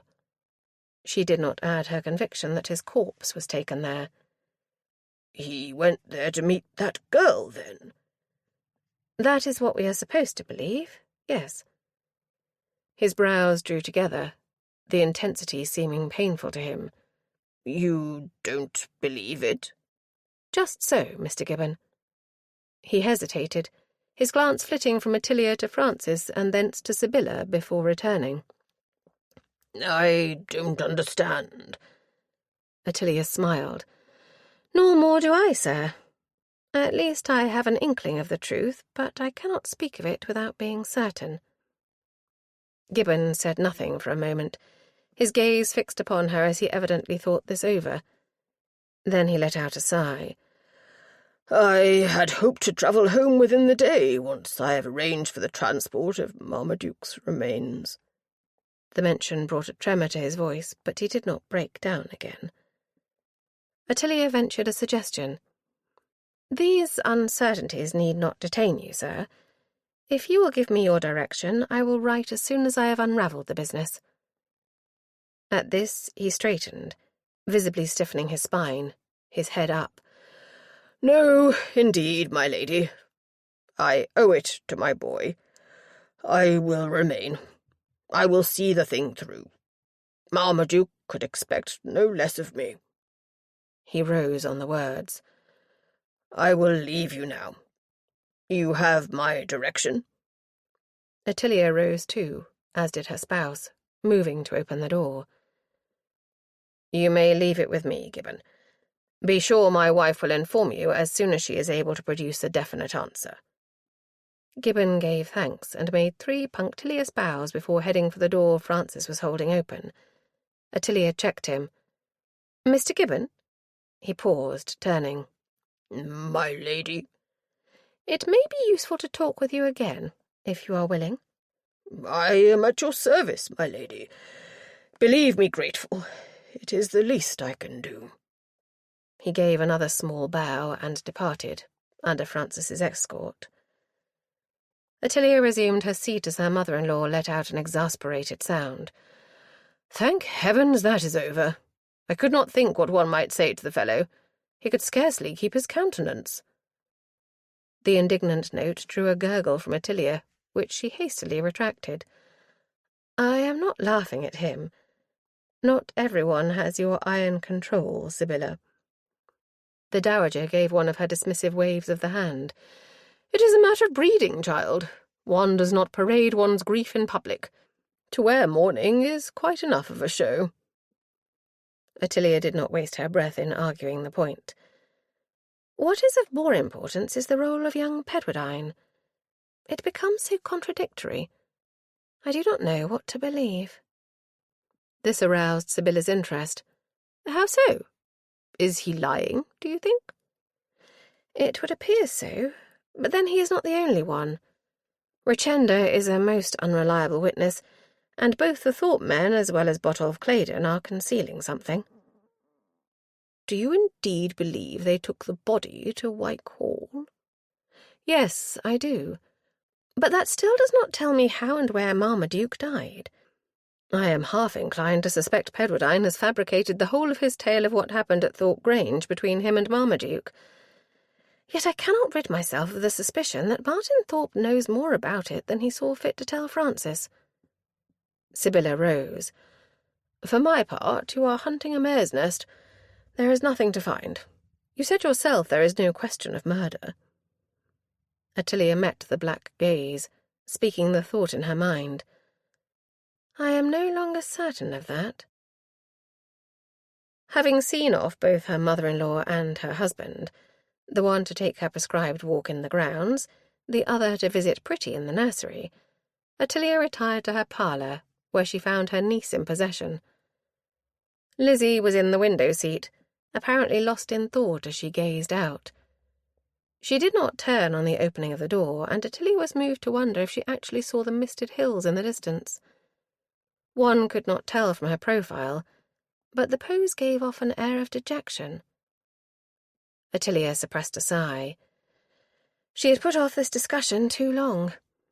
She shifted into the room, and the movement must have caught Lizzie's attention, for she turned her head in a sharp gesture. A little gasp escaped her. "It's you, Aunt. You don't object to my invading your eyrie, do you? I thought I ought not to come in when Marmaduke's uncle was there." Ottilia went to her daybed and perched upon its seat, leaning on the back and gesturing. "Come and sit with me, Lizzie. It is high time we talked." Her niece hesitated, biting her lip.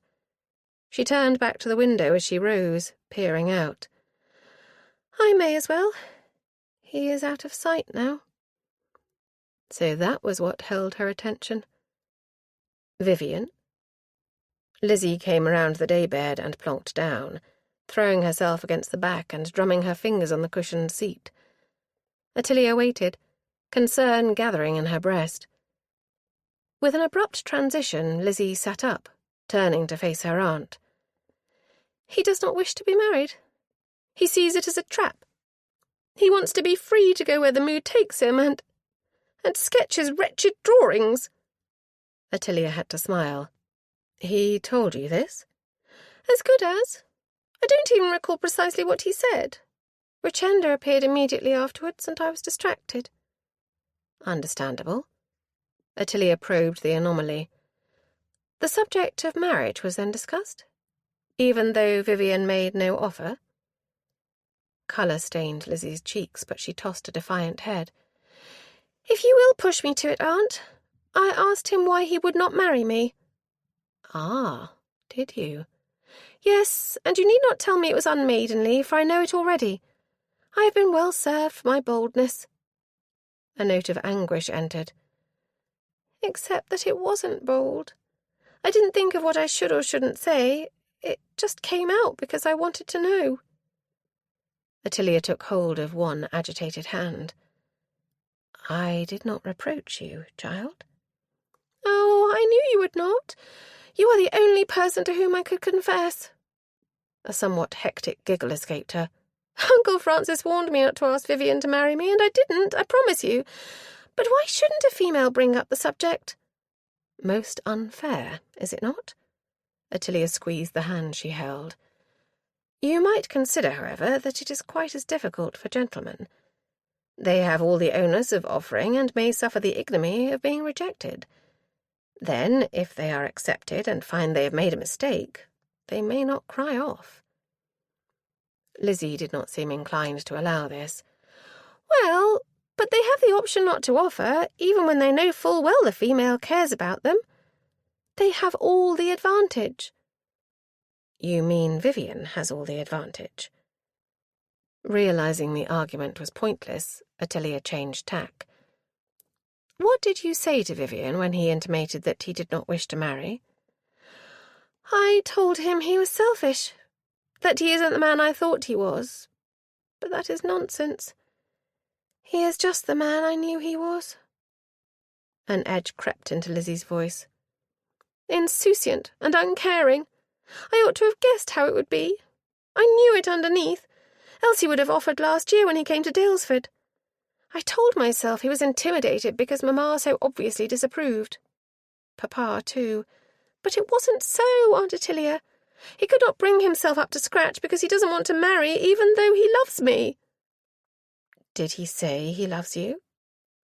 Lizzie sniffed, a quiver at her lips. Not in so many words, but it's what he meant. Besides, I know he does. He would have left by now if he didn't. He has no real reason to remain, only to help with your investigation. Ottilia felt compelled to enter a caveat. You are forgetting that your uncle insisted he remain. Lizzie shrugged, releasing her hand from her aunt's hold. Vivian wouldn't care for that. He goes his own way. Ottilia did not dispute the point. She was exercised by her own lack. She was so little acquainted with Vivian Maplewood it was hard to make any judgment of her own. It was, however, politic to discourage Lizzie from making any further demands upon the man. If you value my advice— I always do, Aunt, you know that. Thank you. I was about to say that it might serve you best to remain aloof. Lizzie's nose was in the air. Oh, you need not think I mean to sue to him. We have scarcely exchanged 2 words since. Excellent. You will abide by that practice, if you are wise. Lizzie's gaze widened upon hers. Do you think that will work upon him? It may. It is certainly more likely to do so than if you were to plague him with unwanted attentions. Unwanted? They were not unwanted before. Ottilia groaned aloud. That is beside the point, child. Keep your distance, Lizzie. Let him come to you. If he is indeed over fond of you, he will find it hard to be left out in the cold. A deep sigh came in response. If you want the truth, it is hard for me, too. I don't doubt it. An idea surfaced, and Ottilia regarded her niece with a touch of speculation. It would take the child out of Vivian's orbit for a space, and perhaps she might scrape acquaintance with one or other of the young gentlemen, who might well visit Claydon.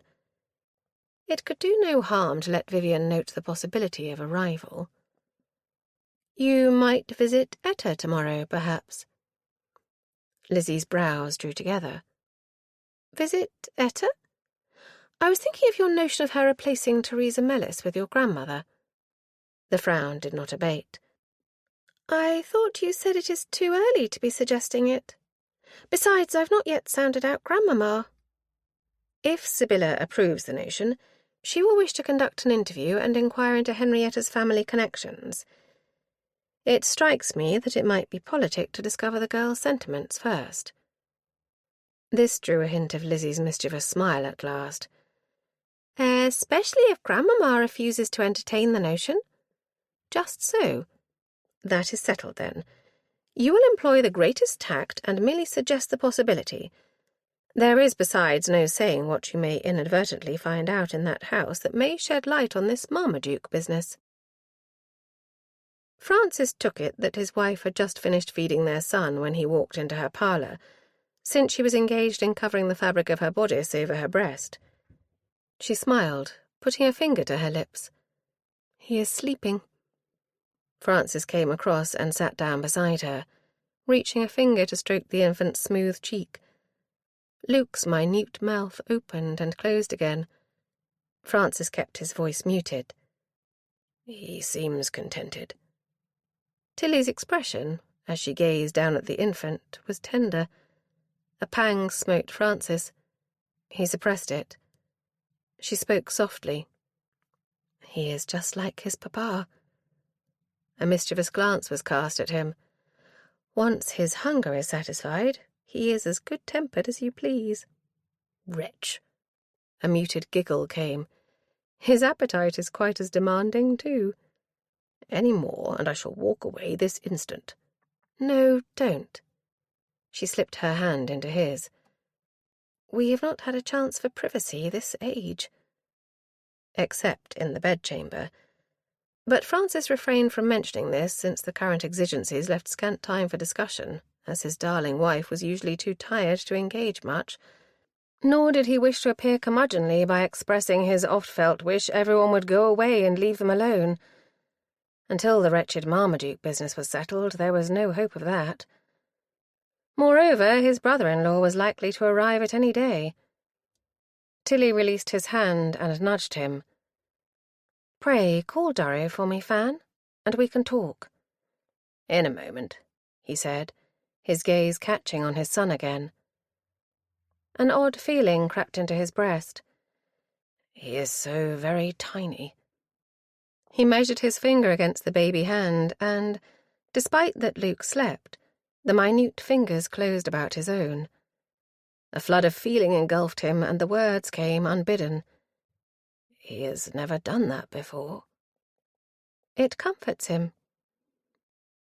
Francis had no words. He sat mumchance, mesmerized by the baby grip. It released after a moment, and he felt peculiarly bereft. He regarded the perfect little fingers resting against his large one, the tiny nails, the pink hand, all with a sense of wonder. "It is incredible to think how this small person will grow and become a man at last." His gaze shifted to his wife's as he spoke, and found her with tears standing in her eyes. "Sweetheart, why are you weeping?" But she was smiling. "I did not dare to hope Luke would capture your heart so soon." Francis took her hand and kissed it. "Nor did I, to be truthful. I have neither knowledge nor experience of babies." He drew in a breath and sighed it out. "He is a perfect little man. I dare say I will spoil him as much as I spoil Pretty." He said it to please her, but she made a face. "You won't. You will harry the poor boy and try to turn him into a copy of yourself." "Of course I won't. It is what fathers do. With sons, and mothers no less with their daughters, no doubt." She nudged him again. "Fetch Dorrough, Fan. We will wake him." Thus adjured, he rose, but with reluctance, and went to the door. Dorrough was waiting by the balustrade and came at once when Francis beckoned. "Master Luke is ready, my lord?" "Yes, thank you." He watched as his wife kissed the child and handed him over. He had seen her do so many times, but this felt different. He saw her at last as his son's mother as well as his wife. More than ever he yearned for the house to be emptied of visitors, that they might live as a family in the cosy way they had before the advent of the corpse on the doorstep. When the door closed behind Dorrough, he went straight back to the sofa, retook his seat, and drew his wife into his embrace. "Do you know how very much I adore you, mother of my son?" She accepted his caress with fervour, but her eyes quizzed him. "Is this brought on by your discovering Luke's tiny hands?" "You know well it is. I wish very much we did not have all these persons cluttering up the house. I want my family to myself." She tucked her hand in his. "Then help me unravel this mess, Fan. I don't mind admitting it has me quite in a puzzle." Francis was not best pleased to be dragged back to the matter, but if it would hasten the departure of their guests, so be it.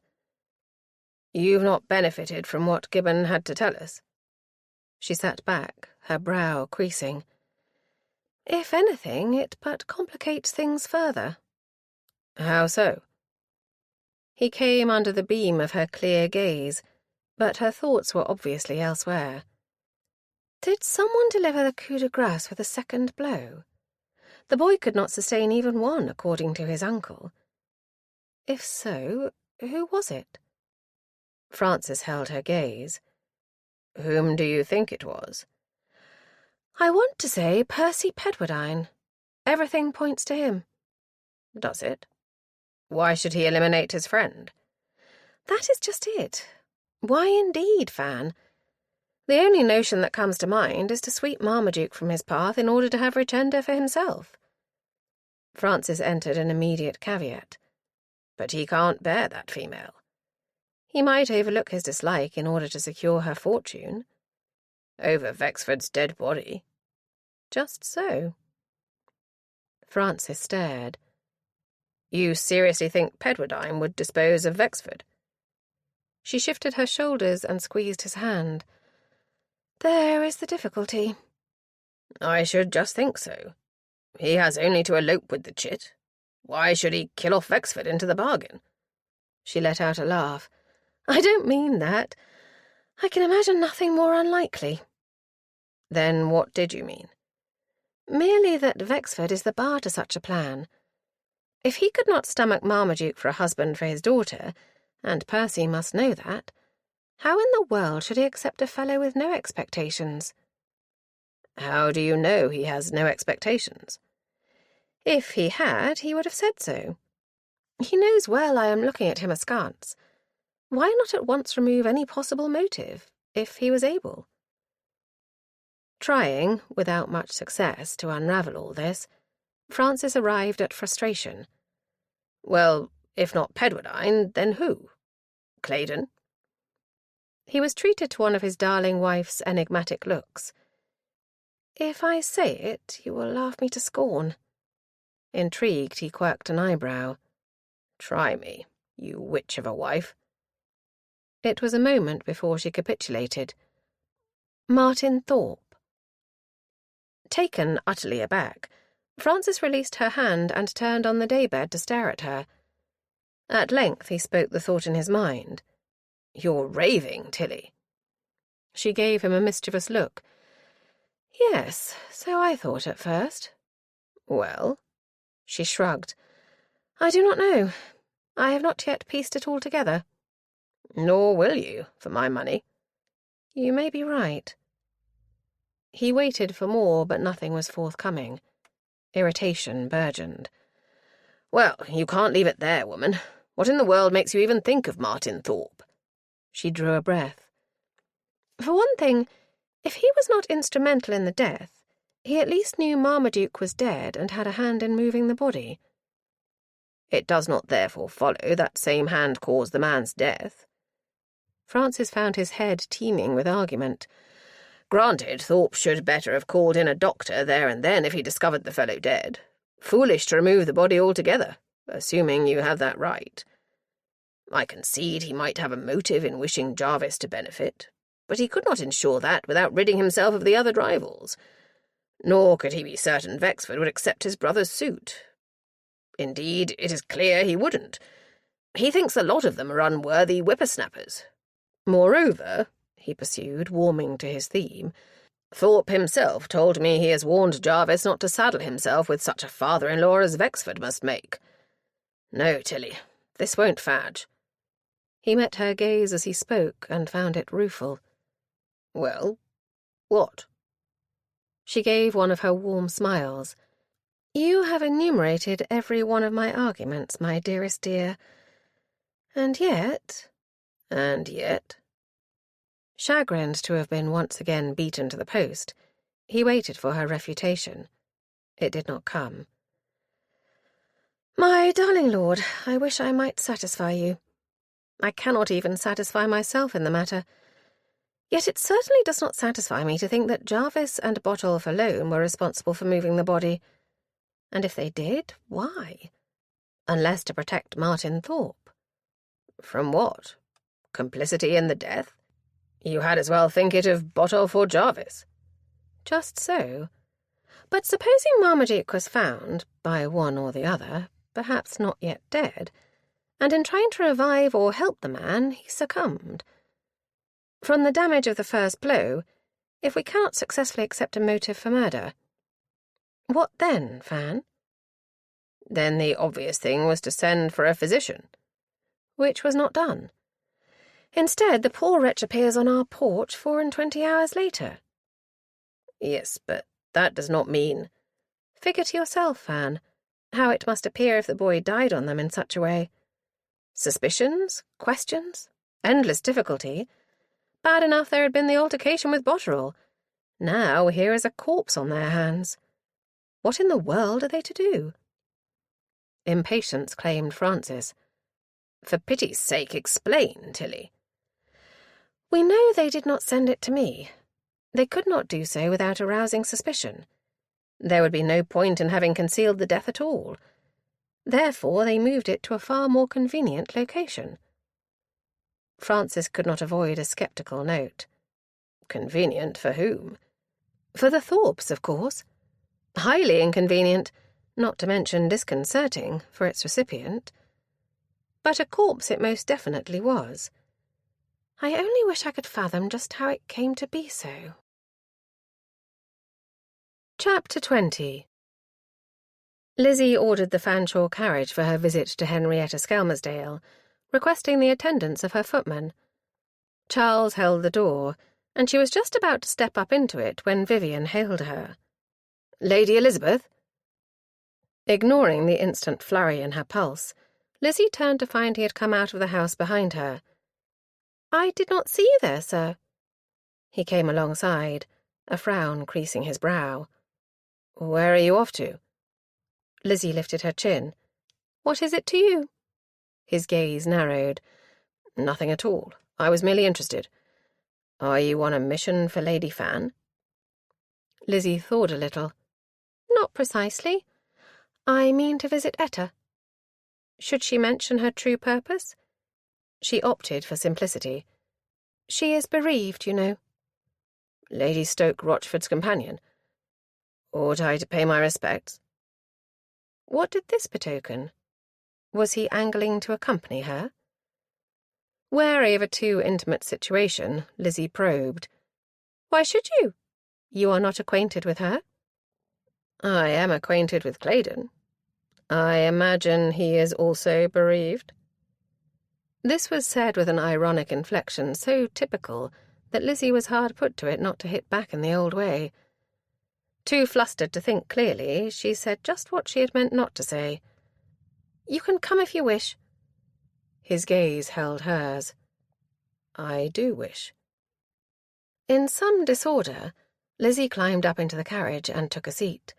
Vivian sprang in, crossed her, and sat down on the other side.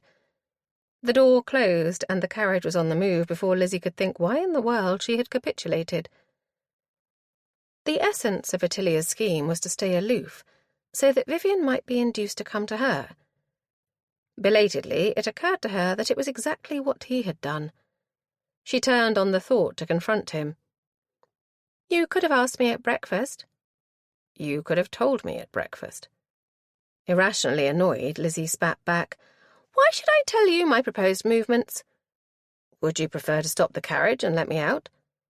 "Prefer it to what?" "Conversing with me." "I am conversing with you, stupid man." To her combined chagrin and delight, he burst out laughing. "There's the Eliza I know." Lizzie could not decide whether to glare or smile. "You are the most infuriating creature, Mr. Maplewood." "Likewise, Lady Elizabeth." "Oh, stop it. Did you come with me only to drive me to distraction?" "Of course. Isn't that the basis of our friendship?" The burgeoning warmth in Lizzie's bosom was quenched. Was this his desire? To rekindle their former relationship? "We can still be friends, can we not?" Had he read her mind? "I don't know, Vivian." He was silent for a space, and the sound of the horse's hooves grew loud in Lizzie's ears. When he spoke again, it was in a tone too soft for her comfort. "Can we try, Eliza?" She looked round and found an expression in his face that spoke to her heart. Lizzie hardened it. "Half a loaf, Vivian?" "I don't want to lose you altogether." Lizzie discovered her muscles were tensed. With deliberation, she sank back against the squabs, looking away from him.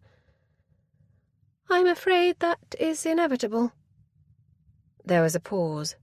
Lizzie held her breath. His voice came like a caressing breeze.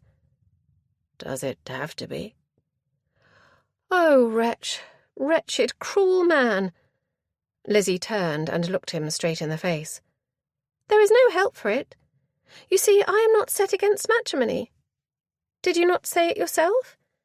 My husband, when I come to marry, will not take kindly to my intimacy with a former—" She paused, putting a finger to her chin.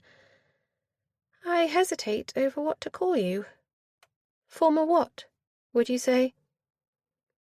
His face, to her secret satisfaction, was frozen, his eyes hard.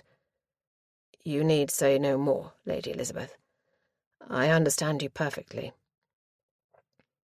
Next instant he was rapping on the roof. Lizzie's heart sank as the carriage came to a standstill. Vivian opened the door on his side. He did not look at her as he spoke. I will walk back. Good day to you. Then he jumped out, and the door slammed shut. She heard him call to Williams to drive on as a welter of feeling rushed into her bosom. Hateful of him! Why could he not fight for her? What price saying he did not wish to lose her altogether, then? Well, it proved he was determined against her, just as he had said on that hateful day. She was obliged to dash at her welling eyes, berating herself for a fool to be weeping over the worthless creature Vivian had shown himself to be. A mental review of what had been said served to fuel both her fury and her upset, and she railed in her mind for some little while. By the time the carriage turned into the rutted lane leading to Lady Stoke Rochford's residence, a creeping notion had taken possession of her mind. Perhaps this was the best outcome after all. If Vivian truly did not wish to lose her, he might miss her friendship enough to come to his senses. Friendship! How dared he offer merely that when he knew she wanted so much more? Well, Vivian Maplewood might now see what came of his recalcitrance. She hoped he would choke on it. The carriage halted, and Lizzie was obliged to swallow down her distresses. She was here to offer Etta comfort and a glimpse of a better future, not to seek comfort for herself, though a wish of confiding in someone would not be entirely suppressed. The former companion was found to be immersed in funeral arrangements. She was seated at a desk in the parlour, a disordered sheaf of paper before her, pen in hand and ink stains on her fingers. She turned as Lizzie was announced, looking across with a frowning countenance for a moment as if she knew not what had been said. Then she uttered a cry and set down the pen all anyhow, leaping to her feet. "My goodness! How glad I am to see you, Lady Elizabeth!" "Lizzie will do, if you please." Gratified by the welcome, Lizzie moved forward, meeting her halfway across the room and taking the hand the taller woman held out. "I hope I am not disturbing you, Etta?" The other rolled expressive eyes. "You are, and I am delighted. I cannot get on with this list at all. I should have been happy to have been interrupted by anyone." The disappointment Lizzie felt must have shown in her face.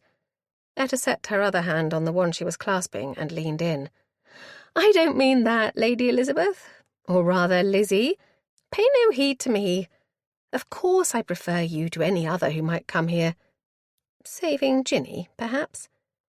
Lizzie produced a smile. "I hope I may make a good substitute. I came to see if there is anything I might do or say to relieve you." "Oh, everything." Etta released her, at once ushering her towards the window embrasure. "For heaven's sake, let us sit down, and you may tell me how your aunt is faring in her quest." A trifle put out, Lizzie allowed herself to be pushed into the window seat and watched Etta plonk down likewise. "I thought you were too troubled to be thinking of that matter now." A bright smile appeared. "Believe me, I am desperate for the distraction. Botolph has delegated to me the task of preparing the list of who should be invited to partake of refreshments here after the funeral. Why could he not do it himself? To tell you the truth, he would have done, but I persuaded him to leave it to me. After all, I know best which of our neighbours had troubled themselves about poor Robina. Yet, in the event, I am finding it quite impossible to exclude anyone, and I am ready to tear my hair out." Not finding the problem of particular interest, Lizzie stated the obvious. "Then why try to exclude them?" Etta shrugged. "Very likely I shan't. Perhaps I am prejudiced. Few cared enough to trouble about Robina in her lifetime. Why should they be honoured? Moreover, if so be it turns out one of them did dispose of that poor young man, I should much dislike to be entertaining him." It was on the tip of Lizzie's tongue to ask if that applied to Botolph Claydon, but she managed to halt the words. Instead, she turned the subject closer to the point of her visit. "Are you meaning to remain here, Etta? Has Mr. Claydon spoken of your future?" Her hostess sighed. "Alas, no. I did venture to bring the matter up, but he dismissed it, saying there was time enough to be concerning ourselves over that. Time enough for him. I dare not be dilatory in finding another post." Lizzie's ears pricked up at this, but Etta had not finished. "There is no saying what Botolph intends, after all. He might even sell the place." "Sell his godmother's residence?" A little shocked, Lizzie eyed her. "And do what with the proceeds?" "Buy an estate closer to the metropolis, I expect." "Why, when he has friends and acquaintance here?" Etta made a face. "Botolph considers this area a backwater, peopled by unfashionable dullards." Affronted on behalf of her uncle and aunt, Lizzie bridled. "He might count himself lucky to be accepted. Who is he, after all?"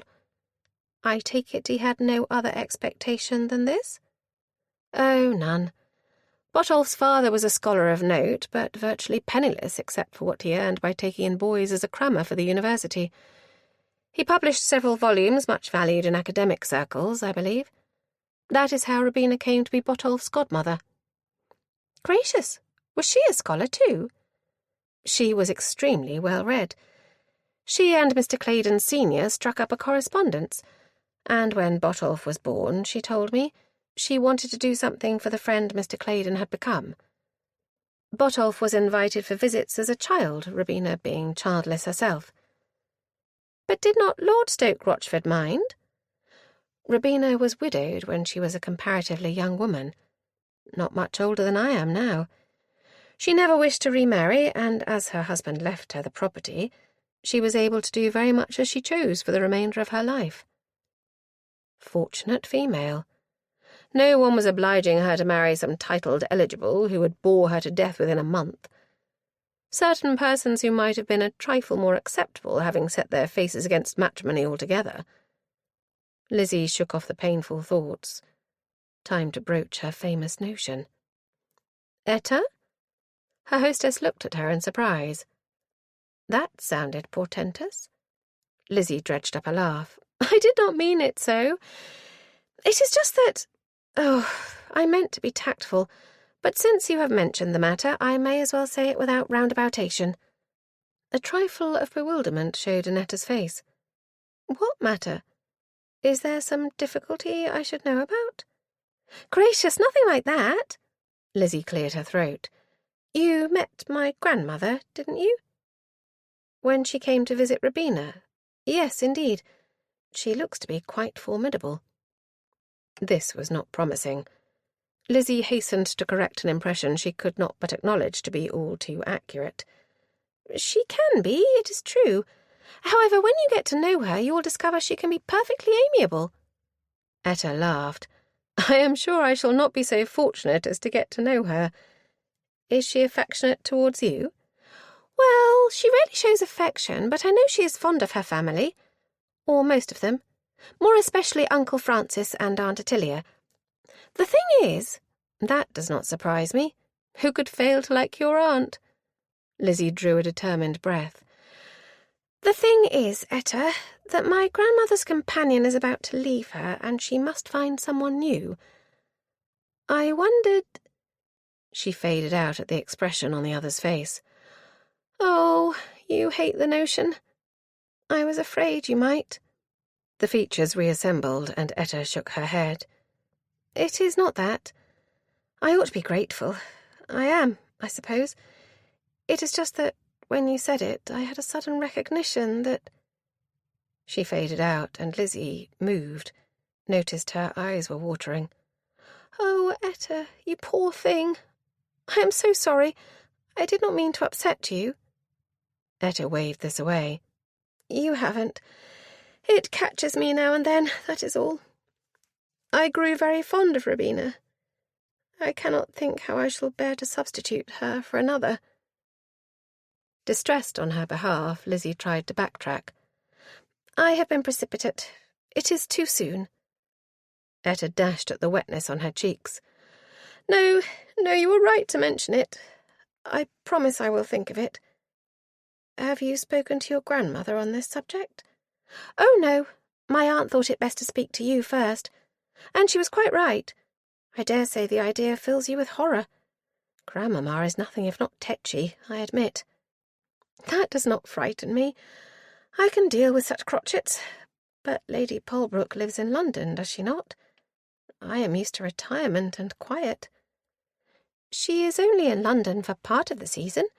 For the most part she resides at the Dower House at Polbrook, although she will take off upon occasion. I accompanied her to Tunbridge Wells not long since, and she was with the Fanshawes in Weymouth one summer. I am persuaded you would find it more amusing to live with her than with Lady Stoke-Rochford. She then wished she had held her tongue, for Etta's features crumpled again, and she dragged a handkerchief from the pocket of her gown. Lizzie watched her blow her nose and tried to make amends. Pray don't think of it now, Etta. If Botolph is disposed to let you take your time, you need make no decision until you are ready. Etta tucked the handkerchief away and produced a smile, though her eyes were a trifle red. We are getting a little ahead of ourselves, are we not? After all, Lady Polbrook, even if she is disposed to consider my candidature, will wish to assure herself that I am suitable for her purposes. She waved her hands in much her usual fashion. But let us not dwell upon my troubles. Is Lady Fan any further forward? Lizzie disclosed such details as might not prejudice her aunt's investigation, but her mind returned to the little history of Botolph Claydon that Etta had revealed before the unfortunate mention of Sybilla's need of a new companion. What if he was bent upon enriching himself even further? The property he had inherited was modest. Richend of Exford's portion would no doubt make a welcome addition. The notion had barely settled in her mind when the man himself walked in, accompanied by 2 young gentlemen whom Lizzie took to be the cronies of which her aunt had spoken. Etta took it upon herself to make the introductions, and Lizzie was at once flattered and irritated to find that her rank caused an immediate brightening of interest in the 2 newcomers. The reflection that this might give Vivian cause for jealousy provided a ready excuse for her to be gracious. She smiled upon the chubby features of the shorter fellow. "Delighted, Mr. Botterill. I think it is your aunt who brings you to these parts, is it not, sir? Mrs. Honeybourne?" He nodded, an eager smile appearing. "My maternal aunt. She has ever been kind enough to allow me to run tame in her house." "How fortunate." Lizzie looked up at his taller and rather better-looking companion. "And you, Mr. Thorpe? Your family is situated in Tangley, I believe." Jarvis Thorpe's brows drew together. "You are very well informed, Lady Elizabeth." Before she could answer, Botolph Claydon cut in, an undercurrent of mockery in his tone. "Naturally, Jarvis. She is niece to the incomparable Lady Fan." His lip curled. "No doubt you are here in the furtherance of her cause, ma'am." Lizzie bridled inside, but maintained a cool front. "As a matter of fact, I came to see if I may be of use to Etta." "Yes, and I am excessively touched by it," chimed in Etta. "If you must know, all of you, Lizzie has just been telling me how that matter is faring. Marmaduke's uncle is here, by the by. I do think you all ought to pay your respects." Both Botterill and Jarvis Thorpe looked horrified at this, but it was Claydon who raised an objection. "Why in the world, Etta? We hardly knew the fellow." "No, and only think how embarrassing." This from Botterill, his colour rising. Then he seemed to recollect himself, throwing a conscious glance at Lizzie. "I mean, it would not look well, would it? After what passed?" Jarvis Thorpe set a hand on his friend's shoulder. "Easy now, Aubrey. I don't think it behooves any of us to go badgering the man." Lizzie could not resist. "No, it is rather he who may come badgering you." "What?" She smiled sweetly at Botterill. "Should it enter his head to investigate on his own account?" Thorpe eyed her with misgiving. "Does he so intend?" "I have no notion. I was not in the room when he spoke with my aunt and uncle." Etta gave a laugh, Fie, Lizzie! You've put them all on end for nothing. Lizzie retained an innocent front. Oh dear, I am sorry. I did not mean to startle you. A flurry of denial came. Nothing of the sort. I was not precisely startled. He may question me all he wants. I have nothing to hide. This last from Claydon drew Lizzie's gaze. Does anyone have anything to hide, I wonder? The question was productive of an uncomfortable silence. Etta broke it. Did you come in here for a particular reason, Botolph? His brows rose. Do I need one? She flushed. Of course not. I was merely asking in case you needed me. Lizzie's ire rose against the man. We were just discussing what Etta means to do. Her situation is difficult. His face changed. I have already said to Etta there is no rush. There is much to be done, and her help will be invaluable. Perhaps he was not as bad as he was wont to paint himself. Lizzie produced a smile. That must be a relief to Etta. Surprisingly, Jarvis Thorpe moved a little closer to the woman. We shall miss you, Etta. You have been very much a part of our circle. Well, that is kind of you, Jarvis, but I cannot believe any of you will remember me for long. Nonsense, of course we will. Thus Botterill, flanking his friend. You were like the elder sister I never had. A tinkle of laughter came from Etta. Ought I to be flattered? He reddened. Well, but what I mean is, always easy to talk to. Never stand on ceremony, either. No one else would listen when I wanted to talk of what happened with that fellow. He seemed not to notice his reference, but continued.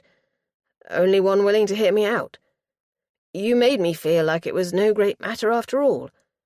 Or at least, not my fault. Etta glanced towards Lizzie, a wary look in her eyes, before she answered. I don't think it was your fault, Aubrey. It was foolish, perhaps, but we all know you meant no harm to that young man. Lizzie looked from one to the other. You spoke of it together? Gracious, didn't everyone speak of it? Botterill became defensive. If you must know, I came here upon the following day. I wanted to ask Botolph what had become of that fellow, but he was out. Etta's gaze met Lizzie's. I had no hesitation in reassuring Aubrey. If blame there is, I dare say we can all point the finger to where it belongs. Whom did she mean? No one evidently cared to hazard a guess as to where the finger was pointed. Neither Jarvis Thorpe nor Botterill appeared pleased with the notion. Claydon looked merely cynical. Were they all in agreement? She felt obliged to probe. Where do you all point the finger, Etta? She shook her head. Least said, soonest mended. She means, said Claydon in a tone distinctly patronizing, least said before one who may carry tales to Flitteris. I wish you would be quiet, Botolph. I did not mean that at all. Then what did you mean? Etta fixed him with a stare. If you insist, I had no wish to offend Aubrey and Jarvis by disparaging Richenda. The whole business may be laid at her door. She turned apologetic eyes on the other two gentlemen. You have both been her dupes. She never meant to have anyone from around here. Jarvis Thorpe shifted his shoulders.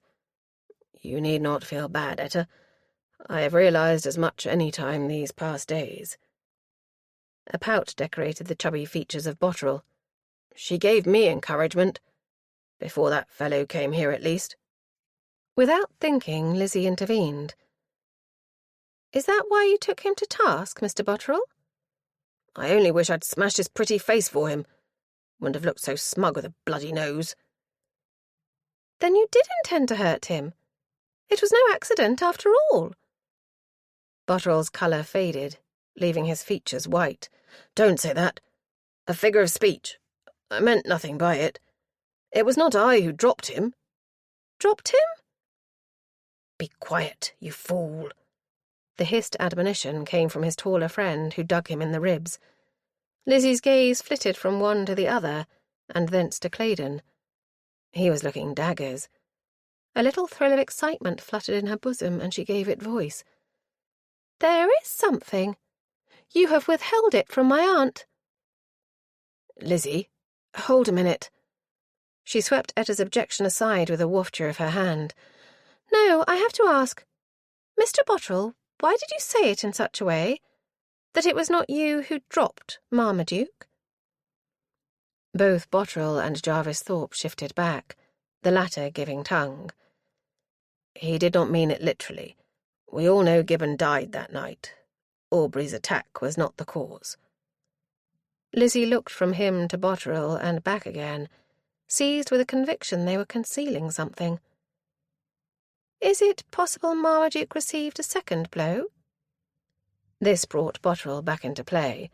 I never gave him a blow. It was no more than a tap. Besides, he was a much larger man than I. I could not have brought him down had I tried. But he was brought down? Is that how he died? All three kept silent. Etta, surprising Lizzie, intervened. For heaven's sake, if there is more to tell, then say it. Of what use to hold off? It will be found out in the end. From what I understand, Lady Frances is quite the bloodhound. Not only that, Lizzie cut in, she has a lightning mind. She makes such connections as I can never hope to emulate. And she never fails. You cannot outwit her. It is useless to try. Butulph Claydon maintained a faintly supercilious look and said not a word. Determined, then. Lizzie turned her attention to Jarvis Thorpe, and found him with tight jaw and pinched mouth. But Aubrey Bottrell was biting his lip and blinking overmuch. The weak link? To her own surprise, Lizzie was hit with a flash of insight. You have given your word to someone. Etta clapped her hands. Oh, well done, Lizzie. That must be it indeed. The impact as Lizzie gestured towards Thorpe and Claydon was clear. You two, at least. Lizzie turned on Bottrell. But not you, perhaps. He blenched. What do you mean? Triumph lit in Lizzie. You did not see it, for you weren't there. Careful, Aubrey. See what, if you please? Lizzie confronted Claydon. Whatever it was, you and Mr. Thorpe were witness to it. Not so Mr. Bottrell, but he knows. Don't you? You need not answer, Aubrey. Lady Elizabeth has no authority to ask such questions. Etta threw Claydon a glare. Perhaps not, but it matters little. It is plain you all know just what happened to poor Marmaduke, and if you gave your word to anyone, it must be to Mr. Thorpe. I mean your brother, Jarvis. No one else could command your silence. Lizzie's breath caught. Mr. Martin Thorpe? Then my aunt must needs sue to him for the truth. Chapter 21. What does that mean, Fan? Dropped him. Ottilia turned from her niece to her spouse, parked as ever at the mantelpiece, and leaning one elbow on its convenient shelf as he listened to Lizzie's account. It is boxing, Kent. So I supposed. But what precisely do the words indicate? Francis quirked an eyebrow. Just what it says, Tilly. That the victim was felled to the ground by a blow. Ottilia kept her gaze on him. Necessarily to the ground? You are thinking of Marmaduke's having died seated. Just so. Well, it could equally mean he was knocked into a chair, I suppose. Definitely knocked. Her spouse lifted an eyebrow. I think you are making more of it than you need, my love. I dare say Bottrell merely meant that Gibbon was found dead thus, assuming your theory about moving the body. Before Ottilia could question it more, she was forestalled. That won't fadge, Uncle Francis. Aubrey Bottrell was at pains to point out that it was not his blow, which, by the by, he insists was merely a tap, that proved fatal. Doesn't that suggest there could have been a second blow? Isn't that what you suspect, Aunt? Ottilia hesitated. She had so suspected, but in relation to Percy Pedwardine. She could make out a case for his having dealt his friend a death blow, knowing as he did how vulnerable was Marmaduke to the danger in fisticuffs. Yet withal, the business was problematical. "I have cogitated much on this, I admit," she said at length. It does seem to me a far-fetched notion that one of these young men would go to such lengths to sweep a rival from his path. On the other hand, we have known jealousies to prompt otherwise seemingly innocent individuals to resort to murder. She glanced at her spouse. Have we not, Fan? You are thinking of that business at Witherley. But that was premeditated, Tilly. As this was not? I cannot but feel it was more likely to be accidental, were any of these fellows involved. One can scarcely accuse Martin Thorpe of deliberately assaulting a young man who was a guest in his house. But the others aren't? Not Aubrey, for I am sure he had no hand in it.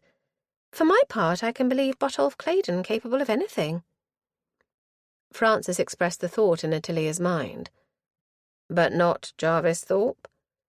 Lizzie's brows drew together. Well, he is certainly in on it, but he did not strike me as a man of violence. How can you possibly tell? Ottilia intervened. I dare say Lizzie is thinking of his being quite controlled, Fan. I noticed it myself. Which Aubrey Bottrell is not. I believe they confided in him, and he is really not very good at keeping mum. If they did, it was after I spoke to those three. Bottrell certainly had no knowledge of it then. I dare say he pumped his friends after our interview. I am certain he knew, Aunt. Moreover, he would have told me if we had been alone. I am convinced of it. Well, it is a pity none of them broke, Lizzie, but you have gained more than we could have hoped for. Ottilia threw her husband a quizzical glance. Did I not insist upon Martin Thorpe's involvement? He snorted. You recited me a rigmarole of whys and wherefores until my head was whirling. It was not, Fan, you fiend. I could scarce think straight for hours afterwards. You were perfectly well able to think, and you know it, horrid creature. You argued your case with aplomb. He grinned as he blew her a kiss, and she gave an exaggerated sigh, turning to Lizzie. You see what I am obliged to endure? She found an odd expression in her niece's face, akin to sadness. Or was it envy? Had matters worsened with Vivian Maplewood?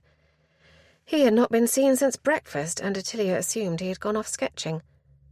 Best not to enter into the subject at this moment, especially in her husband's presence. Francis had no patience with this pair of star-crossed lovers. In the event, it was he who continued the discussion at hand. Are you then intending to beard Martin Thorpe, Tilly? The thought elicited another sigh of resignation. I suppose I have no choice. Do you wish me to do it for you? She smiled across at him. That is a generous offer, Fan, but I think I had best tackle him direct. Ottilia took opportunity upon the following morning. The day being fine, and Ottilia well wrapped up in her warm cloak, she commandeered Hemp's services to drive her to Tangley in the phaeton. Mrs. Thorpe being out, she was not obliged to do the pretty, and was shown directly into an upstairs drawing-room where Martin Thorpe joined her in short order. His aspect was wary as he entered the room, and fixed Ottilia with a frowning gaze. Lady Francis, how do you do? Ottilia had taken a stance by a window overlooking the lawns to the back of the house, where a terrace below looked to be the family's preferred station for the outside. Benches were strategically placed within a central parterre, from where a path led down a flight of stone steps to the lower wide lawns, adjacent to a wooded area, which must provide a pleasant walk in summer. She turned to survey Mr. Thorpe's lean features. "I am well, sir, I thank you." The wariness increased. "The infant, too, I hope?" Deflection? "Our little Luke is thriving, I am happy to say." "I am glad." He gestured to a long sofa set against the wall closest to the fire. "Will you not be seated?" Ottilia shifted back into the room, casting a glance about the drawing-room. Sofas and chairs were ranged around the walls, interspersed with pier tables and massive Chinese vases with several mirrors that served to make the space look bigger. Had this been the scene of that little contretemps at the 12th night party? She paused by the sofa he had indicated, but did not sit. Was it in here that young Botterill took issue with the unfortunate Marmaduke Gibbon?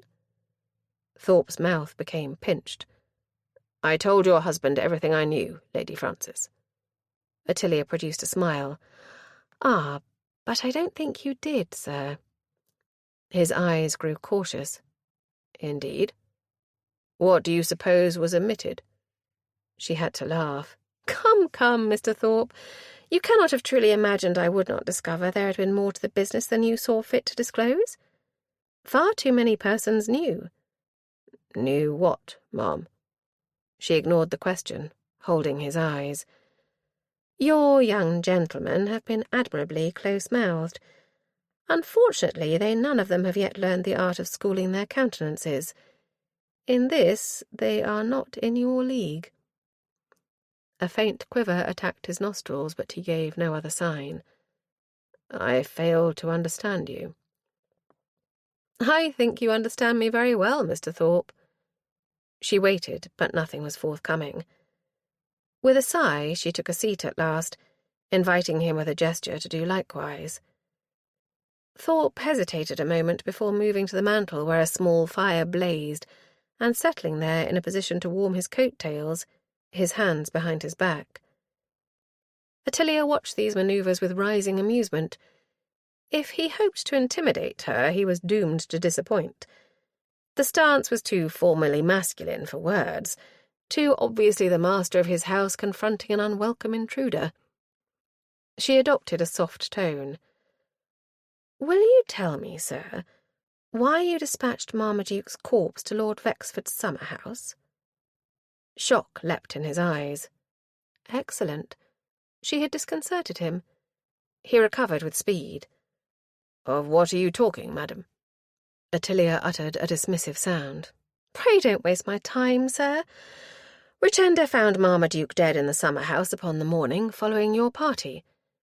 She it was who sent the body to me in the evening. The pinched look returned to his face. What has that to do with me? Ottilia sighed. I seem to have gone over this time and again. Marmaduke had sent his carriage back to the inn. He rejected his friend's offer to drive him. He was, at the least, incapacitated. How did he get from here to Whitehall in the night hours without assistance? I have no notion. I find that very strange, you see. You claim not to have seen Marmaduke leave the house. So does everyone else. Therefore, he did not leave. That does not follow. He could have begged a ride from anyone. Certainly. Only no one admits to having supplied him with such. Had he begged assistance in your stables, I imagine you would know of it. Not necessarily. Ottilia lost patience. Oh, don't be so ridiculous. It is time and past we ended this farce. You, together with your brother and Botolph Claydon, connived at removing Marmaduke's dead body from this house and taking it to a place where Lord Vexford must be thought complicit in the death. She waited for denial, but it did not come. Martin Thorpe maintained a stony silence. Ottilia resumed. Vexford happens to be the one person who did not have a hand in this business, or he and Miss Grindlow's guardian, Seth Newton. Virtually every other man involved most certainly did. Her quarry shrugged lightly. If you know so much, ma'am, why come to me? A sliver of triumph lit Ottilia's bosom. It was not precisely a confession, but at least he was no longer protesting its truth. I come to you for the facts I don't know, Mr. Thorpe. His eyes held on hers, narrow and suspicious. Facts such as what? She drew a breath. Marmaduke died here, but when, and precisely how? Did you or one of the young gentlemen find him thus? Or did you see him expire? He threw back his head and let out a long, groaning sigh. Then his shoulders drooped, and he reached a hand to the mantel, gripping its edge. Ottilia was conscious of pity. You have been holding this secret for a full week, Mr. Thorpe. Too long, I fear. Unburden yourself, I conjure you. At that he dropped his gaze. Then he backed a step and sank into the chair conveniently set to one side of the fireplace. Ottilia waited, watching as he put a hand to his forehead, rubbing at it as if he had the headache. At length he dropped both hands and clasped them between his knees, looking up at last towards her. I had to make a rapid choice. Botolph came to me in my library. I thought everyone had gone. I went in to take a nightcap before retiring. Your wife had already gone to bed? He nodded. I was not particularly surprised to see Botolph. He is Jarvis's close friend, comes and goes pretty much as he pleases. But on this occasion he brought dread tidings. A little shudder shook him. Botolph had found Marmaduke still sitting in the breakfast parlour. Sleeping, as he supposed. He went to rouse him. A hoarse little cry escaped him. You cannot imagine the horror. Ottilia did not speak, her mind working. Did Claydon find him? Or was he responsible for his condition? A guest in my house. Dead. I went directly to ascertain the truth of it. I found him just as Botolph described. I knew not what to do. Send for a doctor? It would seem the logical choice, but Ottilia refrained from saying as much, unwilling to stop the man's loosened tongue. By the time I was certain life was extinct, Botolph had fetched Jarvis. Botterill, my brother said, had already left, thankfully. Then the story of a meeting between Jarvis Thorpe and Botolph Claydon at the plough was another fabrication. Thorpe had fallen silent, and Ottilia was obliged to apply a prompt. When did you decide to remove the body from your house? Not immediately. He got up and paced as he spoke, evidently restless at the memories evoked. We waited, discussing our options. I wanted to be sure the servants had gone to bed. Quite when the notion came to me, I no longer recall. I know only that I wanted to be rid of the business. The complications were too dreadful to be borne. And all the time, while we talked, knowing that boy was sitting there, for all the world as if he slept. I tell you, it has given me nightmares. Ottilia was not surprised. She refrained from pointing out that he could have avoided all such distresses by reporting the death at the outset. How did you manage the transfer? He halted, looking a trifle less oppressed now the story was told. The boys took care of it. Jarvis saddled the horses, and I helped them load the dead man onto Botolph's mount. A cool customer, that boy. He rode while holding the body. Another shudder. I could not have done so. Ottilia made no comment on that point. She already knew enough of Botolph Claydon to believe him capable of such insensitivity. I had supposed you used a carriage for the purpose. Martin Thorpe made a gesture of dismissal. We dared not risk it. On horseback, the boys might hope to enter Wexford's grounds unperceived. Jarvis told me they rode around the back, walking the horses on grass. It was accomplished without incident, much to my relief. I imagine so. She regarded him as he stood in the middle of the room, his face grey and defeated. What made you choose Wexford? He emitted a harsh laugh. Who else? Besides, it was the likeliest scenario, knowing the fellow's attachment to Richenda. Why the summer house? Jarvis knew Richenda was wont to use it for assignations. He had met her there once or twice. Scarcely a surprise. The inimical nature of Richenda's father towards her suitors made it certain she would conduct her flirtations in a clandestine fashion. You did not then choose Wexford in hopes he would take the blame? Good God, no. In my mind there was no question of foul play? He looked too peaceful to have been slain. Why a young fellow should die suddenly is a mystery, but— You were not seeking to protect Aubrey Botterill? He shifted away. Not specifically, though that foolish argument was in my mind. If questions were to be raised— Better they should be raised on Wexford's account. No, not that. He made a motion at his head as if he might tear his hair, had he not been wearing a wig. I wanted the body off my premises. The most convenient place was the one I chose. That is all." Ottilia had no comfort for him. Sadly, it was not all, since Richenda saw fit to pass the problem on to me. He sighed. "Had I foreseen that, I think I should have acted differently." Ottilia got up. "I am glad you decided to tell me the truth at last." A grimace came. "You gave me little choice, Lady Francis." Ottilia was moved to a spurt of laughter. "It is a little habit of mine, I fear. You may thank your stars you were not the one who found Marmaduke." Martin Thorpe's face changed. "You mean you suspect Botolph had a hand in it?" "It is possible. He or one other." "Who?" Ottilia smiled at him. "You kept your secret, Mr. Thorpe. You must allow me to keep one of mine." Sounds of a commotion from the hall brought Francis out of his study. A female voice he could not at once place was raised in quivering alarm. "Either her ladyship or Lord Francis I must see at once. I cannot waste a moment." "I will ascertain whether his lordship is available, ma'am," Rodmell, attempting to inject calm. "He must be available, if he is here. For heaven's sake, send to him to come to me at once." Francis made for the main stairs and ran down to the hall where he could see the duenna from the Vexford household, who was just inside the front door, subjecting the butler to an agitated waving of her arms as she spoke. "Why have you not gone? Speed is of the essence, man." "If you will allow me to conduct you to the morning room, ma'am."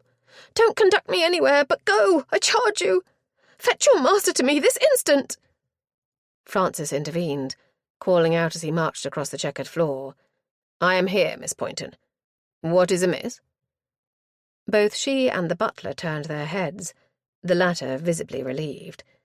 Miss Poynton threw up her hands, staggering towards Francis. "Aid, my lord! Aid, I beg you!" He caught the hands as she reached him, holding her off. "Calm yourself, Miss Poynton. Of course I will help you, if I can." "If? Yes, I must hope you can. Mercy me, where will it all end?"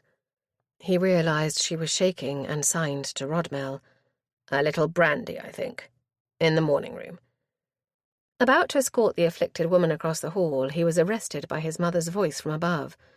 "Francis, what in the world is afoot? What is all this shouting?" "I don't yet know, ma'am."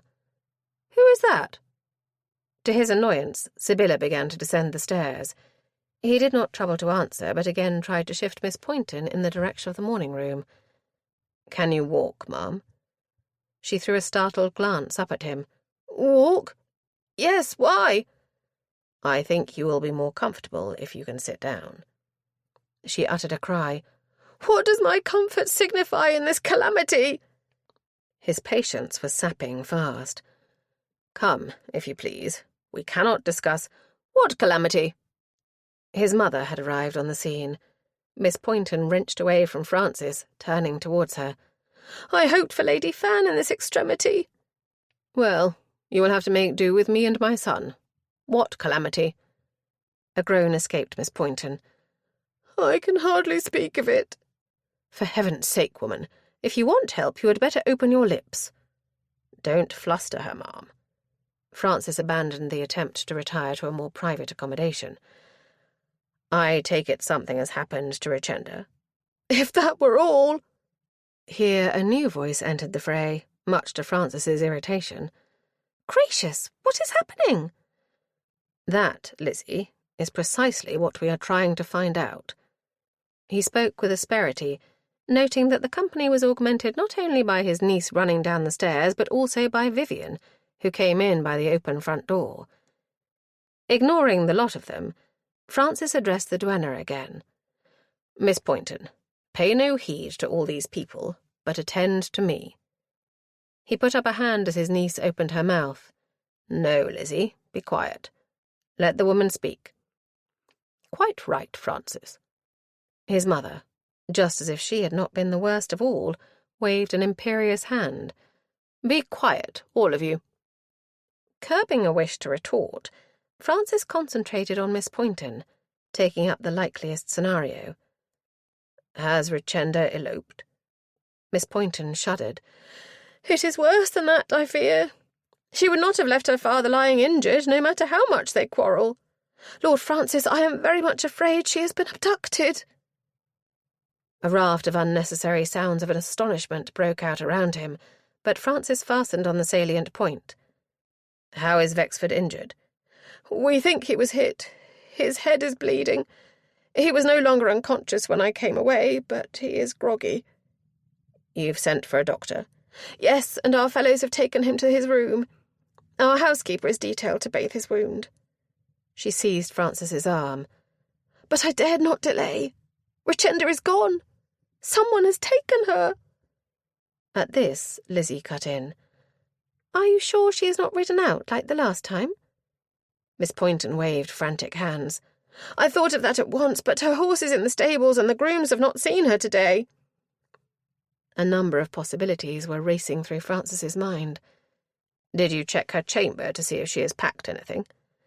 "I did think of it. I went there directly as soon as I had seen to Lord Wexford's needs. I knew she was not there, for I had sent her maid to fetch her when her papa was found, but I hoped she might have come back." "Where was he found?" "On the drive, out near the stable block. Which is most odd, because I am sure I saw him earlier, making for the summer-house." Sibylla exclaimed, "This pestilential summer-house again!" Francis gave a silent curse. "Is it possible Richenda had an assignation and Wexford caught her at it?"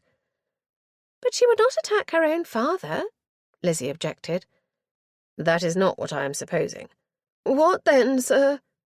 He looked at Miss Poynton.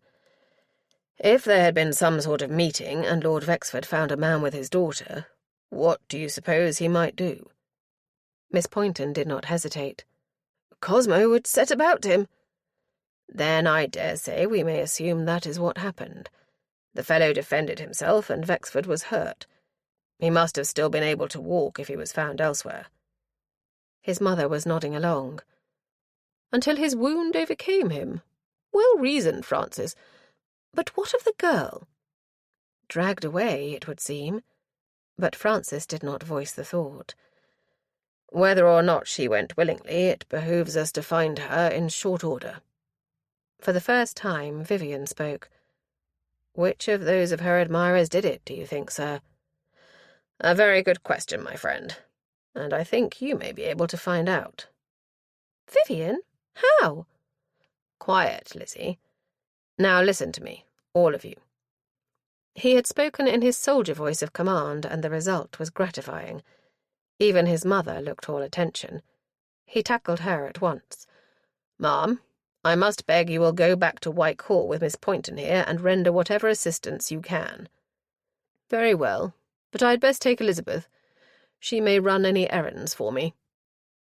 Lizzie did not look best pleased, but Francis encouraged her. "Just what I was going to suggest. Lizzie, you may take opportunity to go to the summer-house and see if you can find signs of any altercation. A weapon, perhaps, or any little item that may have fallen or been left." His niece brightened. "Look for clues?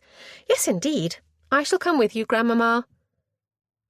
"Well, if you want to be useful, you may go and fetch me a cloak, and get yourself a police girl." As Lizzie hurried away towards the stairs, Sibylla turned to Francis. "What will you be doing?" "I am going after the runaways." Miss Poynton seized his hand again. "Thank you, my lord. Thank you 1,000 times." He released himself.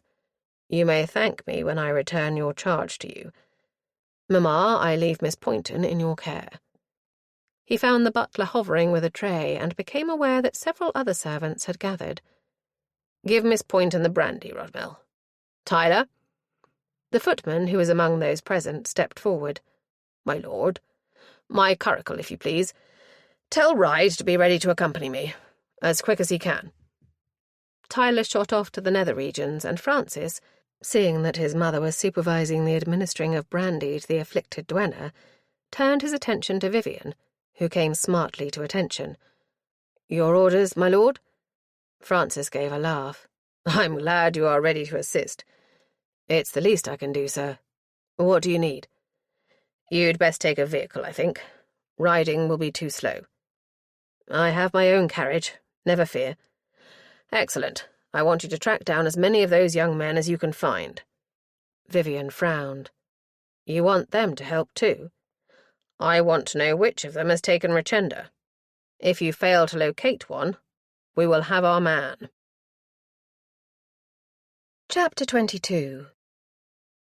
Stepping down from the phaeton, Ottilia passed a glance across the facade of Flitterus Manor. Hemp had helped her down, and she released his hand. "It is oddly quiet, Hemp." He threw a look one way and then the other. "It does not seem any different to me, milady."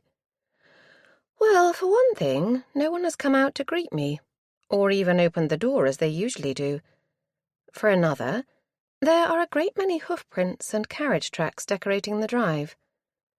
She indicated the wheel marks carved into the gravel, and the distinct, if partial, prints in the shape of horseshoes. Hemp's brows drew together as his gaze took in the impressions. "I had not noticed, but you are right, milady." "You had your attention on the horses, Hemp, but it struck me as we turned in at the gates. I was expecting to find several vehicles." "One at least has passed around to the back, milady." Hemp pointed to a definite track leading away from where the phaeton stood. Ottilia became brisk. "We had best find out what has been happening here." Even as she spoke, the front door opened and a figure with which she was not greatly familiar moved into the aperture. A voice she recognized called out in jovial tones, which yet had a touch of exasperation. "Ottilia, thank the Lord! I thought I had come to a mausoleum. Where the deuce is everyone?" "Daylesford!" Ottilia started forward, and her husband's brother-in-law came out of their house, meeting her in the porch. She gave him her hand, smiling a greeting. "My dear Gil, how unfortunate you should arrive just at this moment." He grinned. "Or at any moment, perhaps. I gathered the place was full to bursting already." "Nonsense. I am delighted to see you. As to where everyone is, I am as much in the dark as you are." He wagged a finger, laughing. "Ah, but I am before you there. Rodmell tells me they are all gone off on some wild goose chase to do with this investigation of yours." Ottilia broke into laughter. "I hope it may not prove to be wild." She turned to give thanks and dismissal to Hemp, and found he was already leading the equipage and pair off, no doubt heading for the stables. She turned back to the newcomer. "Let us go in, Gil, and we will inquire of Rodmell just what has occurred." Gilbert Fisk, Earl of Daylesford, was a slight man closely resembling his daughter, Elizabeth, though with a nose more prominent and a firmer chin, and characterized by a pair of humorous grey eyes and an insouciant manner. He followed Ottilia in as he resumed the conversation. "I suppose I need not be surprised at my daughter's charging off somewhere." "No, indeed. Lizzie has been eager to participate." "I make no doubt of it, the little minx." He did not, to Ottilia's relief, refer to the matter that had brought him. How she was to explain to Lizzie's papa the turmoil in which her niece found herself in relation to Vivian Maplewood was a question she did not care to contemplate at this present. Thankfully, the butler, who had evidently opened the door, now coughed to draw attention to himself. "Rodmell, just the man we need. I hope you mean to tell me what has set the household by the ears? But first, have you and Mrs. Bertram seen to Lord Daylesford's accommodation?" "Mrs. Bertram is attending to the matter now, my lady. I was about to offer his lordship refreshment." "Not before time," chimed in Gil, his tone cheerful. "I breakfasted in Winchester, but I am peckish. Anything you can rustle up, Rodmell, will be welcome." Ottilia moved towards the stairs. "Give order for it, will you? And then pray come to the withdrawing room directly." "As you wish, my lady." "I hesitate to give orders in your house, Ottilia, but you would be glad of a glass of something?" Gil laughed out. "Fan always says you are one jump ahead." Ottilia had to smile. "It wasn't difficult, but you need have no fear. Rodmell is also expert at reading the signs." Ottilia turned to the butler. "You are able to give me the needed account, I trust, Rodmell?" The butler looked unhappy. "As near as I can, my lady, but I must at once confess that I did not fully follow his lordship's reasoning." "I just wished to know what happened, but let that wait. Lord Daylesford's needs are paramount." "You are the perfect hostess," said this worthy as they began to mount the stairs together. "How fares the Fanshawe son and heir?" "Thriving, I thank you. He promises to take after his papa, at least in his eating habits." Gil shouted with laughter, and Ottilia was relieved to find that his daughter's vagaries had not impaired his habitual good humour. She inquired after his son in her turn. "And Gregory? Does his limb mend?" "That imp! You would not suppose from his antics that he had broke his arm so recently. He has suborned his young brothers and his little sister into running around after him, while he sits there like the Sultan of Arabia." Ottilia's maid met her at the top of the stairs, and took the cloak she shrugged off. Then she led the way to the front withdrawing room as Gil continued to talk of his offspring, the pride in his voice unmistakable. Lizzie was the eldest of 5, outstripping her nearest brother by some years. It had been a solace to Ottilia when she discovered that her sister-in-law Harriet had been obliged to wait for the heir after giving birth to Lizzie. "I lost 2 in between, Ottilia," she had confided by way of consolation for Ottilia's loss. "But in the end we had Gregory, and the other 3 followed in short order." At the time it had not served to ease the deep-seated ache, but the advent of little Luke had given Ottilia hope of birthing another child. If not, she had Pretty, and there was yet time for her to accept her for a mother. Gil's anecdotes were brought to an end as the butler entered, Tyler in his wake with the promised tray. The visitor pounced on the decanter the moment the footman set it down on the pier table. "Ah, this is just what a man needs." Rodmell signed to Tyler to retire, and himself stood back, allowing the visitor to serve himself. "Cook is preparing a tray, my lord." "Capital. Ottilia, may I pour you a glass?" Before she could respond, the butler coughed behind his hand. "Her ladyship will take coffee, my lord. It is in hand and will be here directly." She had moved to the fire and was engaged in warming her hands, but she turned at this. "Oh, Rodmell, I am so fortunate in you all, to know my tastes so precisely." Gil twinkled as he came across to join her at the fireplace, glass in hand. "I should have remembered your addiction. Fan has spoken of it countless times." "He may call me an addict, but I maintain it is merely a preference. I reserve wine for dining." Growing impatient of delay, she called across to the butler. "Rodmell, pray come and enlighten us, if you please. Where have they all gone?" He moved to a position closer, but still at a respectful distance. As she took her customary seat, she reflected he was the only person in the household who attempted to maintain formality. "As far as I could ascertain, my lady, all were dispatched in different directions." "But what caused it all?" He gave that butlerian cough, a sign he must break discretion. "The lady from Whitehall came, my lady. She is, I believe, Miss Vexford's companion or erstwhile governess." "Miss Poynton?" Ottilia's mind flew. "Richenda again? What is it this time?" Rodmell coughed again. "I understand Lord Vexford suffered some sort of attack." "What, a seizure?" "No, my lady.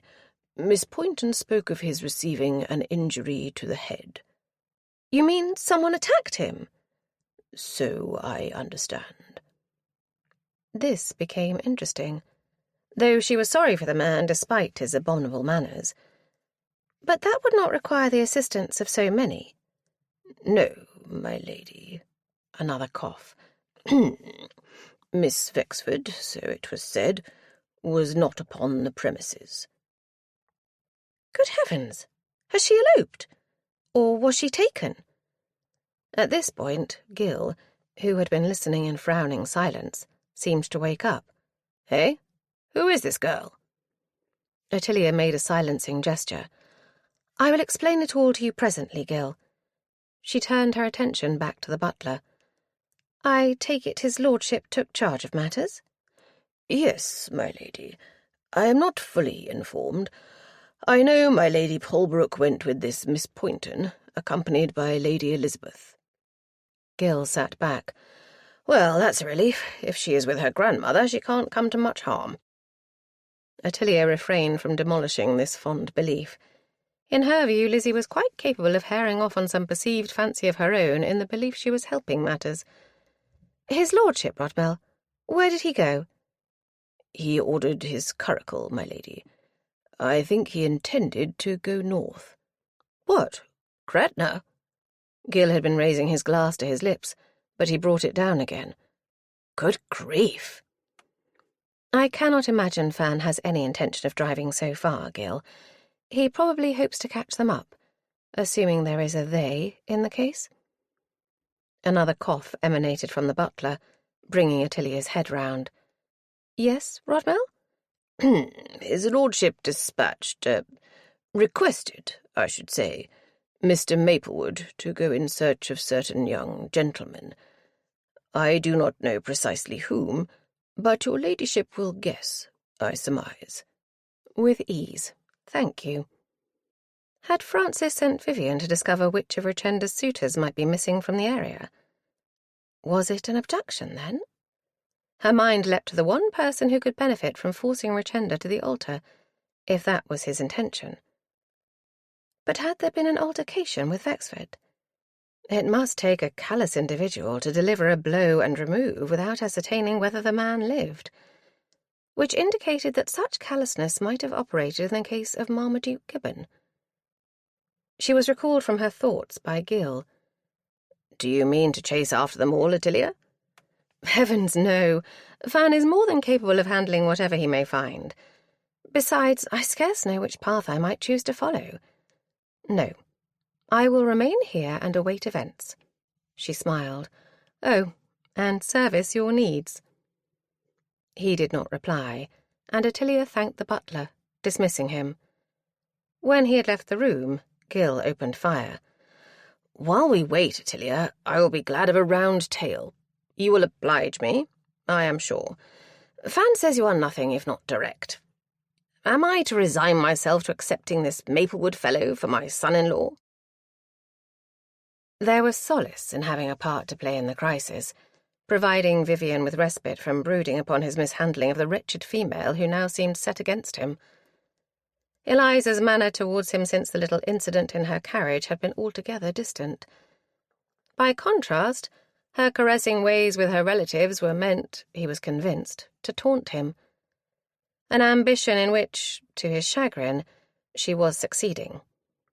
Try as he would to ignore it, or dismiss it for sulks, he could not quite banish the pricks. Conscience? In some part. Yet they found their mark. He knew he had hurt her. The reciprocation was perhaps deserved, but that made it no less painful. He drove with a trifle more speed than was strictly necessary in country lanes, excusing himself by way of necessity.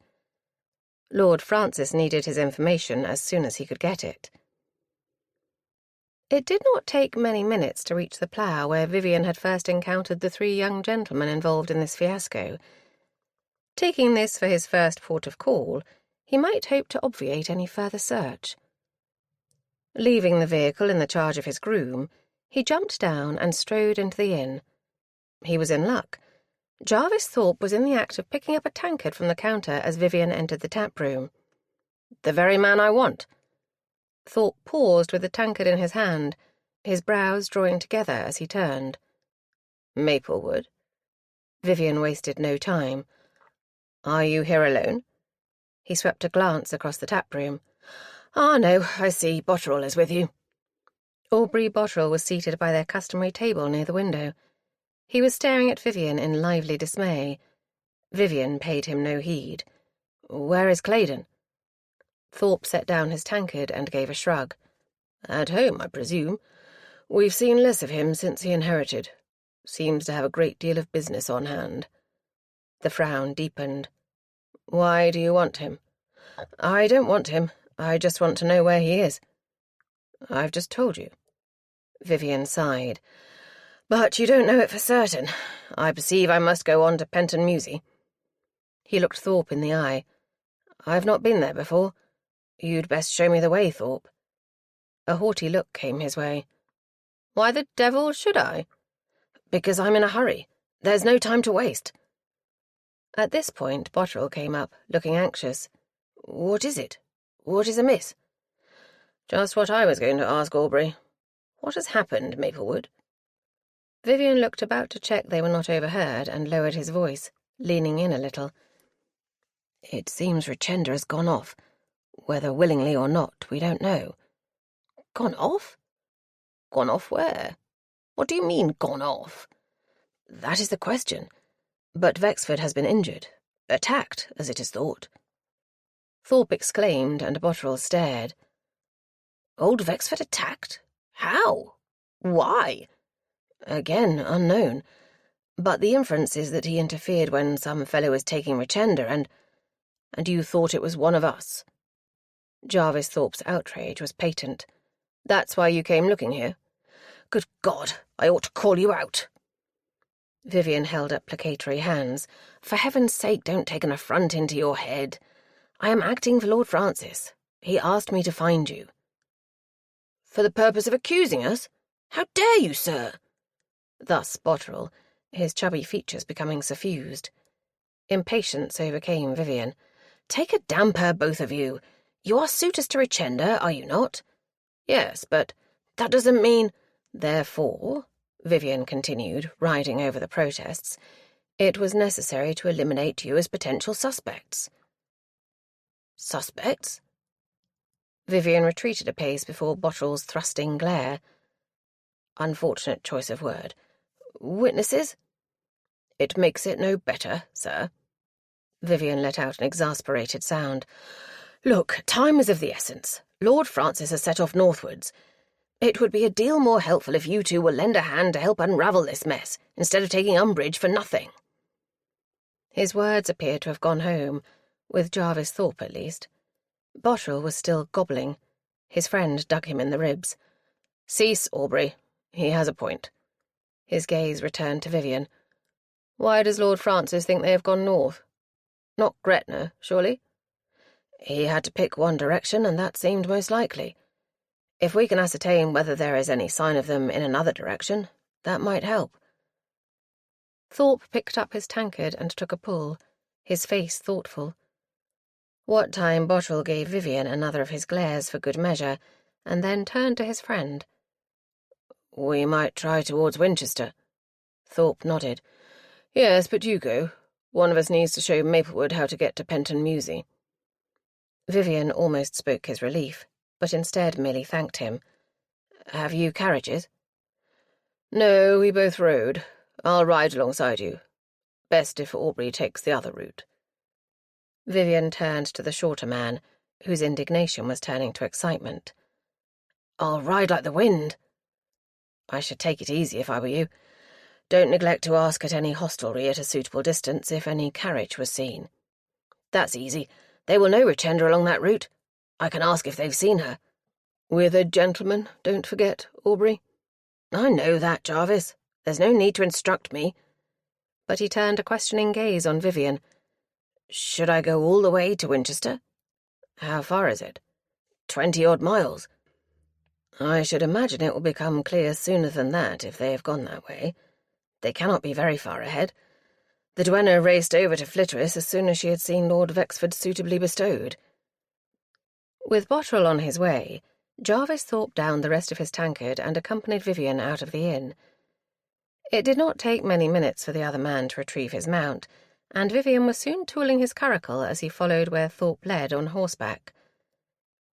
The way was smooth until they turned into the drive of the establishment that now belonged to Botolph Claydon, when Vivian was obliged to slow down to negotiate the considerably rutted way. By the time he had reached the entrance, Thorpe had already dismounted and left his horse standing, while he jangled the bell hanging outside the front door, of carved wood grown dark with age. Vivian did not trouble to get down, instead waiting to learn whether the quarry was in the house. The door opened, and Jarvis Thorpe conferred with the footman, before taking several loping steps to the curricle. "Botolph is not at home." A flitter of excitement mingled with disbelief went through Vivian. He opted for caution. "Does that mean he wants no visitors, or is he absent? I'll find out, though I think he wouldn't hesitate to see me."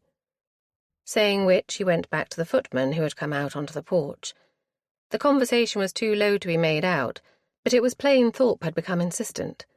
Did he, too, fear his friend might prove to be the aggressor in this case? In a moment he left the man, who went back into the house and returned to the vehicle. "He's definitely not there. I tried to get out of the servant where he might be, but he insists he doesn't know. I could go in and ask Etta, but I doubt Botolph would confide his movements to her. They don't get on." Vivian hesitated. "Well, if he's not here, there's small point in hanging about." "Where to, then?" "Wyke. There's one other I must discover."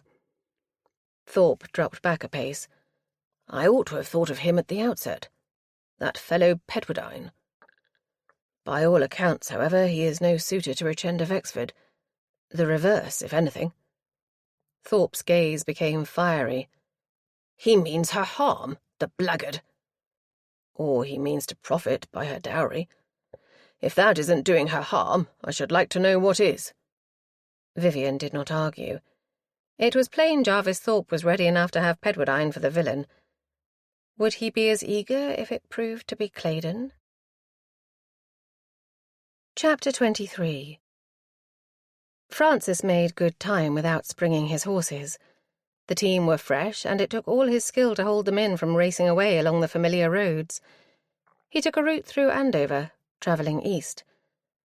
At Basingstoke, he turned north for Reading without checking the coaching in there.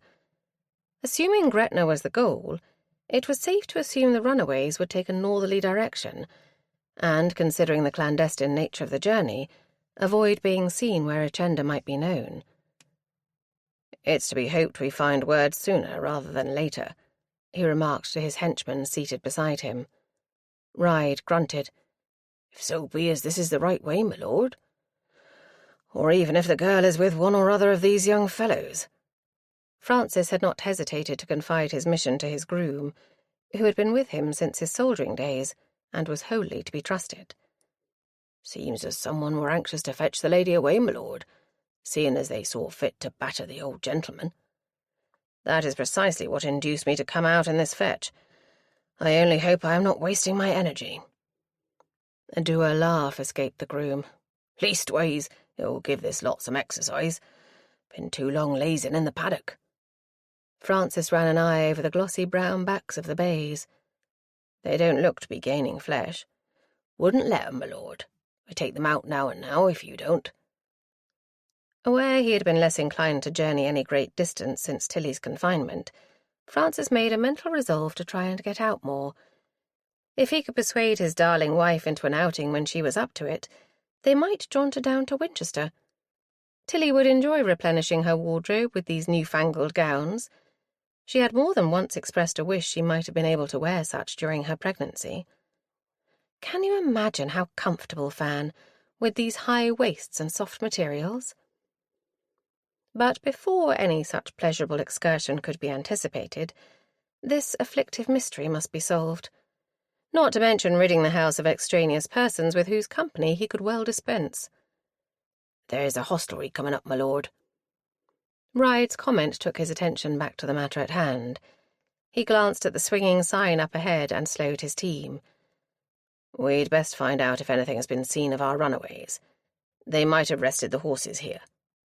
"Unless they are travelling post, my lord." "Unlikely, I think. I suspect Miss Vexford is too fly to show herself in a posting-house too near to home. The fellow must be using his own vehicle." "Which fellow, my lord?" Francis cursed as he directed his horses into the open space in front of the bear. "Now you ask, I don't suppose any one of them owns a coach. Yet who in their right mind would drag a female off in an open carriage and hope to undertake a journey of several 100 miles? "They might do for the start of the journey, my lord." "And hire a coach at Reading?" "Yes, that's a possibility, Ryde." No ostler came running, which confirmed, had such been needed, that the place was not a coaching inn. Reflecting that this was likely a waste of time, Francis nevertheless brought the vehicle to a standstill and waited for Ryde to jump down and go to the horses' heads. Once they were under the groom's control, he descended and walked into the inn. A bustling female came into the square hall from a door to one side, presumably leading to the tap, and dropped a curtsy. "Is it refreshment your honour was wanting? We've ale a-plenty, and I can do food if you want, though the full meal's not yet ready. There's—" Francis held up a hand. "Neither, thank you. I stopped only to inquire if a young lady and gentleman might have alighted here for a space. Within the last couple of hours." The woman's eyes opened wide under the mob cap she wore. "There now, and I suspicioned all weren't as it should be." Surprise and elation leapt in Francis. "You've seen them?" "Well, if so be them is one and the same as your honour asked for, you wouldn't be the father as the young lady were worrying over?" Her gaze devoured Francis's features as she spoke. "No, you couldn't be, sir. You don't look old enough, if you don't mind me saying." "Quite right. I'm not her father." Before he could check he had the right female, the woman was off again. "Well, and if you ask me, your honour, she weren't best pleased as that fellow wouldn't nowise turn back again. If she begged him once, she must have done 12 times to my ears, only he wouldn't budge, that one." Francis cut in as she paused for breath. "Can you describe the lady, if you please?" "That I can. Dark-haired she were, and lots of it under the hat. Looked to have a comely figure, too, the way her coat were fritting. I can't abide them skinny females what eat too dainty to have no more flesh on them than a chicken." "Then Richenda was dressed for travel?" "Pretty face, too, I'd say, if she weren't scowling like she was." "Quarrelling? Because of the injury to her father, perhaps, rather than having been forcibly dragged upon the journey. Or that was what it looked like." "What of the gentleman?" "Oh, he were powerful cross, too. No matter how many times she asked, like I told you, he wouldn't budge, he wouldn't. Said as he'd not go back for nothing, not to face her pa." "What did he look like?" "He were a slim fellow, darkish hair. Hadn't got no patience, it seemed to me. Cross as craps he was, though why he would be if he were wishful to wed her, I don't know." Francis's senses prickled. "How do you know he was wishful to wed her?" The woman pursed her lips. "Well, I don't, your honour, not for sure. But he were mighty anxious to be off, and why would he be escorting her otherwise? Without no maid nor chaperon. And he weren't nowise her brother, that I'd swear to, for as he'd have been as anxious for his pa, now wouldn't he? Only he didn't care nothing for that. Told the lady off to do her business quick so they could get on." Using the facilities of the house? An excuse to try to effect an escape? Yet Richenda had apparently been in agreement with this journey. What was the wretched wench playing at now? "One more thing, if you will. Were they travelling in a coach or an open carriage?" "Well, the roof were up, but it was one of them like your honour come in. I saw you from the window in the tap, which is why I come out." "A pair of horses or a team?" "Only 2, as I saw." Then he stood a good chance of catching them. Francis thanked her and left the place before the garrulous dame could break into speech again. He was grateful for her information, but time was pressing. He relayed what he had heard to Ryde as he set the equipage in motion again, urging the team out onto the dirt road. "Although nothing to indicate which of those fellows it was," he finished on a note of dissatisfaction. "You'll find out soon enough, my lord, if so be he's only driving a pair." "Yes, it's my hope we'll catch up with them before my team are blown." "They'll make it to Reading, my lord. Nor it wouldn't surprise me, from what you've said, if Miss Vexford don't insist on stopping for a bite." "So she can make another attempt to persuade her escort to turn back." "Or if they meant to hire a post-chaise, my lord. It would make sense to bait before they go on."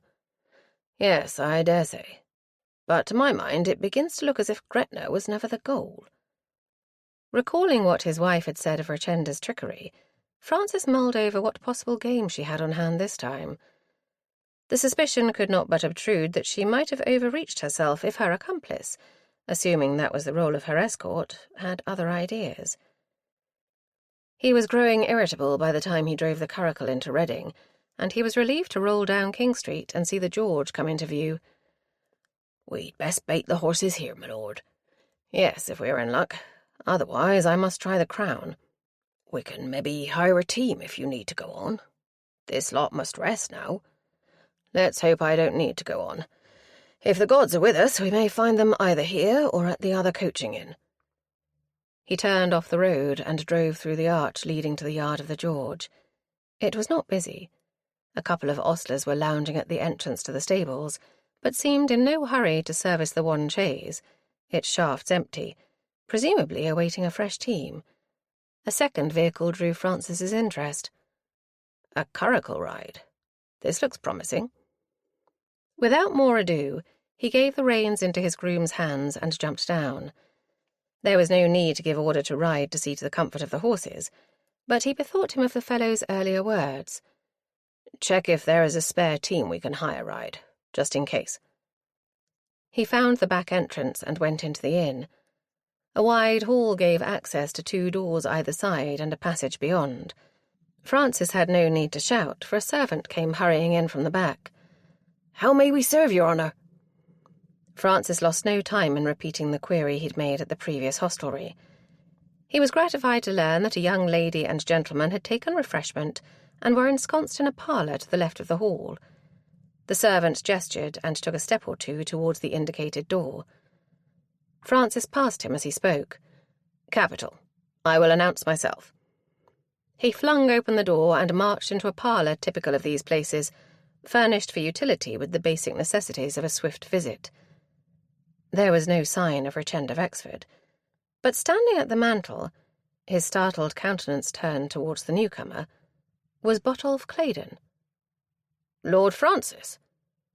Francis eyed him with a rise of contempt as he shut the door behind him. "The late Lady Stoke-Rochford's estate not enough for you, Claydon? Where is your inamorata, if I may be so bold?"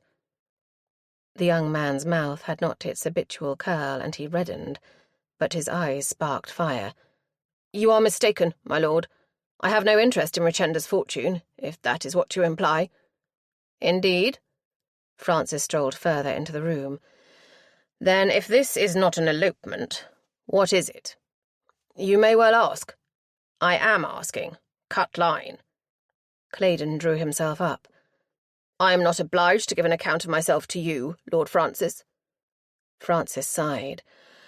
"Pray don't imagine I desired to come on this chase. I am acting on behalf of Miss Poynton, who came to Flitterus for aid. I take it you are aware of Vexford's condition. I don't doubt he'll recover soon enough, the old rusty guts."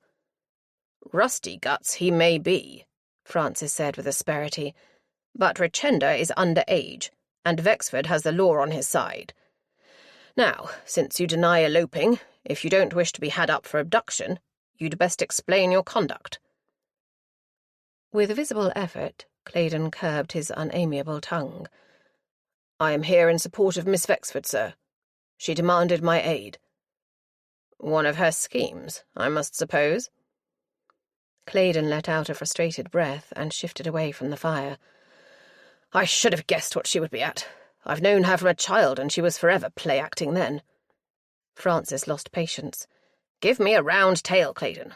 What did she want of you?" He shrugged. "I suppose to give her father a fright. She sent to me to come urgently to Whitehall."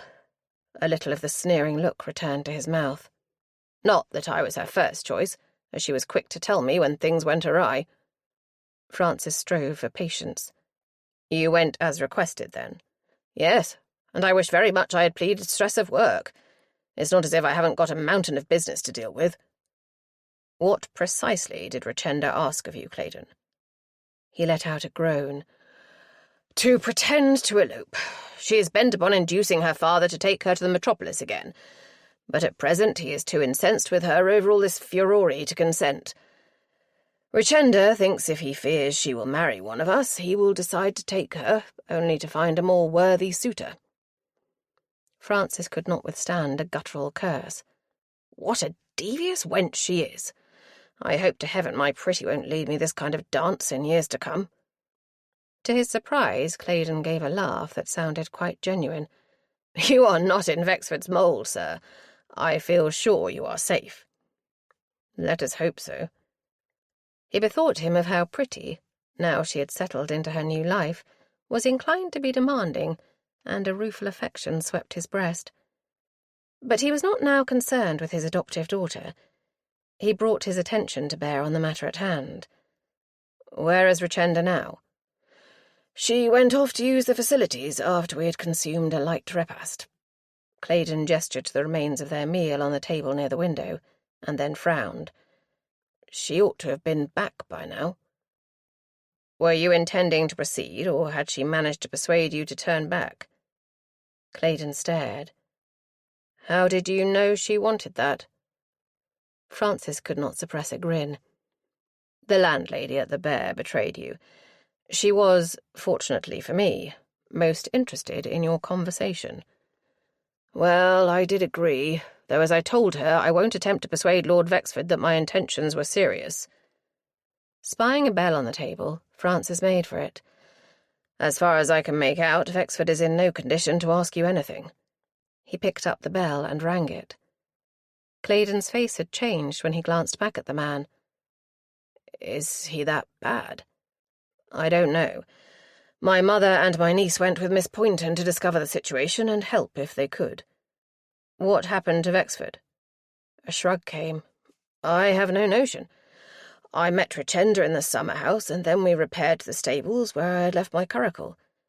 As we drove off, Vexford came running, or rather stumbling, down the drive, yelling after us." "From which direction did he come? The stables?" "More like the summer house.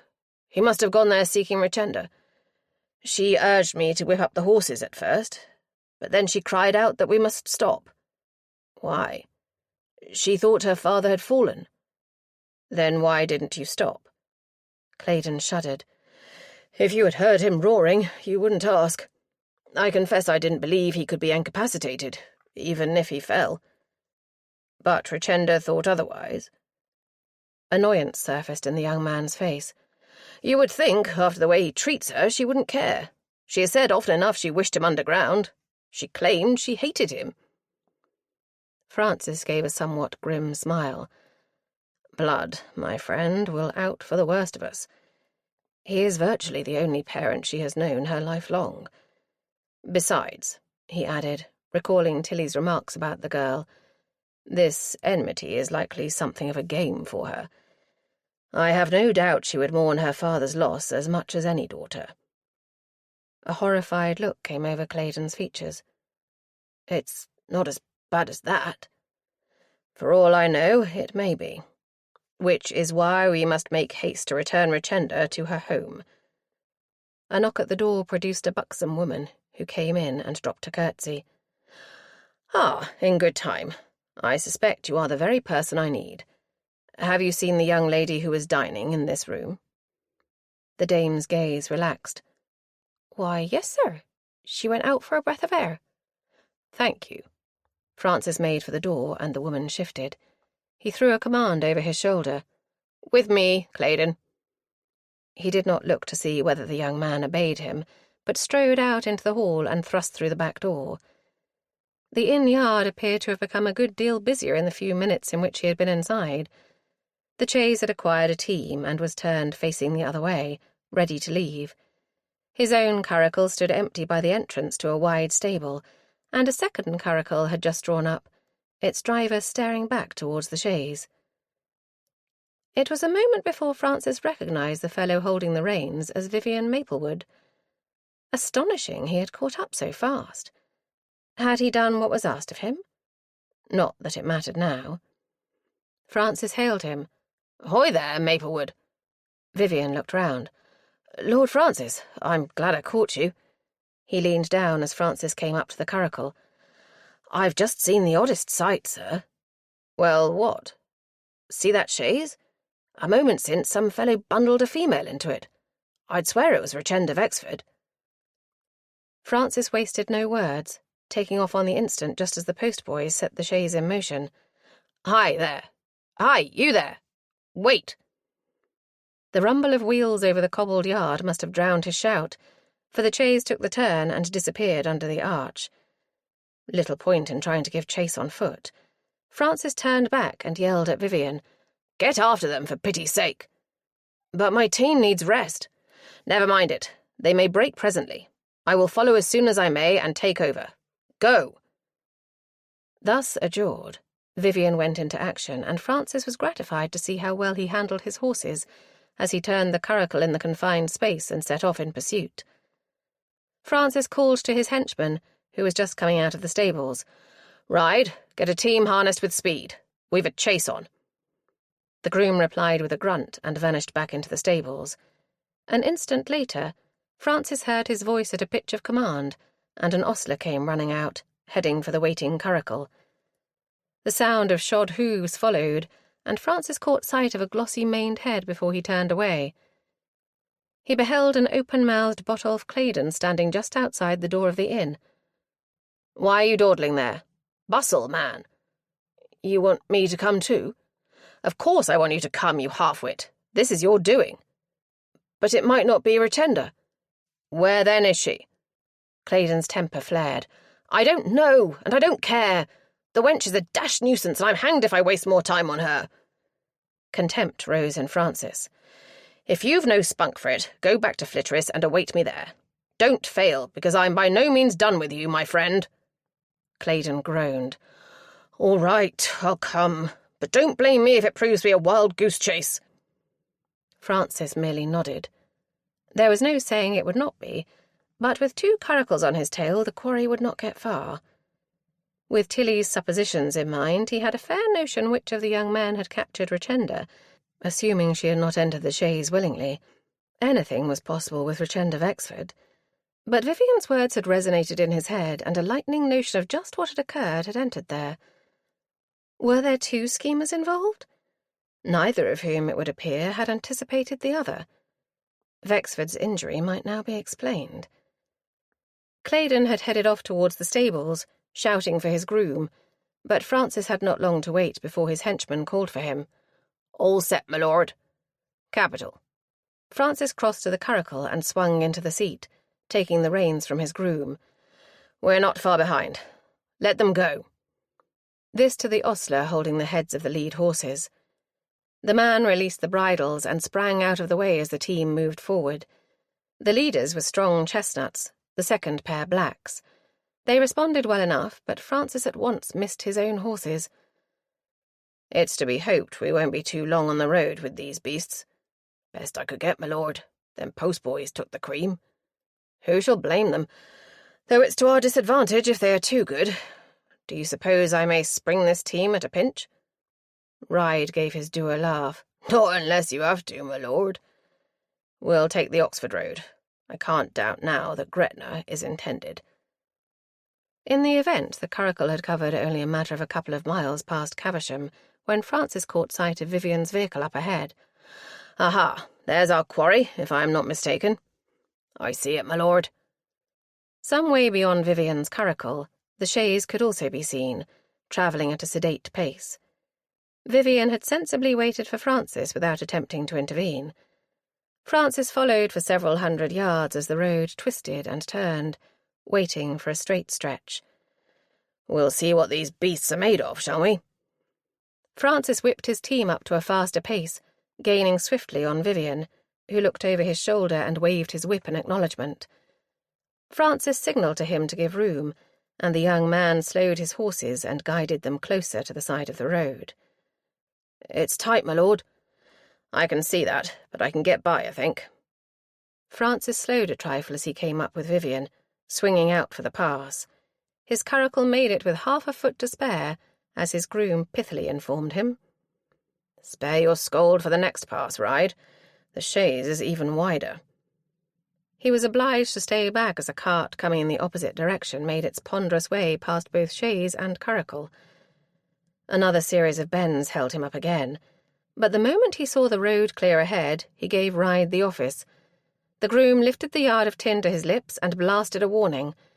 The chaise at once slowed, shifting to one side, and Francis dropped his hands. The curricle rattled past, and Francis kept going for a couple of 100 yards at the same pace. "We've outstripped 'em, my lord." "Good." Francis slowed the horses and brought them to a speedy halt. "Take the reins. Pull the curricle across the road if they look like they won't stop." Throwing the reins to his groom, he jumped down and began walking back towards the oncoming chaise, putting up one hand in a holding gesture as he took the centre of the road. The postboys evidently had no notion of ignoring the request, for the chaise, which was already moving at a slower pace, slowed still more and came to a stop a few yards in front of Francis, who was still moving. He did not stop, but carried on past the staring postboys, thrusting a hand into his pocket and throwing them a brief explanation. "Hold, will you? I need a word with your passenger." The one addressed looked nonplussed, but made no attempt to stop Francis as he passed on and walked up to the chaise, pistol now in hand. He seized the handle and wrenched open the door. A shaft of satisfaction ran through him as he recognized the features of the man within, chagrin written all over them. A little shriek emanated from the woman beside him, but Francis paid no heed, his eyes on the perpetrator. "I thought so." Francis levelled the pistol. "Get down, Pedwardine. Your game is done." Chapter 24. Before the demands of hospitality could once again claim her, while Lord Daylesford was refreshing his person in his allotted chamber, Ottilia had time to make a foray to the nursery, where she found the infant Luke fast asleep. Upon spying her, Pretty put a finger to her lips in an imperious gesture. The child was ensconced on the rug before the fire, engaged in a game with various toys, which looked to be taking tea from the circle Pretty had placed them in, tiny cups set before each one. Amused, Ottilia nodded her understanding and crossed to the cot, taking a few moments to enjoy the sight of her son at rest. The wet nurse, Susanna, seated in the nursing chair, was suckling her own babe. A dame of middle years, she nodded and smiled at Ottilia, making signs indicative of Luke's sleeping state. Ottilia mouthed a thank you, leaned to tuck the blanket more securely about her son's little person, and moved to greet Pretty, dropping to her haunches and keeping to a whisper. "Is this a tea party?" "I am at home, Aunttilla. They are visiting." "Ah, I see. I had best not disturb them, then." Pretty rolled her eyes. "They don't talk. I have to do it all." No difficulty there, then. With her acceptance of her new familial connections, Pretty had lost all her initial shyness and chattered without cease. She looked upon Luke as a brother, although she had not yet recognized how Ottilia fitted into the picture. Luke's mamma she might be, but Pretty persisted with Aunttilla. "Where is Papa?" The inevitable pang could not be avoided. Ottilia swept it away. "He had to go out. He will be home soon, I hope." Pretty turned back to her toy visitors, and Ottilia was obliged to own the child had lost interest in her. With an inward sigh, she rose and left the nursery, heading back downstairs. She would welcome a respite in her parlour, but Gil would be down shortly, and as everyone else was abroad, Ottilia must perform her duties as hostess. She was making, therefore, for the withdrawing room, and as she passed along the gallery, the front door-bell pealed. Pausing, Ottilia looked over the balustrade. Was it Francis at last? Tyler appeared from the nether regions and crossed the checkered hall. He opened the door, and the well-known tones of Ottilia's niece wafted in. "Oh, thank you, Tyler." Lizzie stepped into the hall, and Ottilia did not know whether to be glad or sorry. With Lizzie's father in the house and about to make an appearance, she foresaw a trying time ahead. But her attention caught on the fact her niece was escorted only by Jarvis Thorpe, as Tyler closed the door behind them both. She leaned over the banister rail and called down. "Lizzie?" Her niece looked up. "Aunt Ottilia, thank goodness you are here." "Where is your grandmother? Did she not go with you?" Lizzie was moving across the hall. "She stayed with Miss Poynton. Mr. Bottrell will escort her back presently."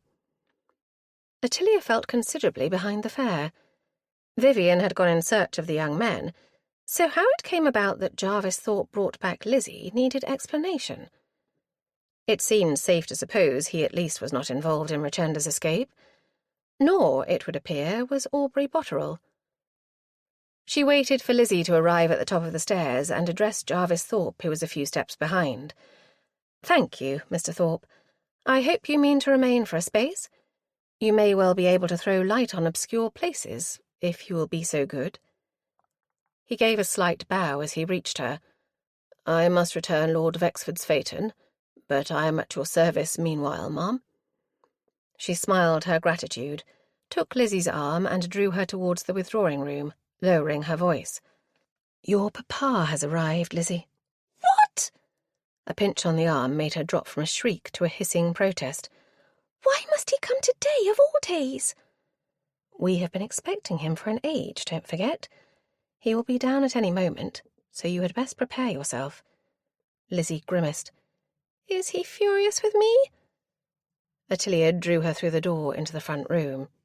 "Not noticeably. You may look upon the happenings of the day as an advantage. At least it diverts attention from your matrimonial tangles." "They are scarcely matrimonial, Aunt." There was a brittle edge to the words, and Ottilia patted her hand before releasing her. "Take courage, child. All is not yet lost." Lizzie's gaze fixed upon hers. "Why? What do you mean, Aunt? What do you know?"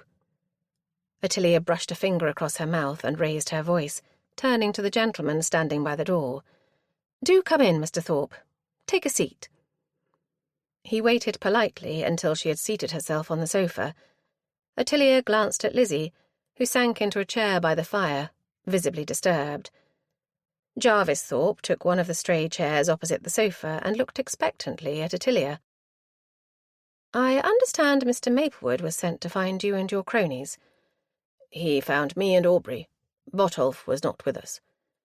"Ah, you've had no word of him, then?" "None at all. Maplewood requested me to show him the way to Lady Stoke-Rochford's house, or rather Botolph's, as it is now, but he was not there." Ottilia's mind buzzed. Was he not, indeed? "Gracious! Was it he who took Richenda, then, Mr. Thorpe?" Lizzie, rousing herself from her inner thoughts. Thorpe shifted in obvious discomfort. "I cannot say, Lady Elizabeth. I hope not. I would not have thought it of him." Ottilia leapt in. "Thought what of him? That he might elope with her?" "It's not in his style, ma'am. I know he's apt to take on with those affectations of his, but we've been acquainted for years, and he's a good man at bottom. He wouldn't behave scaly, go underhand like that. I'd stake our friendship on it." An accolade worth knowing. Yet Ottilia's instinct could not ignore Richenda's persuasive powers. Lizzie forestalled anything she might have said in response. "Well, someone behaved scaly. Lord Vexford did not hit himself in the head." "Ah, now I was hoping you might have news of that matter, Lizzie. Did you find anything of note?" Triumph lit in Lizzie's face. "I did, and that is why I asked Mr. Thorpe to bring me back. I guessed you must be here by now, and you will wish to hear of it at once." "Well, what, Lizzie? Don't keep me in suspense." "Lord Vexford was attacked in the summer-house." "How do you know?" "I found traces of blood. Quite fresh, too, for it had not altogether dried. And his wig was on the floor." Amused at the ringing note, Ottilia could not resist. "Conclusive, then, assuming it belonged to Lord Vexford?" "Who else would leave one in his summer-house, Aunt? Moreover, none of the younger men wear wigs, do they, Mr. Thorpe?" "Not to my knowledge, ma'am." "You see, whoever hit him did so there. But he must have managed to get up, for he wasn't found there. He was near the stable block, lying in the drive." "Then it is safe to assume his injury did not overcome him at once." Ottilia looked back to Jarvis Thorpe. "After you failed to find Claydon, sir, what did you and Mr. Maplewood do?" "Maplewood went to look for that fellow Pedwardine. He had asked Aubrey to try for Richenda along the Winchester Road, so I rode east and west, just in case. We knew Lord Francis had gone north, so when I failed to find any sign, I went back to the Plough to await Aubrey's return." Ottilia revised her ideas. Was Francis on the right track? Could Richenda have been heading for Gretna, after all? "What took you to Whitehall?" Thorpe shifted his shoulders. "We know Richenda well, Lady Francis. It seemed probable we would find her there." "You suspected a trick?" She's mischievous, like that. Drove us near demented as a girl. You never knew what she would be at." Ottilia had to smile. "I have to say I wonder, then, at your courting the adult." Thorpe compressed his lips, and she relented. "Well, perhaps the reason is not far to seek, after all." His features grew taut. "I've more conduct than to take this kind of measure, Mum." The tone of arrogance dropped to a sulk. "Besides, I'd not face old Vexford for twice the fortune, if I had thought of eloping." "How did you find him? Has he recovered from his injury?" Lizzie took this. "He may not recover, so the doctor says." Alarm swept Ottilia's bosom. "Don't say so, Lizzie." No, Ma'am," said Thorpe, his brows drawing together. "He took quite a knock, but he won't die of it, if that's what you fear. Only the doctor thinks he may be much changed if his brain is affected." Ottilia was not entirely relieved. If, as she suspected, the injury had been deliberately inflicted, she might yet be obliged to call in a justice of the peace. She had hoped to conclude this whole business without that. Before any further discussion could take place, the door opened to admit her husband's brother-in-law. Gil swept one glance around the room and fixed his gaze upon his erring daughter. "There you are, you abominable minx. What the devil do you mean by it, eh?" Lizzie had risen, but Ottilia, conscious of the presence of the strange young man whom Gil had clearly not noticed, intervened before her niece could speak. "Gil, you will allow me to present Mr. Thorpe, if you please. He is one of our neighbours, and kindly escorted Lizzie back from Wyke Hall. This, Mr. Thorpe, is Lady Elizabeth's father, Lord Daylesford." Gil turned upon the young man the sort of appraising look to be expected from a man with a marriageable daughter. "How do you do? My thanks." Ottilia read his expression without difficulty, frustrated as he clearly was in tackling Lizzie there and then. She looked relieved and seized the chance to proffer her own thanks. "Yes, indeed, it was most kind of you, Mr. Thorpe. I ought not to detain you further." Jarvis Thorpe stood with alacrity, clearly only too happy to take his leave. But his proposed departure was prevented by the unmistakable sound of horses and carriages approaching down the drive. Several, by the sound of it. "Wait, do you hear it?" Ottilia, eager at the thought of who must be arriving, rose and moved to kneel on the window-seat. "Yes, it is Fan." She found Gil at her elbow, also staring out. "What in the devil's name is he doing with all those people?" 1, 2, no, 3 carriages. Ottilia recognised the occupants as the 2 extra carriages pulled up behind her husband's curricle, which was no longer fully visible from this window. "Lizzie, it is Vivian, and he has Richenda with him." She flicked a look over her shoulder and found both Lizzie and Jarvis Thorpe hovering close to the window embrasure. "Your friend Mr. Claydon is here too, Mr. Thorpe." "Then it was he who—" "That is not certain. My husband has Mr. Pedwardine with him." Lizzie broke out at this. "Do you mean it is Percy Pedwardine who abducted Richenda?" Ottilia turned away from the window, gesturing them both back as the doorbell pealed. "We will soon find out. Lizzie, do you go down and take charge of Richenda?" "Shall I bring her here?" "Of course. We need to find out just what mischief she has been brewing." Francis having sensibly separated the various parties involved in the debacle, Ottilia found she had only to tackle Richenda at the outset. "I've left Maplewood with Claydon in the dining parlour, and Hemp has Pedwardine under guard in the morning room. Lizzie has taken Richenda to her chamber, but will be back directly." He turned to Jarvis Thorpe. "As for you, sir, you can make yourself useful and go to Wyke Hall." "I've just come from there." "Well, go back again. Someone needs to inform Miss Poynton that we have her charge safe, and you're the only one available at this moment." Thorpe looked altogether discontented.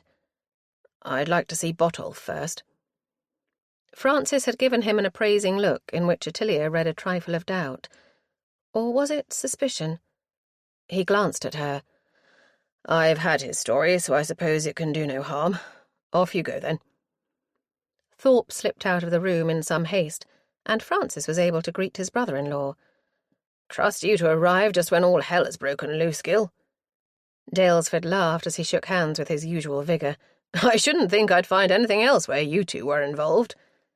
On the contrary, we'd been quiet for months until that pestilential girl chose to drop a corpse on our doorstep.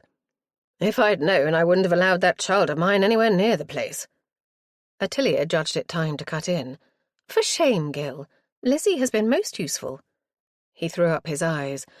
"Yes, well, I dare say we may discuss that minx's vagaries at a later time. I can see Fan is big with news, and you are eager to hear it. Shall I withdraw?" "Perhaps when Lizzie produces Richenda, if you don't object." "Good God, no, Ottilia. I've no wish to be dragged into these deep waters." He then took a seat, looking expectantly up at Francis. Ottilia gave an inward sigh. She would much have preferred to hear her spouse's account without an audience, but it could not be helped. "What happened, Fan?"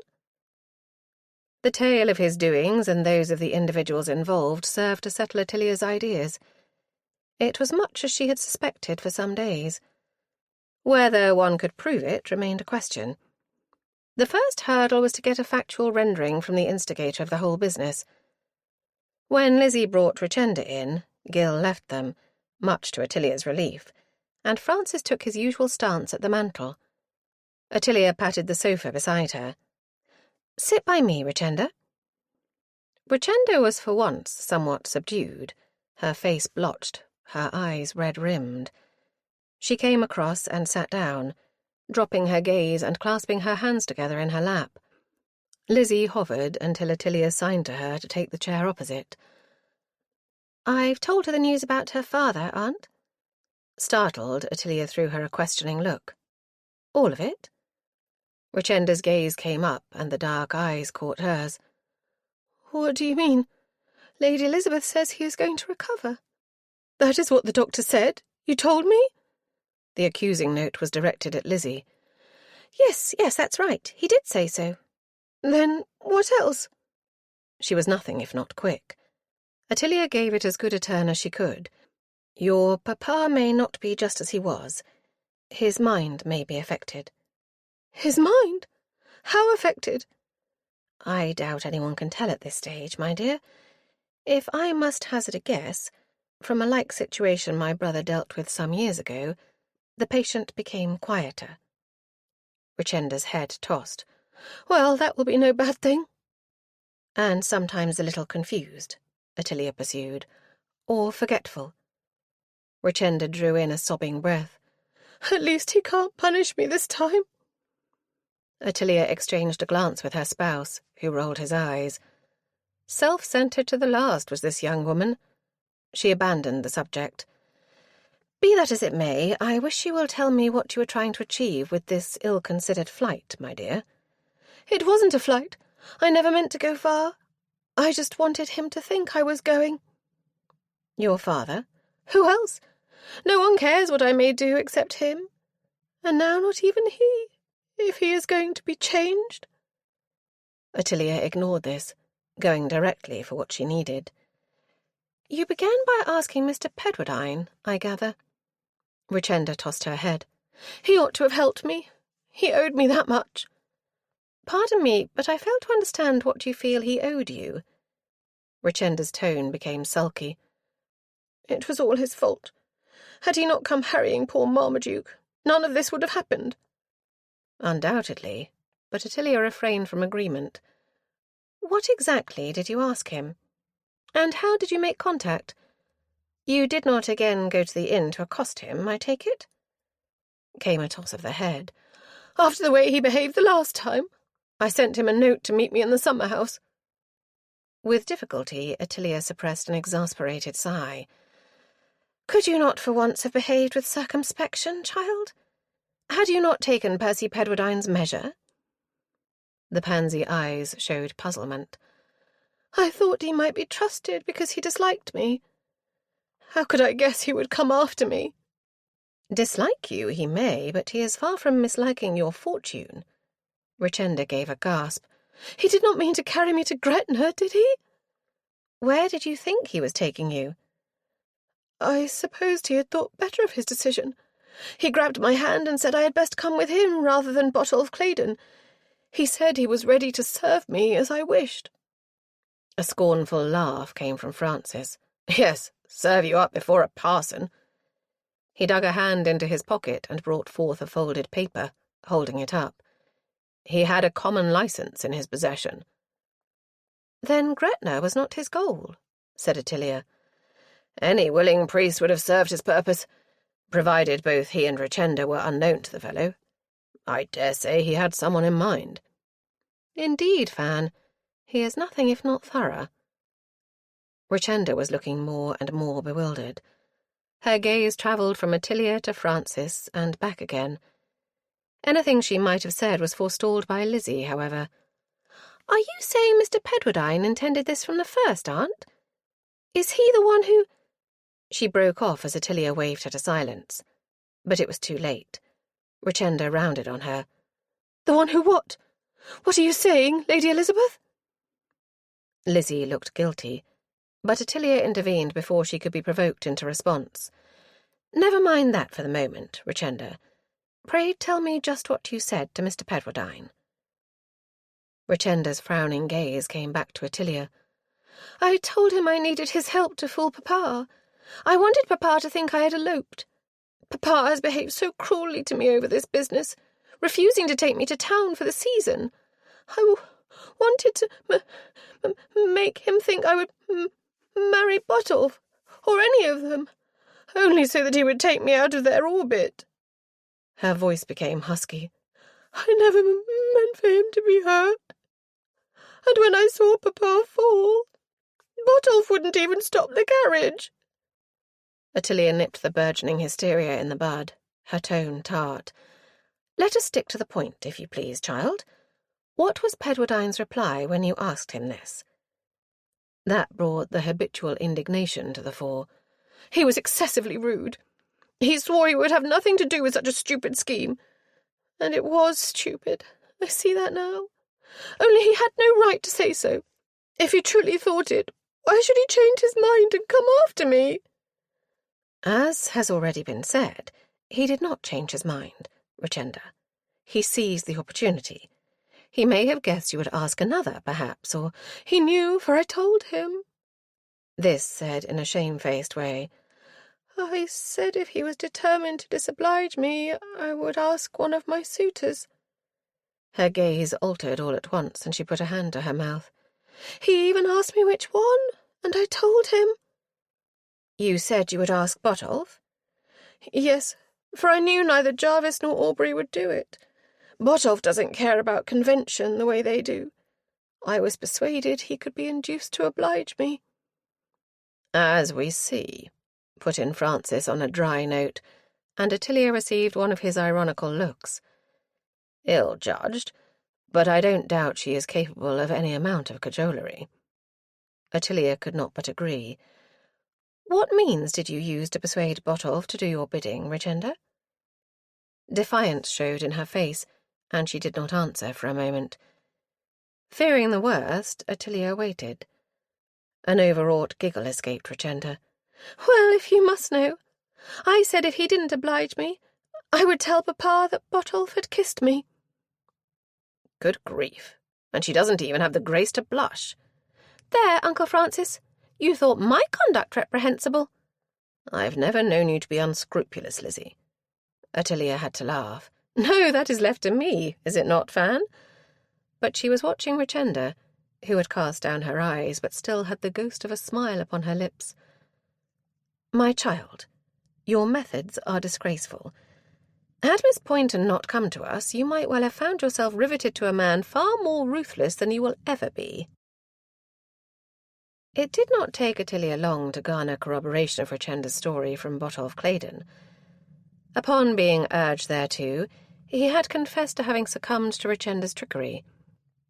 "The thing is, Ma'am, if she had told her father such a thing of me, he would come after me with a horsewhip." "That is why you wouldn't stop when he came running out?" "Yes, for how could I know Richenda had not already made some such representation about me? Old Vexford has the devil of a temper on him, and I was damned, saving your presence, Ma'am, if I would face him, especially when he had actually seen me driving off with his daughter." Ottilia could appreciate this and said so. But you would have had to face him at some point. Claydon grimaced. I didn't think of that at the time. When I agreed to bring Richenda back, I was planning to drop her at the gates and make off right speedily. To lock yourself in your house, no doubt. Well, you may count yourself fortunate. The chances are he will remember nothing of today's happenings when he recovers his senses. Before you go home, however, I desire you will detour to return Richenda to her home. His look of horror amused her. Be content. You need not fear to meet Wexford. He is far too indisposed. Released, the young man exited the room. What time Ottilia took the chance to inform Vivian that his fate was at a crossroads. Vivian's jaw tightened. I am aware, Ma'am. Eliza's father is here, is he not? Ah, you've heard, then. She touched his arm. What do you intend, my dear boy? He straightened his shoulders. Unlike Claydon, Lady Francis, I am prepared to face the music. Bravo! You may thank your stars that Gilbert Fisk is a far better-tempered and sensible man than Wexford. She left the room, and he followed her into the hall, where Ottilia found a coterie of persons engaged in argument. But I don't wish to go with Botolph, Richenda was protesting. Nor do I wish to take you, if you want to know. To Ottilia's relief, her spouse intervened. Enough. Jarvis Thorpe has already left, so there is no one else available to take you home at the moment, Richenda. Yes, added Lizzie, who was escorting Richenda with a hand at her elbow. And only think how worried poor Miss Poynton will be. Precisely. High time you were restored to your duenna. Go, Claydon. He waved the pair away, and Richenda, grumbling, allowed herself to be led to the door, where Lizzie pushed her out and closed it behind the pair. Turning, she froze, staring at Vivian Maplewood. Ottilia signed to him to proceed in search of Gil and swept across. "Lizzie, have you yet spoken to your papa?" Her eyes were on the young man as he mounted the stairs. "I've not had a chance. Where is Vivian going?" Aware of the foreboding note, Ottilia slipped an arm about her. "He is off to find Gil. I think it will be best if you stay out of the way for a space." Lizzie's eyes were moist. "I don't think I can bear to, Aunt." "Let them have it out, my child." "But it is my fate they are deciding." "Nonsense, Lizzie. You are the arbiter of your own fate, and if there is a decision to be made, you will make it yourself." Lizzie hesitated. "Will you wait with me?" "I cannot. I must speak to Mr. Pedwardine." Lizzie was, predictably, at once diverted. "May I come?" Ottilia squashed this without hesitation. "You may not. Go up to the withdrawing room, or you may make use of my parlour if you prefer, and possess your soul in patience." A derisive snort sounded, and Ottilia turned to find her spouse looking particularly sceptical. She hid a smile and urged Lizzie in the direction of the stairway. "Up you go. Upon no account disturb the gentleman." Lizzie blew out a breath and at last moved towards the stairs. Ottilia crossed the hall to the little morning room where Francis was awaiting her. "You don't for a moment believe she will obey that injunction, do you?" Ottilia grimaced. "For a little while, I hope. But, be that as it may, we can no longer delay with this interview." He set his fingers on the handle of the door, but he did not immediately open it. "Have you thought what you will say to him?" Ottilia touched a hand to his chest. "My dearest dear, I have thought of little else these many days. I suppose it must depend upon his attitude." "You will accuse him?" "Certainly, but perhaps not immediately." He nodded and turned the handle. Ottilia preceded him into the room and found her steward in the way. "Guarding the door, Hemp. Thank you." Hemp glanced behind him to where Percy Pedwardine was to be glimpsed, seated on the sofa. "He has made no attempt to escape, milady. Do you wish me to remain?" "Yes, if you please. I don't want to scuffle, but if you need to lay hands on him, do so." The low-voiced conversation must have reached Pedwardine's ears, for his head was turned towards Ottilia as she stepped past Hemp to confront him. He did not rise, and Ottilia was not surprised when Francis strode up to the sofa, his tone menacing. "Get up, man. Where are your manners?" Pedwardine looked up, a sardonic expression in his face. Then he got to his feet in a leisurely way and turned to Ottilia with an ironic little bow. "Lady Francis." Ottilia crossed to a chair near the fire that faced the sofa and took a seat there. She gestured. "Do sit down again, Mr. Pedwardine." A glance at her spouse was enough to induce him to take a step back, but he remained near enough to intervene, his stance altogether a threat. Pedwardine's lip curled, and he threw himself down into the sofa again, his body splayed in a fashion as negligent as it was insolent. "I must say I had expected at least an offer of bread and water in my dungeon." "Wine?" "I dare say that would meet the case." Ottilia signed to Hemp, who went across to the bell-pull and tugged upon it. Then he returned to stand before the door. Francis, looking distinctly irate, nevertheless retired to a less immediately threatening distance. It was plain the man's impudence had infuriated her spouse. Pedwardine little knew with whom he had to deal. Ottilia tried for a light note. "I suggest, sir, that you mend this intransigence. I cannot answer for my husband's temper if you continue to treat me to this display." A growl from Francis bore this out, but it had little effect upon his intended victim. Pedwardine's lip curled the more. "I have no expectation of receiving aught but insults and abuse in this house, ma'am. I must beg you to hold me excused." Ottilia shrugged. "As you wish. We will finish this bare-fisted, then." "Boxing can't. You are an original lady fan." "So I have frequently been told. You, on the other hand, are a murderer, sir." He had not been expecting it, that was clear. Pedwardine sat up in a bang, his brows snapping together, his eyes narrowing. His voice came harshly. "I trust you can substantiate that supposition, madam." "Substantiate, yes. Prove, no. But you already know that."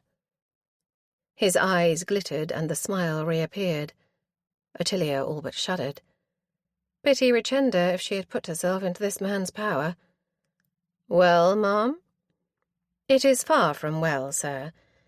I perceive you have abandoned your pose of inconsolable friend. You played it well, that I must concede." He made no answer, instead regarding her steadily and without expression. His nerve was admirable, if one could admire such in the villain he undoubtedly was. A knock at the door induced Hemp to open it. He had some low-voiced colloquy with whoever was outside, and shut it again. Ottilia met Pedwardine's gaze. "Your wine will be here directly." "I thank you." Ottilia braced. "Meanwhile, let me try if I have gauged matters with any accuracy." Her adversary inclined his head in a manner as confident as it was patronizing. He would not break readily. "You gave me, I surmise, a mouthful of falsities when you told me what happened that night." His brows flickered. "Which night, Lady Francis?" Her husband cut in before she could answer. "You know well which night, man. Don't make this harder on yourself than you need." Pedwardine's head turned. His tone was silk. "I am at a loss, sir. Harder on myself? Has your lady wife then sent for the constables? Am I to be led forth with gyves upon my wrists?" Francis made a hasty motion, and Ottilia quickly put out a hand. "Pray don't allow him to goad you, Fan." And to the culprit, "You would do better to hold your tongue. This discussion may not end in the way it ought, but I have promised Mr. Edward Gibbon a faithful account." This had an effect, for Pedwardine's cheeks darkened and his regard wavered, flicking away to the mantel, the window, the door, and returning at last to Ottilia. Seeking a way of escape? Satisfied, she pursued her course. "You did not quite account for everything, did you? So far from Marmaduke having an assignation, I think you had in fact promised him a lift back to the inn. You had every intention of keeping your appointment with Richenda, and would have abducted her then. Indeed, I suspect you did keep it, but Richenda was prevented from doing so by her papa. I acquit you of planning Marmaduke's death, but the quarrel with young Bottrell played neatly into your hands." He was silent, again regarding her with that enigmatic look. But this time Ottilia noted the tautness in his cheek and the tighter look to his mouth. He was not as composed as he would have her believe. "Go on, Tilly." She acknowledged the impatient note in Francis's voice with a nod, and pressed on. "Together with Claydon, you helped Marmaduke into the breakfast parlour, perhaps as suggested by Mr. Thorpe. Your friend had not quite succumbed, which would have been far more convenient, I dare say, but I imagine the idea was burgeoning already. You got rid of Claydon on the pretext of his arranging for water to be brought, and took your chance." Pedwardine raised his brows. "This is a fairy tale. What chance?" "You knew only too well how dangerous it was for Marmaduke to engage in fisticuffs. You were quite aware of his weak heart. All it took was a more directed and more powerful blow."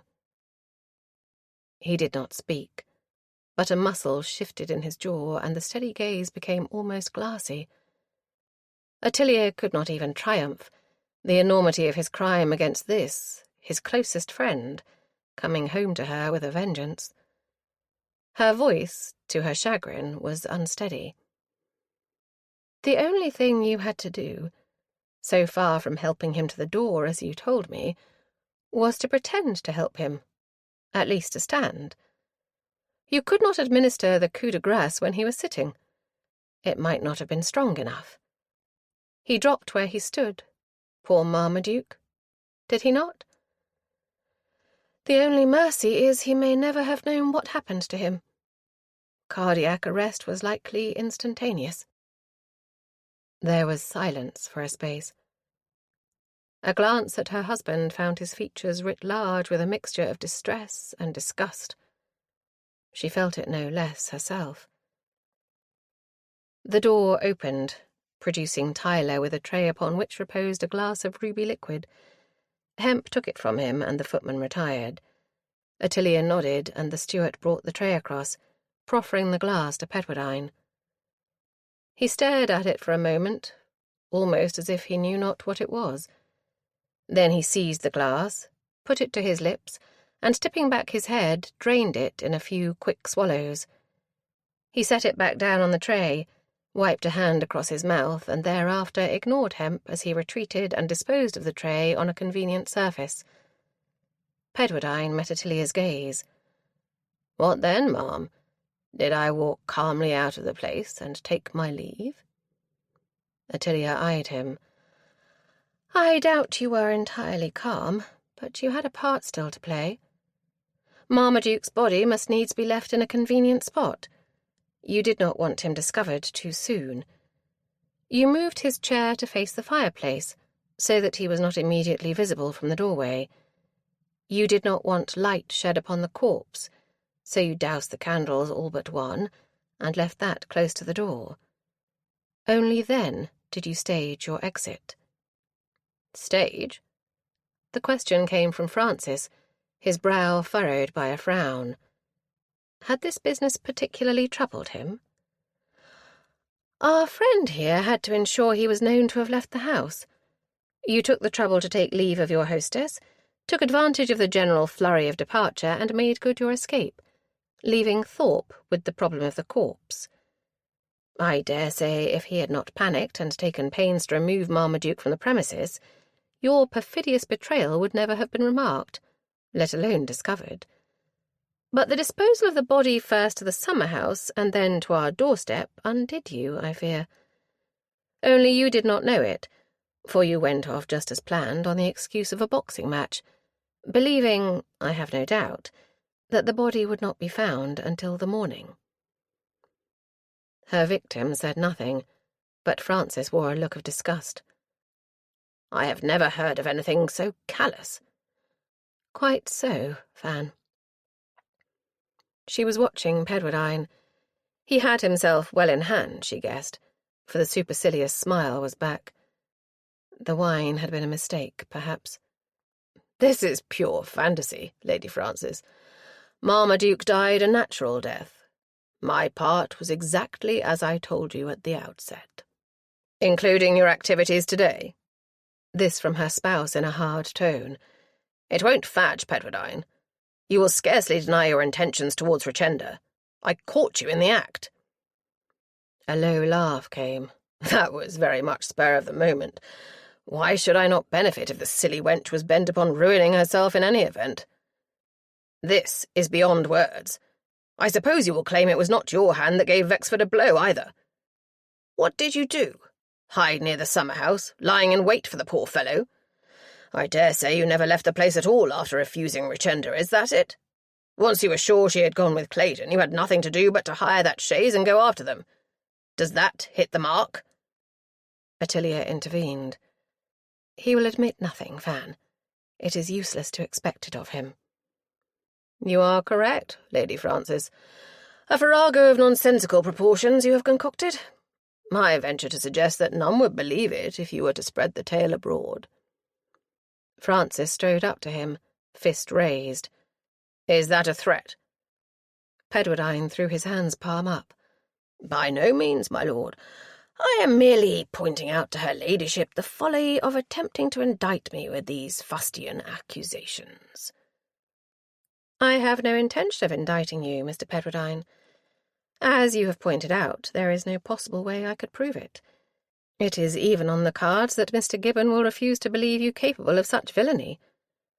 The man's smile grew and his voice purred. "He has known me for a very long time. He regards me with almost as much affection as he did my poor departed friend." Ottilia longed to wipe the smile off his face. He had not even the grace to make denial, so sure was he that he would get away with his crime. She held back from speaking her mind.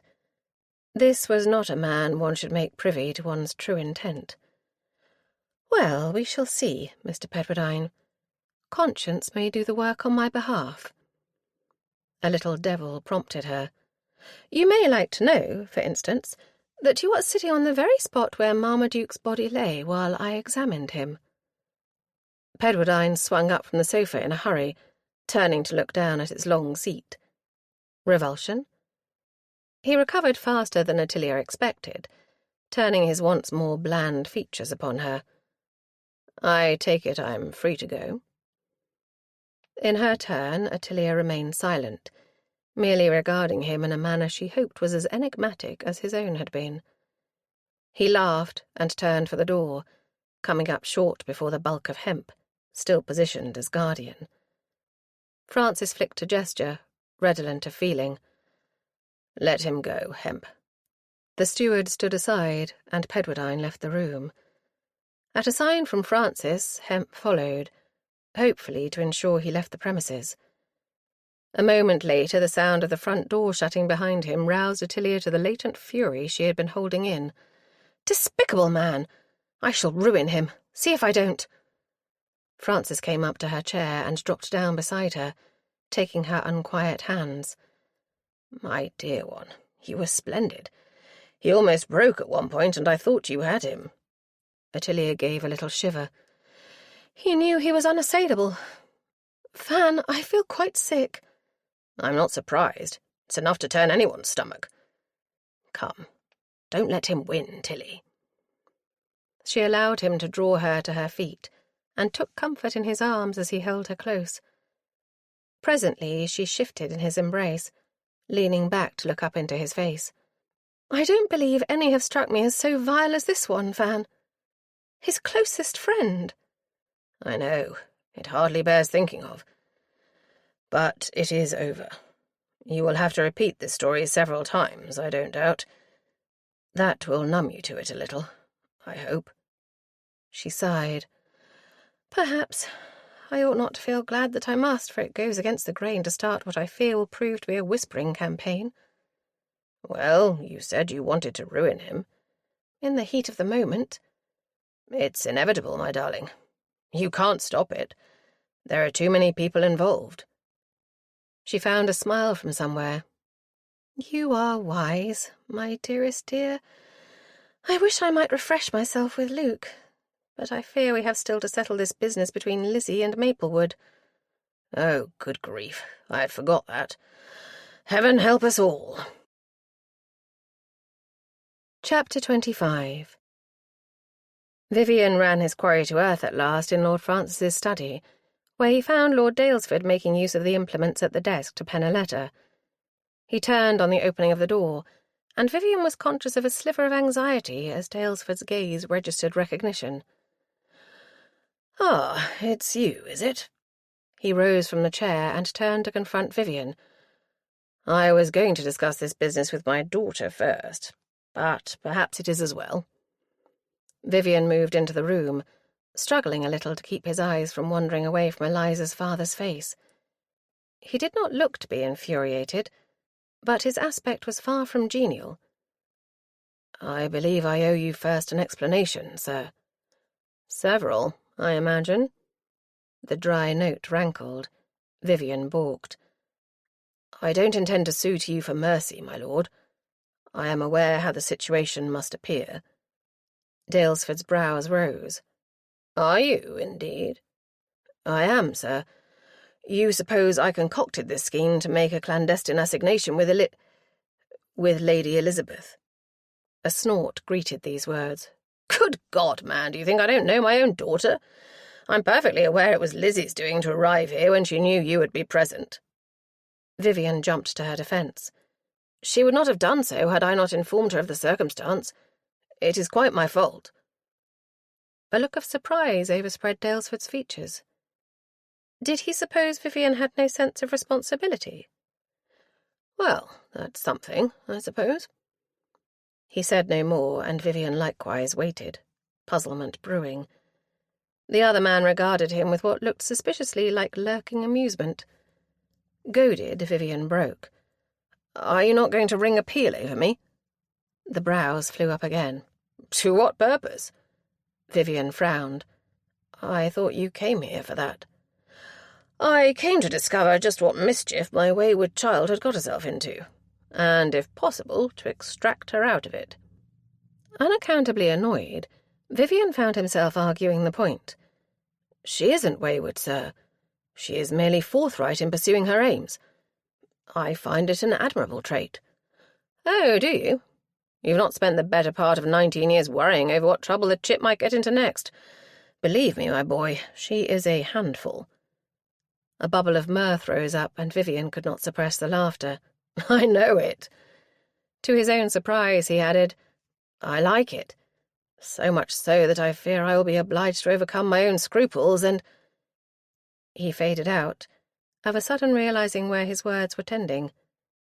Words? His thoughts. What possessed him? Had he not specifically weighed the thing in his mind and come to the only possible decision? Only half realizing what he did, he shifted away to the window, staring out across the terraces, though he hardly noticed what he saw. In his mind's eye he was recalling Eliza's image, her face when she had made that plea. "Why won't you marry me, Vivian?" He could no longer remember his reasons. What had he said? Some words that made no sense, words that sprang from some foolish notion of retaining the freedom of his bachelorhood. An empty freedom, as it appeared to him now. How had he ever thought it could better serve him than to share his travels with Eliza? He turned on the thought, words tumbling out of him as he stared at Lord Daylesford, feeling as if he understood for the first time. "I didn't see it, sir.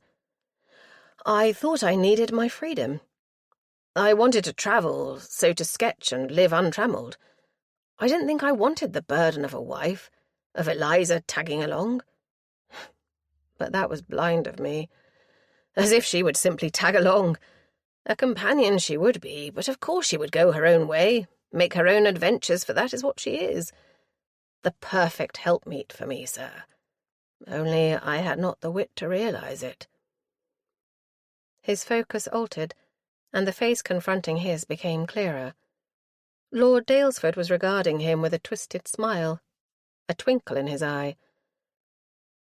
"I had no slightest intention of handing her over, but I rather think I am changing my mind. You will do very well with my Lizzie, Maplewood.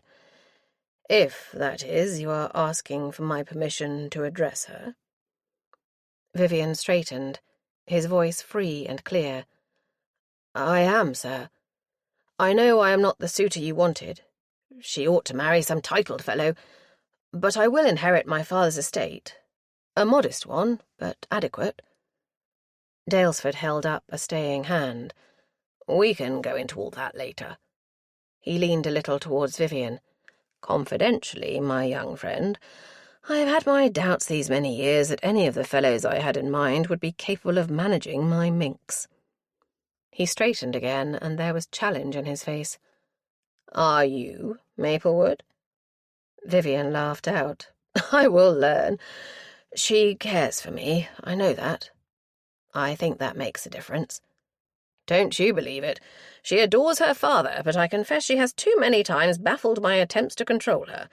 You are welcome to make the attempt." Even as he spoke, the door was pushed open a trifle, and Eliza's face poked around it. The waiting had proved unbearable.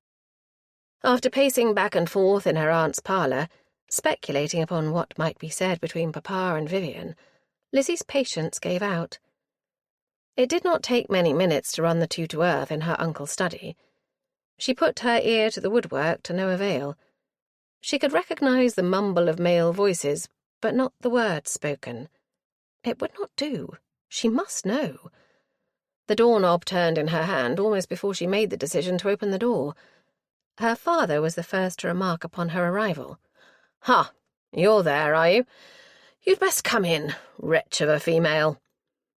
His genial tone belied the words, and Lizzie's gaze shifted to Vivian. His colour was high, and he looked decidedly ill at ease. She shot the burning question. "Have you decided my future, then, between you?" Vivian's gaze dropped, and her father took the bait. "Come in, shut the door, and hold your tongue, or I'll decide something you won't care for, my child." Lizzie obeyed the first two commands, but put up her chin. "Threaten me all you wish, Papa, but I cannot be silent." He threw up his eyes and turned to Vivian. "Give us 5 minutes, Maplewood." Vivian hesitated, causing Lizzie surprise. "I hope you don't mean to inflict punishment on her, sir. I've said the blame was mine." "If I haven't laid a hand on her in all these years, my boy, I'm not likely to start now." Lizzie met her papa's gaze as it veered. "But she still has a trifle of explaining to do." Torn between gratification that Vivian had taken the blame and a burning desire to know what had passed between the two, Lizzie watched his retreat from the corner of her eye. The moment the door closed behind him, she broke out. "Papa, it is of no use to scold me, and a waste of breath besides. You need not fret either, because he does not want me, so you and Mamma win in any event." Her father's brows rose, and an odd sort of gleam appeared in his eye. "He does not want you, you say? How can you know that, Lizzie?" She thrust her chin in the air. "Because I asked him." "The devil you did!" Defiance rode her. "I did, Papa. I asked him why he would not marry me." "Lizzie, you wretched child! Have you no conduct? Anyone would suppose you had not been properly raised. Not that such is news. What Harriet would say, I dread to think." An irrepressible giggle escaped Lizzie. "Mamma would have a fit, of course." She moved a step closer. "I had to, Papa." "Yes, that's what you always say." He sounded rather resigned than angry. "Why did you have to? Not that I need ask. I may guess the poor fellow showed no inclination to address you, and you, shocking female that you are, felt obliged to turn the tables." "Well, I did, and I was well served for my boldness. Vivian was perfectly frank. He prefers his freedom to me, and that is all about it." Her overburdened heart crumpled. "Oh, Papa, I am so very unhappy." She threw herself at him as she spoke, and he received her in a comprehensive embrace, drawing her to him in the tender manner he had always used towards her. It was comfort to a degree, but failed to quiet the agitation of her spirits.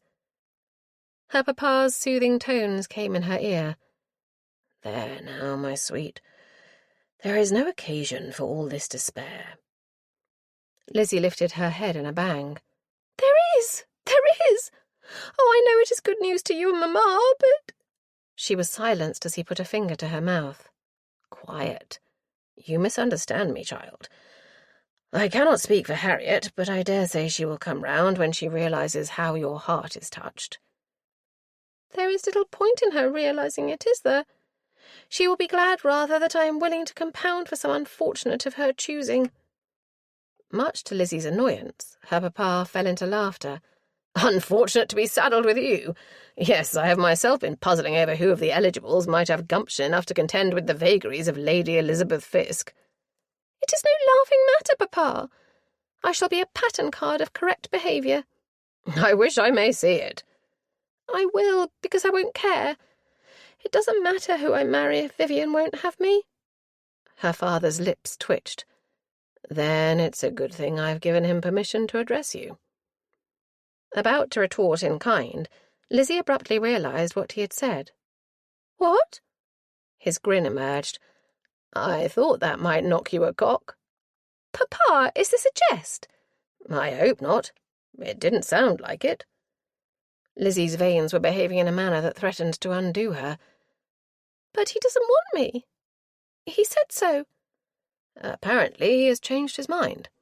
"Why? How?" "Ah, that I will leave to the fellow himself to explain. In fact, I think he had best do precisely that right now." He crossed her, heading for the door. "No, wait, Papa." He halted, turning, brows snapping together. "Don't tell me you have changed your mind. Are you no longer desirous of marrying him?" Lizzie hesitated. Not, she wanted to say, if he had been coerced somehow. "You did not force him, did you?" "I? Why in the world would I, child? It's not the match I planned for you." "Then why have you given him permission?" Her father rolled his eyes. "Saints preserve us! Let the man speak for himself, and you'll soon see why." With that, he continued to the door and opened it. "Maplewood?" Lizzie heard Vivian respond, and had to seize the back of a chair for fear she might faint. Her father went out, and she heard his voice in the corridor. "In you go, my young friend. I don't know whether to wish you good fortune or offer you a brandy for courage." "I'll take a celebratory glass of something, sir. Later, I hope." Then Vivian was in the room. The door was closed, and Lizzie straightened, shifting away from the chair the better to confront him direct. She wasted no time. "Why does Papa say he has given you permission to address me?" Vivian's gaze met hers, and she thought she read anxiety in his eyes. "Because I told him I am in love with you." A jolt hit Lizzie's chest. "Why would you say that? It's not true." His gaze narrowed. "How would you know? Are you privy to my heart?"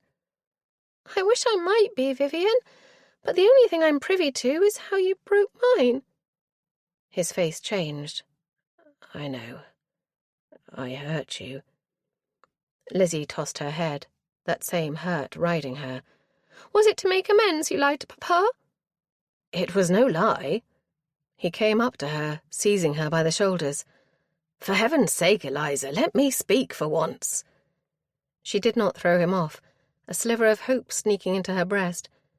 But she was not yet ready to succumb. "Well?" He released her, slumping a little. "If you want the truth, I have been in love with you for an age." "Not noticeably." "Oh, be quiet. You know.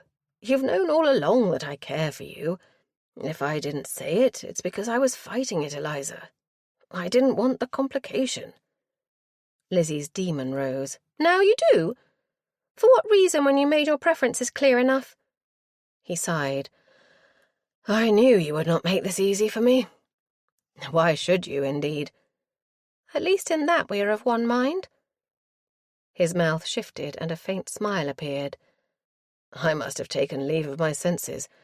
You will drive me demented. Your father was right to warn me.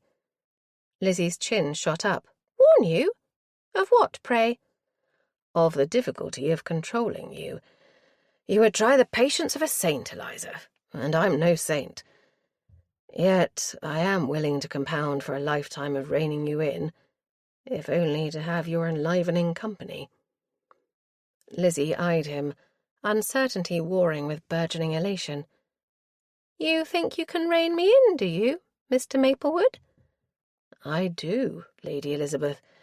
You will answer to my hand on the reins because you love me. All at once, Lizzie found herself trapped in a close embrace. You do, don't you? Mesmerized by the latent power she could feel in his arms, in his gaze, Lizzie melted. So much, Vivian. His kiss, waited for, imagined for an eon, did not disappoint.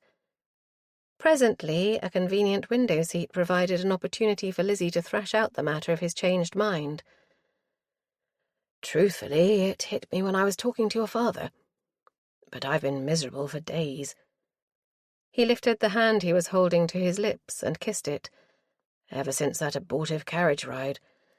Losing you was more than I could endure. But you said nothing even then, Vivian.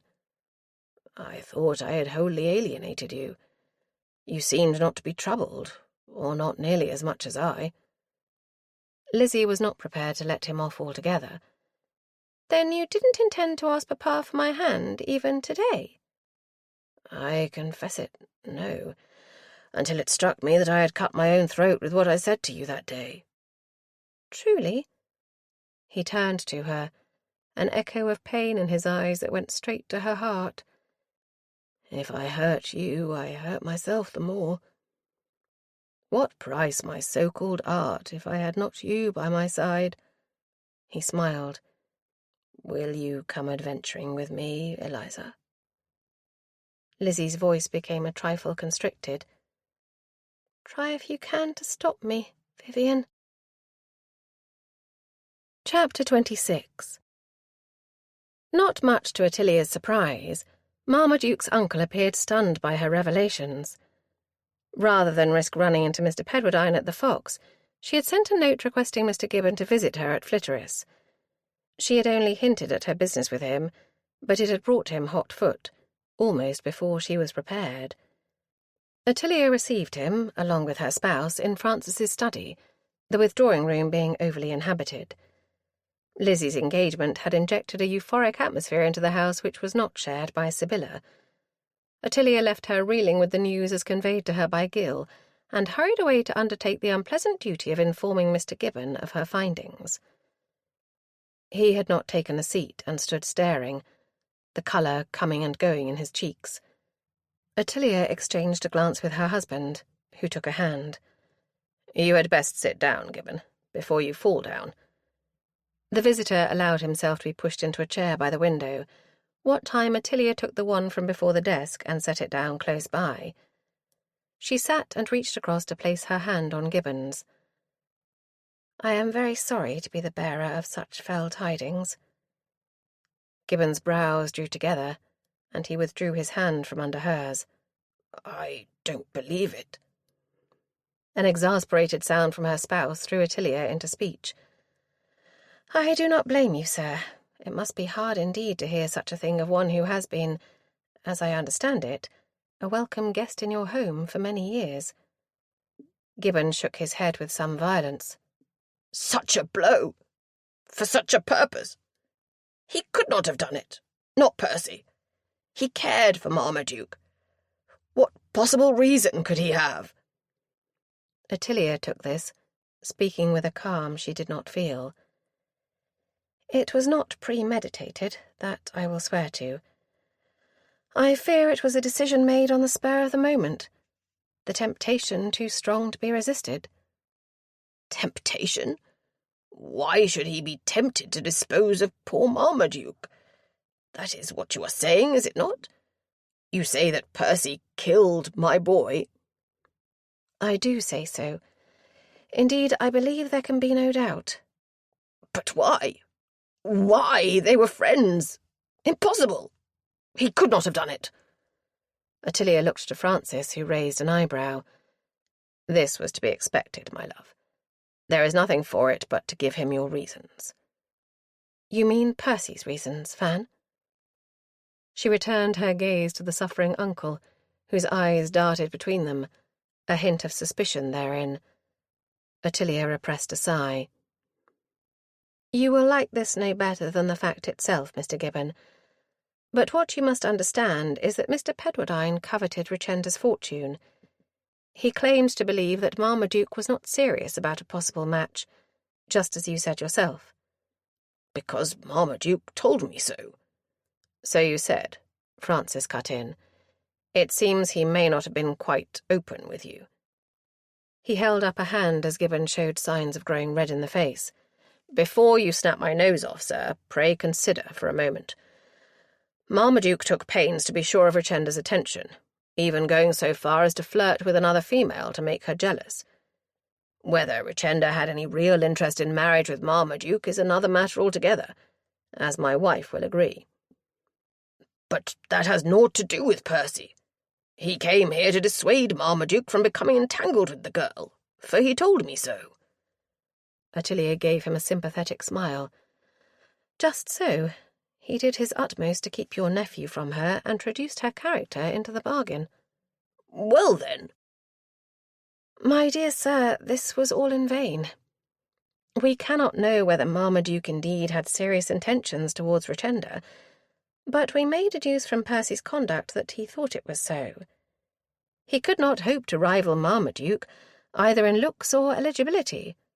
Indeed, he knew his only chance was to entrap Richenda into an elopement, which was just what he intended on the night of the tragedy. Gibbon was looking more distressed now than angry. Would he behave so dishonourably? Cut his own friend out? He would have, if he could have. This would be bad enough, you might think. It may have been in Percy's mind that Marmaduke's reaction was not to be contemplated. That thought may well have contributed to the temptation to sweep your poor nephew from his path. Dead, Marmaduke could neither object nor stand in Percy's way. He would have a free hand to prosecute his design to carry Richenda away to be married. For several moments Gibbon did not speak. His countenance demonstrated the teeming thoughts going on behind haunted eyes. Compassion stirred in Ottilia, and she knew not how to relieve the poor man. A glance at Francis found him similarly perplexed, a frown creasing his brow. At last the sufferer spoke, a challenge in his tone. Can you prove all you have said? I cannot. Then why should I believe you? Ottilia drew a breath. At the least, there can be no doubt of Mr. Pedwardine's intentions towards Richenda, for he had a marriage licence on his person when my husband caught up with him. As I explained at the outset, the facts support my suppositions. Do you wish me again to relate those anomalies? Gibbon waved this away in haste. I don't desire to hear that recital. His gaze fixed upon her. To whom else have you mentioned these matters? Francis took this. As to Pedwardine's escapade with Richenda yesterday, they are known to several who were with me. That news is bound to travel, sir. Moreover, since a number of persons have been under suspicion, it behooves my wife to reassure them. At the expense of Marmaduke's best friend, no doubt. That is inevitable. There was another silence. All at once Gibbon drew a heavy breath and let it out in a bang. I cannot endure this. He rose. I must go. I will take my boy home and bury him with due ceremony. Ottilia received a look with eyebrows raised from her spouse. She got up as the visitor made for the door. Mr. Gibbon? He turned, casting an unloving look upon her. Madam? I am sorry to have burdened you. It cannot be but that suspicion will gnaw at you. I can only regret the disappointment you must feel at the last when you come to realize the truth of what I have told you. A bleak look answered her. I had hoped Percy would be of some comfort to me. You have doubled my loss, ma'am. At this, Francis took a stride towards him. "My wife, Gibbon, had naught to do with either of your losses. Look to the true culprit, and don't accuse one whose only care has been to discover the truth. If you can't accept that truth, that is on your head alone. Don't blame my wife." "Fan, pray leave it." Ottilia hurried to the visitor's side, putting out a hand. "I feel for you, sir, and I fully understand your dilemma. If I could have turned it otherwise, I should have done so with a whole heart." Gibbon visibly wrought with himself before he took the proffered hand. "I wish I might find it in me to be grateful. I thank you at least for your honesty. Good day to you." He nodded towards Francis and walked out of the room in some haste.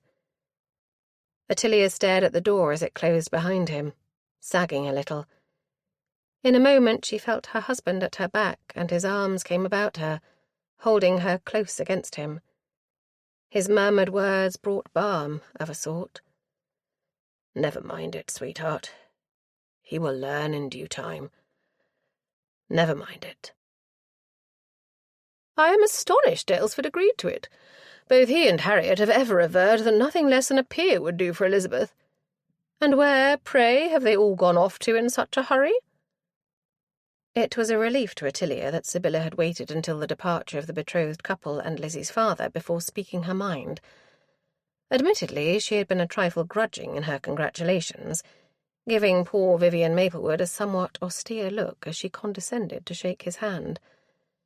Nor had she participated with any show of enthusiasm in the celebratory dinner last night. Her remarks therefore came as no surprise to Ottilia. "I suspect, Sibylla, that Gil was won over by Lizzie's quite evident affection for that young man. He only wants her happiness." Francis let out a snort worthy of his mother.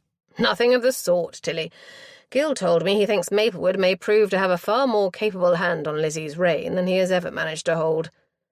Her spouse was occupying his favourite stance at the mantel in the withdrawing room, whither the depleted party had repaired after bidding the cavalcade farewell, Lizzie, her maid, and Gil occupying the family coach, in which he had travelled to Flitteris, with Vivian following in his curricle. The footman, Charles, sent with Lizzie for protection, had been dispatched back to the family home in Buckinghamshire by stagecoach.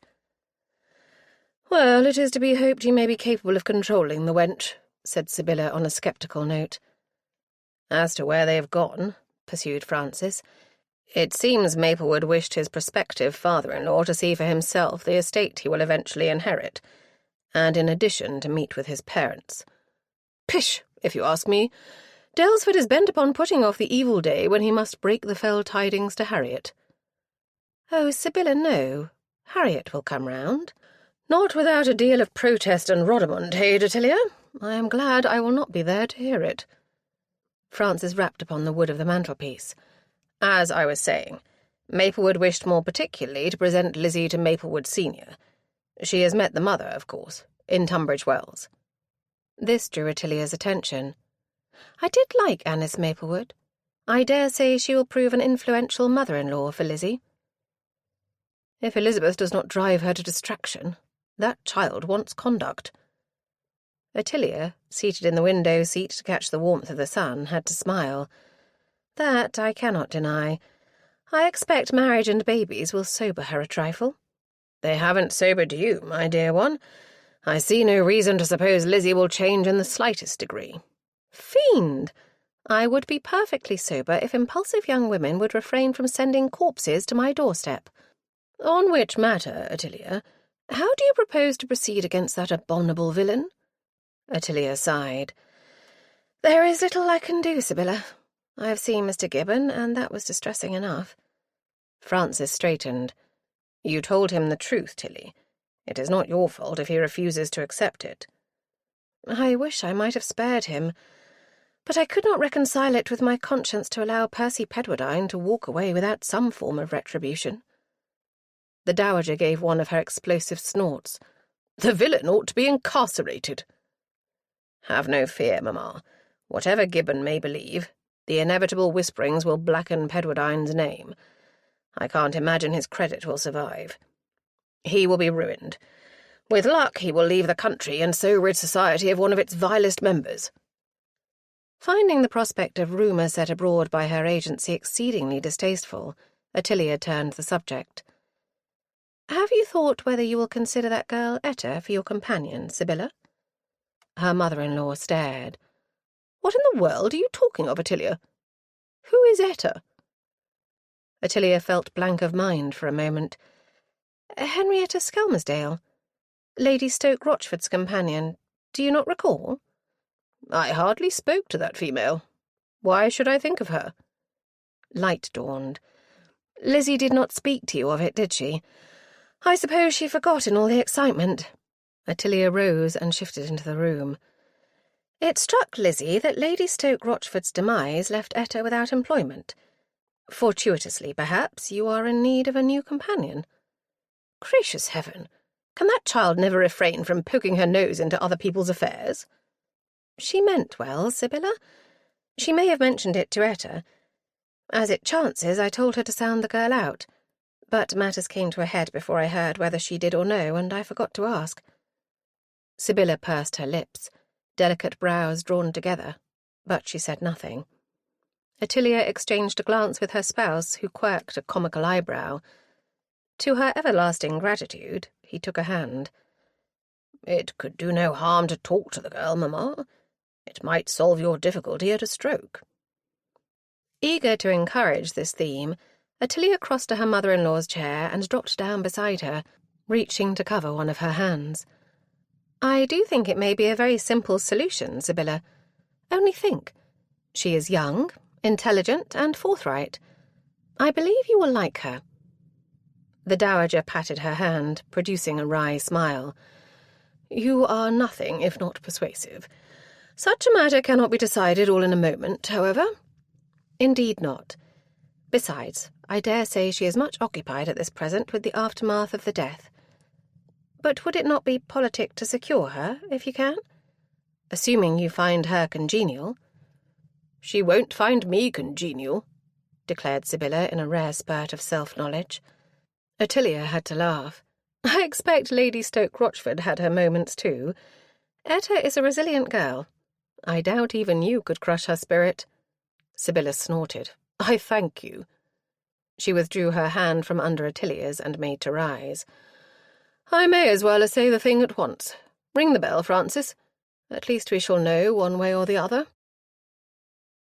With Sibylla safe on her way to Lady Stoke Rochford's house, accompanied by her maid, Ottilia seized the chance to escape to her eyrie, where her spouse very soon followed. I thought I should find you here, my dear one. Have you to feed Luke? From the daybed where she was seated, Ottilia held out a hand to him. Presently, when Doro brings him. Her spouse took the welcoming hand and sat down beside her. Ottilia found herself the recipient of a searching look. Well, what, my dearest dear? You look jaded. It has been a difficult week, Fan. That is not all, is it? Francis gave a grimace. You are not happy. Is it Gibbon's reaction? She drew his hand to her lips and kissed it. You read me so well, my darling lord. But it is more than Mr. Gibbon. There is the rest of the world. He squeezed the hand. Tell me. Ottilia could not repress a painful breath. I do so hate to be the instrument of damning gossip. You won't need to be, Tilly. You have only to give the facts to those involved. Did I not say so at once? They will do the rest. That does not exonerate me, Fan. He gave a wry grin and kissed her. You have the busiest conscience of anyone I know, my loved one. Ottilia accepted the kiss, but was yet troubled. My heart misgives me. How so? She looked him full in the face. What if I am wrong? As I was obliged to confess to Mr. Gibbon, I have no proof. His brows snapped together. You are not wrong, Tilly. That villain all but confessed by his very attitude. He deserves his fate. Condemnation by mere gossip? Ought anyone to be subjected to that? Francis let out an exasperated noise. You can't stop it, Tilly, unless you leave it at Gibbon and lie to the rest. I cannot do that. There you are, then. Yes, I know where I am, Van. Between the devil and the deep blue sea. Ottilia tried to accept the truth of this, but a vague apprehension persisted in her bosom. I feel as if I am unleashing something monstrous. Tilly, I won't let you do this. You did not deal young Marmaduke that killing blow. By rights, Pedwardine should be in the hands of the authorities at this moment. That he is not is due only to the lack of evidence. You know he did it. He won't be the first to escape the consequences of his crime. Yes, but he is not going to escape them, is he? Not if I— You have no choice. If you keep mum, your conscience will plague you. And if I speak, it will do so in any event. There was a silence. Ottilia met his gaze as he eyed her, reading both concern and frustration in the brown depths. She essayed a smile which went hopelessly awry. Francis emitted a heavy sigh and took her in his arms, drawing her close. Ottilia wept a little, but the solace of his embrace had its usual soothing effect. As she pulled away, she found her spouse was holding out a handkerchief. A gurgle escaped, and she took it, making use of its snowy folds. "What in the world would I do without you, my dearest dear?" "Found her, of course." He grinned. "Now tell me I am the Prince of Husbands." Her laugh was genuine. "You are, and I love you with all my heart." "Except that part of it which now belongs to Luke." "Oh, that goes without saying." But she accepted his kiss with fervour. Francis straightened, looking across to the door from behind which a childish treble sounded, along with the recognisable footsteps of Doro. "And here come our demanding progeny, if I mistake not." A knock produced Doro, carrying the infant Luke and accompanied by Pretty, who no sooner saw Francis than she rushed across to him with a shriek of "Papa!" He lifted her onto his lap, and Ottilia's formless unease melted as she watched him slip into his fatherly role. She accepted her baby son into her arms and began to adjust her bodice.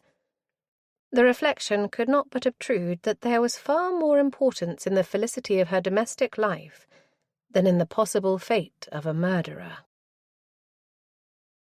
This concludes The Unwanted Corpse by Elizabeth Bailey, narrated by Esther Wayne. Copyright 2022 by Elizabeth Bailey. This unabridged audiobook is published by arrangement with Sapere Books Limited and was produced in the year 2022 by Tantor Media Incorporated, a division of Recorded Books, which holds the copyright thereto. Please visit tantor.com for more information on our growing library of unabridged audiobooks.